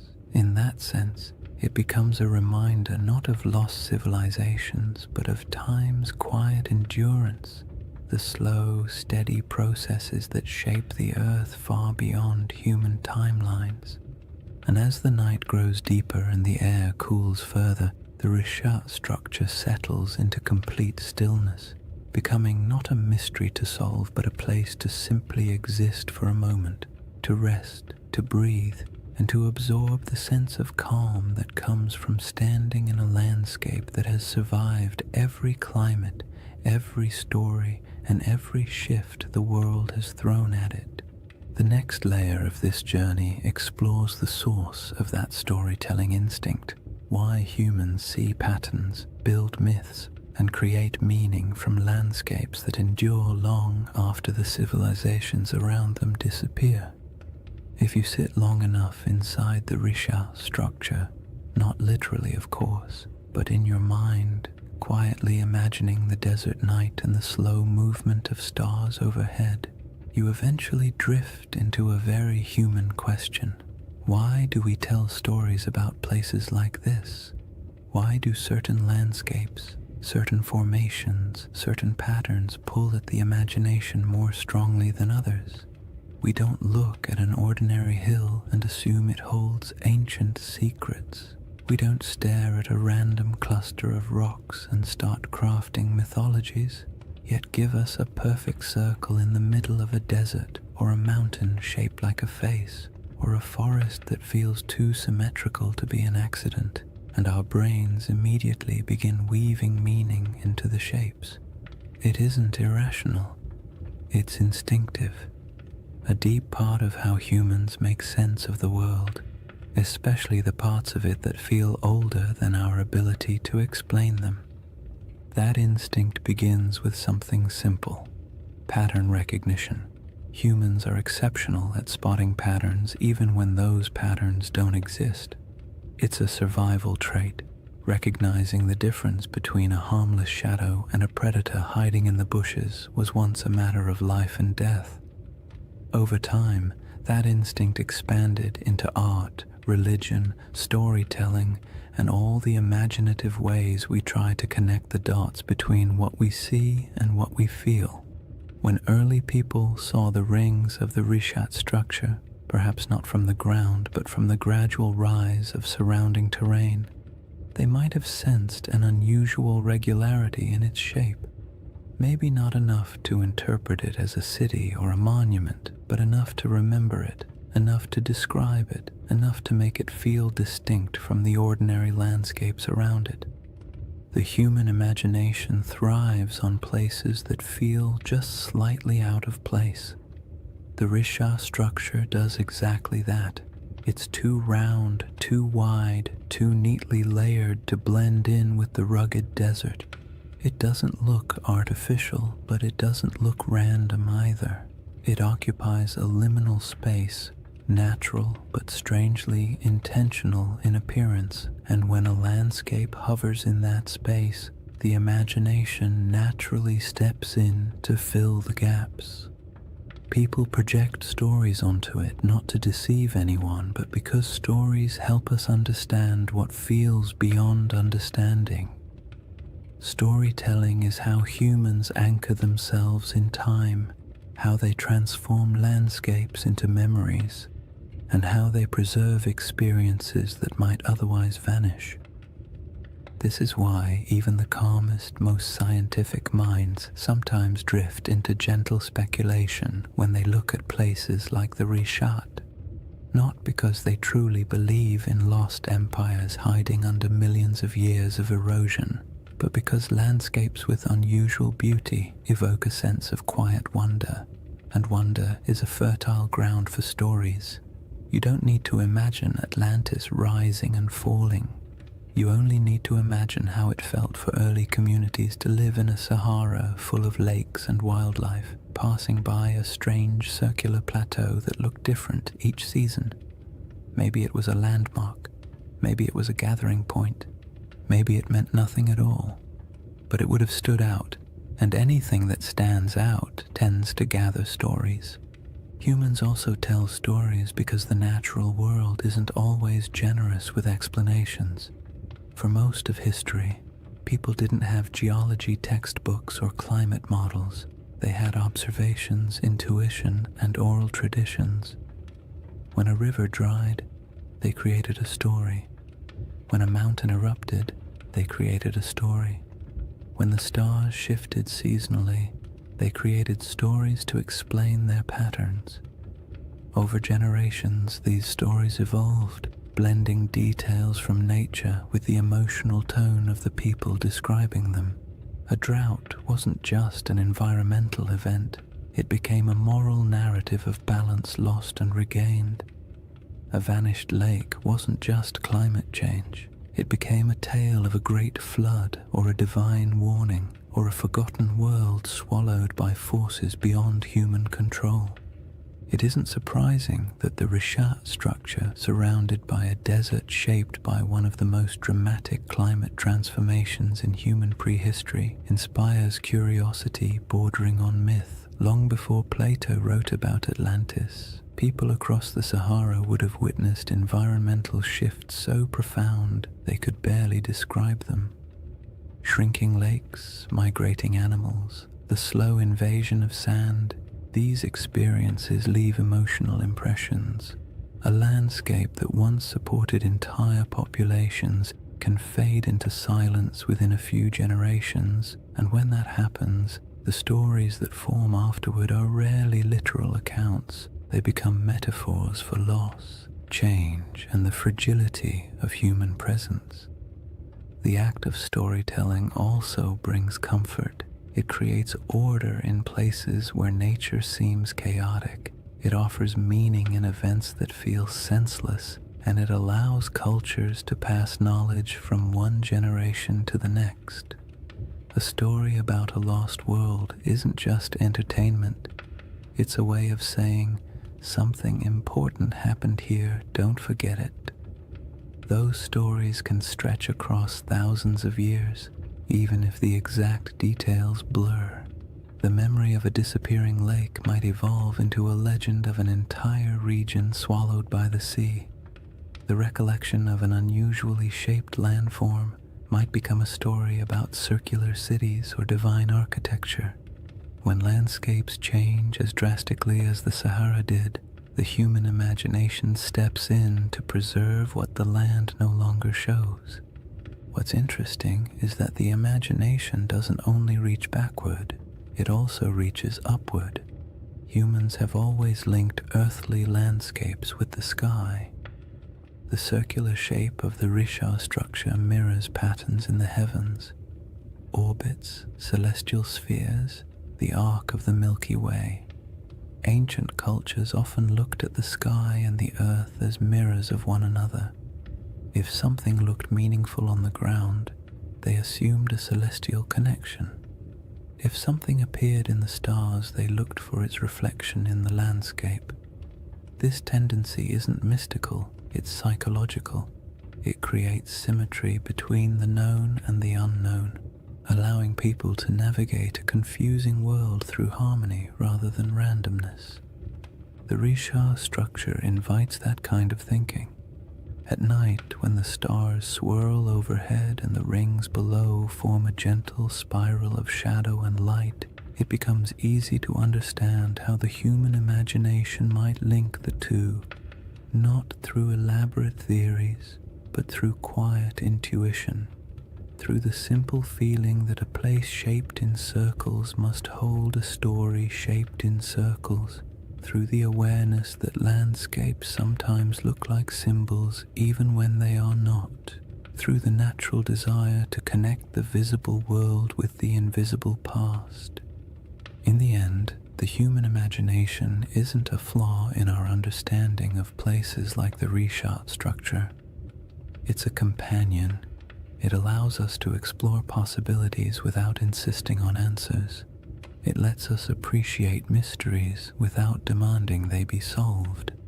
And it reminds us that even when we know the scientific explanation for a geological formation, we can still feel wonder, still be moved by the beauty of its shape, and still tell stories about what it might have meant to the people who walked through a greener Sahara thousands of years ago. That instinct to remember, to reinterpret, to imagine, leads naturally into the next part of this journey.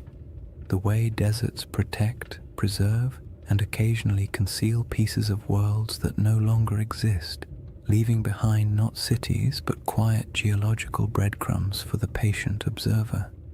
When people think of the desert, they often imagine it as a place that erases everything. Wind sweeping across dunes, sand swallowing anything left on the surface, time grinding all traces of the past into dust. And while parts of that are true, the desert is far more complicated. It destroys, yes, but it also preserves in ways wetter climates never can. Humidity decays wood, softens clay, and corrodes metal. Rain washes away structures and scatters artifacts. Plants reclaim abandoned land quickly, burying the past in roots and soil. But the desert is patient. Dry air keeps things intact. Sand buries but also protects. Stone carvings last almost forever when nothing grows to break them apart. If anything, the Sahara is one of the most powerful memory keepers on Earth, even if it rarely gives up those memories easily. The Rishat structure sits in the middle of this vast archive, not an archive of books or ruins or treasure, but an archive of landscapes. The rings themselves are a geological timeline. Each layer tells a story about a different era of Earth's crust.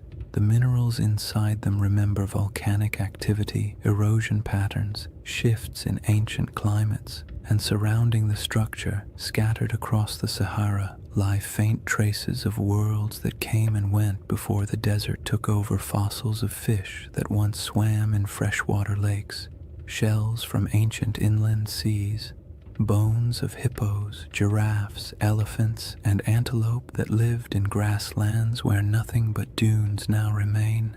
These remnants are quiet, fragile, and astonishingly well preserved because the desert has held them still for millennia. Even more delicate objects survive in surprising numbers. Stone tools left behind by early humans who walked across plains now buried under dunes, arrowheads, blades, grinding stones, small carvings. They're scattered, not concentrated, evidence of lives lived lightly on the land, following herds, collecting plants, moving when the seasons demanded it. None of these objects tell a story of a centralized city or a monumental culture, but they do tell the story of human persistence in a world that was constantly shifting around them. These tools have edges still sharp enough to cut. They were shaped by hands that lived in a climate we can barely imagine today, and the desert, indifferent to time, simply kept them. Then there are the rivers, or rather, the ghosts of rivers. Radar imaging reveals dozens of ancient channels beneath the Sahara's surface, some stretching hundreds of miles. These channels are not small trickles, but massive pathways carved by powerful flows of water. They show where life once concentrated, where animals gathered, where early humans traveled and settled, and though they're invisible from the ground, their presence beneath the sand acts like a geological memory, a map of how different the world used to be.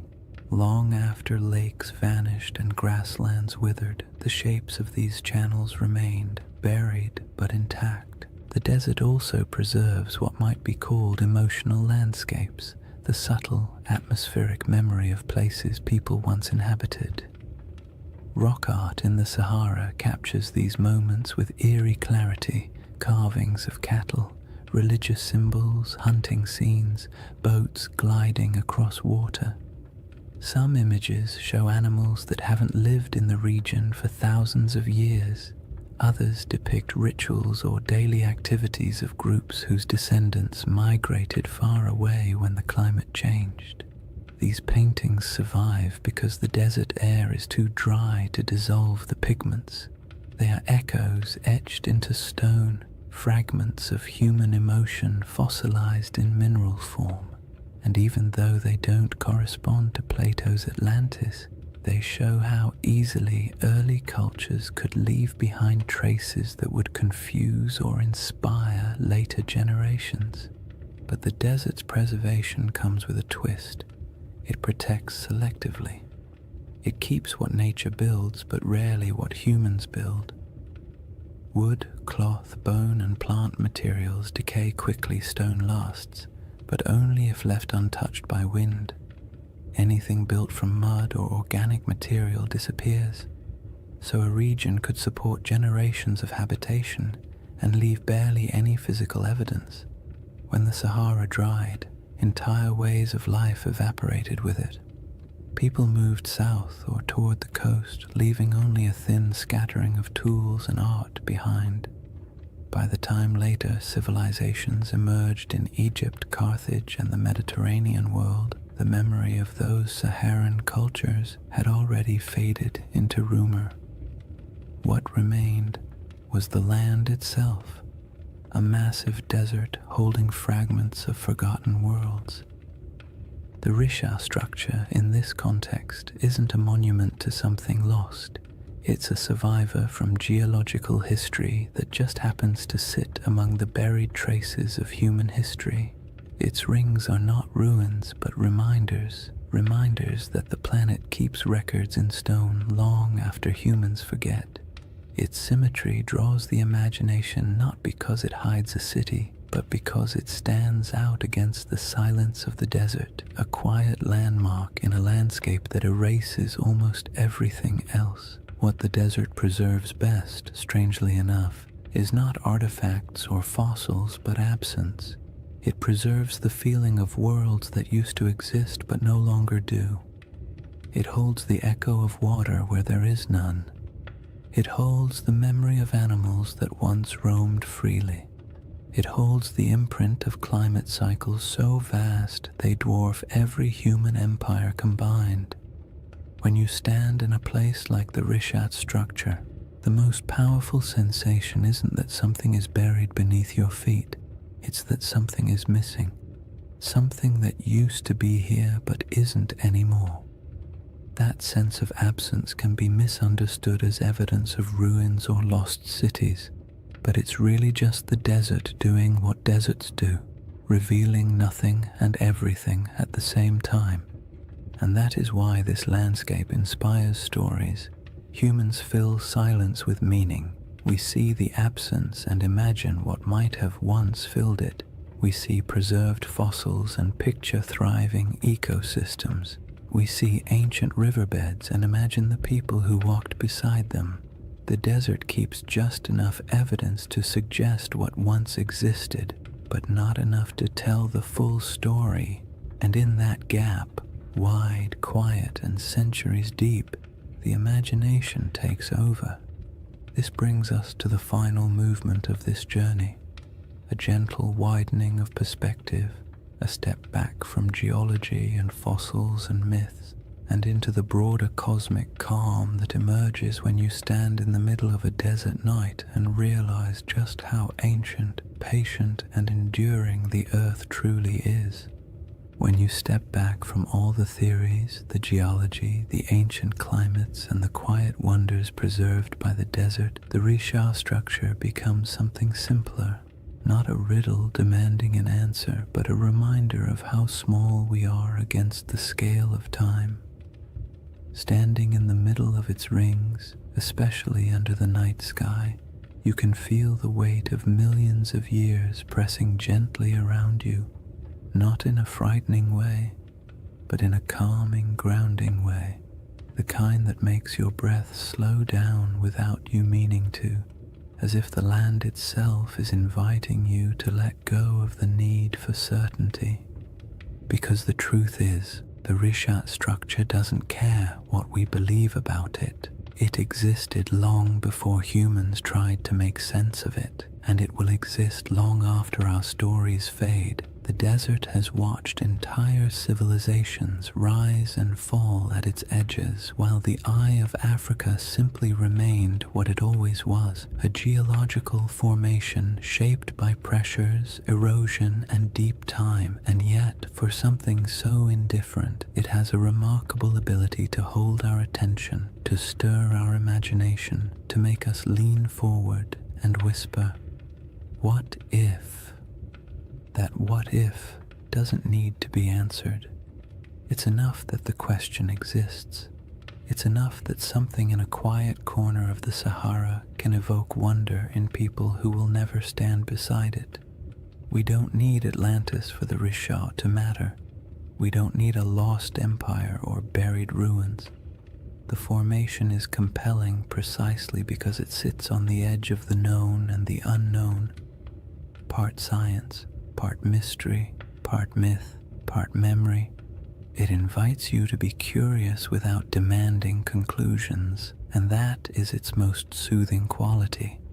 If you imagine the Risha at its quietest moment, perhaps just before dawn, when the stars begin to fade but the sun hasn't yet lifted over the dunes, the entire landscape feels suspended. The air is cool, still carrying the desert's nighttime clarity. The sky brightens slowly, revealing the faint outlines of the rings around you. The first light washes over the ridges, turning the stone soft shades of blue and gold. In this moment, it feels as though the structure is waking up, though of course it never sleeps.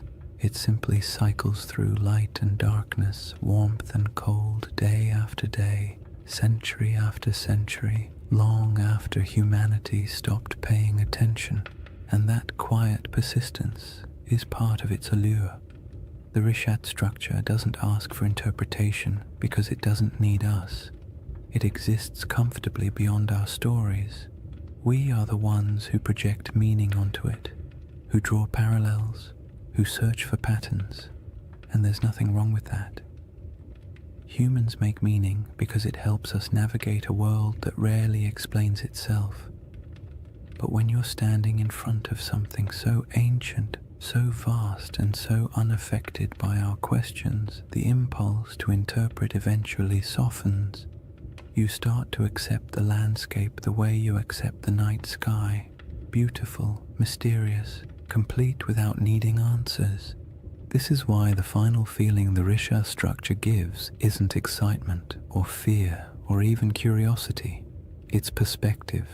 The kind of perspective that makes you realize how temporary human history is compared to geological time. Civilizations rise, cities flourish, myths form, and then everything fades. But the land remains. The Sahara has been green, then brown, then green again, then sand, then grass, then dunes. The world shifts constantly, but overspans so long that it's easy to forget. Human history is only a blink in the Earth's memory. When you imagine the Eye of Africa remembering, it's not literal, of course. Rock doesn't hold memories the way we do, but landscapes preserve patterns, scars, layers, and echoes of what came before. The Risha structure remembers not through intention, but through endurance, through the way its rings hold the imprint of ancient forces, through the way it witnessed the Sahara's transformation without changing its own essential shape, through the way it stands in the middle of emptiness, still holding the quiet dignity of something older than our oldest stories. And as you let that perspective sink in, the idea of Atlantis becomes less about a place and more about a feeling that somewhere, sometime, a world existed that is now gone, a feeling that memory outlasts evidence, a feeling that not everything that disappears is lost forever. Some things simply fade into new forms, new landscapes, new interpretations. The Risha structure doesn't solve the Atlantis mystery, but it offers a gentle space where that mystery can rest, unpressured and unbothered. In the end, the most peaceful thought of all is this: maybe Atlantis was real, maybe it wasn't. Maybe it was a memory of a greener Sahara. Maybe it was an echo of rivers and lakes that vanished before history began. Or maybe it was just a story, a beautifully structured story passed down through generations. But somewhere out there in the quiet heart of the desert, the Eye of Africa is still watching. Not searching, not revealing, just watching. Watching the night sky turn. Watching the dunes shift. Watching time pass with the patience only the earth itself can hold. And there is something profoundly comforting about that. To know that long after questions fade and theories shift and stories evolve, the land remains silent, enduring, timeless. A slow, cosmic heartbeat in the middle of the Sahara, inviting you to breathe a little slower, to let your thoughts drift, and to fall gently into rest. If you've made it this far, awake, half asleep, or somewhere in that gentle in-between space where thoughts drift like sand across a desert floor, then you've journeyed through one of Earth's quietest mysteries. And maybe that's the real beauty of the Risha structure. Not that it holds answers, but that it encourages the kind of patient wondering that modern life rarely gives us time for. In a world full of noise, urgency, and constant stimulation, the Eye of Africa offers the opposite: silence, space, perspective, a slow reminder that the planet moves at a pace far older and far calmer than anything we build on its surface. When you think back to what we've explored, the green Sahara that once flourished with lakes and herds, the ancient river systems buried beneath dunes, the rock art carved by hands that lived in a world we can barely imagine, the geological forces that sculpted the Risha's rings millions of years before humans ever walked near them, it becomes clear that the story of this place isn't about a lost civilization. It's about a lost landscape, a world that once existed, quietly thrived, and then vanished not because of catastrophe, but because Earth itself shifted into a new rhythm. The Rishat structure is a witness to all of it, a memory in stone shaped not by human intention but by natural processes that unfold over spans of time far beyond our comprehension. And even though the Atlantis comparison has become part of its identity, The truth is, you don't need a legend to appreciate this formation. You don't need Plato or myths of rings and cities or theories about ancient mariners. You only need the simple awareness that our planet contains places so strange and so beautiful that they feel like stories even before we start telling them. The Richat structure is one of those places. Perfectly circular, timeless, a little unsettling, completely mesmerizing, the kind of formation that makes you pause and remember that the Earth was sculpting wonders long before anyone arrived to give them names. There's a quiet comfort in imagining the Eye of Africa as a presence rather than a puzzle, not a watcher in any mystical sense, but a symbol of endurance.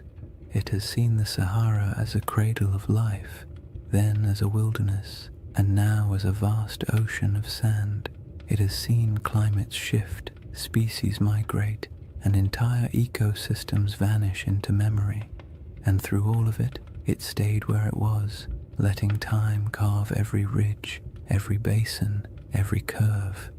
There's something almost meditative about that, the idea that some things don't chase meaning, they simply endure and allow us to come to them with whatever questions or stories we carry. As you settle into the final moments of this journey, imagine once more the Richat structure under the stars.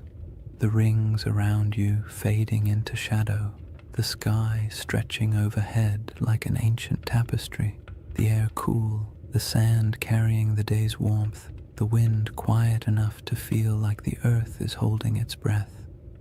In that moment, all the theories, all the debates, all the speculation falls away. What remains is just the land, unconcerned, immense, older than memory, a reminder that our place in the world is temporary but also meaningful in its own small way. And maybe that's the real gift of places like this. They allow us to step outside ourselves, to drift gently into perspective, to remember that not everything needs to be solved. Some mysteries are meant to rest, some landscapes are meant to simply be admired, and some stories, like the Sahara itself, are more soothing when left open, when allowed to breathe, when allowed to drift into the same soft silence that defines the desert at night. So as you drift towards sleep or into a deeper state of calm, let the Richat structure fade into that quiet space behind your thoughts. Let the rings dissolve into darkness, the stars soften overhead, and the desert wind carry away whatever tension you brought with you. The earth has been here a long time, and it will be here long after the worries of today have faded. You are small compared to the scale of geological time, but that smallness is not a burden. It's a comfort, a reminder that it's okay to rest. Thank you for spending this time exploring one of the planet's most beautiful and enigmatic features.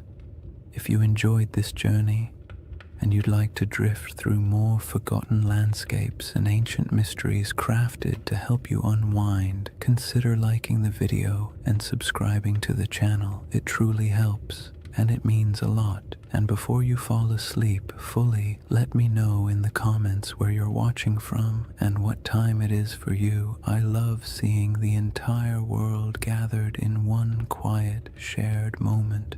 For now, take one last breath. Let it go slowly, and let the desert night close around you. The Eye of Africa will keep its silent watch. You only need to rest.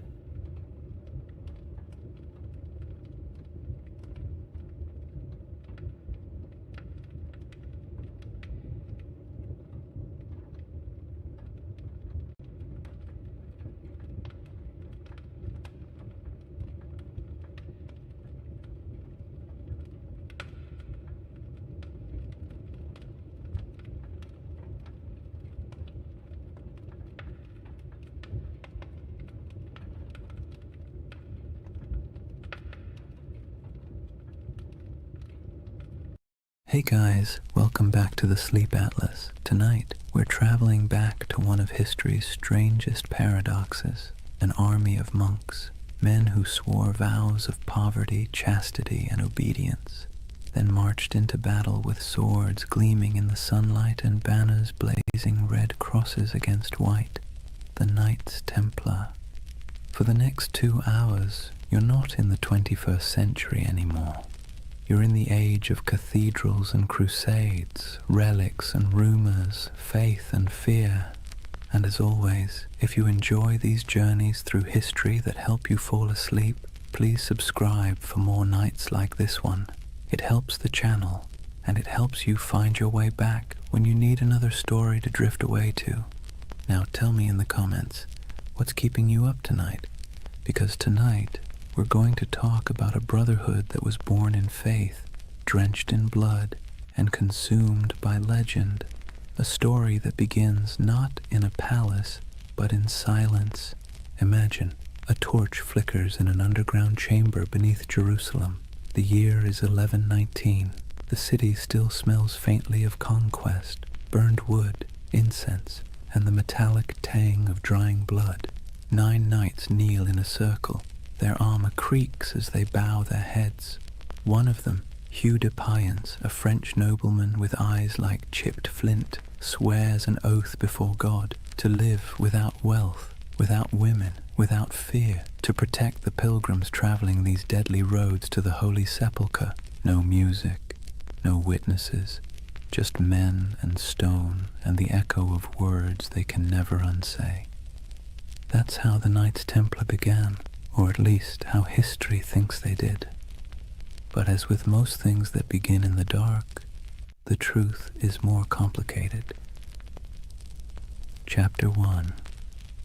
The Secret Birth of a Holy Army.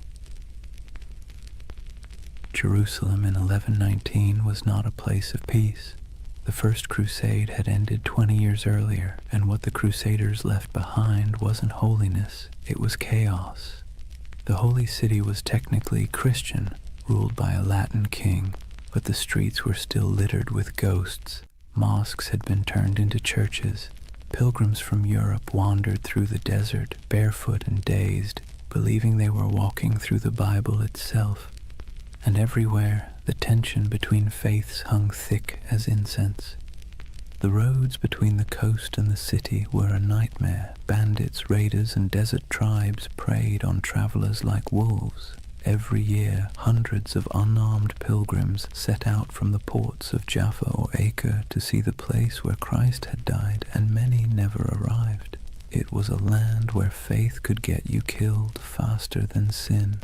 Enter those 9 knights, poor, devout, and possibly bored noblemen from northern France. Their leader, Hugh de Payens, had fought in the Crusades and stayed behind when most went home. He and 8 companions approached King Baldwin II of Jerusalem with a strange request. They wanted permission to form a new order of knights, not to conquer, not to rule, but to guard. The king said yes. The church hesitated. Nobody quite knew what to do with these men. They were knights, yes, but they claimed to be monks too. The idea didn't fit into any box the medieval world understood. A soldier was supposed to fight, a monk was supposed to pray, and these men wanted to do both. Baldwin gave them quarters in a building that stood on the ruins of the Temple of Solomon, the most sacred and controversial ground in the world. And that's where their name came from.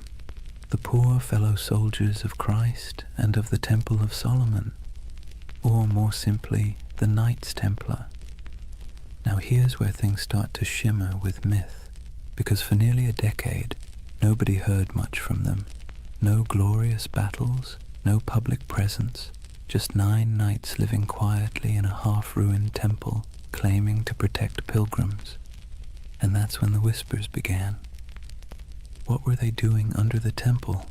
Some said they were excavating. Others said they were searching for something buried deep beneath the stones, relics perhaps, or knowledge long hidden since the days of Solomon himself. Modern archaeologists will tell you this is nonsense, of course, but even they admit the Templars had access to the Temple Mount. a privilege almost no one else in Christendom enjoyed, and for years they dug there with the Church's blessing. When they finally emerged into public life, they were different, organized, wealthy, confident, almost as if they'd found something that changed everything. But let's step back for a moment. The early 11th century was an age of improvisation. The Crusader states were young, messy, and barely hanging on. Every kingdom was a patchwork of loyalties, half knights, half pilgrims, and a lot of wishful thinking. The Church was desperate for order, and the Templars offered exactly that, a blend of zeal and discipline that looked like divine intervention in armor. It was a brilliant pitch, and they sold it well.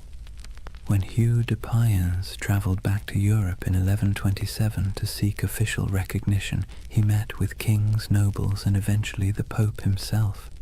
The Church loved them, a holy army that required no payment, asked for no land, and swore absolute loyalty to God. It was a bureaucrat's dream. Pope Honorius II granted them official status, and a few years later, in 1139, another pope, Innocent II, took it even further. He declared that the Templars answered to no king, no bishop, and no law except the popes. They were untouchable, exempt from taxes, allowed to cross borders freely, and permitted to collect donations directly from the faithful. In other words, the Knights Templar became a multinational corporation, centuries before such a thing should have existed. And that's where their story stops being quaint and starts getting strange. Because remember, these were men who began with nothing. Their symbol was two knights riding a single horse, a visual metaphor for poverty. Within a generation, that same order owned castles, fleets, and entire banking networks. They were the world's first financial institution that operated across borders. But we're getting ahead of ourselves. Right now, there's still just 9 men under the ruins of Solomon's temple, holding candles against the dark. Picture it. The smell of wax and oil smoke, the faint hum of wind through broken columns, the distant cries of muezzins echoing from the city below.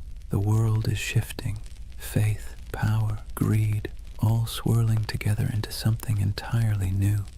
Somewhere between prayer and politics, the Templars had found a formula that worked. A soldier's discipline, a monk's devotion, and a businessman's pragmatism, all wrapped in one dazzling symbol, a red cross on white. And as their power grew, so did the myth. People whispered that the knights never truly slept, that their prayers could call down miracles, that their swords glowed in battle like divine fire. In an age starved for heroes, the Templars became living icons. And for the Church, they were proof that holiness could conquer the world, or at least fund its expansion. Still, even in these early days, the seeds of their downfall were already being planted, because whenever power hides behind purity, suspicion follows. For now, though the world was enchanted by them, Europe sent them gold, recruits, and blessings. The Templars began to build fortresses across the Holy Land, stark geometric structures designed not for beauty but for survival. The first of these rose near Gaza, its walls thick and severe as if carved from a single thought, hold. And hold they did. Against heat, disease, and endless waves of enemies, the Templars endured. They were a strange hybrid, too pious for ordinary knights, too violent for ordinary monks, but somehow they worked. The desert turned them into something sharper, harder, less human, and the world rewarded them for it. By the end of the 12th century, the Templars were no longer a curiosity. They were a force of nature. Their red cross fluttered on every major battlefield from Antioch to Acre. Pilgrims prayed to them as if they were saints. Kings borrowed money from them as if they were banks. and behind their stoic silence they smiled, because they knew the holiest men in Christendom were also its most indispensable. The Holy Land. It sounds peaceful, doesn't it? Golden deserts, olive groves, sun-bleached ruins, the kind of place you might imagine angels hovering over in serene silence. But in the early 12th century, it was anything but serene.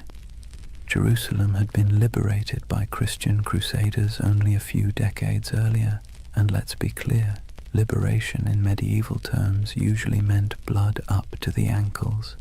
The First Crusade had ended with the massacre of nearly every inhabitant of the city, Muslim, Jew, and even some Christians unlucky enough to be standing in the wrong doorway. The survivors who staggered out of those gates left behind a city that was holy, yes, but also haunted. Now, imagine you're one of the pilgrims arriving from Europe after that carnage. You've sold your land, kissed your family goodbye, and endured months on a leaky ship that smelled of salt, vomit, and desperation. You finally set foot on the sacred soil of Jerusalem, only to realize it's crawling with mercenaries, thieves, and rival priests arguing over who owns which holy relic. There were monks selling pieces of the true cross for pocket change, relic peddlers waving around bones that supposedly belonged to every apostle, and beggars who could quote scripture better than bishops. It was chaotic, commercial, and weirdly alive. The Holy Land was supposed to be a place of purity, but it was also a marketplace of faith, and this was the world the Templars were born into. To protect pilgrims, they needed roads. To patrol the roads, they needed horses. To feed the horses, they needed money. And to get money, they needed support from Europe, which meant they needed branding. And few groups in history have ever branded themselves better. The Knights of the Temple. It sounded like a riddle, a name that whispered of prophecy, secrecy, destiny. In an age addicted to relics and miracles, the idea of an army living on sacred ground was irresistible. Still, their mission was grimly practical. The routes from the ports to Jerusalem, Jaffa, Acre, Tyre, were treacherous. Travelers were robbed, murdered, or sold into slavery. The Templars became the bodyguards of faith itself, escorting caravans of believers through the desert, fighting off raiders who saw pilgrims as walking coin purses. Picture it, a long line of weary travelers trudging beneath a white-hot sun, sandals kicking up dust, and ahead of them a small band of armored men on horseback, faces hidden behind helms, silent except for the creak of leather and the dull thud of hooves. To see that Red Cross approaching must have felt like salvation made visible. But Jerusalem wasn't the only concern. Beyond the city walls, the Crusader states were fracturing. Christian lords squabbled like children over territory they barely controlled.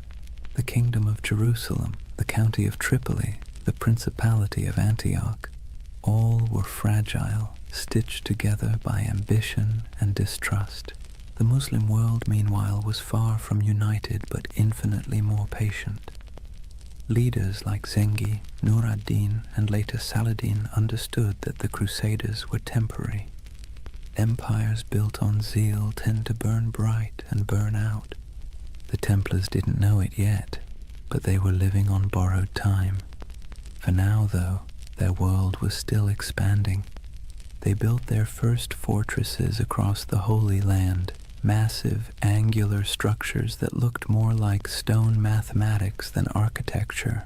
No decoration, no vanity, just geometry and faith.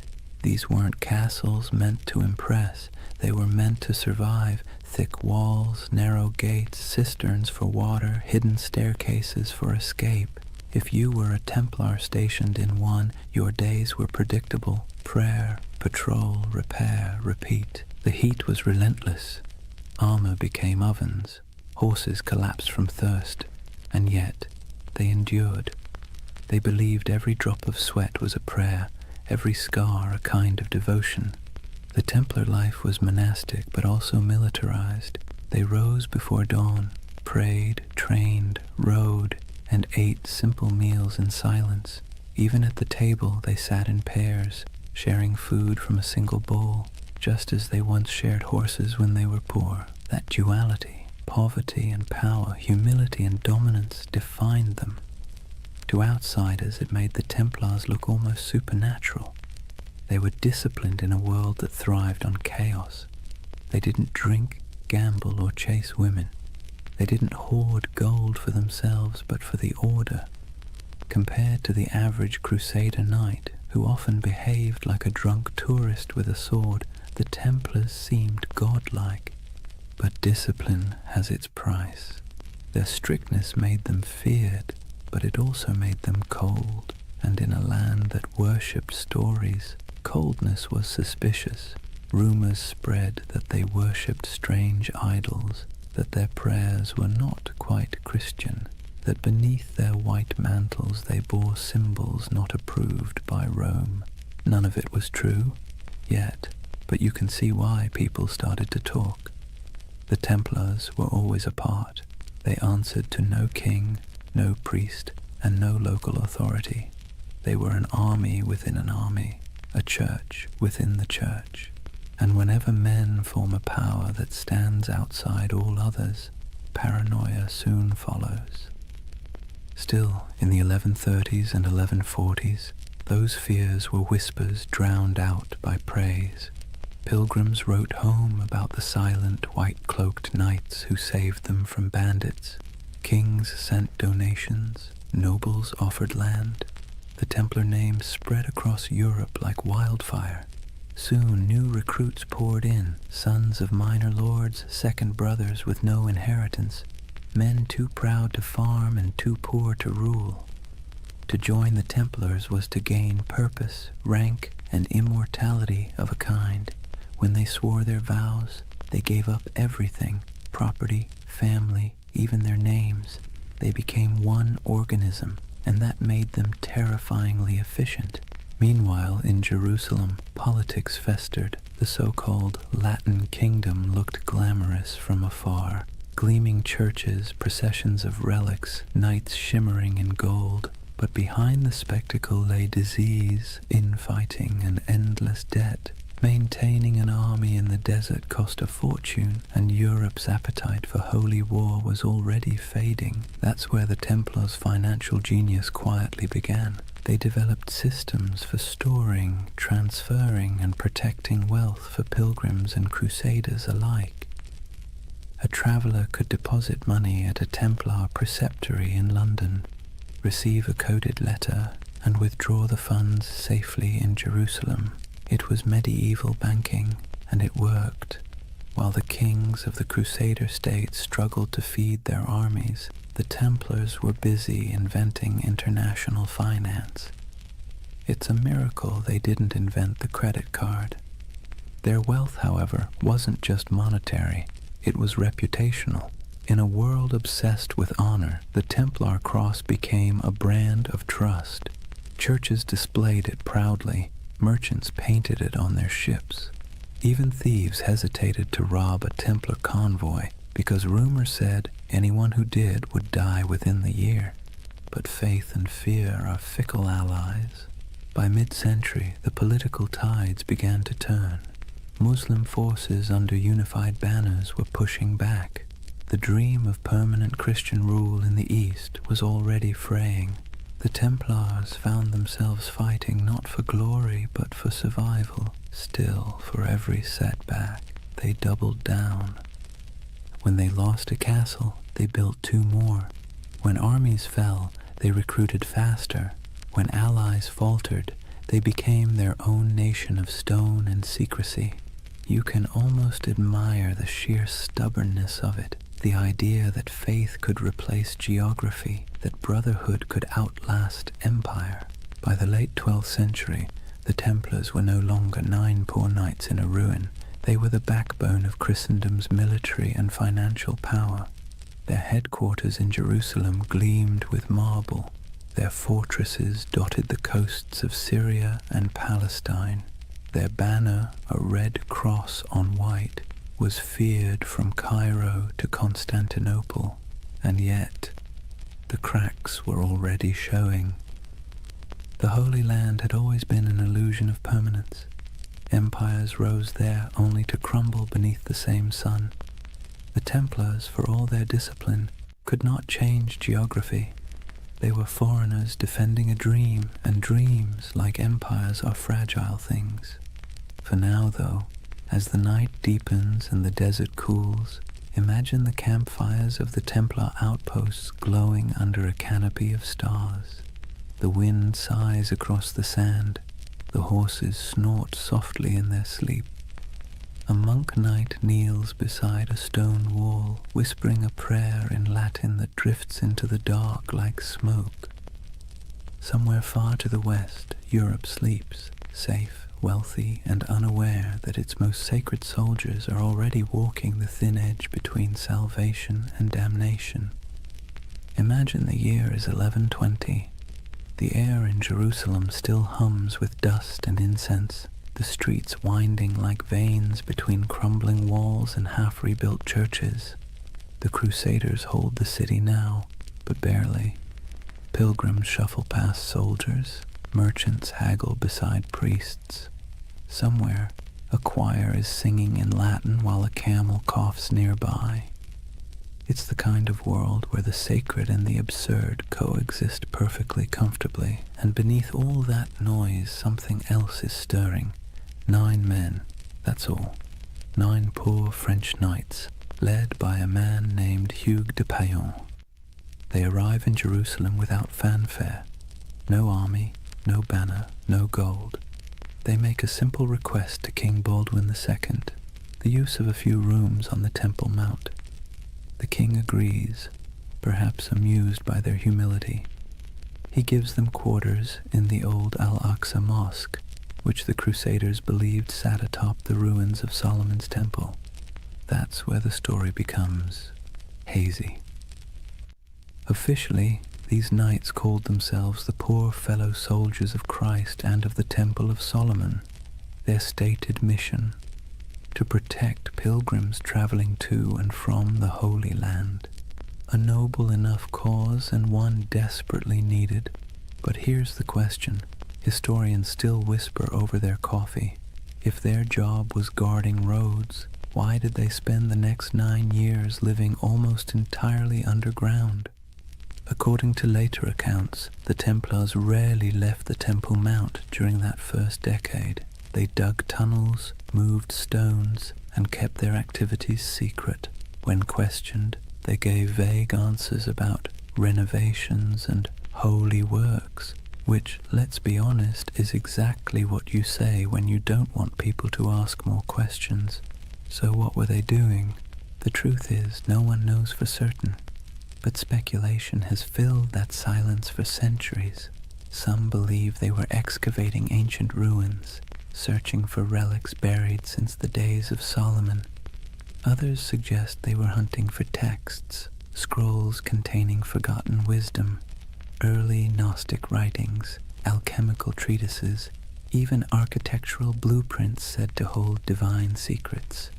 And then, of course, there's the most enduring rumor of all, the Holy Grail. It's easy to roll your eyes now, but picture it from their perspective. You're in the 12th century, sleeping on the ruins of the most mythic temple in history. You're a warrior who believes God speaks through symbols, and beneath your feet are thousands of years of rubble, Babylonian, Persian, Roman, Byzantine. If faith ever had a basement full of mysteries, this was it. The Templars' time under the Temple Mount became the seed of every legend that followed. Later chroniclers claimed they discovered something extraordinary, but were maddeningly vague about what that was. Some said they found the Ark of the Covenant. Others insisted they unearthed gold from Solomon's treasury. More imaginative souls suggested they uncovered proof of bloodlines, records linking Christ's family to European royalty. And then, of course, there were the occult theorists who decided the knights had learned sacred geometry, secret knowledge about the structure of the universe itself. Whatever the truth, one thing is certain. When the Templars finally emerged, they were not the same men who went in. They returned to Europe transformed, quietly powerful, almost unnervingly composed. Hugues de Payen travelled to France and sought an audience with Bernard of Clairvaux, one of the most influential churchmen of the age. Bernard was a Cistercian monk, a man so ascetic he considered sleep an indulgence and food a distraction. Yet he was also a brilliant strategist, the closest thing the medieval church had to a public relations genius. Hugues explained the mission, a brotherhood of knights bound by poverty, chastity, and obedience, dedicated to God but armed for war.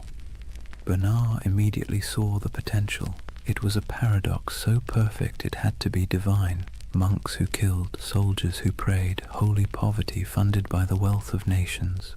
In 1129, at the Council of Troyes, the Templars received official papal approval. They were no longer just a handful of wanderers. They were an order of the Church. Bernard even wrote a sermon for them, in praise of the new knighthood, describing the Templar as a man who fears neither demons nor men, because he bears Christ in his heart and steel in his hand. It was marketing genius. Overnight, the Templars went from mysterious diggers under a ruin to God's chosen army. Donations poured in, nobles offered land, peasants offered sons. The Templar banner, white for purity, red for martyrdom, became one of the most recognized symbols in Christendom. But still, the whispers persisted. Even as they rose, people kept asking, what did they find beneath that temple? Why did they never speak of those 9 silent years? The truth, if there is one, is probably less cinematic and more bureaucratic. Archaeology as we know it didn't exist. Digging beneath ancient ruins wasn't about science. It was about faith and superstition. Maybe they really did find something sacred. Maybe they found nothing but stones. But it almost didn't matter. The mystery itself was more powerful than any treasure, and the Templars knew how to use that. You see, medieval Europe adored relics because relics made the invisible visible. A saint's bone could turn a dusty chapel into a pilgrimage site. A scrap of cloth from Christ's robe could transform a forgotten village into a holy destination. The Templars, deliberately or not, became a living relic. They didn't need to show proof of miracles. Their very existence was the miracle. Their silence became their sanctity, their secrecy, their strength. And silence travels farther than any sermon. When you think of the early Templars, don't picture roaring armies. Picture candlelight flickering in a stone corridor, the faint echo of Latin prayers, the sound of picks striking stone somewhere deep beneath the earth. 9 men convinced that God had chosen them for something they didn't fully understand, but could feel like a heartbeat in the dark. The idea of the hidden runs through everything they did afterward. Their architecture, simple, geometric, full of hidden passages. Their symbols, crosses, circles, dual riders on one horse. Even their banking system, which relied on coded letters and secret ledgers, carried that same shadowy precision. It's as if the memory of that underground decade never left them. They had been under the world, and when they emerged, they brought a little of the underworld with them.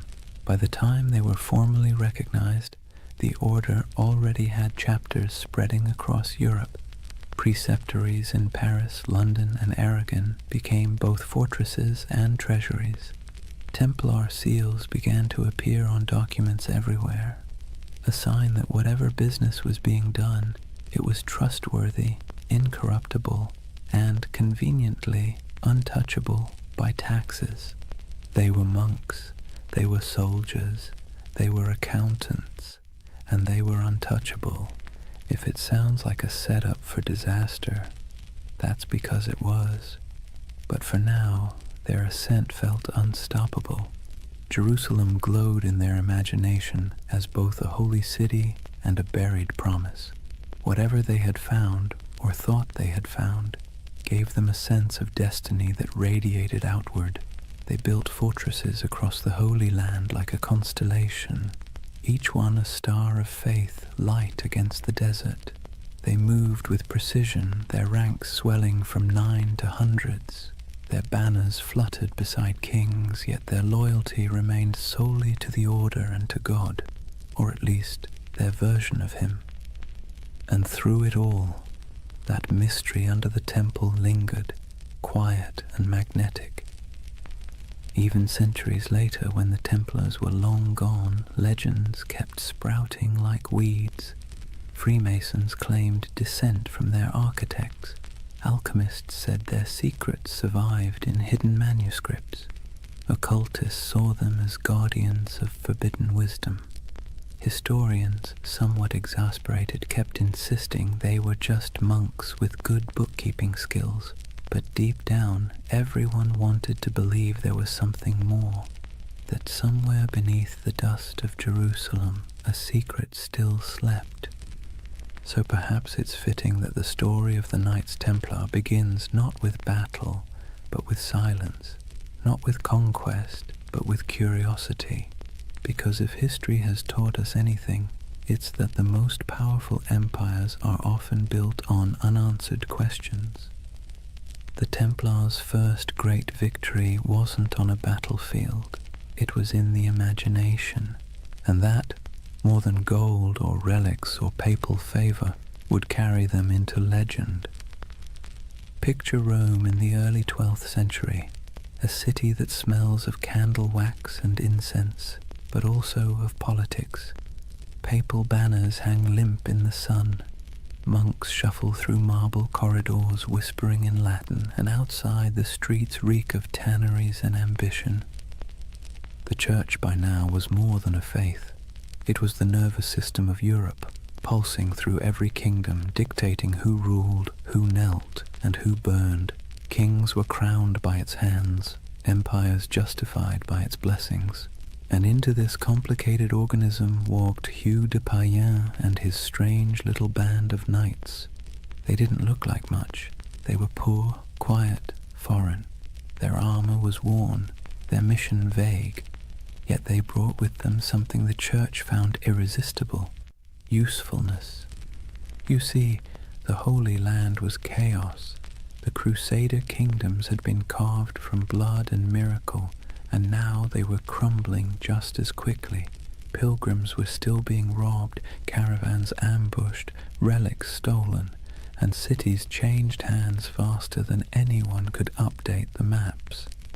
The church needed protectors, reliable ones, faithful ones. And the Templars, well, they were perfect. No wives, no children, no debts, no distractions, just pure obedience. The kind of men who'd ride into battle without pay, die without complaint, and most importantly, funnel everything they owned directly into the hands of the church. But they needed legitimacy first. The Pope's blessing wasn't just a stamp of approval, it was armor. It turned obscure men into an institution. So Hugh de Payens traveled to meet with the powerful Abbot Bernard of Clairvaux, a man both saintly and strategic. Bernard was the face of the Cistercian reform movement, which prized simplicity, purity, and obedience. He lived on bread, wore plain robes, and wrote letters that could humble kings.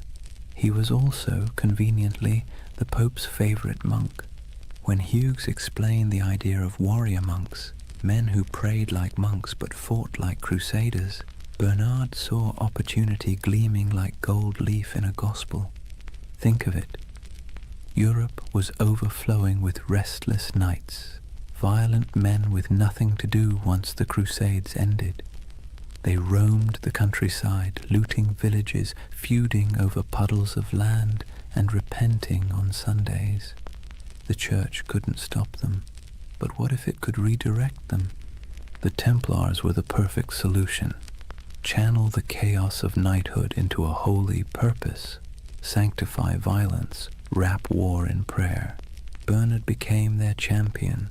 He wrote, in praise of the new knighthood, a sermon that would become their manifesto. In it, he drew a sharp line between ordinary knights and these new holy warriors. The Knight of Christ, he wrote, fights the battles of the Lord without fear, for he bears Christ in his heart and steel in his hand. It was genius, simple, poetic, dangerous. With those words, the Templars became the Church's favorite paradox. Men who could kill for peace, who could die for salvation, who could hold a sword and a rosary in the same hand and never feel the contradiction. At the Council of Troyes in 1129, the Templars were officially recognized as a religious order. Pope Honorius II approved their rule, a strict code of conduct modeled after monastic life but adapted for war. They took vows of poverty, chastity, and obedience. They ate in silence. They wore plain white mantles to symbolize purity, later marked by a red cross, the color of martyrdom. They slept in communal dormitories, their armor near at hand. They prayed 8 times a day. And yet they were also soldiers, men who trained for battle, guarded caravans, and fought with terrifying precision. It was an impossible combination, but that was the point. The contradiction itself was their mystique. The Church, always hungry for spectacle, adored it. Sermons across Europe began praising these poor knights of Christ as living saints. Relics were touched to their swords. Songs were written about their devotion. Donors poured gold into their coffers. Within a decade, they owned lands across France, England, and Iberia. Within 2, they controlled a network that stretched from London to Jerusalem, all under the cross, all under God. The irony, of course, was that their vow of poverty made them one of the richest organizations in Europe. Nobles who couldn't join gave donations instead. Merchants stored money in Templar houses for safekeeping, the world's first reliable banking network. Pilgrims could deposit coins in Paris and withdraw them in Acre. It was faith-based finance, centuries before anyone invented the word finance, and all of it tax-free. The papal bulls that followed granted them extraordinary privileges. Templars answered only to the Pope himself. They could cross borders freely, build their own churches, even collect tithes. Kings couldn't touch them. Bishops couldn't question them. They were a country within a country, a kingdom without a king. And perhaps most importantly, they believed their mission was divine. Every Templar fortress was built like a sermon in stone, simple, geometric, symmetrical. Their architecture rejected ornamentation, favoring clean lines and silent strength. Every chapel pointed east toward Jerusalem. Every wall was both defense and devotion. They didn't just build structures, they consecrated the landscape. Travelers who saw them described the order as unnervingly calm. They marched without shouting. They fought without looting. They prayed without hesitation. To their enemies they were terrifying. To their allies, indispensable. And to themselves, they were chosen. You can almost hear it in the rhythm of their days, the steady tolling of bells, the scraping of armor on stone floors, the murmured prayers before dawn, each man believing he was part of something eternal. But let's be clear, beneath the holiness there was also bureaucracy. For every knight who swung a sword, a dozen servants and scribes managed logistics, accounts, and correspondence. Templar commanderies became administrative hubs full of ledgers, seals, and shipments. They dealt in contracts as often as crusades. Still, their image remained pure. To medieval Europe, The Knights Templar were walking proof that heaven and earth could coexist, that spiritual discipline could be forged into literal steel. But to the cynical eye, they were something even more interesting, the Church's experiment in privatized holiness. They were what happens when faith becomes an organization, efficient, obedient, and profitable. By the mid-12th century, the Templars had become indispensable. Crusader kings relied on them for defense. Merchants trusted them with their fortunes. Popes used them as envoys and bankers. If you wanted something done quickly, quietly, and absolutely, you called the Templars. But with power came something more dangerous than sin, perception. People began to notice that the order's members rarely answered questions. They had their own language, their own symbols, their own rites.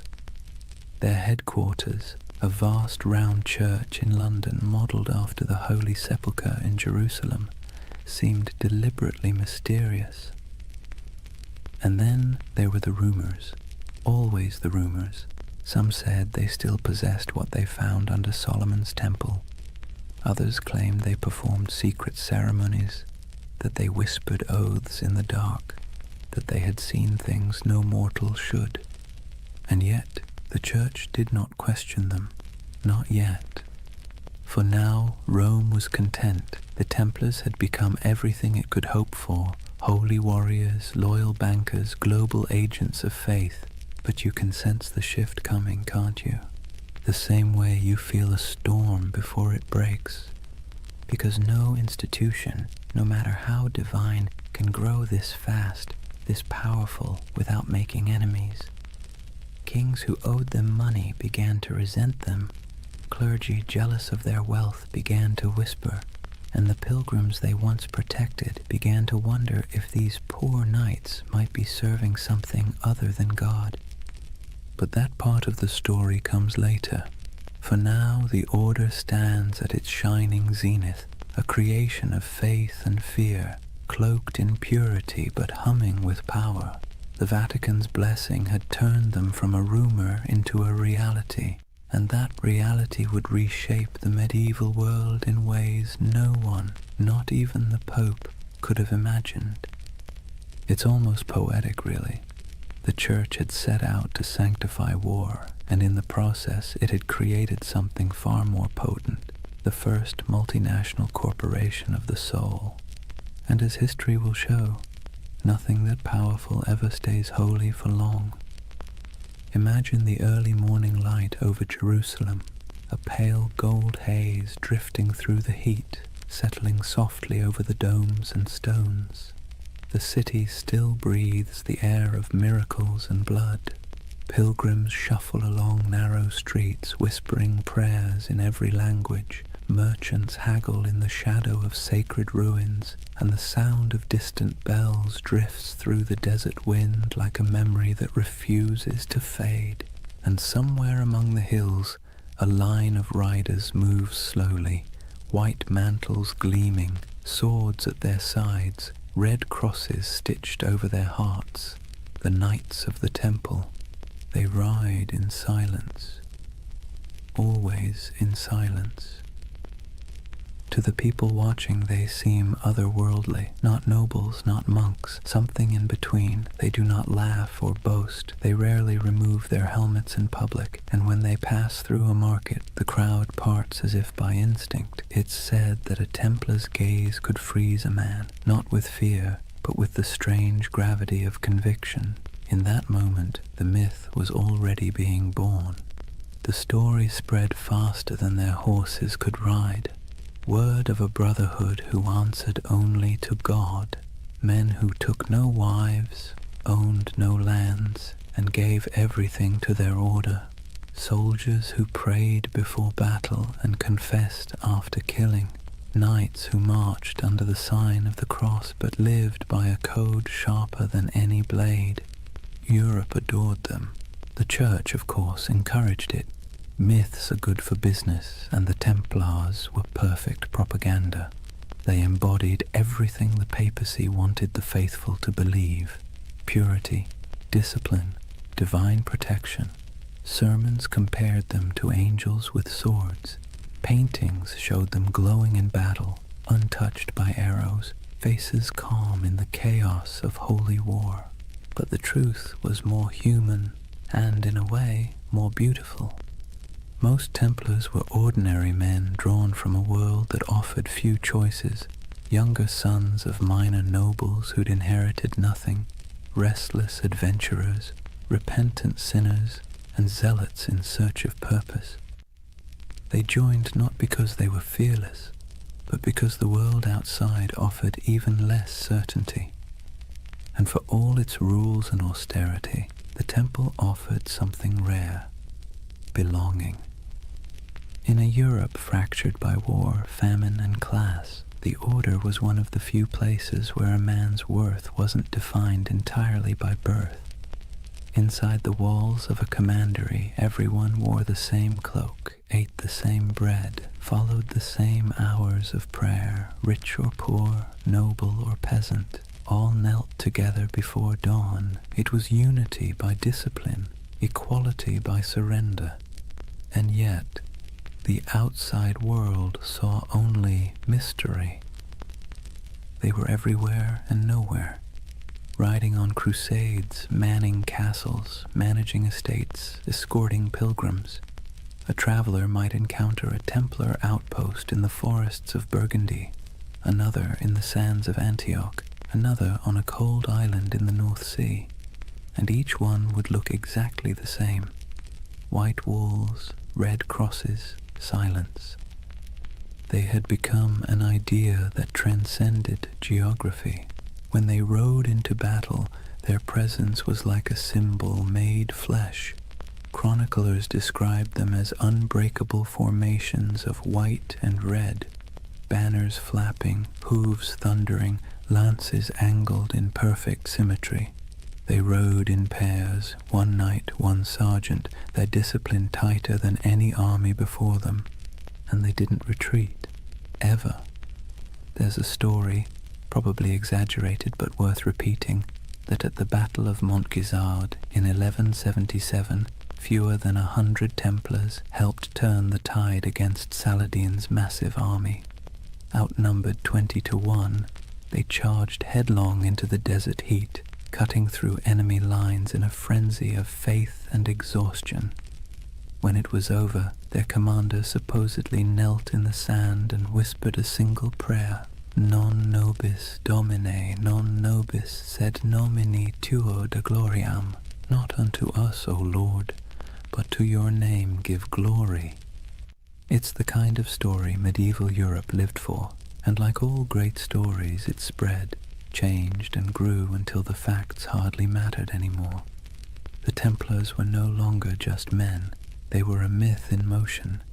They became shorthand for courage, for purity, for divine purpose. And that, ironically, was the beginning of their undoing. Because the higher a legend rises, the further it has to fall. But for now, they stood at the edge of eternity. Their coffers swelled with donations. Their castles gleamed across Christendom like white stars on a dark sea. Their red cross was the most recognized symbol in Europe. Kings sought their loans. Bishops sought their blessing. Pilgrims sought their protection. It must have felt like destiny, a divine reward for faith and sacrifice. And yet, beneath the surface, something subtle was changing. The order that began with 9 men and a dream was turning into a machine. Their vows of poverty persisted, but their treasuries overflowed. Their humility was genuine, but their power was growing beyond measure. Their lands stretched across thousands of miles. Their archives held contracts and secrets that kings would have killed to read. And because they answered only to the Pope, no monarch, no bishop, no secular court could touch them. They were untouchable, the Church's holy weapon, sharpened to perfection. But history, like the sea, is always shifting. The Crusader states were beginning to crumble. The Muslim world had learned from its defeats and was uniting under stronger leaders. Supply lines were long, morale was short, and faith, that delicate fuel, was flickering. The dream of permanent Christian dominion in the East was dying, and the Templars, who had built their identity on that dream, suddenly found themselves defending something that no longer existed. It's easy, centuries later, to imagine them as fanatics or villains, but maybe they were just men trapped in momentum, unable to stop the wheel they had helped set in motion. By the time their banners fluttered over the last surviving Crusader fortresses, their legend had already outgrown them. In Europe they were saints, in the East they were demons, and in their own hearts, who knows, perhaps a little of both. The ordinary knights must have felt it, the slow decay beneath the glory, the endless wars that achieved nothing, the heat, the sand, the weight of armor, the prayers whispered into silence, the feeling of being instruments of something divine, and yet increasingly something political. But legends don't need clarity, they need symbols, and the Templars had become the most powerful symbol in the medieval world, the perfect fusion of faith and violence. You can almost see it, a banner rippling against a stormy sky, red cross vivid against the white cloth, lightning flashing behind it. To a peasant in a church pew or a monk in a distant cloister, that image meant safety, devotion, and divine justice. To a king in debt, it meant something else entirely. The story of the Templars was no longer being written by saints or chroniclers. It was being rewritten by envy, fear, and ambition. But for now, the curtain hasn't fallen, the candles still burn, the chants still echo in stone halls. The world hasn't yet turned against them. The 9 knights who once huddled beneath the Temple Mount have become an army, a network, a myth. Their legacy has taken on a life of its own, glowing, untouchable, and slightly unreal. And like all myths, it has begun to blur the line between truth and dream. That's where Chapter 1 closes, not with an ending, but with a vision of a brotherhood standing on the edge of something vast and unknowable. Their swords gleam in the sun, their white cloaks ripple in the desert wind. Behind them, Jerusalem glows like a mirage, and before them, stretching into the horizon, lies the future, glittering, dangerous, inevitable, the dawn of a legend. Chapter 2. The Rise of the Warrior Monks. Imagine standing on a cold morning plain somewhere in France, perhaps Champagne, perhaps Burgundy. The mist still clings to the fields, soft and silver, the kind that blurs the line between land and sky. Out of that fog rides a column of horsemen, their armor dull from travel, their cloaks heavy with dew. But as the light shifts, something crimson catches the dawn, a mark stitched across white cloth, simple yet unmistakable, a red cross. It would become one of the most recognizable symbols in all of human history, but at this moment it is new, modest, a badge of belonging more than power. The men wearing it are quiet, focused, unremarkable to anyone but God. Yet this insignia, this fusion of cloth and conviction, is about to transform them into something the world has never seen, a standing army that answers only to faith. The Templars have begun to evolve. Their days of small vows and secret ceremonies under Jerusalem's ruins are over. The Church has given them legitimacy, a papal seal, written in the flowing Latin of divine authority. They are now officially milites Christi, soldiers of Christ, and that single phrase changes everything. With papal backing came money, land, recruits, and something far more valuable, absolution. To die as a Templar was not merely to fall in battle, it was to ascend directly into paradise. No purgatory, no judgment, no delay. The battlefield became a kind of heavenly shortcut.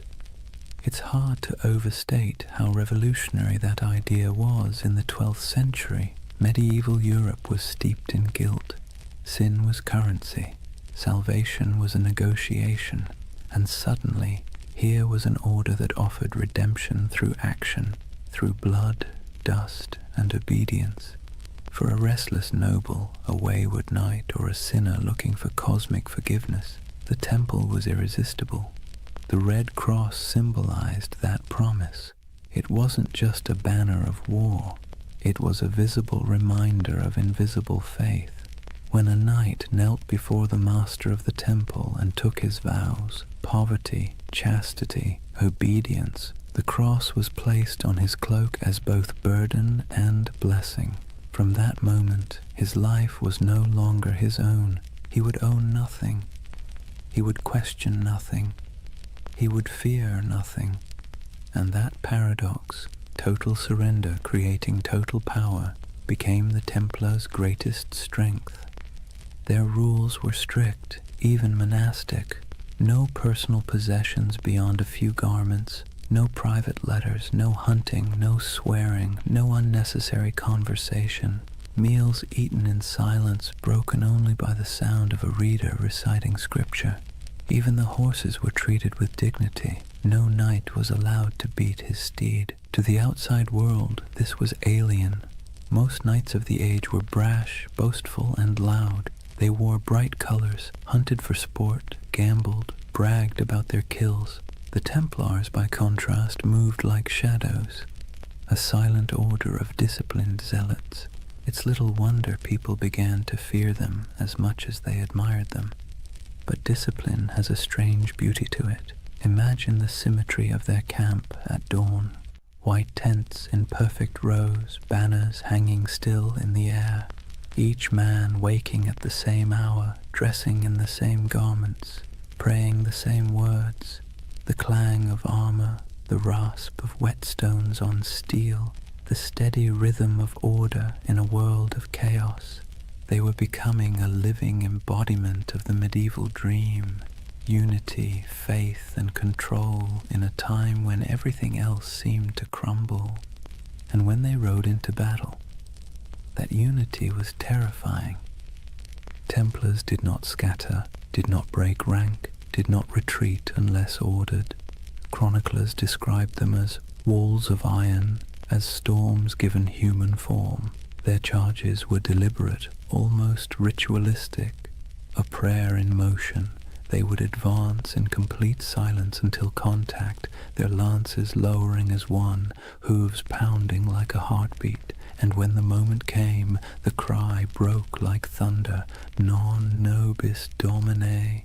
Not for us, O Lord, but for you. Then chaos, then history. Every battle became a kind of mass, blood replacing incense, steel replacing song, and the world watched in awe. To the average medieval person, the Templars seemed immortal. When others fled, they stayed.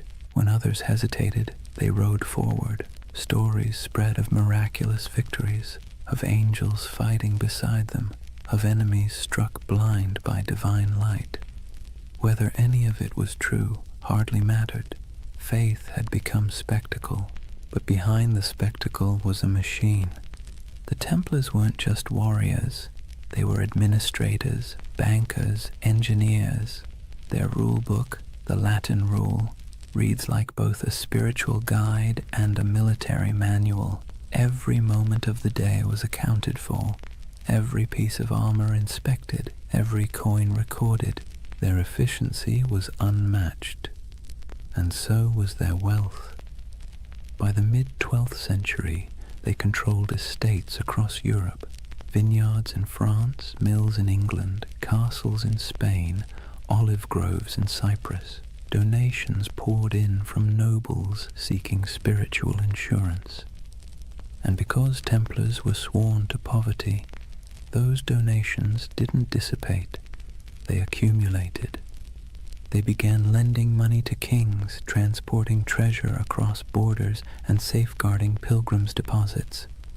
If you were traveling to the Holy Land, You could leave your fortune with the Templars in Paris and withdraw it in Jerusalem. In effect, they invented the medieval checking account. Faith and finance. It's a partnership as old as civilization. But to the Templars, it wasn't greed. It was logistics. Money was a tool for God's work. Armies need supplies, ships, food, fortresses. And if the order had to run the most efficient financial network in Christendom to maintain that mission, so be it.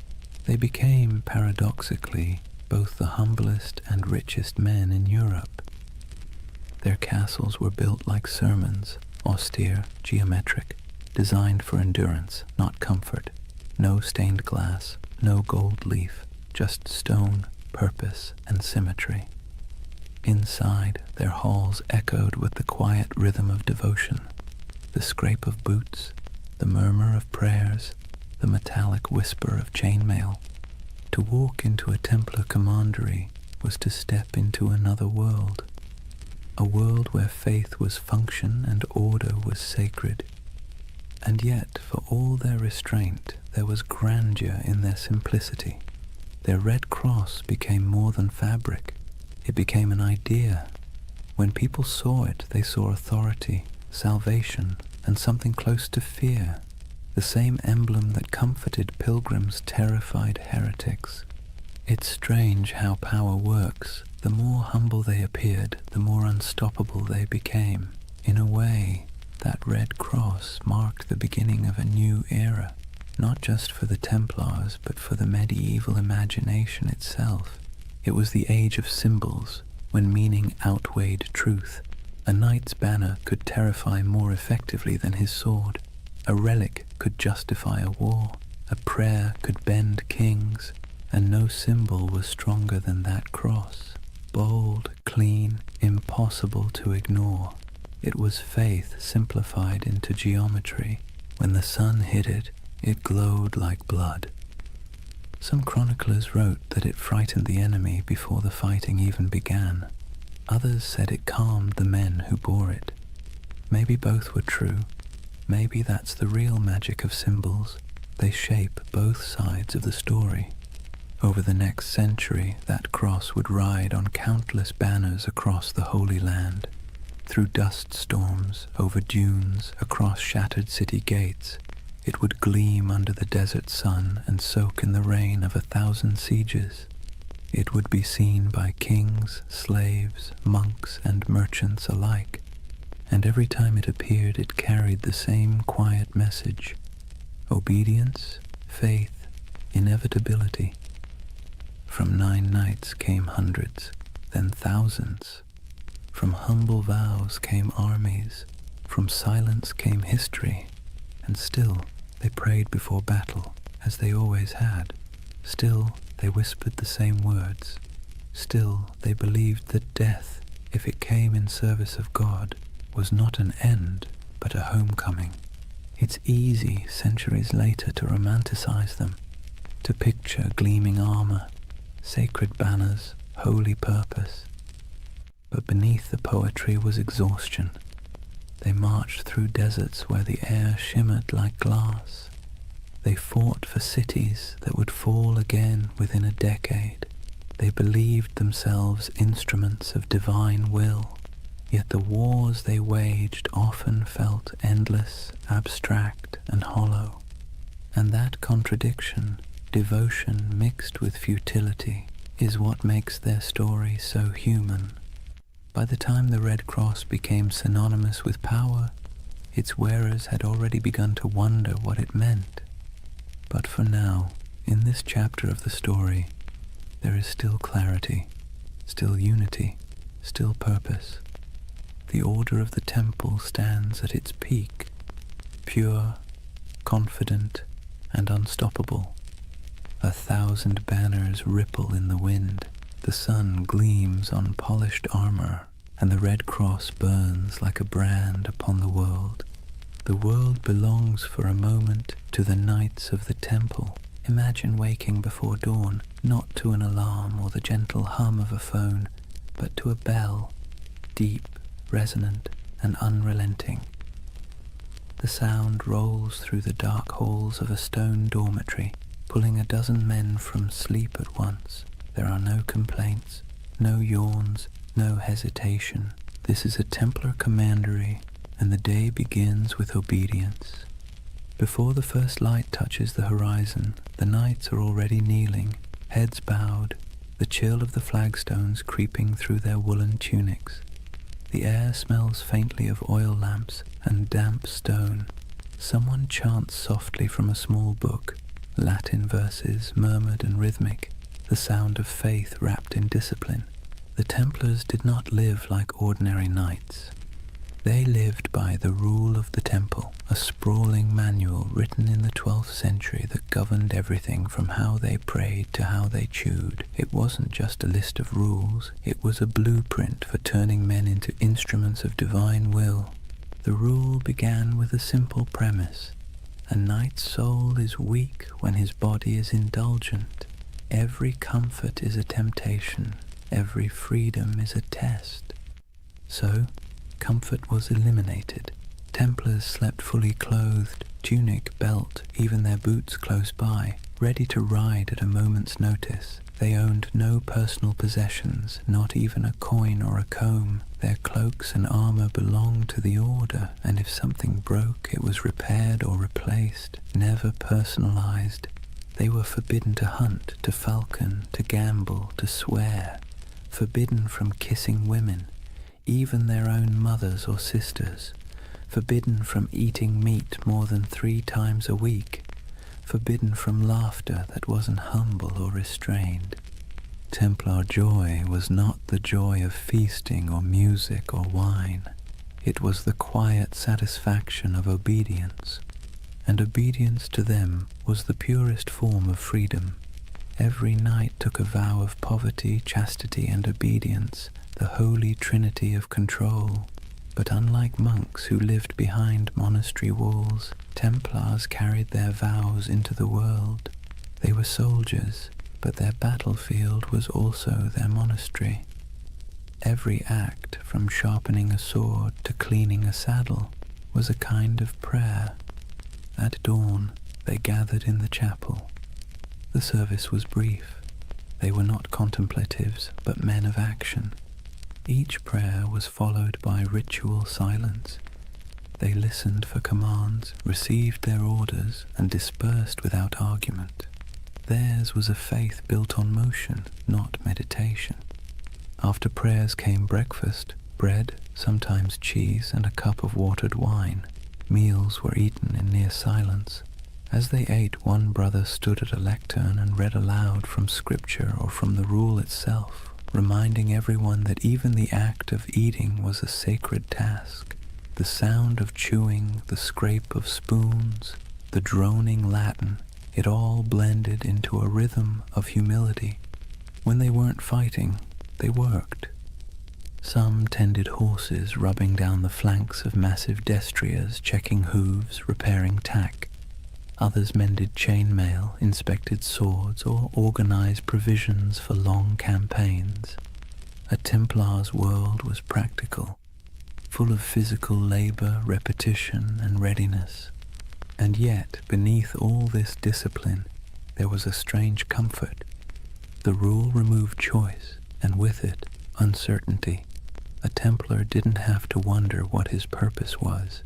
It was written in the rule, enforced by his brothers, and sanctified by God. Every decision had already been made for him. In a world where chaos was normal, where famine, war, and plague struck without warning, that kind of certainty was a luxury few could afford. But of course, it came at a cost.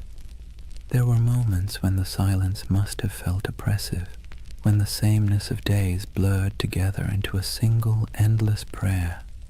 Imagine years of this life, the same bread, the same rules, the same faces under the same white cloaks, no family, no possessions, no indulgence beyond the thin comfort of faith. And yet, the Templars endured it, perhaps because the alternative, a world without order, without divine meaning, felt far worse. There's something haunting about their discipline. It wasn't born from cruelty, but from conviction. They believed that to serve God they had to strip away everything that made them individual. Ego, desire, even identity itself, all burned away, leaving only function. They became pieces in a sacred machine, and when the machine moved, it moved with terrifying precision. Templars trained relentlessly. Their battle formations were geometric, mathematical, rows of cavalry timed to strike in perfect waves. Each knight knew his place. If one fell, the next filled the gap instantly. Their charges were coordinated like choreography, their retreats executed like clockwork. Their enemies called them demons in white. They didn't scream or taunt or show mercy. They advanced silently until the moment of impact, when they cried out only one phrase: Non nobis Domine, non nobis sed nomini tuo de gloriam. Not to us, O Lord, but to your name be the glory. It was their mantra, their battle hymn, their surrender to something larger than themselves. And yet, despite all this spiritual rigor, the Templars weren't monks lost in abstraction. They were engineers, architects, accountants. They ran farms, managed estates, built fortresses, and oversaw trade routes. Their castles were marvels of design, squat, symmetrical, designed to deflect siege engines and channel attackers into kill zones. But even in architecture, their aesthetic was austere. No ornamentation, no murals, no stained glass, just stone, perfectly aligned, perfectly useful. Templar castles didn't preach beauty, they preached order. Their lives mirrored that architecture. Functional, fortified, minimal. To outsiders, it looked like joyless fanaticism. To the Templars, it was discipline incarnate. Every stone placed, every word spoken, every moment endured was an offering to God. And yet, as centuries passed, cracks began to form. Subtle at first, then spreading. Because discipline without question breeds power, and power, even sacred power, invites suspicion. The Templars' strict hierarchy made them efficient, but it also made them secretive. Their rituals were closed to outsiders. Their vows of silence protected not only their faith, but their operations. Kings and bishops began to whisper, what did these warrior monks do behind closed doors? Did their oaths hide something darker? The rule of the temple, written to sanctify obedience, began to look like a veil. And the more power the order gained, the more castles, the more treasure, the more influence, the more that veil began to draw attention. It's a pattern as old as history. Purity breeds envy, secrecy breeds rumor, and strength breeds fear. But that comes later. For now, imagine one of those long Templar days near its end, the sun dipping low behind battlements, armor hung to dry, the smell of horse sweat and oil in the air. The chapel bells toll again, soft and steady. The knights gather one final time, kneeling in rows, their white cloaks ghost-like in the flickering candlelight. They pray not for victory, not for wealth, not even for peace. They pray for endurance, for the strength to obey again tomorrow and the day after until the end of their lives. Outside, the wind carries the smell of dust and salt. Somewhere beyond the horizon, enemies are gathering, empires are shifting, and history is already writing its next betrayal. But inside the chapel there is only the rhythm of prayer, the faint creak of chainmail, the murmur of Latin words fading into the night. And above them, carved into the stone arch of the temple wall, the red cross catches the last trace of sunlight. Still, unchanging, eternal. For now, imagine the first thing that hits you isn't the sight, but the heat. The air itself feels alive, sharp with salt from the sea, heavy with dust from the desert and tinged with the scent of oil, incense, and sweat. You've just stepped into the Holy Land sometime around the year 1140, and you're walking through a world where heaven and earth have been fighting for custody of the same patch of ground for generations. The Crusader kingdoms were born from blood and disbelief. After the First Crusade captured Jerusalem in 1099, waves of settlers, soldiers, and zealots streamed eastward, knights chasing absolution, merchants chasing profit, peasants chasing a miracle. What they found was a land older and more complicated than anything they'd been promised.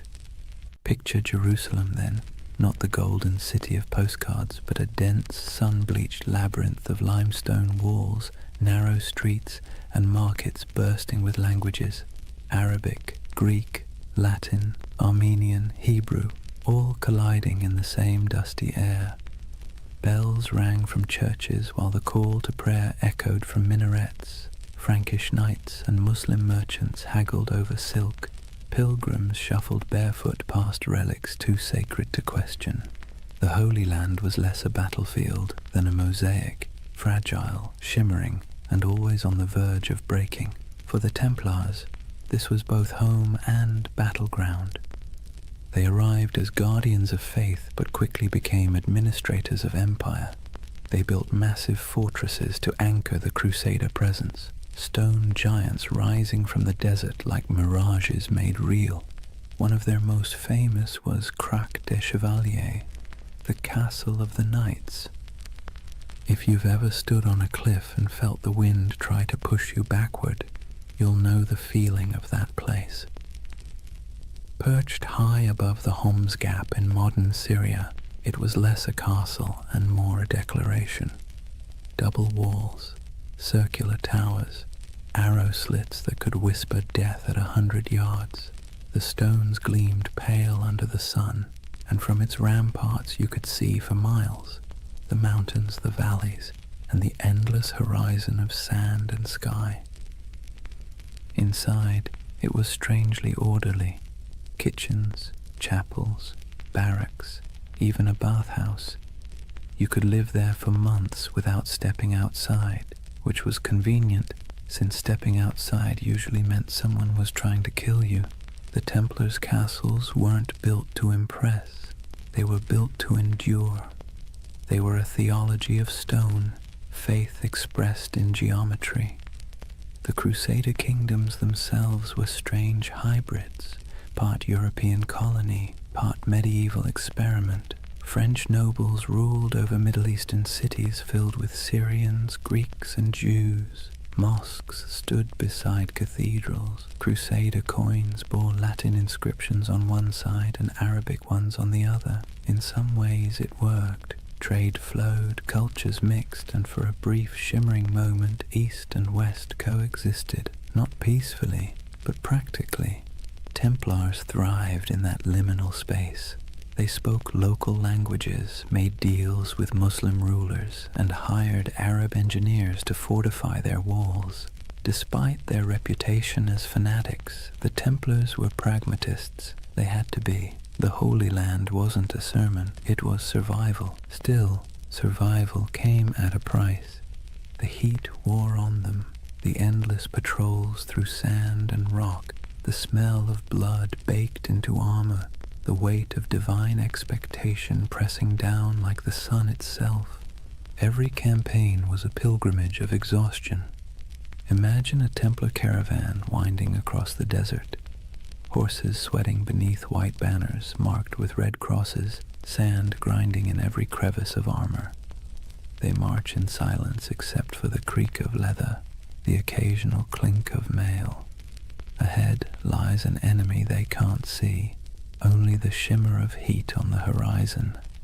By nightfall they camp beneath a vault of stars so clear it feels like a cathedral of light. Prayers are murmured, wounds are tended. The men sleep on bare ground, swords within reach, their faith both pillow and weapon. In this land even the air felt charged with contradiction, sacred and savage all at once. and nowhere was that clearer than in Jerusalem itself. For a brief century the city stood under Christian control, a jewel of Christendom wrapped in ancient dust. The Templars' headquarters was no ordinary building. It was the Al-Aqsa Mosque, believed at the time to stand on the ruins of Solomon's Temple. To the Muslim world it was one of Islam's holiest sites. To the Templars it was the very foundation of their identity, the Temple of Solomon, the birthplace of their name. They turned its halls into barracks, its courtyards into stables, its shadowed corners into places of prayer and secrecy.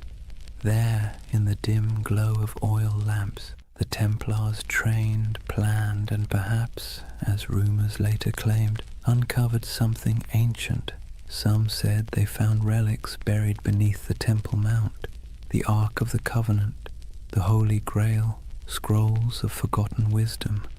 Others said they simply found nothing and invented mystery to fill the void. Whatever the truth, their presence in Jerusalem became mythic. The sight of their white mantles moving through the streets, calm, silent, immaculate, inspired awe and unease in equal measure. They were soldiers of God, but they moved like ghosts. Their faith was practical, but their reputation became supernatural. Pilgrims whispered that Templars could not be killed by ordinary men. Enemies swore they saw them fight after being struck down, and perhaps that was the point. In a land where death was daily and miracles were currency, a little fear was useful. Templar strategy was as psychological as it was martial. They fought not just with swords but with image, the cross on their chest, the silence in their ranks, the absolute certainty in their purpose. Their presence in battle could shift morale before a single blade was drawn. When the call to arms came, whether at Ascalon, Damascus, or Hattin, the Templars rode out not as individuals but as one unbroken will. Their discipline was terrifying. They charged in perfect formation, shields tight, lances lowered, red crosses blazing against white. They were often the first to enter and the last to retreat. In moments when other armies broke, the Templars held, and when they died where they stood. But for all their valor, their victories were temporary. The Crusader kingdoms were built on sand, politically, literally, and theologically. They could conquer cities, but they could never conquer geography. The further they stretched their lines, the thinner their strength became. And while Templars built walls of stone, their enemies built alliances. Muslim leaders like Zengi, Nur ad-Din, and eventually the great Saladin began to unify what had once been divided. The dream of Christian dominion over the East began to falter as reality, relentless and strategic, pressed back. Still, for nearly 2 centuries, the Templars endured. They were the spine of the Crusader world, a constant presence whether guarding pilgrims on dusty roads, escorting kings, or defending castles that seemed impossible to hold. And through it all they believed, or at least tried to, that their struggle was holy, that every drop of sweat, every wound, every brother lost was part of a cosmic design. But in quieter moments, as the wars dragged on and the Holy Land slipped further from their grasp, doubt must have crept in. What happens when a holy mission stops feeling holy? When obedience begins to feel like futility? When you've spent your life serving God with sword and blood, and still the world refuses to be saved? History doesn't record their private thoughts, but you can imagine the silence inside those massive stone fortresses, the kind of silence that comes after years of praying into a void. The Templars' castles still stand in ruins across the Middle East, in Syria, in Israel, in Turkey, their stones sun-bleached, their halls open to the wind. Stand in one, and you can almost hear the echoes, hooves on cobblestone, the whisper of chainmail, the low murmur of prayer. Those walls remember. They remember a time when faith and empire shared the same heartbeat, when men rode into battle convinced they were defending heaven itself. And maybe, in their own way, they were. Because for all its contradictions, the Crusader dream wasn't just about conquest, it was about belief so strong it reshaped landscapes, rewrote maps, and built fortresses that still defy time. The Templars were both its architects and its prisoners, bound by duty, by faith, by the unbearable beauty of purpose.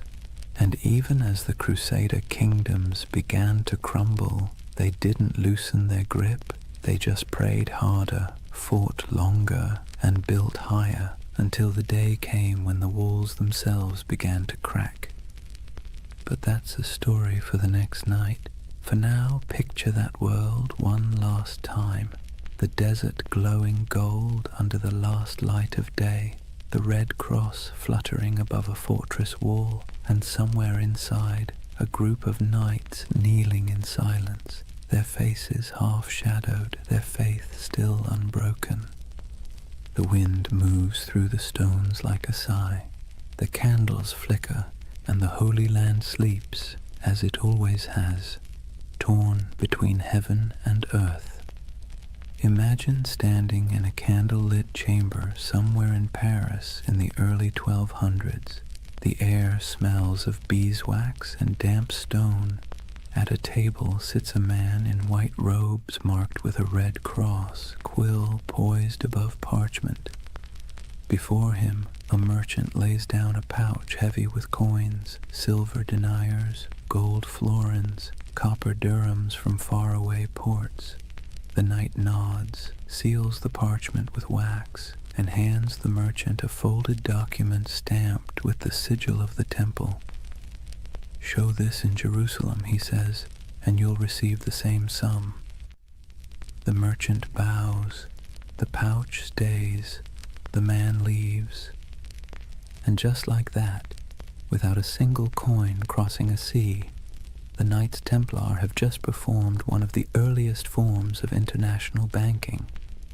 You see, the Templars weren't just warriors, they were administrators, financiers, and logisticians of staggering sophistication. While kings still measured their treasuries in piles of glittering metal, the Templars had already learned that information, records, signatures, trust was worth more than gold. Their network stretched from the windswept shores of England to the sun-scorched walls of Jerusalem, a chain of commanderies that functioned as safe-houses, training centers, warehouses, and financial hubs all at once. Each of these commanderies was like a small universe, self-sufficient and meticulously organized. They had their own chapels, fields, mills, and workshops. Some raised horses, others produced wool, wine, or grain. Every coin earned was logged, weighed, and sent up the chain, an unbroken current flowing toward the heart of the order. And through this system, the Templars quietly became one of the richest organizations in the medieval world. The irony, of course, is that they began with vows of poverty, but vows are tricky things. The Templars themselves owned nothing. The order owned everything, and that subtle distinction let them accumulate wealth without technically breaking faith. Their financial system worked with an elegance that modern bankers would envy. A pilgrim traveling from London to Jerusalem could deposit money at a temple house in England and receive a coded letter of credit. Along the route, through Paris, Marseille, Acre, and finally to the Holy City, Templar commanderies would honor the note, deduct expenses, and mark it in ledgers kept under strict guard. The traveler never had to risk carrying his fortune across pirate-infested seas or bandit-strewn roads. In a way, the Templars invented something that feels astonishingly modern, a secure international trust network, and unlike kings or nobles, they were trusted by everyone.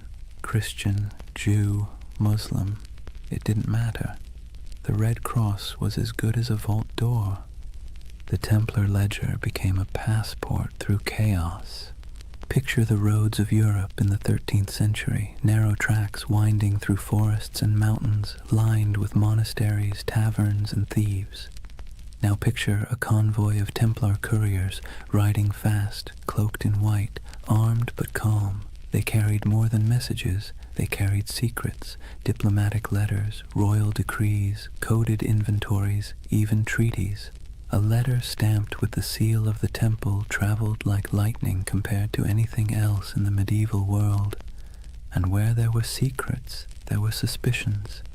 People whispered that the Templars had mastered cryptography, that their ledgers contained hidden symbols, that their archives were guarded by curses.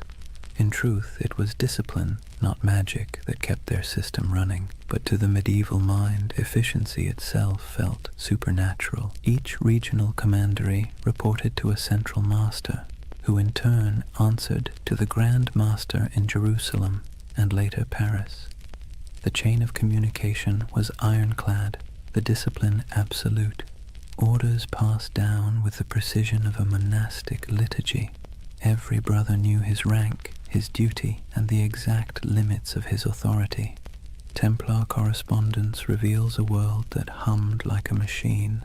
Cargoes of wheat, shipments of crossbow bolts, barrels of wine, all recorded, all accounted for. Even the smallest commandery in rural France or Scotland was part of a vast, synchronized network, a medieval multinational that existed centuries before the word corporation would be invented.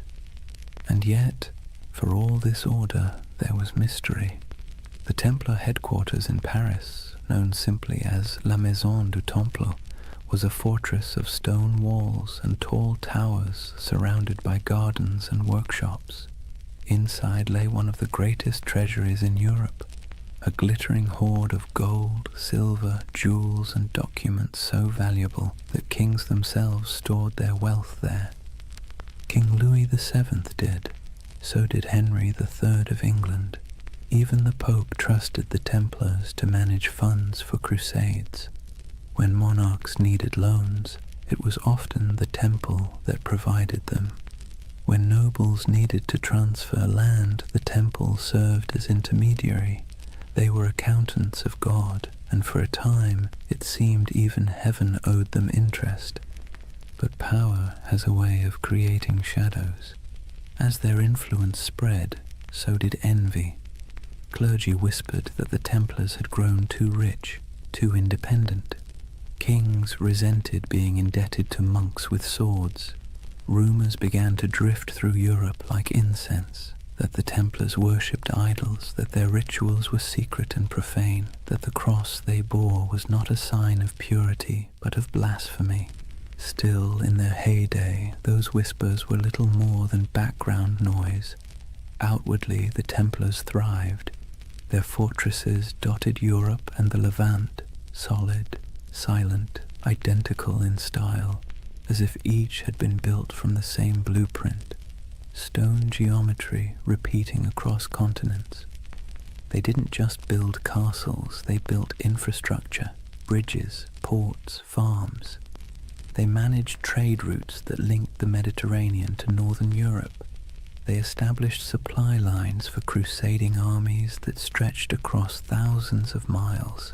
Without them, the very logistics of holy war might have collapsed.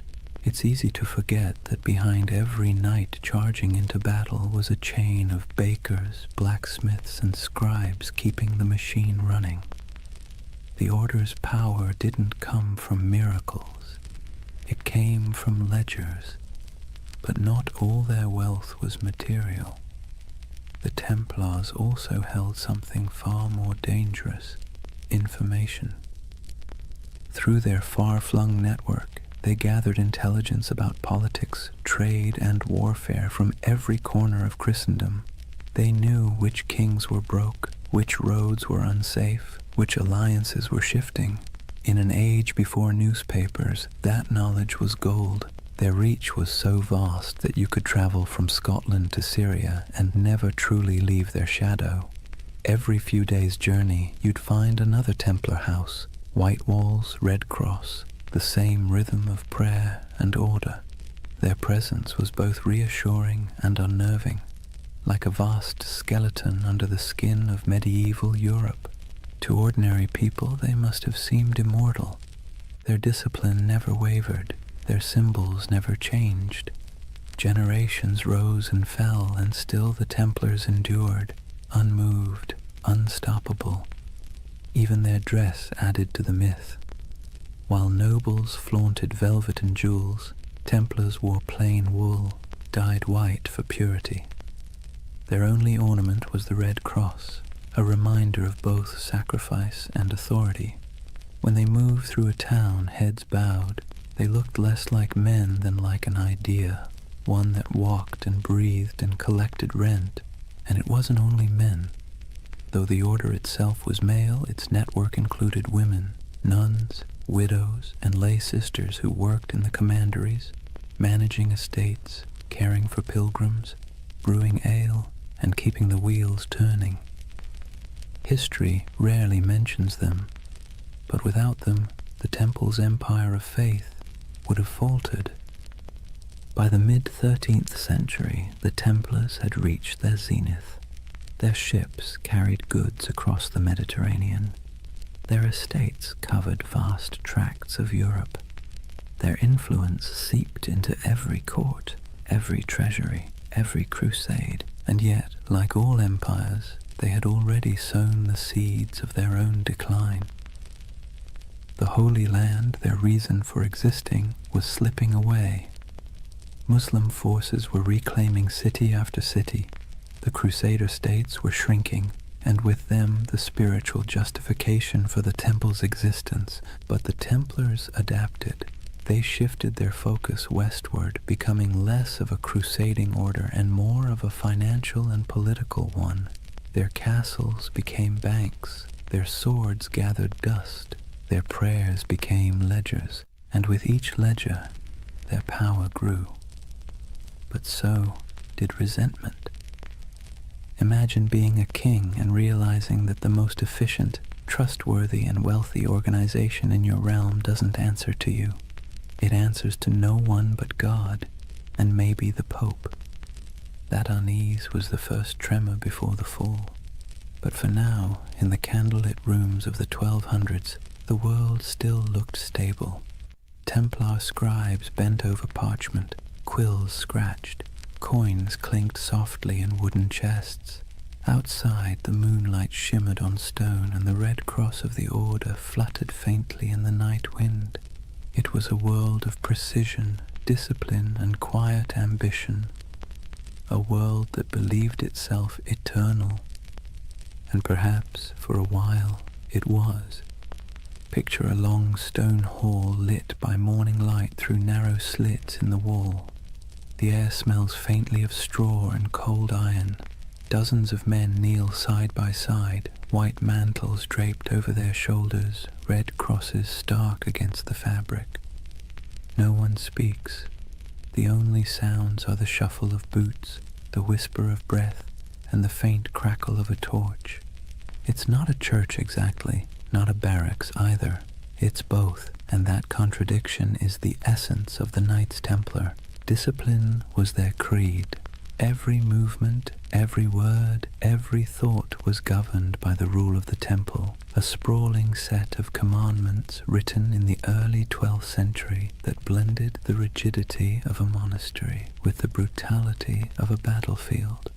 And yet, for all its severity, there was beauty in that order, a rhythm that shaped their days like the tolling of distant bells. They rose before dawn to pray, their voices echoing in unison. Then came the chores, feeding horses, sharpening weapons, tending armor, mending cloaks, cleaning wounds. Breakfast was simple, bread, sometimes watered wine, rarely meat, then training, endless training, sword drills in formation, mounted charges across dusty fields, bow practice until fingers blistered. To the outside world, they were holy warriors. To themselves, they were servants of God, of each other, and of discipline itself. Templars lived by vows of poverty, chastity, and obedience, but those words meant something very different in their world. Poverty meant no personal possessions, but the order itself owned vast estates. Chastity meant avoiding women entirely, even in conversation, an easier rule to write than to live by. And obedience meant complete submission to one's commander, even unto death. That last vow was the hardest, and the one that defined them. A Templar didn't fight for victory. He fought to obey. If ordered to hold a line, he held it. If ordered to die, he died. There was no hesitation, no bargaining, no emotion. In battle, this made them terrifying. Other soldiers might panic, flee, or waver. The Templars never broke formation. Even when surrounded, they fought in silence, red crosses vanishing one by one into the dust. It's tempting to romanticize that kind of devotion, but there was nothing romantic about it.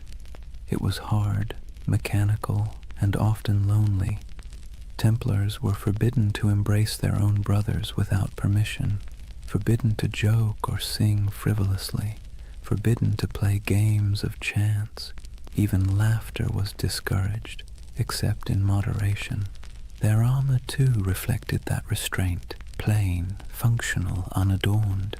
No bright colors, no gilded crests, only the red cross sewn near the heart. It was said that when the Templars rode into battle, the sound of their charge was unlike anything else. Not the roar of chaos, but the low thunder of synchronized hooves, a kind of terrible harmony.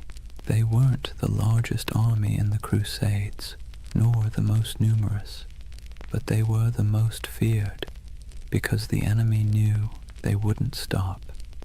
Every Templar learned to fight and die as part of something greater, and that mindset extended beyond the battlefield. Inside their commanderies, every task, no matter how small, was done with the same ritual precision. From the folding of cloaks to the cleaning of armor, everything had its method. The order saw chaos as the devil's playground, and order as divine. Imagine the life of a young recruit, a sergeant or a serving brother, joining the temple. He would begin as an associate, working the stables, tending the fields, carrying water. He'd sleep on straw, wake before dawn, pray, eat little, speak less. The nights might seem distant, stoic men of few words, but in truth everyone shared the same weight of silence. Templar silence wasn't emptiness, it was control. They believed words carried danger, pride, gossip, temptation. So they learned to communicate through gestures and glances, through efficiency rather than expression. Meals were eaten in near silence, a monk reading scripture aloud while others chewed. If you wanted salt, you didn't ask, you pointed. If you needed bread, you waited your turn. Over time, that silence became a kind of language, a pulse that connected them more deeply than speech ever could. And perhaps that's why their discipline bordered on the sacred. Their punishments were severe but predictable. A brother who broke his vows, who stole, lied, or behaved pridefully, might be stripped of his cloak, forced to eat on the floor, or made to lie face down during Mass while others stepped over him. For grave offenses, he could be expelled entirely, his red cross torn away like a soul in exile. But for most, it never came to that. The Templar mind was trained like a blade, sharp, steady, and resigned. Even their daily routines reinforced obedience. The day was divided by bells, prayer, labor, rest. Each moment accounted for. They prayed before battle, after battle, before eating, before sleeping. Every act was sanctified, every breath a form of worship. And yet, for all their austerity, there was a quiet humanity beneath it. The rule allowed small comforts, wine on holy days, the company of brothers during feasts, laughter when earned.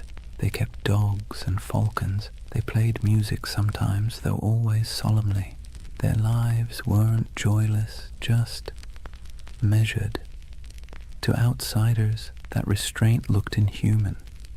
To insiders, it was peace. Because here's the thing, medieval life was unpredictable, dangerous, and filthy. Plague, famine, war, it was all chaos. The Templars built a life where everything made sense, a world of routine, duty, and clear purpose. That order was their sanctuary. And yet, there's a strange irony in that. For all their vows of humility, the Templars radiated pride, not arrogance exactly, but a certainty that they were different, chosen. While other knights fought for lords, women, or glory, the Templars fought for eternity. Their enemy wasn't just flesh and blood, it was sin itself. That certainty gave them strength, but it also made them untouchable.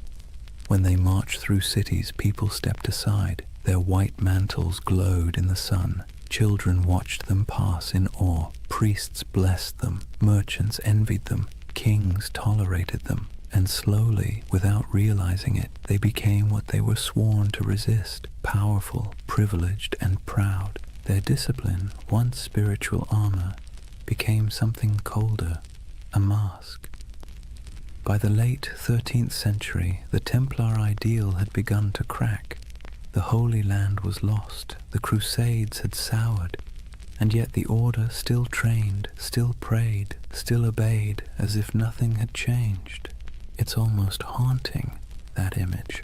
An army without a war, marching in perfect silence toward a future that no longer needed them. They kept their rituals alive even as their purpose faded. The morning prayers, the vows, the cold meals, the endless drills, like monks in armor performing the same liturgy long after the congregation had gone home. If you had visited a Templar stronghold, then, say, Tomar in Portugal, or the great fortress of Crac de Chevalier, you'd have seen perfection on the surface, polished discipline, unbroken ranks, but beneath it, something else was stirring: uncertainty. What happens to an order built for holy war when holiness itself goes out of fashion? The Templars didn't have an answer. They just kept obeying. And maybe that's the tragedy.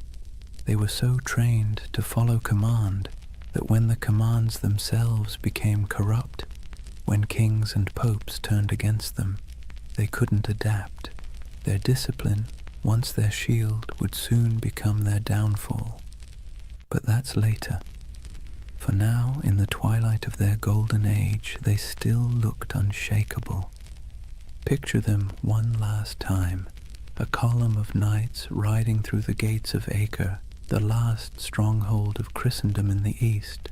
Sunlight glints on their helmets. The sea wind carries the smell of salt and steel. Their banner ripples, a red cross against white.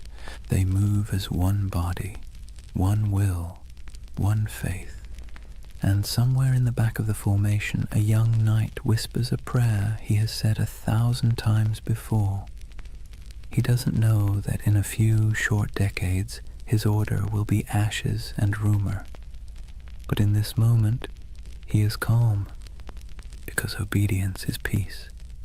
And for the Knights Templar, peace, however fleeting, was always worth dying for.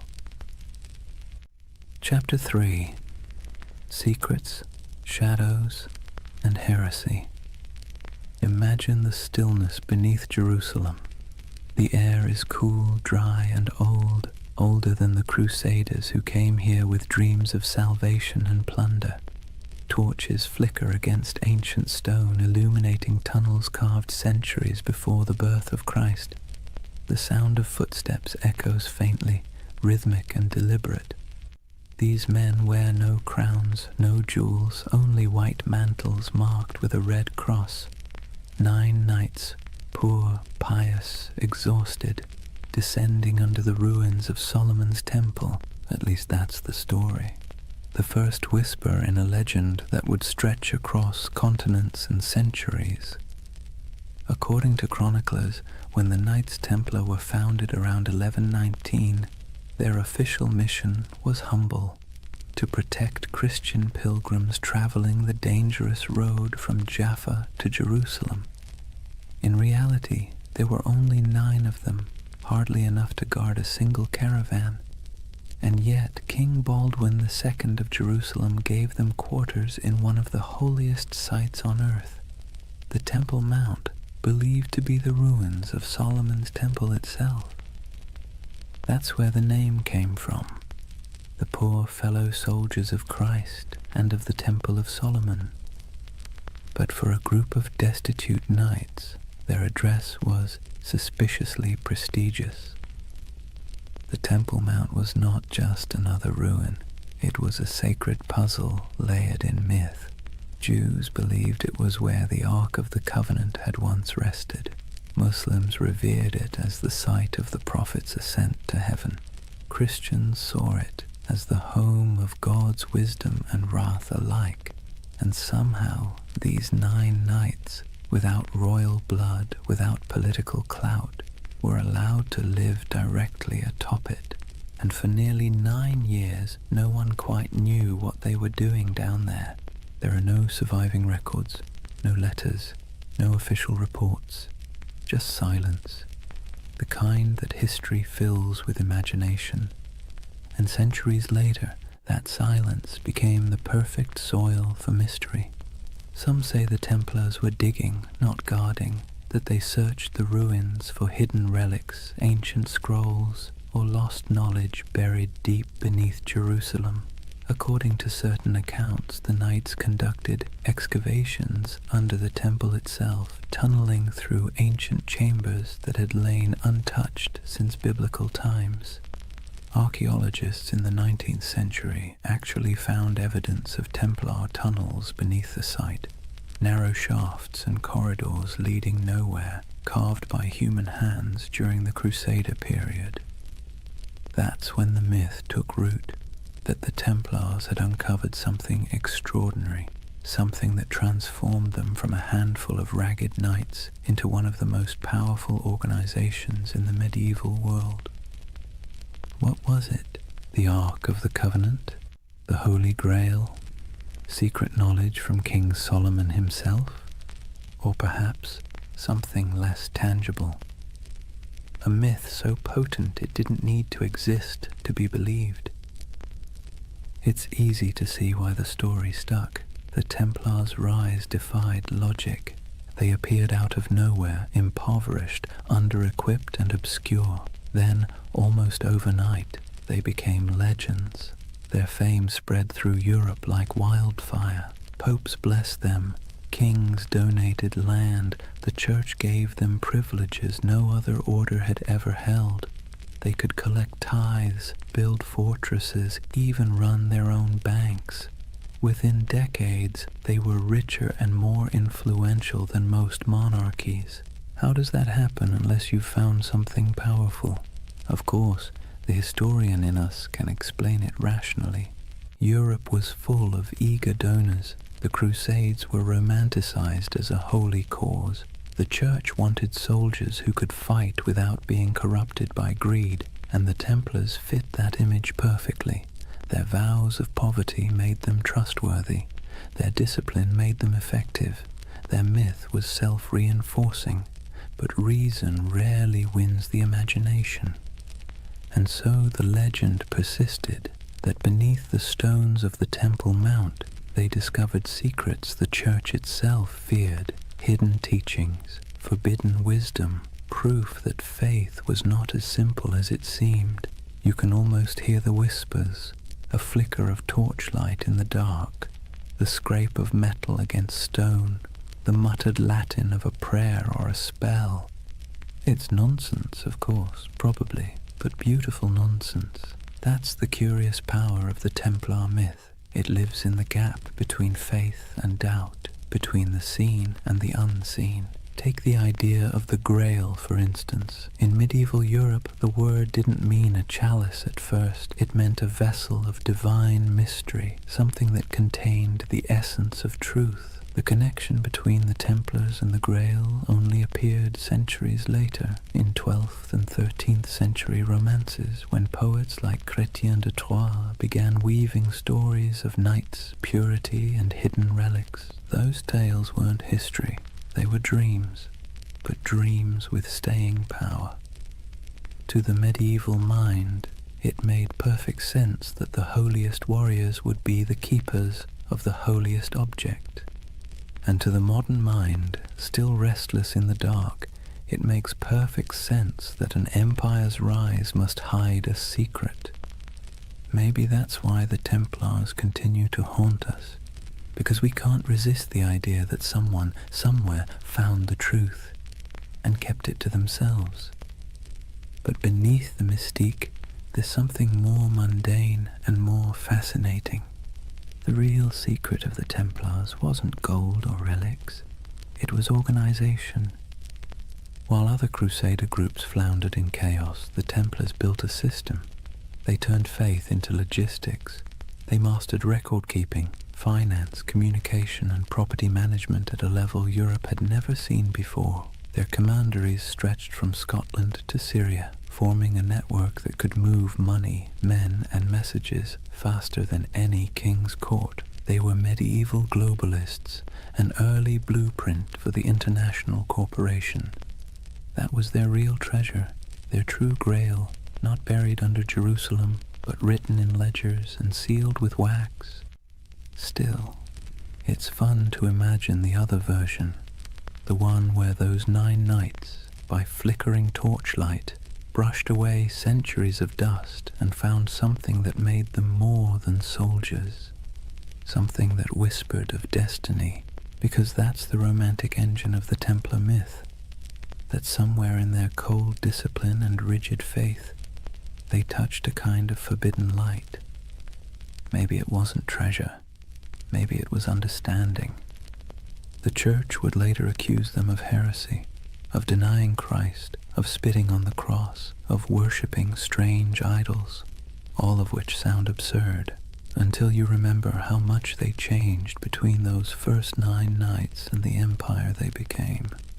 Power always transforms faith, sometimes subtly, sometimes completely. And perhaps in those long tunnels beneath the temple, the transformation began. There's a moment, halfway between legend and history, when we can almost see it. 9 men on their knees, torches flickering, the stones around them whispering echoes of the past. They think they're praying, but maybe, in that silence, something ancient is listening. And maybe that's why the myth still holds us. Because even if the Templars never found the Ark, or the Grail, or any secret knowledge at all, they still uncovered something remarkable, the power of belief itself. They discovered how mystery can move empires. Imagine a candle-lit chapel deep in the hills of France. The walls are rough stone, the air thick with incense and dust. In the dim light, the symbol of the Red Cross flickers faintly across banners and shields stacked neatly against the wall. A handful of knights kneel in silence before an altar, not before the crucifix, but before something older, stranger, covered in a cloth of deep red. No one speaks, only the low chant of prayer, rhythmic and hypnotic, filling the space like the hum of bees in a summer field. This is the image that has haunted storytellers for centuries. The idea that the Knights Templar possessed secret knowledge, perhaps even a relic of impossible power. And like all the best myths, it's never quite clear whether we want it to be true, or whether we enjoy believing it's hidden. The legend of the Holy Grail, for instance, didn't actually begin with the Bible. It began with poets. Around the late 12th century, when the Templars were at their most powerful, a French poet named Chrétien de Troyes wrote of a mysterious grail, a shining vessel carried in a sacred procession, capable of granting eternal nourishment and divine wisdom. He never called it holy, nor said it was a cup. Later, writers turned it into the chalice of Christ, the cup of the Last Supper, or the vessel that caught his blood at the crucifixion. But in Chrétien's day, the Grail was simply something too sacred to name directly. And in that ambiguity, the Templars found a shadow, because who else fit the image better? Knights of divine mystery, warriors of impossible devotion, a brotherhood whose rituals were secret, whose vows were absolute, and whose origins lay under the ruins of Solomon's temple. To a medieval audience it made perfect sense. If the Grail existed, it was the Templars who kept it. Over the centuries, the Grail and the Templars fused together into a single enduring myth, a marriage of chivalry and mysticism that no amount of historical evidence has ever been able to undo. The truth, though, is both smaller and more interesting. The Templars were bureaucrats of the divine. They didn't sit around sipping from golden chalices or unlocking cosmic secrets. They balanced books. They managed estates. They wrote letters in crisp Latin. They were the spiritual accountants of a holy empire. But because they lived in an age obsessed with relics, bones of saints, drops of Christ's blood, splinters of the true cross, they were inevitably drawn into the world of the sacred object. They guarded reliquaries. They escorted pilgrims who sought miraculous artifacts. They helped fund and protect monasteries where fragments of supposed holy items were displayed. So when rumors spread that they had discovered ancient scrolls beneath the Temple of Solomon, texts written by early Jews, Gnostics, or even pre-Christian mystics, the stories stuck. The scroll myth would grow and mutate over time. Some later accounts, centuries after the Templars were gone, claimed they had found the Book of Thoth, an Egyptian text of divine wisdom. Others said they uncovered teachings from the lost tribes of Israel, and some whispered of alchemical diagrams, maps of the cosmos itself, hidden away from the church to protect humanity from knowledge it wasn't ready to bear. Of course, there's no evidence for any of this, but myths thrive where evidence fails, and perhaps that's what made the Templars so irresistible to later imaginations. They embodied that perfect combination of real power and secret silence. The Church itself fueled much of it, unintentionally, because the Templars, though loyal to Rome, answered to no king, no bishop, no worldly authority. They were free to move money, land, and information across borders. They could send coded letters that no one else could read. They had their own internal justice system, their own chapels, their own prayers. In other words, they looked a lot like the very thing the Church feared most, a second church. And that's when suspicion began to bloom. Whispers spread that the Templars practiced strange rituals, that their initiations involved renouncing Christ, spitting on the cross, or worshipping a mysterious head called Baphomet, that their power came not from God but from something older. Most historians agree that these accusations were lies, propaganda created to destroy them later. But it's worth noting why those lies were so effective. Because they sounded plausible. Because secrecy always invites projection. If you give people a locked door, they will imagine what's behind it. And for medieval Europe, already steeped in apocalyptic fear and superstition, the Templars became the perfect vessel for that imagination. Their very success became suspicious, their discipline unnatural, their wealth sinful, their silence heretical. And yet, maybe there was something beneath all the rumor.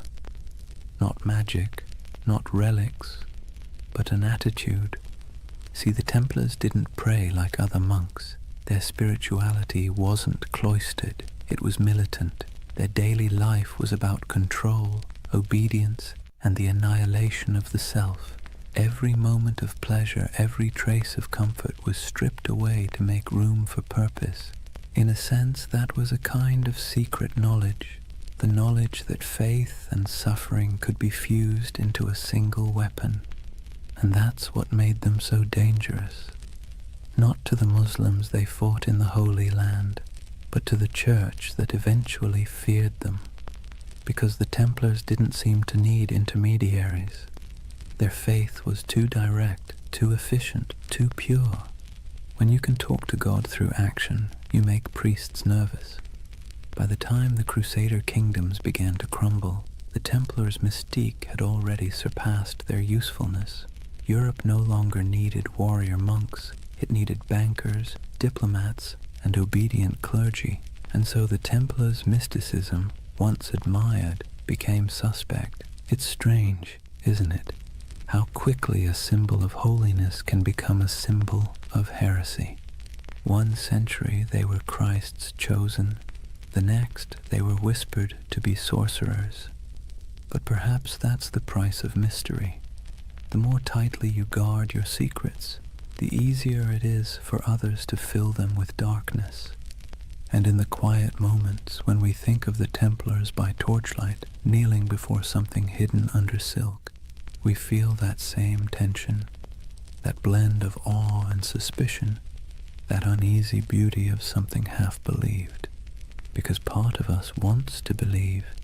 We crave hidden truths. We need our mysteries, especially the ones that refuse to resolve. And maybe that's why, centuries later, the Templar myth is still alive, in Dan Brown novels, in video games, in conspiracy theories whispered on YouTube at 3 a.m., because it scratches that ancient itch, that somewhere, someone knows something we don't. It's funny how little we've changed. The medieval mind looked at the stars and imagined divine design. We look at old ruins and imagine lost technology. Both are acts of yearning, proof that we are wired to believe that history hides something from us. And perhaps the Templars were the first to realize that the greatest power isn't in what you know, but in what others think you might know. Theirs was a religion of silence, and silence in any age is seductive. Imagine the city of Jerusalem in the morning light. The walls are pale gold, dust drifting through narrow streets where merchants lift their shutters and donkeys stamp impatiently in the shade. From the hills beyond, the desert glows like a sea of faded fire. Bells ring from the Church of the Holy Sepulchre, and somewhere a muezzin's call answers softly from across the valley. This was the city the Templars swore to defend, the heart of their purpose, the reason for their existence. But by the late 12th century, Jerusalem was no longer the eternal prize they once imagined. It had become a coin tossed endlessly between empires, each claiming divine right, none able to hold it for long. The cracks began, as they so often do, with pride. The Crusader kingdoms, those fragile Latin states carved out after the First Crusade, had grown decadent and divided. The descendants of knights who once marched barefoot to holy war now lived like minor kings, drinking imported wine, bickering over titles, and marrying into local dynasties to secure land and dowries. The Templars, meanwhile, had become something very different from their humble beginnings. They were no longer 9 men kneeling in the dust. They were a multinational corporation of the Middle Ages, thousands strong, with property stretching from Scotland to Syria. They operated fleets, fortresses, and treasuries. They could lend money to kings and fund crusades outright. And that kind of power, while impressive, makes enemies quickly. By the mid-11th century, the balance of the Holy Land had shifted. Muslim forces, long divided, were now uniting under a single banner, led by a man who seemed born for the role, Salah ad-Din Yusuf ibn Ayyub, known in the West as Saladin. If the Crusaders were a tangle of arrogance and infighting, Saladin was the opposite, disciplined, patient and devout. His armies were not the wild hordes described in European rumor. They were organized, loyal, and most importantly, fighting for home. The Templars met them on countless fields, Hattin, Ascalon, Arsuf, and though they fought with ferocious resolve, they were outmatched by unity and strategy. The Battle of Hattin in 1187 was the breaking point. It began with a cruel trick of the sun. Saladin's army lured the Crusaders away from their water supplies, dragging them across the dry Galilean plains under a blazing July sky. By the time the Templars reached the horns of Hattin, they were half mad with thirst, their chainmail burning against their skin, their banners wilting in the heat. The Muslim forces surrounded them. Archers darkened the sky with arrows. Smoke from burning grass choked the air, and when the fighting finally stopped, almost the entire Crusader army was dead or captured. The True Cross, a relic carried into battle like a talisman, was seized by Saladin's men. It was never seen again. The Templar Grand Master Gerard de Riedfort was taken alive. Saladin spared him, though many of his brothers were executed. He would live long enough to watch the walls of Jerusalem fall later that same year. When word reached Europe that the Holy City was gone, it was as if the world itself had cracked open. Sermons thundered across cathedrals, blaming sin, pride, and divine wrath. Monarchs trembled, pilgrims wept. The Pope called for another crusade, and through it all, the Templars stood in the ruins of their purpose. You can almost imagine the silence that followed. The once sacred city, its streets littered with the detritus of war, now echoed with the sounds of new rulers. The Templar headquarters on the Temple Mount was emptied, their altars dismantled, their treasures seized. What began as a holy mission now looked suspiciously like a failure of faith. For the first time, the Templars were without their holy ground, and without Jerusalem. They were forced to confront an uncomfortable truth. If the temple was gone, what exactly were they the knights of anymore? But endings have a way of becoming beginnings. Driven from the holy city, the Templars retreated to the coast, to Acre, Tyre, and Cyprus, where they rebuilt themselves as the guardians of ports and pilgrims rather than of the temple itself. Their castles became symbols of endurance.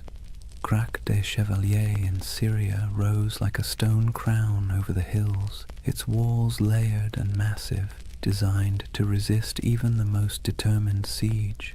Safed Tortosa, Athlit, each fortress a defiant miracle of engineering, built with geometry, patience, and faith in stone. In those high towers, the Templars kept the flame of their order alive. But it was different now. Less about holy destiny, more about survival. Their discipline hardened into something colder. Their prayers became shorter, their eyes sharper. They trained recruits not to imagine glory, but to endure isolation, hunger, and the dull ache of endless duty. And yet, despite all this loss, their legend somehow grew. Europe romanticized them even as the Holy Land slipped away. Chroniclers back home painted the Templars as holy martyrs, holding back the tide of heathens. Donations poured in. New recruits arrived from noble families eager for redemption. It's one of history's great ironies. The worse they failed in the East, the more powerful they became in the West. But under the surface, something had changed. Their order was no longer about the sacred geography of Jerusalem. It was about the machinery of power.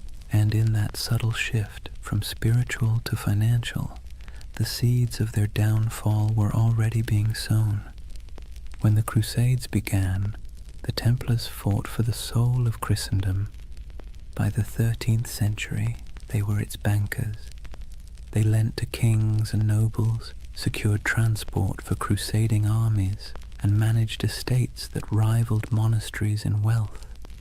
Their temples in Paris, London, and Aragon became repositories for gold and secrets.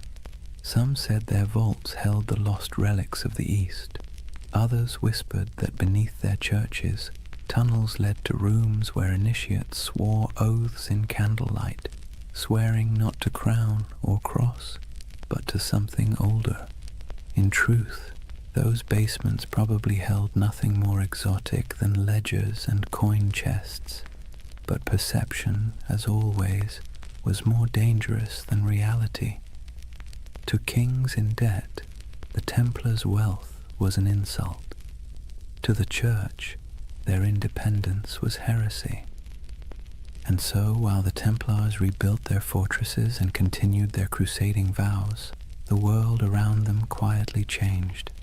New powers rose, old faiths fractured. Europe began to turn inward, to trade, to politics, to profit. The dream of Jerusalem faded like smoke on the horizon. The Templars became relics themselves, living fossils of an age of faith that no longer fit the world they helped create. And perhaps that's the tragedy at the heart of their story. They were men who built a system so efficient, so disciplined, that it outlasted their original purpose. Their creed was supposed to die with Jerusalem, but it didn't. It calcified. It spread through Europe's veins, into its banks, its armies, its bureaucracies. Even as they prayed for salvation, they were laying the groundwork for capitalism, for modern finance, for the idea that faith could be managed like currency. When you think about it, that might be their most heretical legacy of all. In the distance, though, back on those coastal walls, you can almost still hear the wind off the sea whistling through the battlements of Acre. The Templar banners still flutter there in imagination, crimson crosses fading against the salt air. They never stopped believing they could reclaim the Holy Land. They never stopped waiting for the day the horns would sound again. But faith, like empire, has tides, and the tide was already receding. Imagine standing on the ramparts of Acre at twilight. The sea stretches endlessly westward, glowing copper beneath the dying sun. Seagulls drift above the harbor where broken ships list in the water, their masts creaking softly. Behind you, the wind carries the scent of smoke and salt, and the low, steady hum of prayer from men who know the end is coming. This is the world of the final crusades, not the holy fire of the first generation, not the fevered marches of kings and saints, but a quieter, more desperate echo. The age of glory was over. What remained was a grim, bureaucratic persistence. Wars fought on borrowed faith, borrowed time, and borrowed money. By the late 13th century, the Kingdom of Jerusalem existed mostly on parchment and in memory. Its capital, if one could call it that, was Acre, a coastal city pressed between a restless sea and endless desert. It was crowded, rich, and tense, a city of pilgrims, traders, and soldiers living shoulder to shoulder in uneasy tolerance. Here the Knights Templar had built their final fortress, a marvel of engineering, all white stone and iron gates, its walls thicker than any catapult could breach. Within those walls, gold and relics were stored in vaults beneath torchlit halls. Above them, in chapels that echoed with Latin chants, the Templars still prayed for Jerusalem, though most knew they would never see it again. They had become the custodians of a dream already dying. The last crusades were not holy wars anymore. They were logistics operations, charters, supply lines, contracts. The romantic image of knights charging across the desert had long since been replaced by the grinding reality of politics. Kings back in Europe promised armies and delivered excuses. Popes issued bulls calling for redemption and sent none. The Templars and their rivals, the Knights Hospitaller, did what they could. They fortified the remaining coastal strongholds, trained recruits from France and England, and negotiated uneasy truces with Muslim rulers, who now viewed them less as enemies and more as relics of a fading age. For nearly a century, the Templars held their line. A few miles of coast, a handful of towers, and the weight of an entire lost empire on their shoulders. Then, in 1291, the inevitable came. A vast Mamluk army, disciplined, relentless, and armed with the confidence of history, swept across the plains toward Acre. Their banners blackened the horizon. Their engines rolled like thunder. Inside the city, panic spread like wildfire. Citizens fled to the harbor, merchants burned their ledgers, priests carried relics to the ships, whispering prayers that no one believed would work.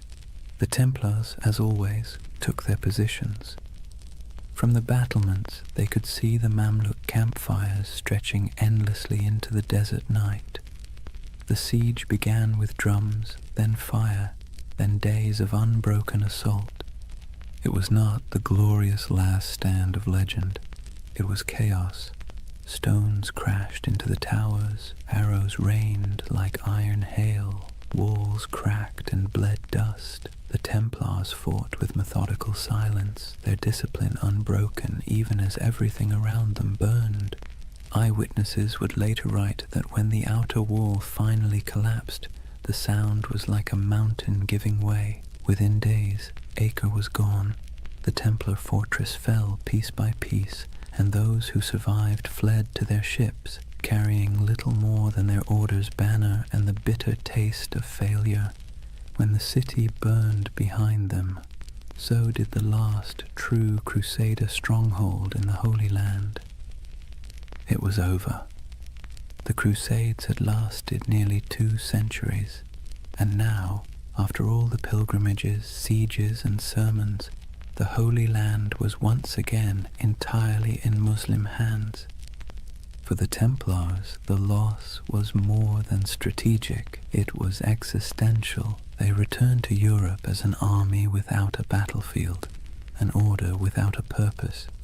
Their castles in the east were gone, their mission obsolete, but they were still wealthy, still disciplined, and still bound by vows that made them useful or dangerous, depending on who was watching. They settled mostly on the island of Cyprus, rebuilding their headquarters there. From its harbors, they continued to dream of returning to the Holy Land, though it was clear to everyone that the age of crusades had passed. But faith is a stubborn thing. The Templars still believed that their duty was not complete.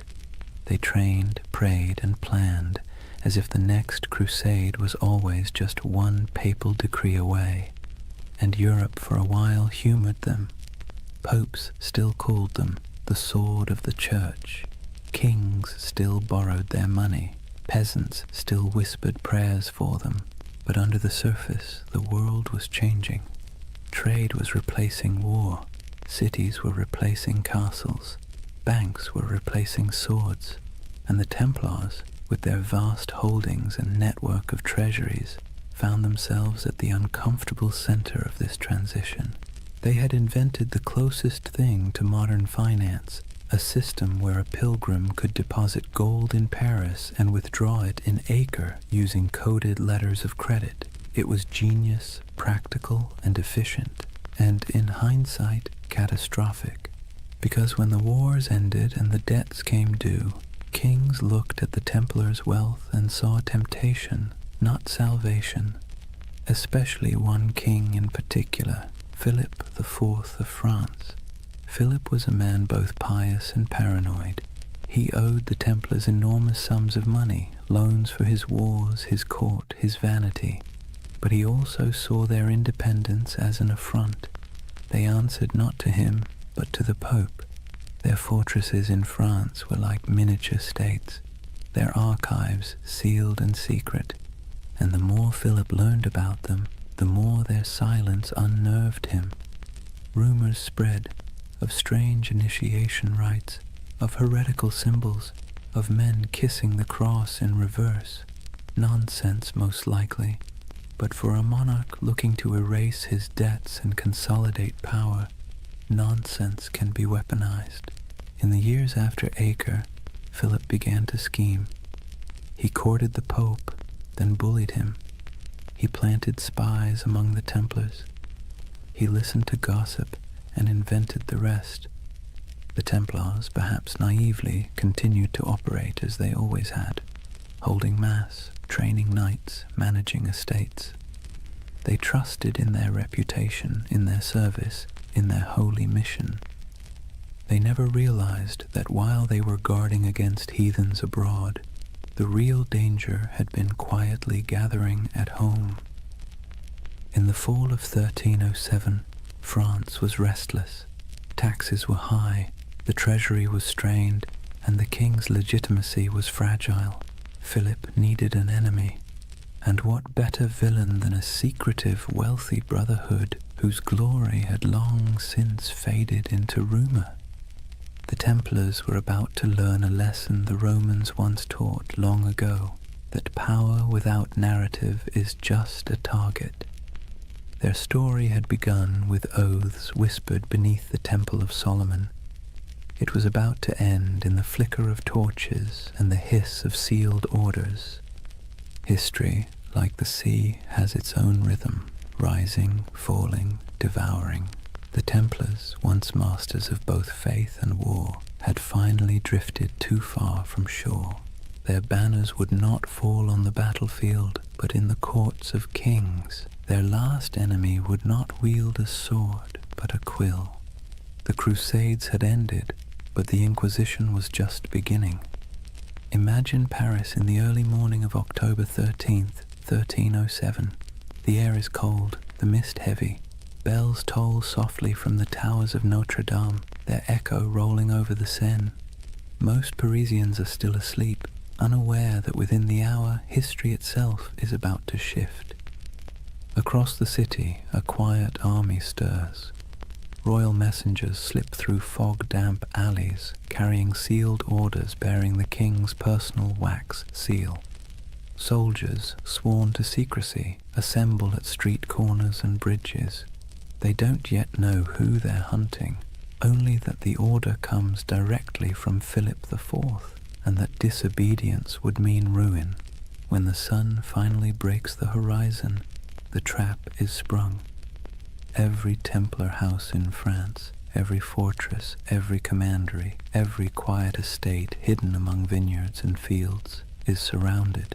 Gates splinter, iron boots echo down stone halls.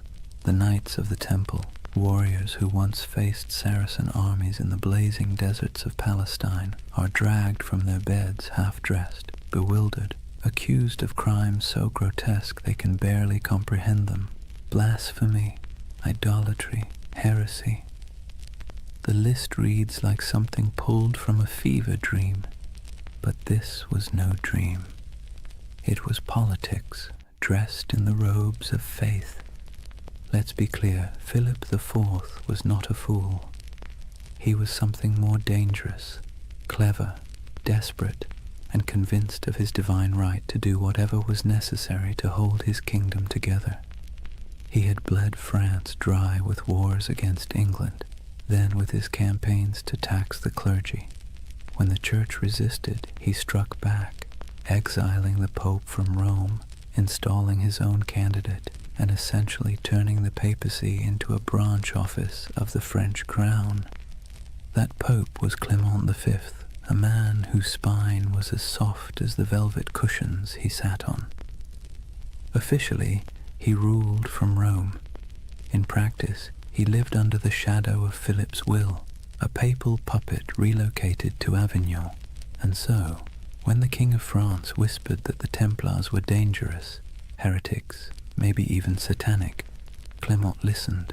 But the real accusation wasn't spiritual, it was financial. The Templars held vast wealth, not in piles of coins, but in something far more threatening: records, ledgers, IOUs.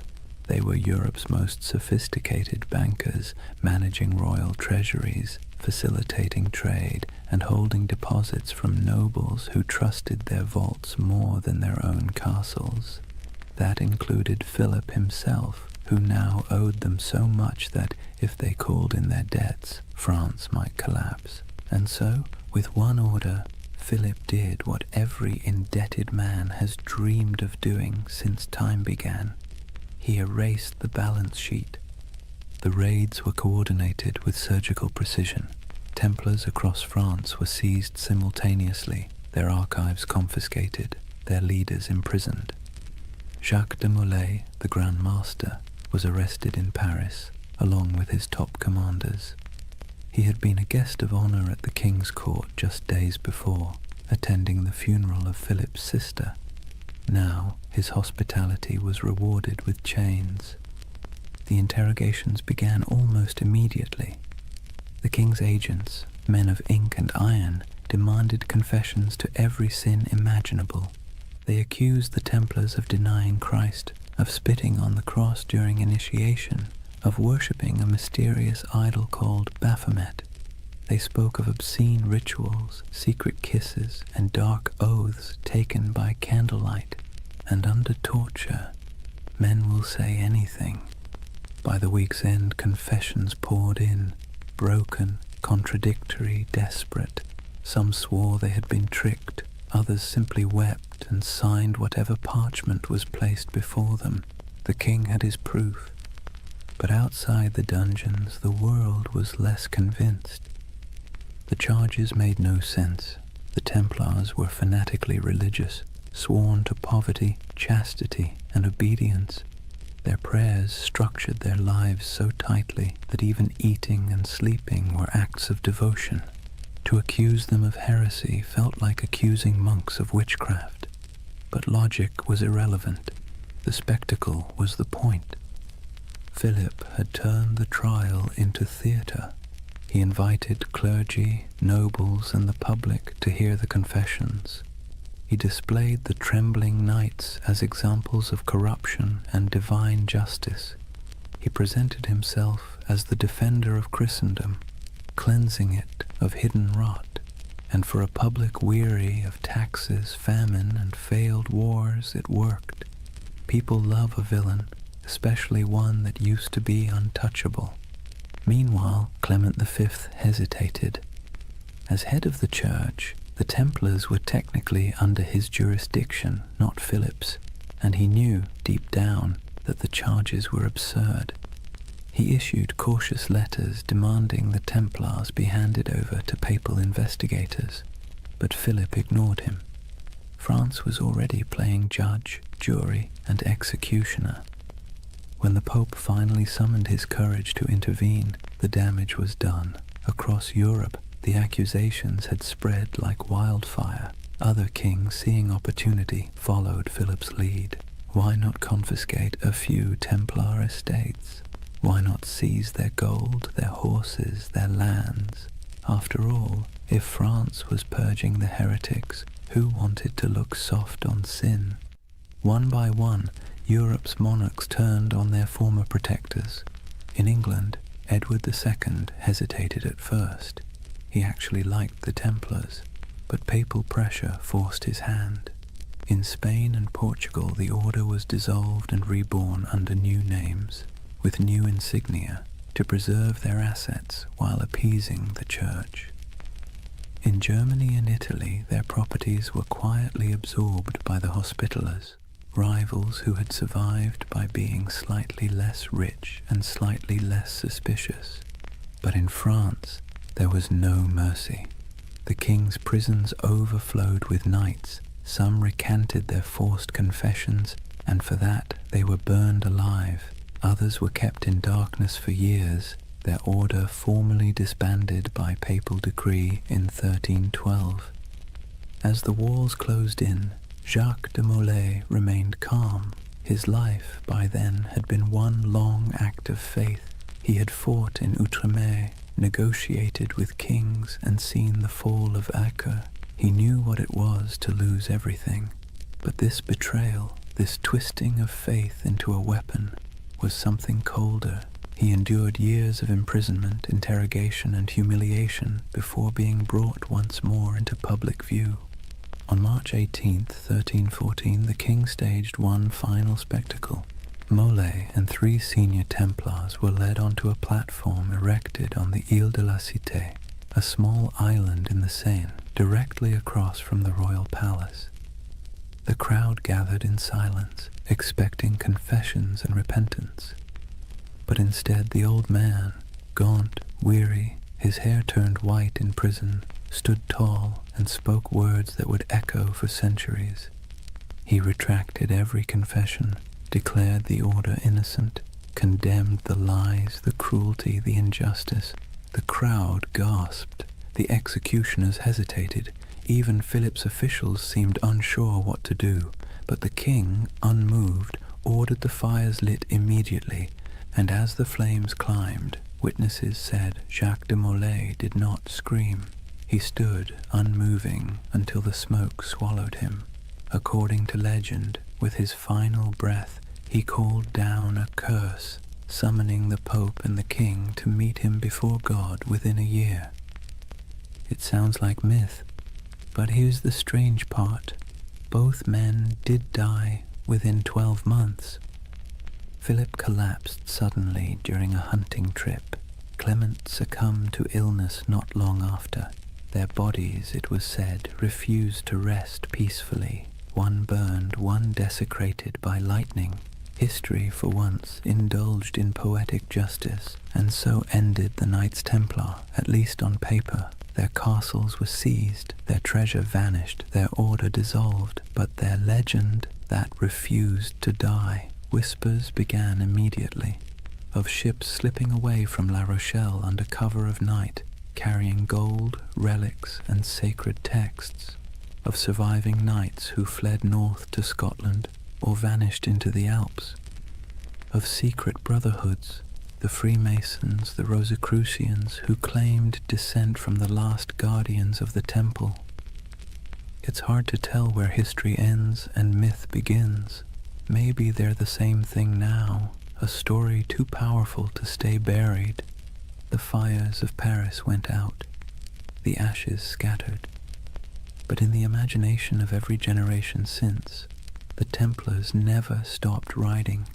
Their red crosses still gleam faintly in the dark corners of our collective memory, where faith and conspiracy meet like 2 mirrors reflecting forever. Chapter 4. The Fall, the Curse, and the Immortal Legend. Take a deep breath and picture it again. Paris, 1314. The sun setting behind the grey spires, the river glinting like a blade, the crowd dispersing after the execution, their murmurs fading into the wind. For a moment, the city feels hollow. The flames have gone out, the smoke has thinned, and all that remains of the Knights Templar is the faint scent of burning oak and the whisper of rumour. It should have ended there, but history, like fire, has a way of smouldering long after the last spark dies. They say Jacques de Molay's final words were a curse. He called out from the pyre, summoning Pope Clement and King Philip to appear before the judgment of God within a year. The legend says his voice did not tremble. It carried through the crowd, past the walls of Paris, past the gilded windows of the royal palace, carried by the smoke as if heaven itself were listening. And then, as the flames consumed him, something strange happened. The air shifted. The crowd fell silent. Even the guards who had lit the pyre looked uneasy, like men who had just seen something they shouldn't have. You can almost hear the echo, soft, defiant, and final. Within 1 year you will answer before God. It's the kind of line that sounds too neat to be true. And yet, history, either by coincidence or poetic design, obliged. Within a month, the Pope fell ill. Clement V's body gave out after years of stress, guilt, and compromise. His corpse was placed in a monastery awaiting burial. But as if on cue, the monastery caught fire. The flames consumed the chamber, and the papal body, already lifeless, was said to have sat upright in the coffin, engulfed in flames, as though the curse had come to collect. Not long after, King Philip went hunting in the forest of Fontainebleau. A strong, healthy man, still in his 40s, he rode out in the crisp autumn air and never returned alive. Accounts differ. Some say he fell from his horse, struck his head, and lingered for days in agony. Others say he was seized by a sudden paralysis. Either way, the most powerful man in Europe died slowly, staring into nothing, as if haunted by something he couldn't see, and with their deaths, the curse of the Templars was born. It was a simple story. 2 men destroyed by the vengeance of a martyred knight, but it grew quickly. People whispered that France itself was doomed, that Philip's descendants, the Capetian line, would die out within generations, and, strangely enough, that too came true. Within less than 2 decades, all 3 of Philip's sons, each having worn the crown, were dead without heirs. The dynasty that had ruled France for centuries was snuffed out like a candle in a storm. The people of the time called it La Malédiction des Templiers, the Templar curse.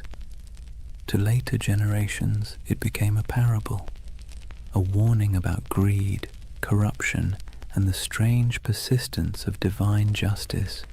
Of course, historians will tell you it was all coincidence, and maybe they're right. But that's the beautiful thing about history. It leaves just enough cracks for the imagination to pour through. When you close your eyes and think of those final days, it's not hard to believe that something larger was at work, a kind of cosmic balancing act, subtle and cruel.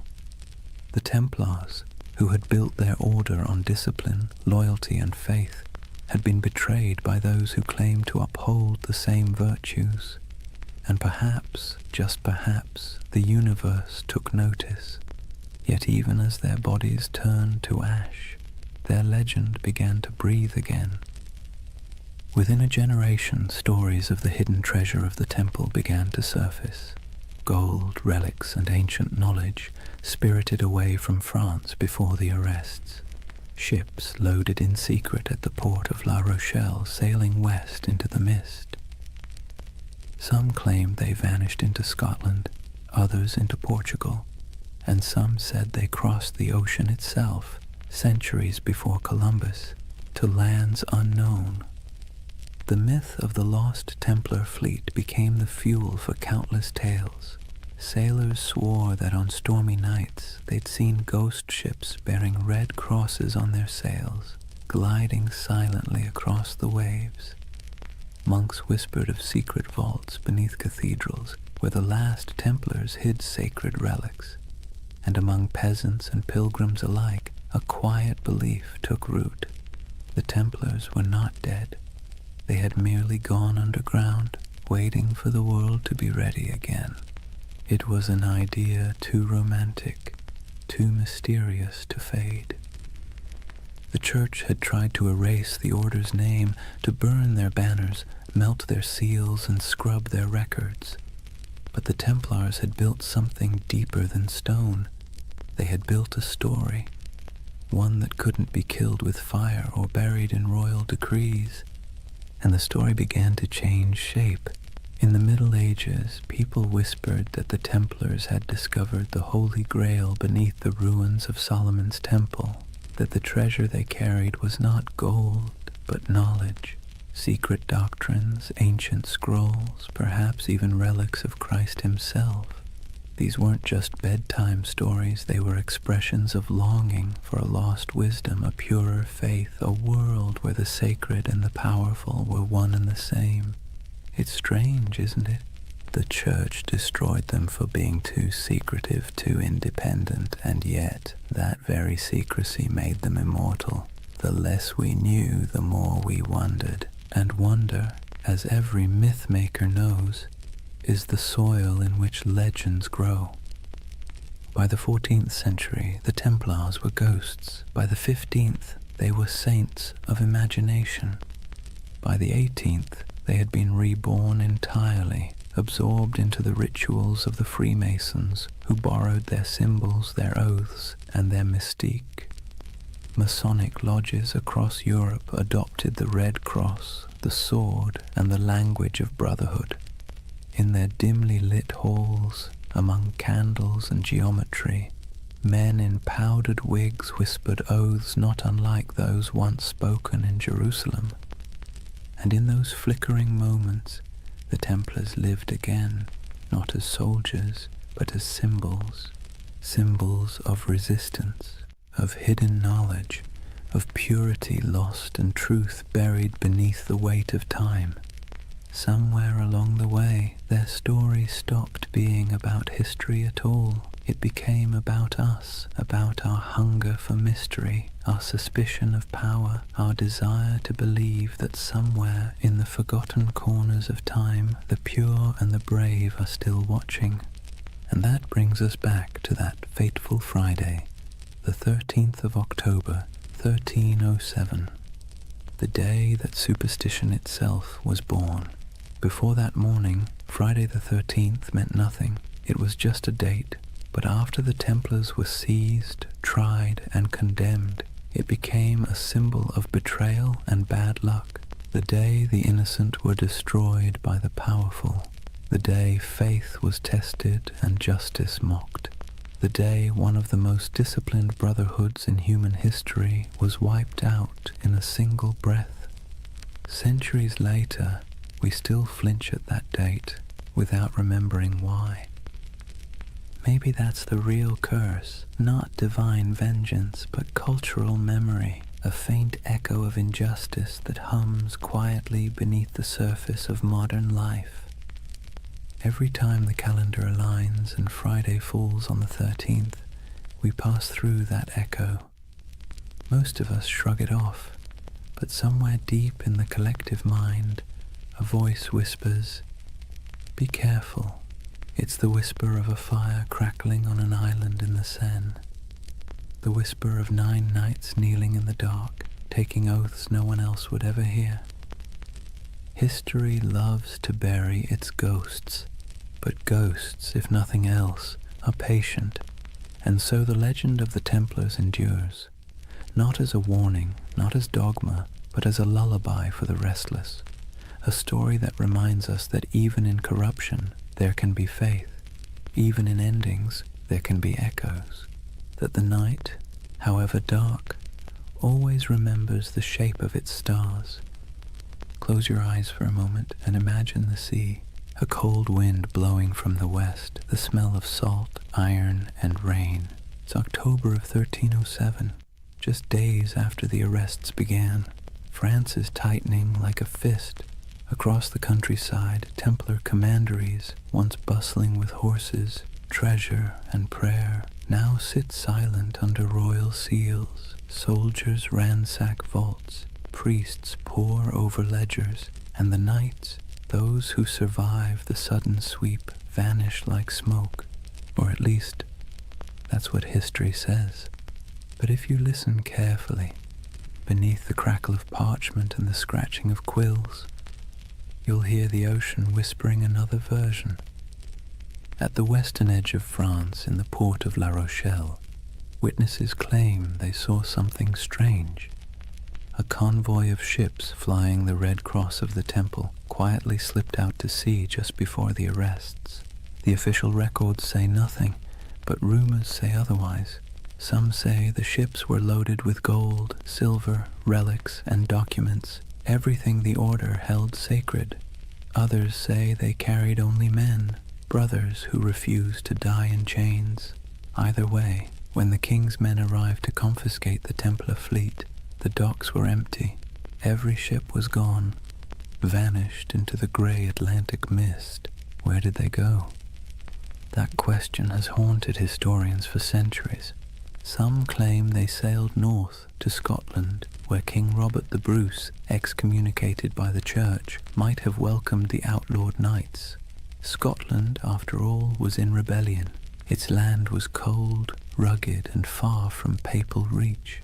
It's said that on the eve of Bannockburn in 1314, the same year Jacques de Molay was burned, a small band of armoured riders appeared on the battlefield, carrying the Red Cross.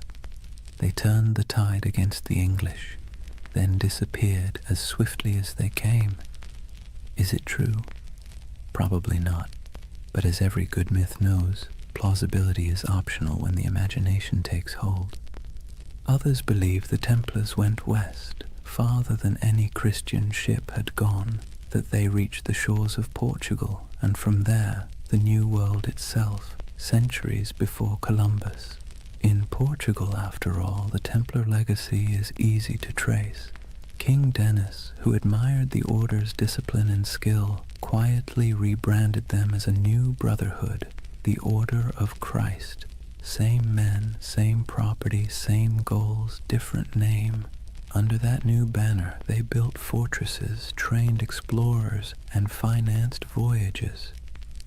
Centuries later, one of their spiritual heirs, a man named Prince Henry the Navigator, would launch the Age of Exploration, and the Red Cross of the Templars would appear again, painted on the sails of caravels bound for Africa, India, and beyond. You've seen it before, even if you didn't notice it. The ships of Columbus, the sails of Vasco da Gama, the Red Cross fluttering against the wind. A silent inheritance, passed from the knights who once guarded pilgrims to the sailors who remapped the world. And so, some say, the Templars never truly vanished. They evolved. They traded swords for sextants and Jerusalem for the horizon. But there's another theory, quieter, stranger, almost tender in its melancholy, that many of the surviving Templars simply went home. Imagine them. Men in their 40s or 50s, scarred from years of crusade, watching everything they believed in collapse. Some fled across borders, shaving their beards, burning their mantles, blending back into ordinary life. A few became monks in other orders. A few became mercenaries fighting in wars for causes that meant less to them than the discipline itself. And some perhaps wandered until they disappeared entirely. It's easy to picture one, an old knight on a country road in Burgundy, walking beside a thin horse, whispering the prayers he'd once spoken in Latin under vaulted stone. The world had moved on, but his habits hadn't. He still woke before dawn. He still ate in silence. He still believed that somewhere, somehow, the temple would rise again. History doesn't record their names, but you can almost feel their absence, like a missing note in a song. Meanwhile, in the cities, the myth began to grow. People whispered that the knights had gone underground, forming secret brotherhoods that passed their wisdom down through generations. Some pointed to the Freemasons, whose ceremonies echoed Templar oaths of loyalty and secrecy. Others to the Rosicrucians, the mystics of the Renaissance who claimed to guard ancient knowledge. And later still, to shadowy organizations whispered about in smoky taverns, societies of men who spoke in symbols, who wore rings marked with crosses, and who always seemed to know more than they should. Whether any of it was true didn't matter. What mattered was that the idea felt true, because deep down, humanity hates endings. We don't like to believe that things simply stop, that great movements vanish overnight. We'd rather imagine that somewhere, beneath the surface, the story continues. And maybe it does. In Scotland, legends grew of hidden lodges beneath cathedrals, where descendants of the Templars met by candlelight. In Spain and Portugal, old families claimed to possess relics from the temple, swords, seals, and parchments that no historian could trace. And in France, the ghost stories began.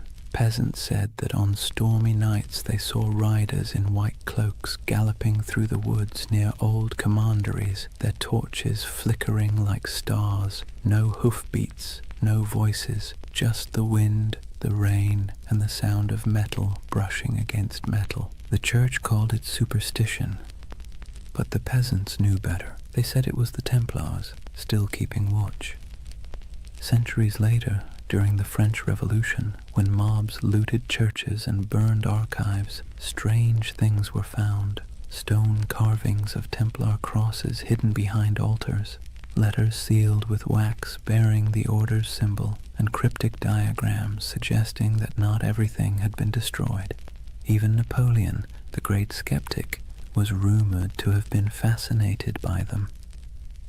When he invaded Egypt in 1798, he brought with him not just soldiers, but scholars, engineers, and, oddly enough, men obsessed with the Templar myth. They saw the pyramids, the ruins of ancient Alexandria, and believed they were walking in the same footsteps as those mysterious knights who had once dug beneath Solomon's temple. It was as if every century rediscovered the Templars anew, each generation projecting its own dreams onto their ghost. For the Renaissance, they were seekers of hidden wisdom. For the Enlightenment, martyrs of superstition. For the modern age, symbols of rebellion against authority. And through it all, their image never changed. White cloaks, red crosses, silent resolve. The perfect blend of purity and menace. That's the strange paradox of the Knights Templar. They began as humble monks sworn to poverty and ended as eternal figures of power. They were meant to defend faith but became symbols of doubt. They were destroyed for secrecy, and yet secrecy is what keeps them alive. When you trace their story from the ruins of Jerusalem to the myths of modernity, you realize that the Templars have become less a chapter of history and more a kind of mirror. Every age sees itself in them. Every conspiracy, every spiritual revival, every lost cause finds its reflection in their legend.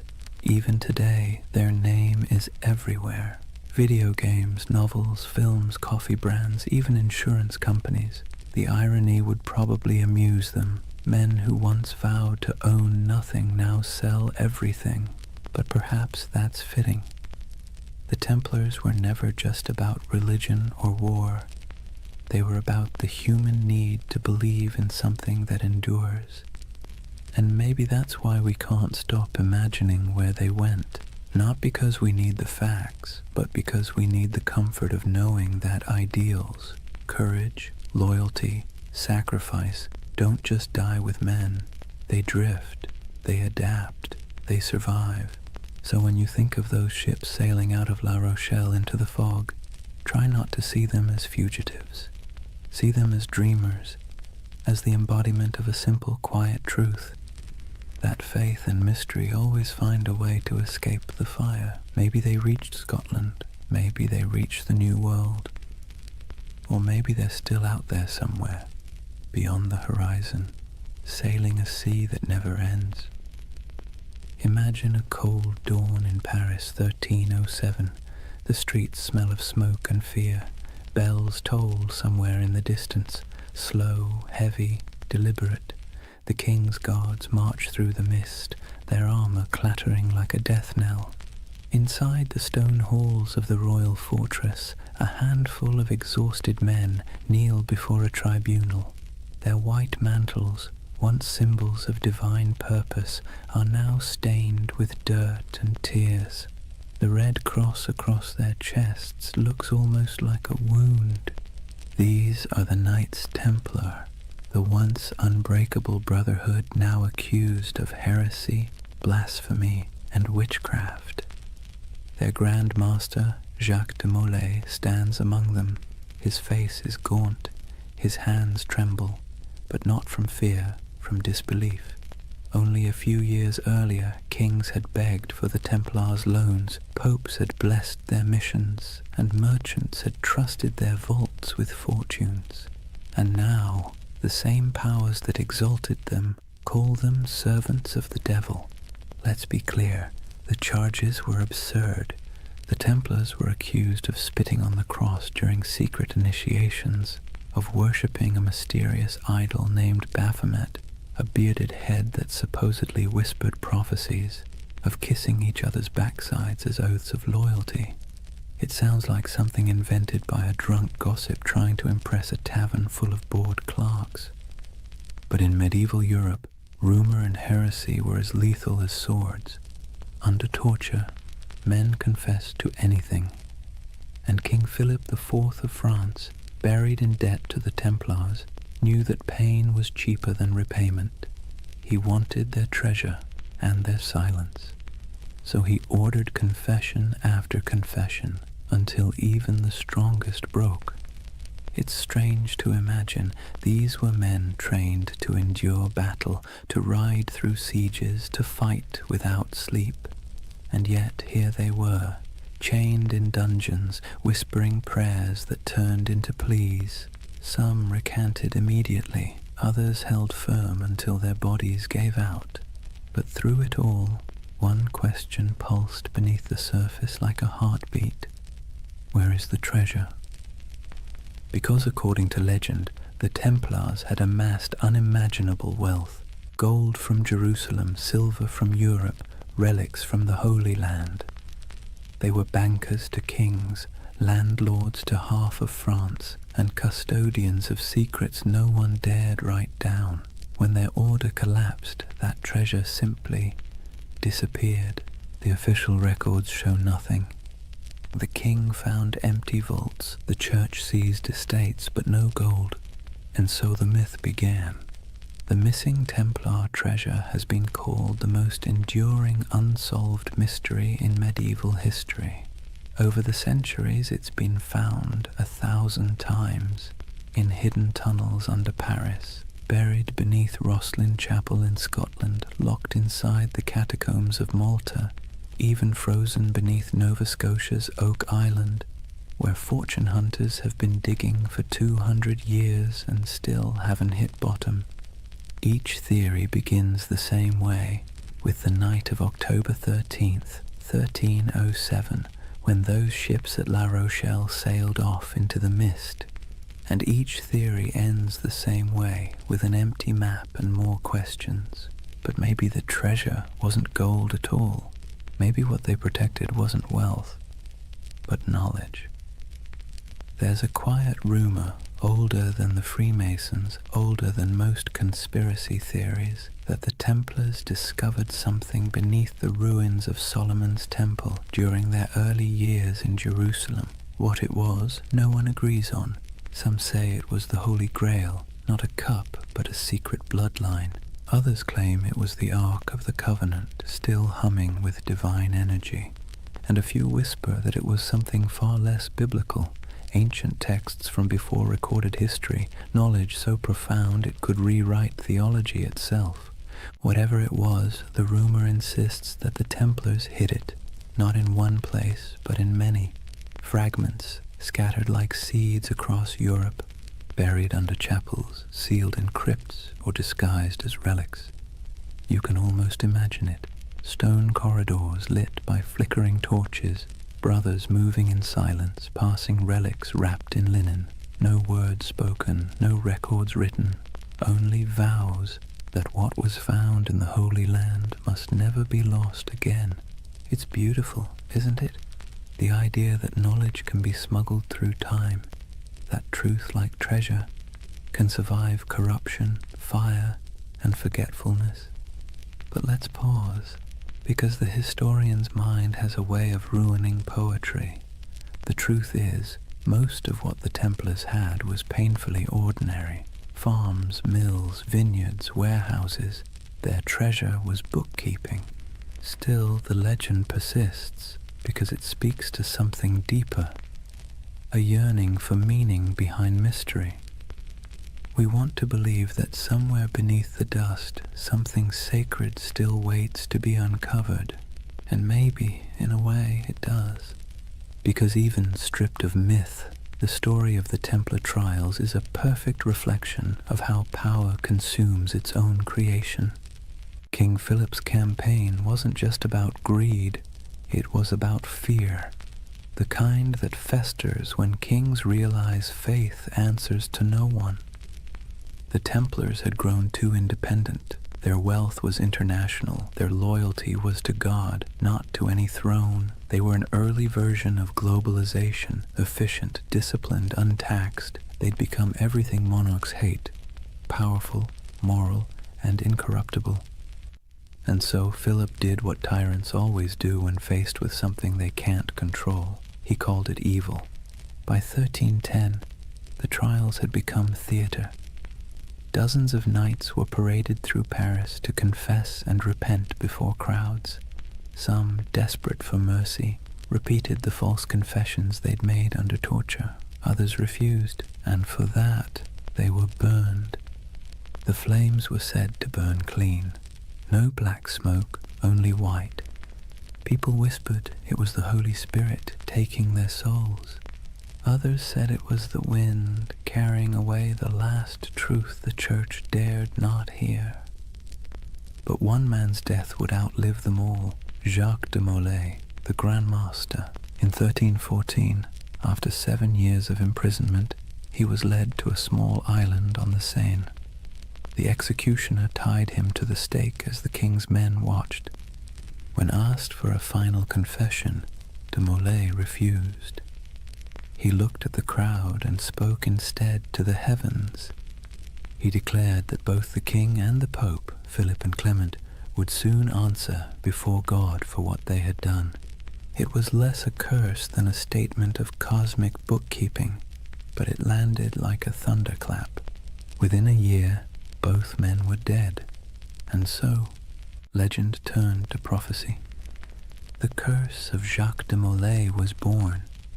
In taverns, people whispered that the Templars had struck back from beyond the grave, that the king's line was doomed, and when Philip's dynasty collapsed within a few generations, the myth grew stronger. History remembers it as coincidence, but myth doesn't care for coincidence. It prefers poetry, and in that poetry, the Templars became immortal. Their treasure, whatever it was, became eternal. Their curse became their revenge. You can see echoes of it everywhere, in novels about secret codes and grail quests, in stories of lost bloodlines and hidden orders, in the fascination that still surrounds their name. Because deep down, the story of the Templars isn't just about power or faith. It's about loss. The loss of certainty, of purity, of something once believed to be incorruptible. And perhaps that's why it still hums beneath our collective imagination, because when we stare into history long enough, we start to see ourselves. The way faith becomes ambition, ambition becomes greed, and greed becomes legend. So maybe the real Templar treasure isn't buried in stone or sealed in vaults. Maybe it's the myth itself, the part of human nature that refuses to stop believing, even when reason tells it to. The belief that something holy might still be hidden under all this noise and dust, that even in ruin there's a secret worth protecting, and somewhere, under moonlight or memory, a ship still drifts through fog, carrying not gold, but the weight of a promise, the promise that no truth ever really disappears. It just waits to be rediscovered. Picture this, the flames dying down on that island in the Seine, the crowd dispersing into the night, their faces glowing with the reflected orange of what they'd just witnessed. And above it all, the black smoke curling toward the spires of Paris, drifting into legend. Jacques de Molay was dead, but his curse, if you believe in such things, had already taken root. The chroniclers of the time, even the cautious ones, couldn't ignore what happened next. Within months, Pope Clement V was dead of illness. Within a year, King Philip IV was thrown from his horse and died suddenly. No heirs, no fortune, no redemption.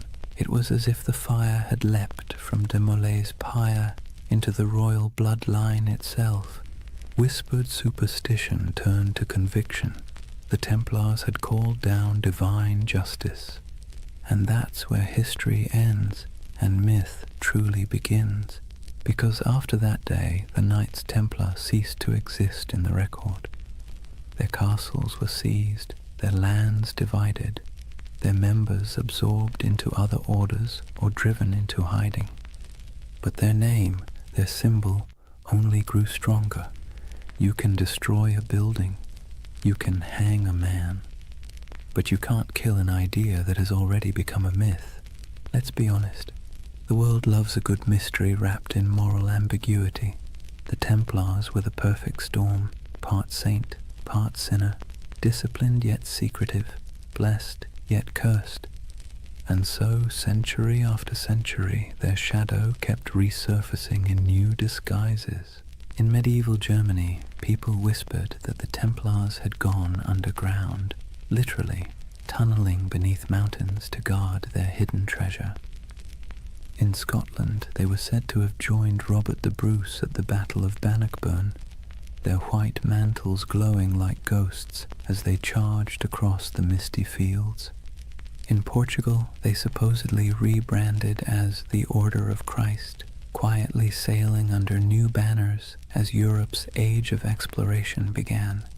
Everywhere they vanished, stories bloomed like ivy over old stone. By the Renaissance, artists painted them into allegories. By the Enlightenment, philosophers invoked them as symbols of reason suppressed by superstition.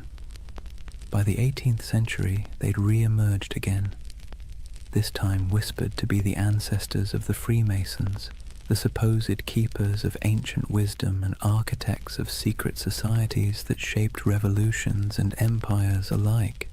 No proof, of course. But when has lack of proof ever stopped a good story? And then came the 19th century, a perfect breeding ground for myth. Romantics were obsessed with lost causes, fallen knights, and tragic purity. The Templars became literary gold. Poets wrote of their courage, novelists embroidered their rituals, and painters gave them halos of melancholy light. They became a mirror for every generation's anxieties. The pure few against the corrupt many, the dream of spiritual order in a chaotic world. And that's the secret ingredient to their immortality. Each age reshapes them to fit its own fears and fantasies. For the Victorians, they were noble martyrs.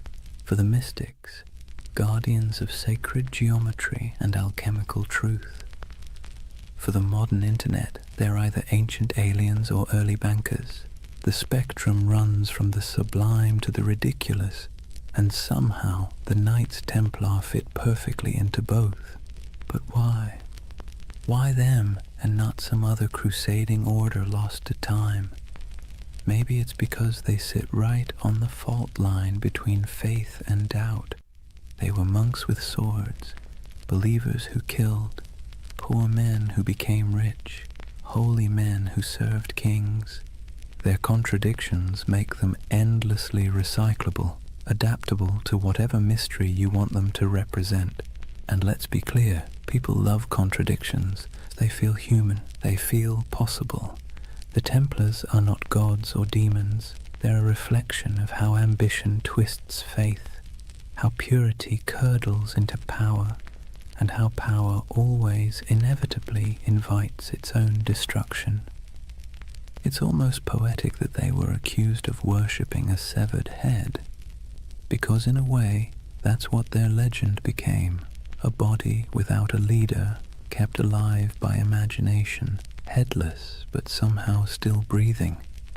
Let's drift for a moment to one of those places still whispered about, Rosslyn Chapel, Scotland. Built in the 1400s, long after the Templars' supposed end, it's a riot of stone carvings, angels, vines, strange geometric knots, and figures that seem oddly ancient.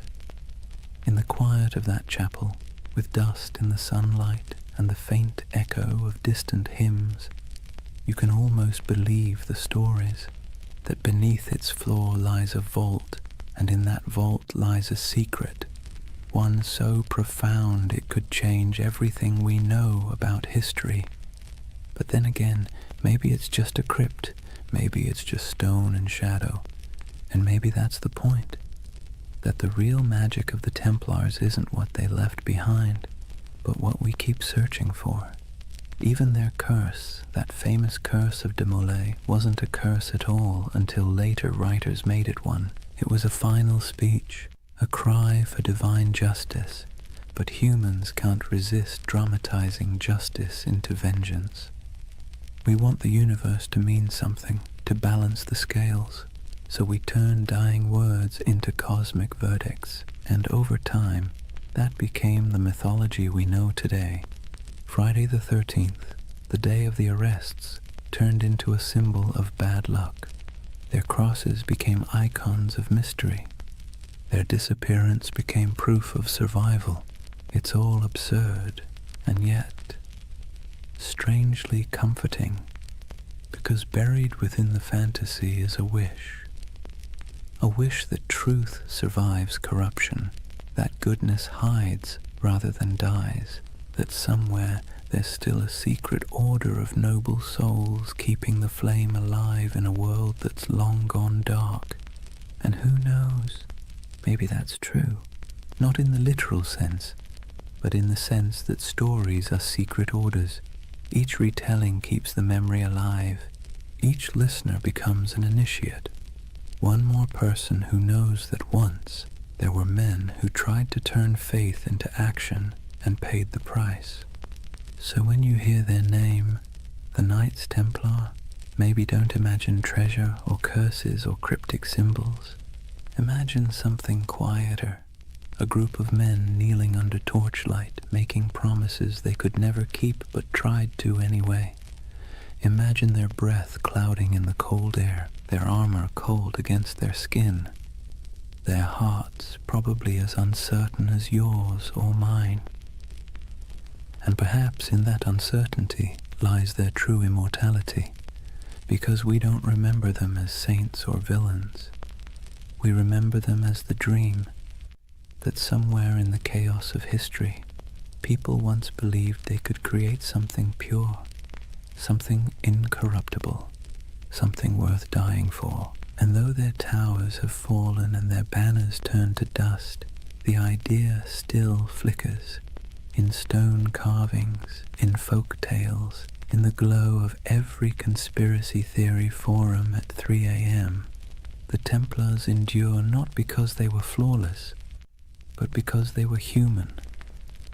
And humans have always dreamed of perfection, even as we fall short of it. So when you finally close your eyes tonight, imagine the world they left behind. Imagine the quiet after the fire, the soft sound of waves against forgotten shores. Somewhere a candle burns low, somewhere an oath is whispered again, and somewhere in the deep rhythm of history the order still rides, not in armor but in memory, because the truth is, nothing truly holy ever dies. It simply changes shape and waits to be remembered. So now we reach the end, or rather, the echo. The story of the Knights Templar doesn't really end. It simply fades like candlelight in a long corridor, stretching further and further into shadow. If you've stayed with me through this entire journey, through crusades and curses, through deserts and dungeons, take a moment to notice the quiet. The world they built and the world they lost are both long gone, but the silence they left behind still hums with meaning. Imagine it, Europe asleep under frost, old cathedrals creaking with age, the moonlight brushing against statues of long-forgotten knights. In that stillness, you can almost hear them, the faint clink of armor, the whisper of prayer, the soft murmur of devotion and doubt braided together. Because that's what the Templars really were. Not gods, not monsters, just men standing at the fragile intersection between the sacred and the human. They tried to build heaven with earthly tools, swords, stone, oaths, and hope. And like everyone who's ever reached too high, they fell. But falling doesn't mean failure. It just means the dream became too heavy for the age that held it. History loves to paint the Templars as symbols of greed, of purity, of secrets, of sin. But perhaps they were simply mirrors, reflecting what every civilization fears most. That no matter how powerful we become, or how righteous we think we are, time will eventually unmake us, fold us back into silence. And yet, the beauty is that silence isn't nothing. It's the space where memory lives, it's where myths breathe, and it's where you, right now, can find peace.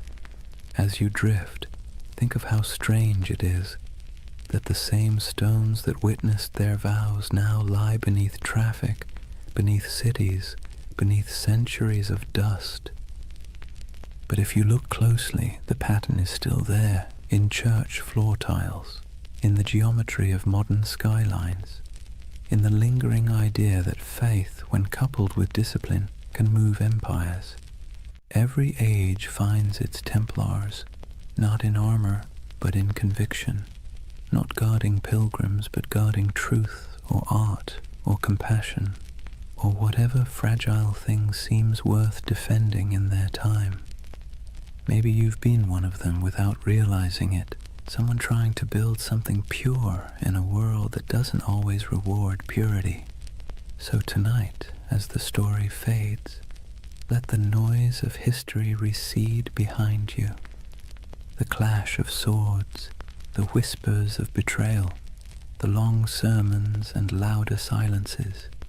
Let them dissolve into the steady rhythm of your breath, because this is what remains when the myths fall quiet. A reminder that even the grandest empires, the greatest orders, and the most secret brotherhoods eventually return to stillness. And in that stillness, something eternal stirs, not banners, not blood, but the simple, persistent urge to remember that once humans dreamed of divine perfection, that they believed in sacred duty, that they tried, however imperfectly, to bridge the distance between heaven and earth. And maybe that's enough. If you close your eyes now, you might see them one last time, riding slowly into the horizon, the sun setting behind them, their white mantles glowing faintly in the fading light. No words, no music, just the sound of hooves in the sand, steady as a heartbeat.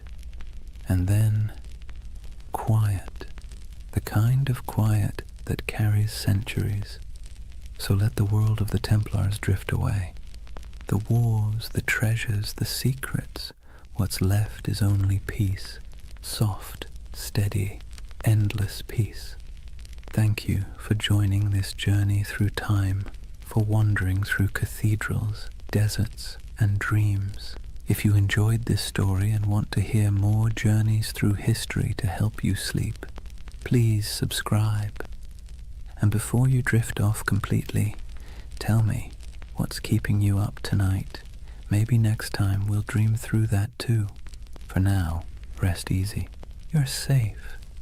History will keep its secrets until morning. Good night.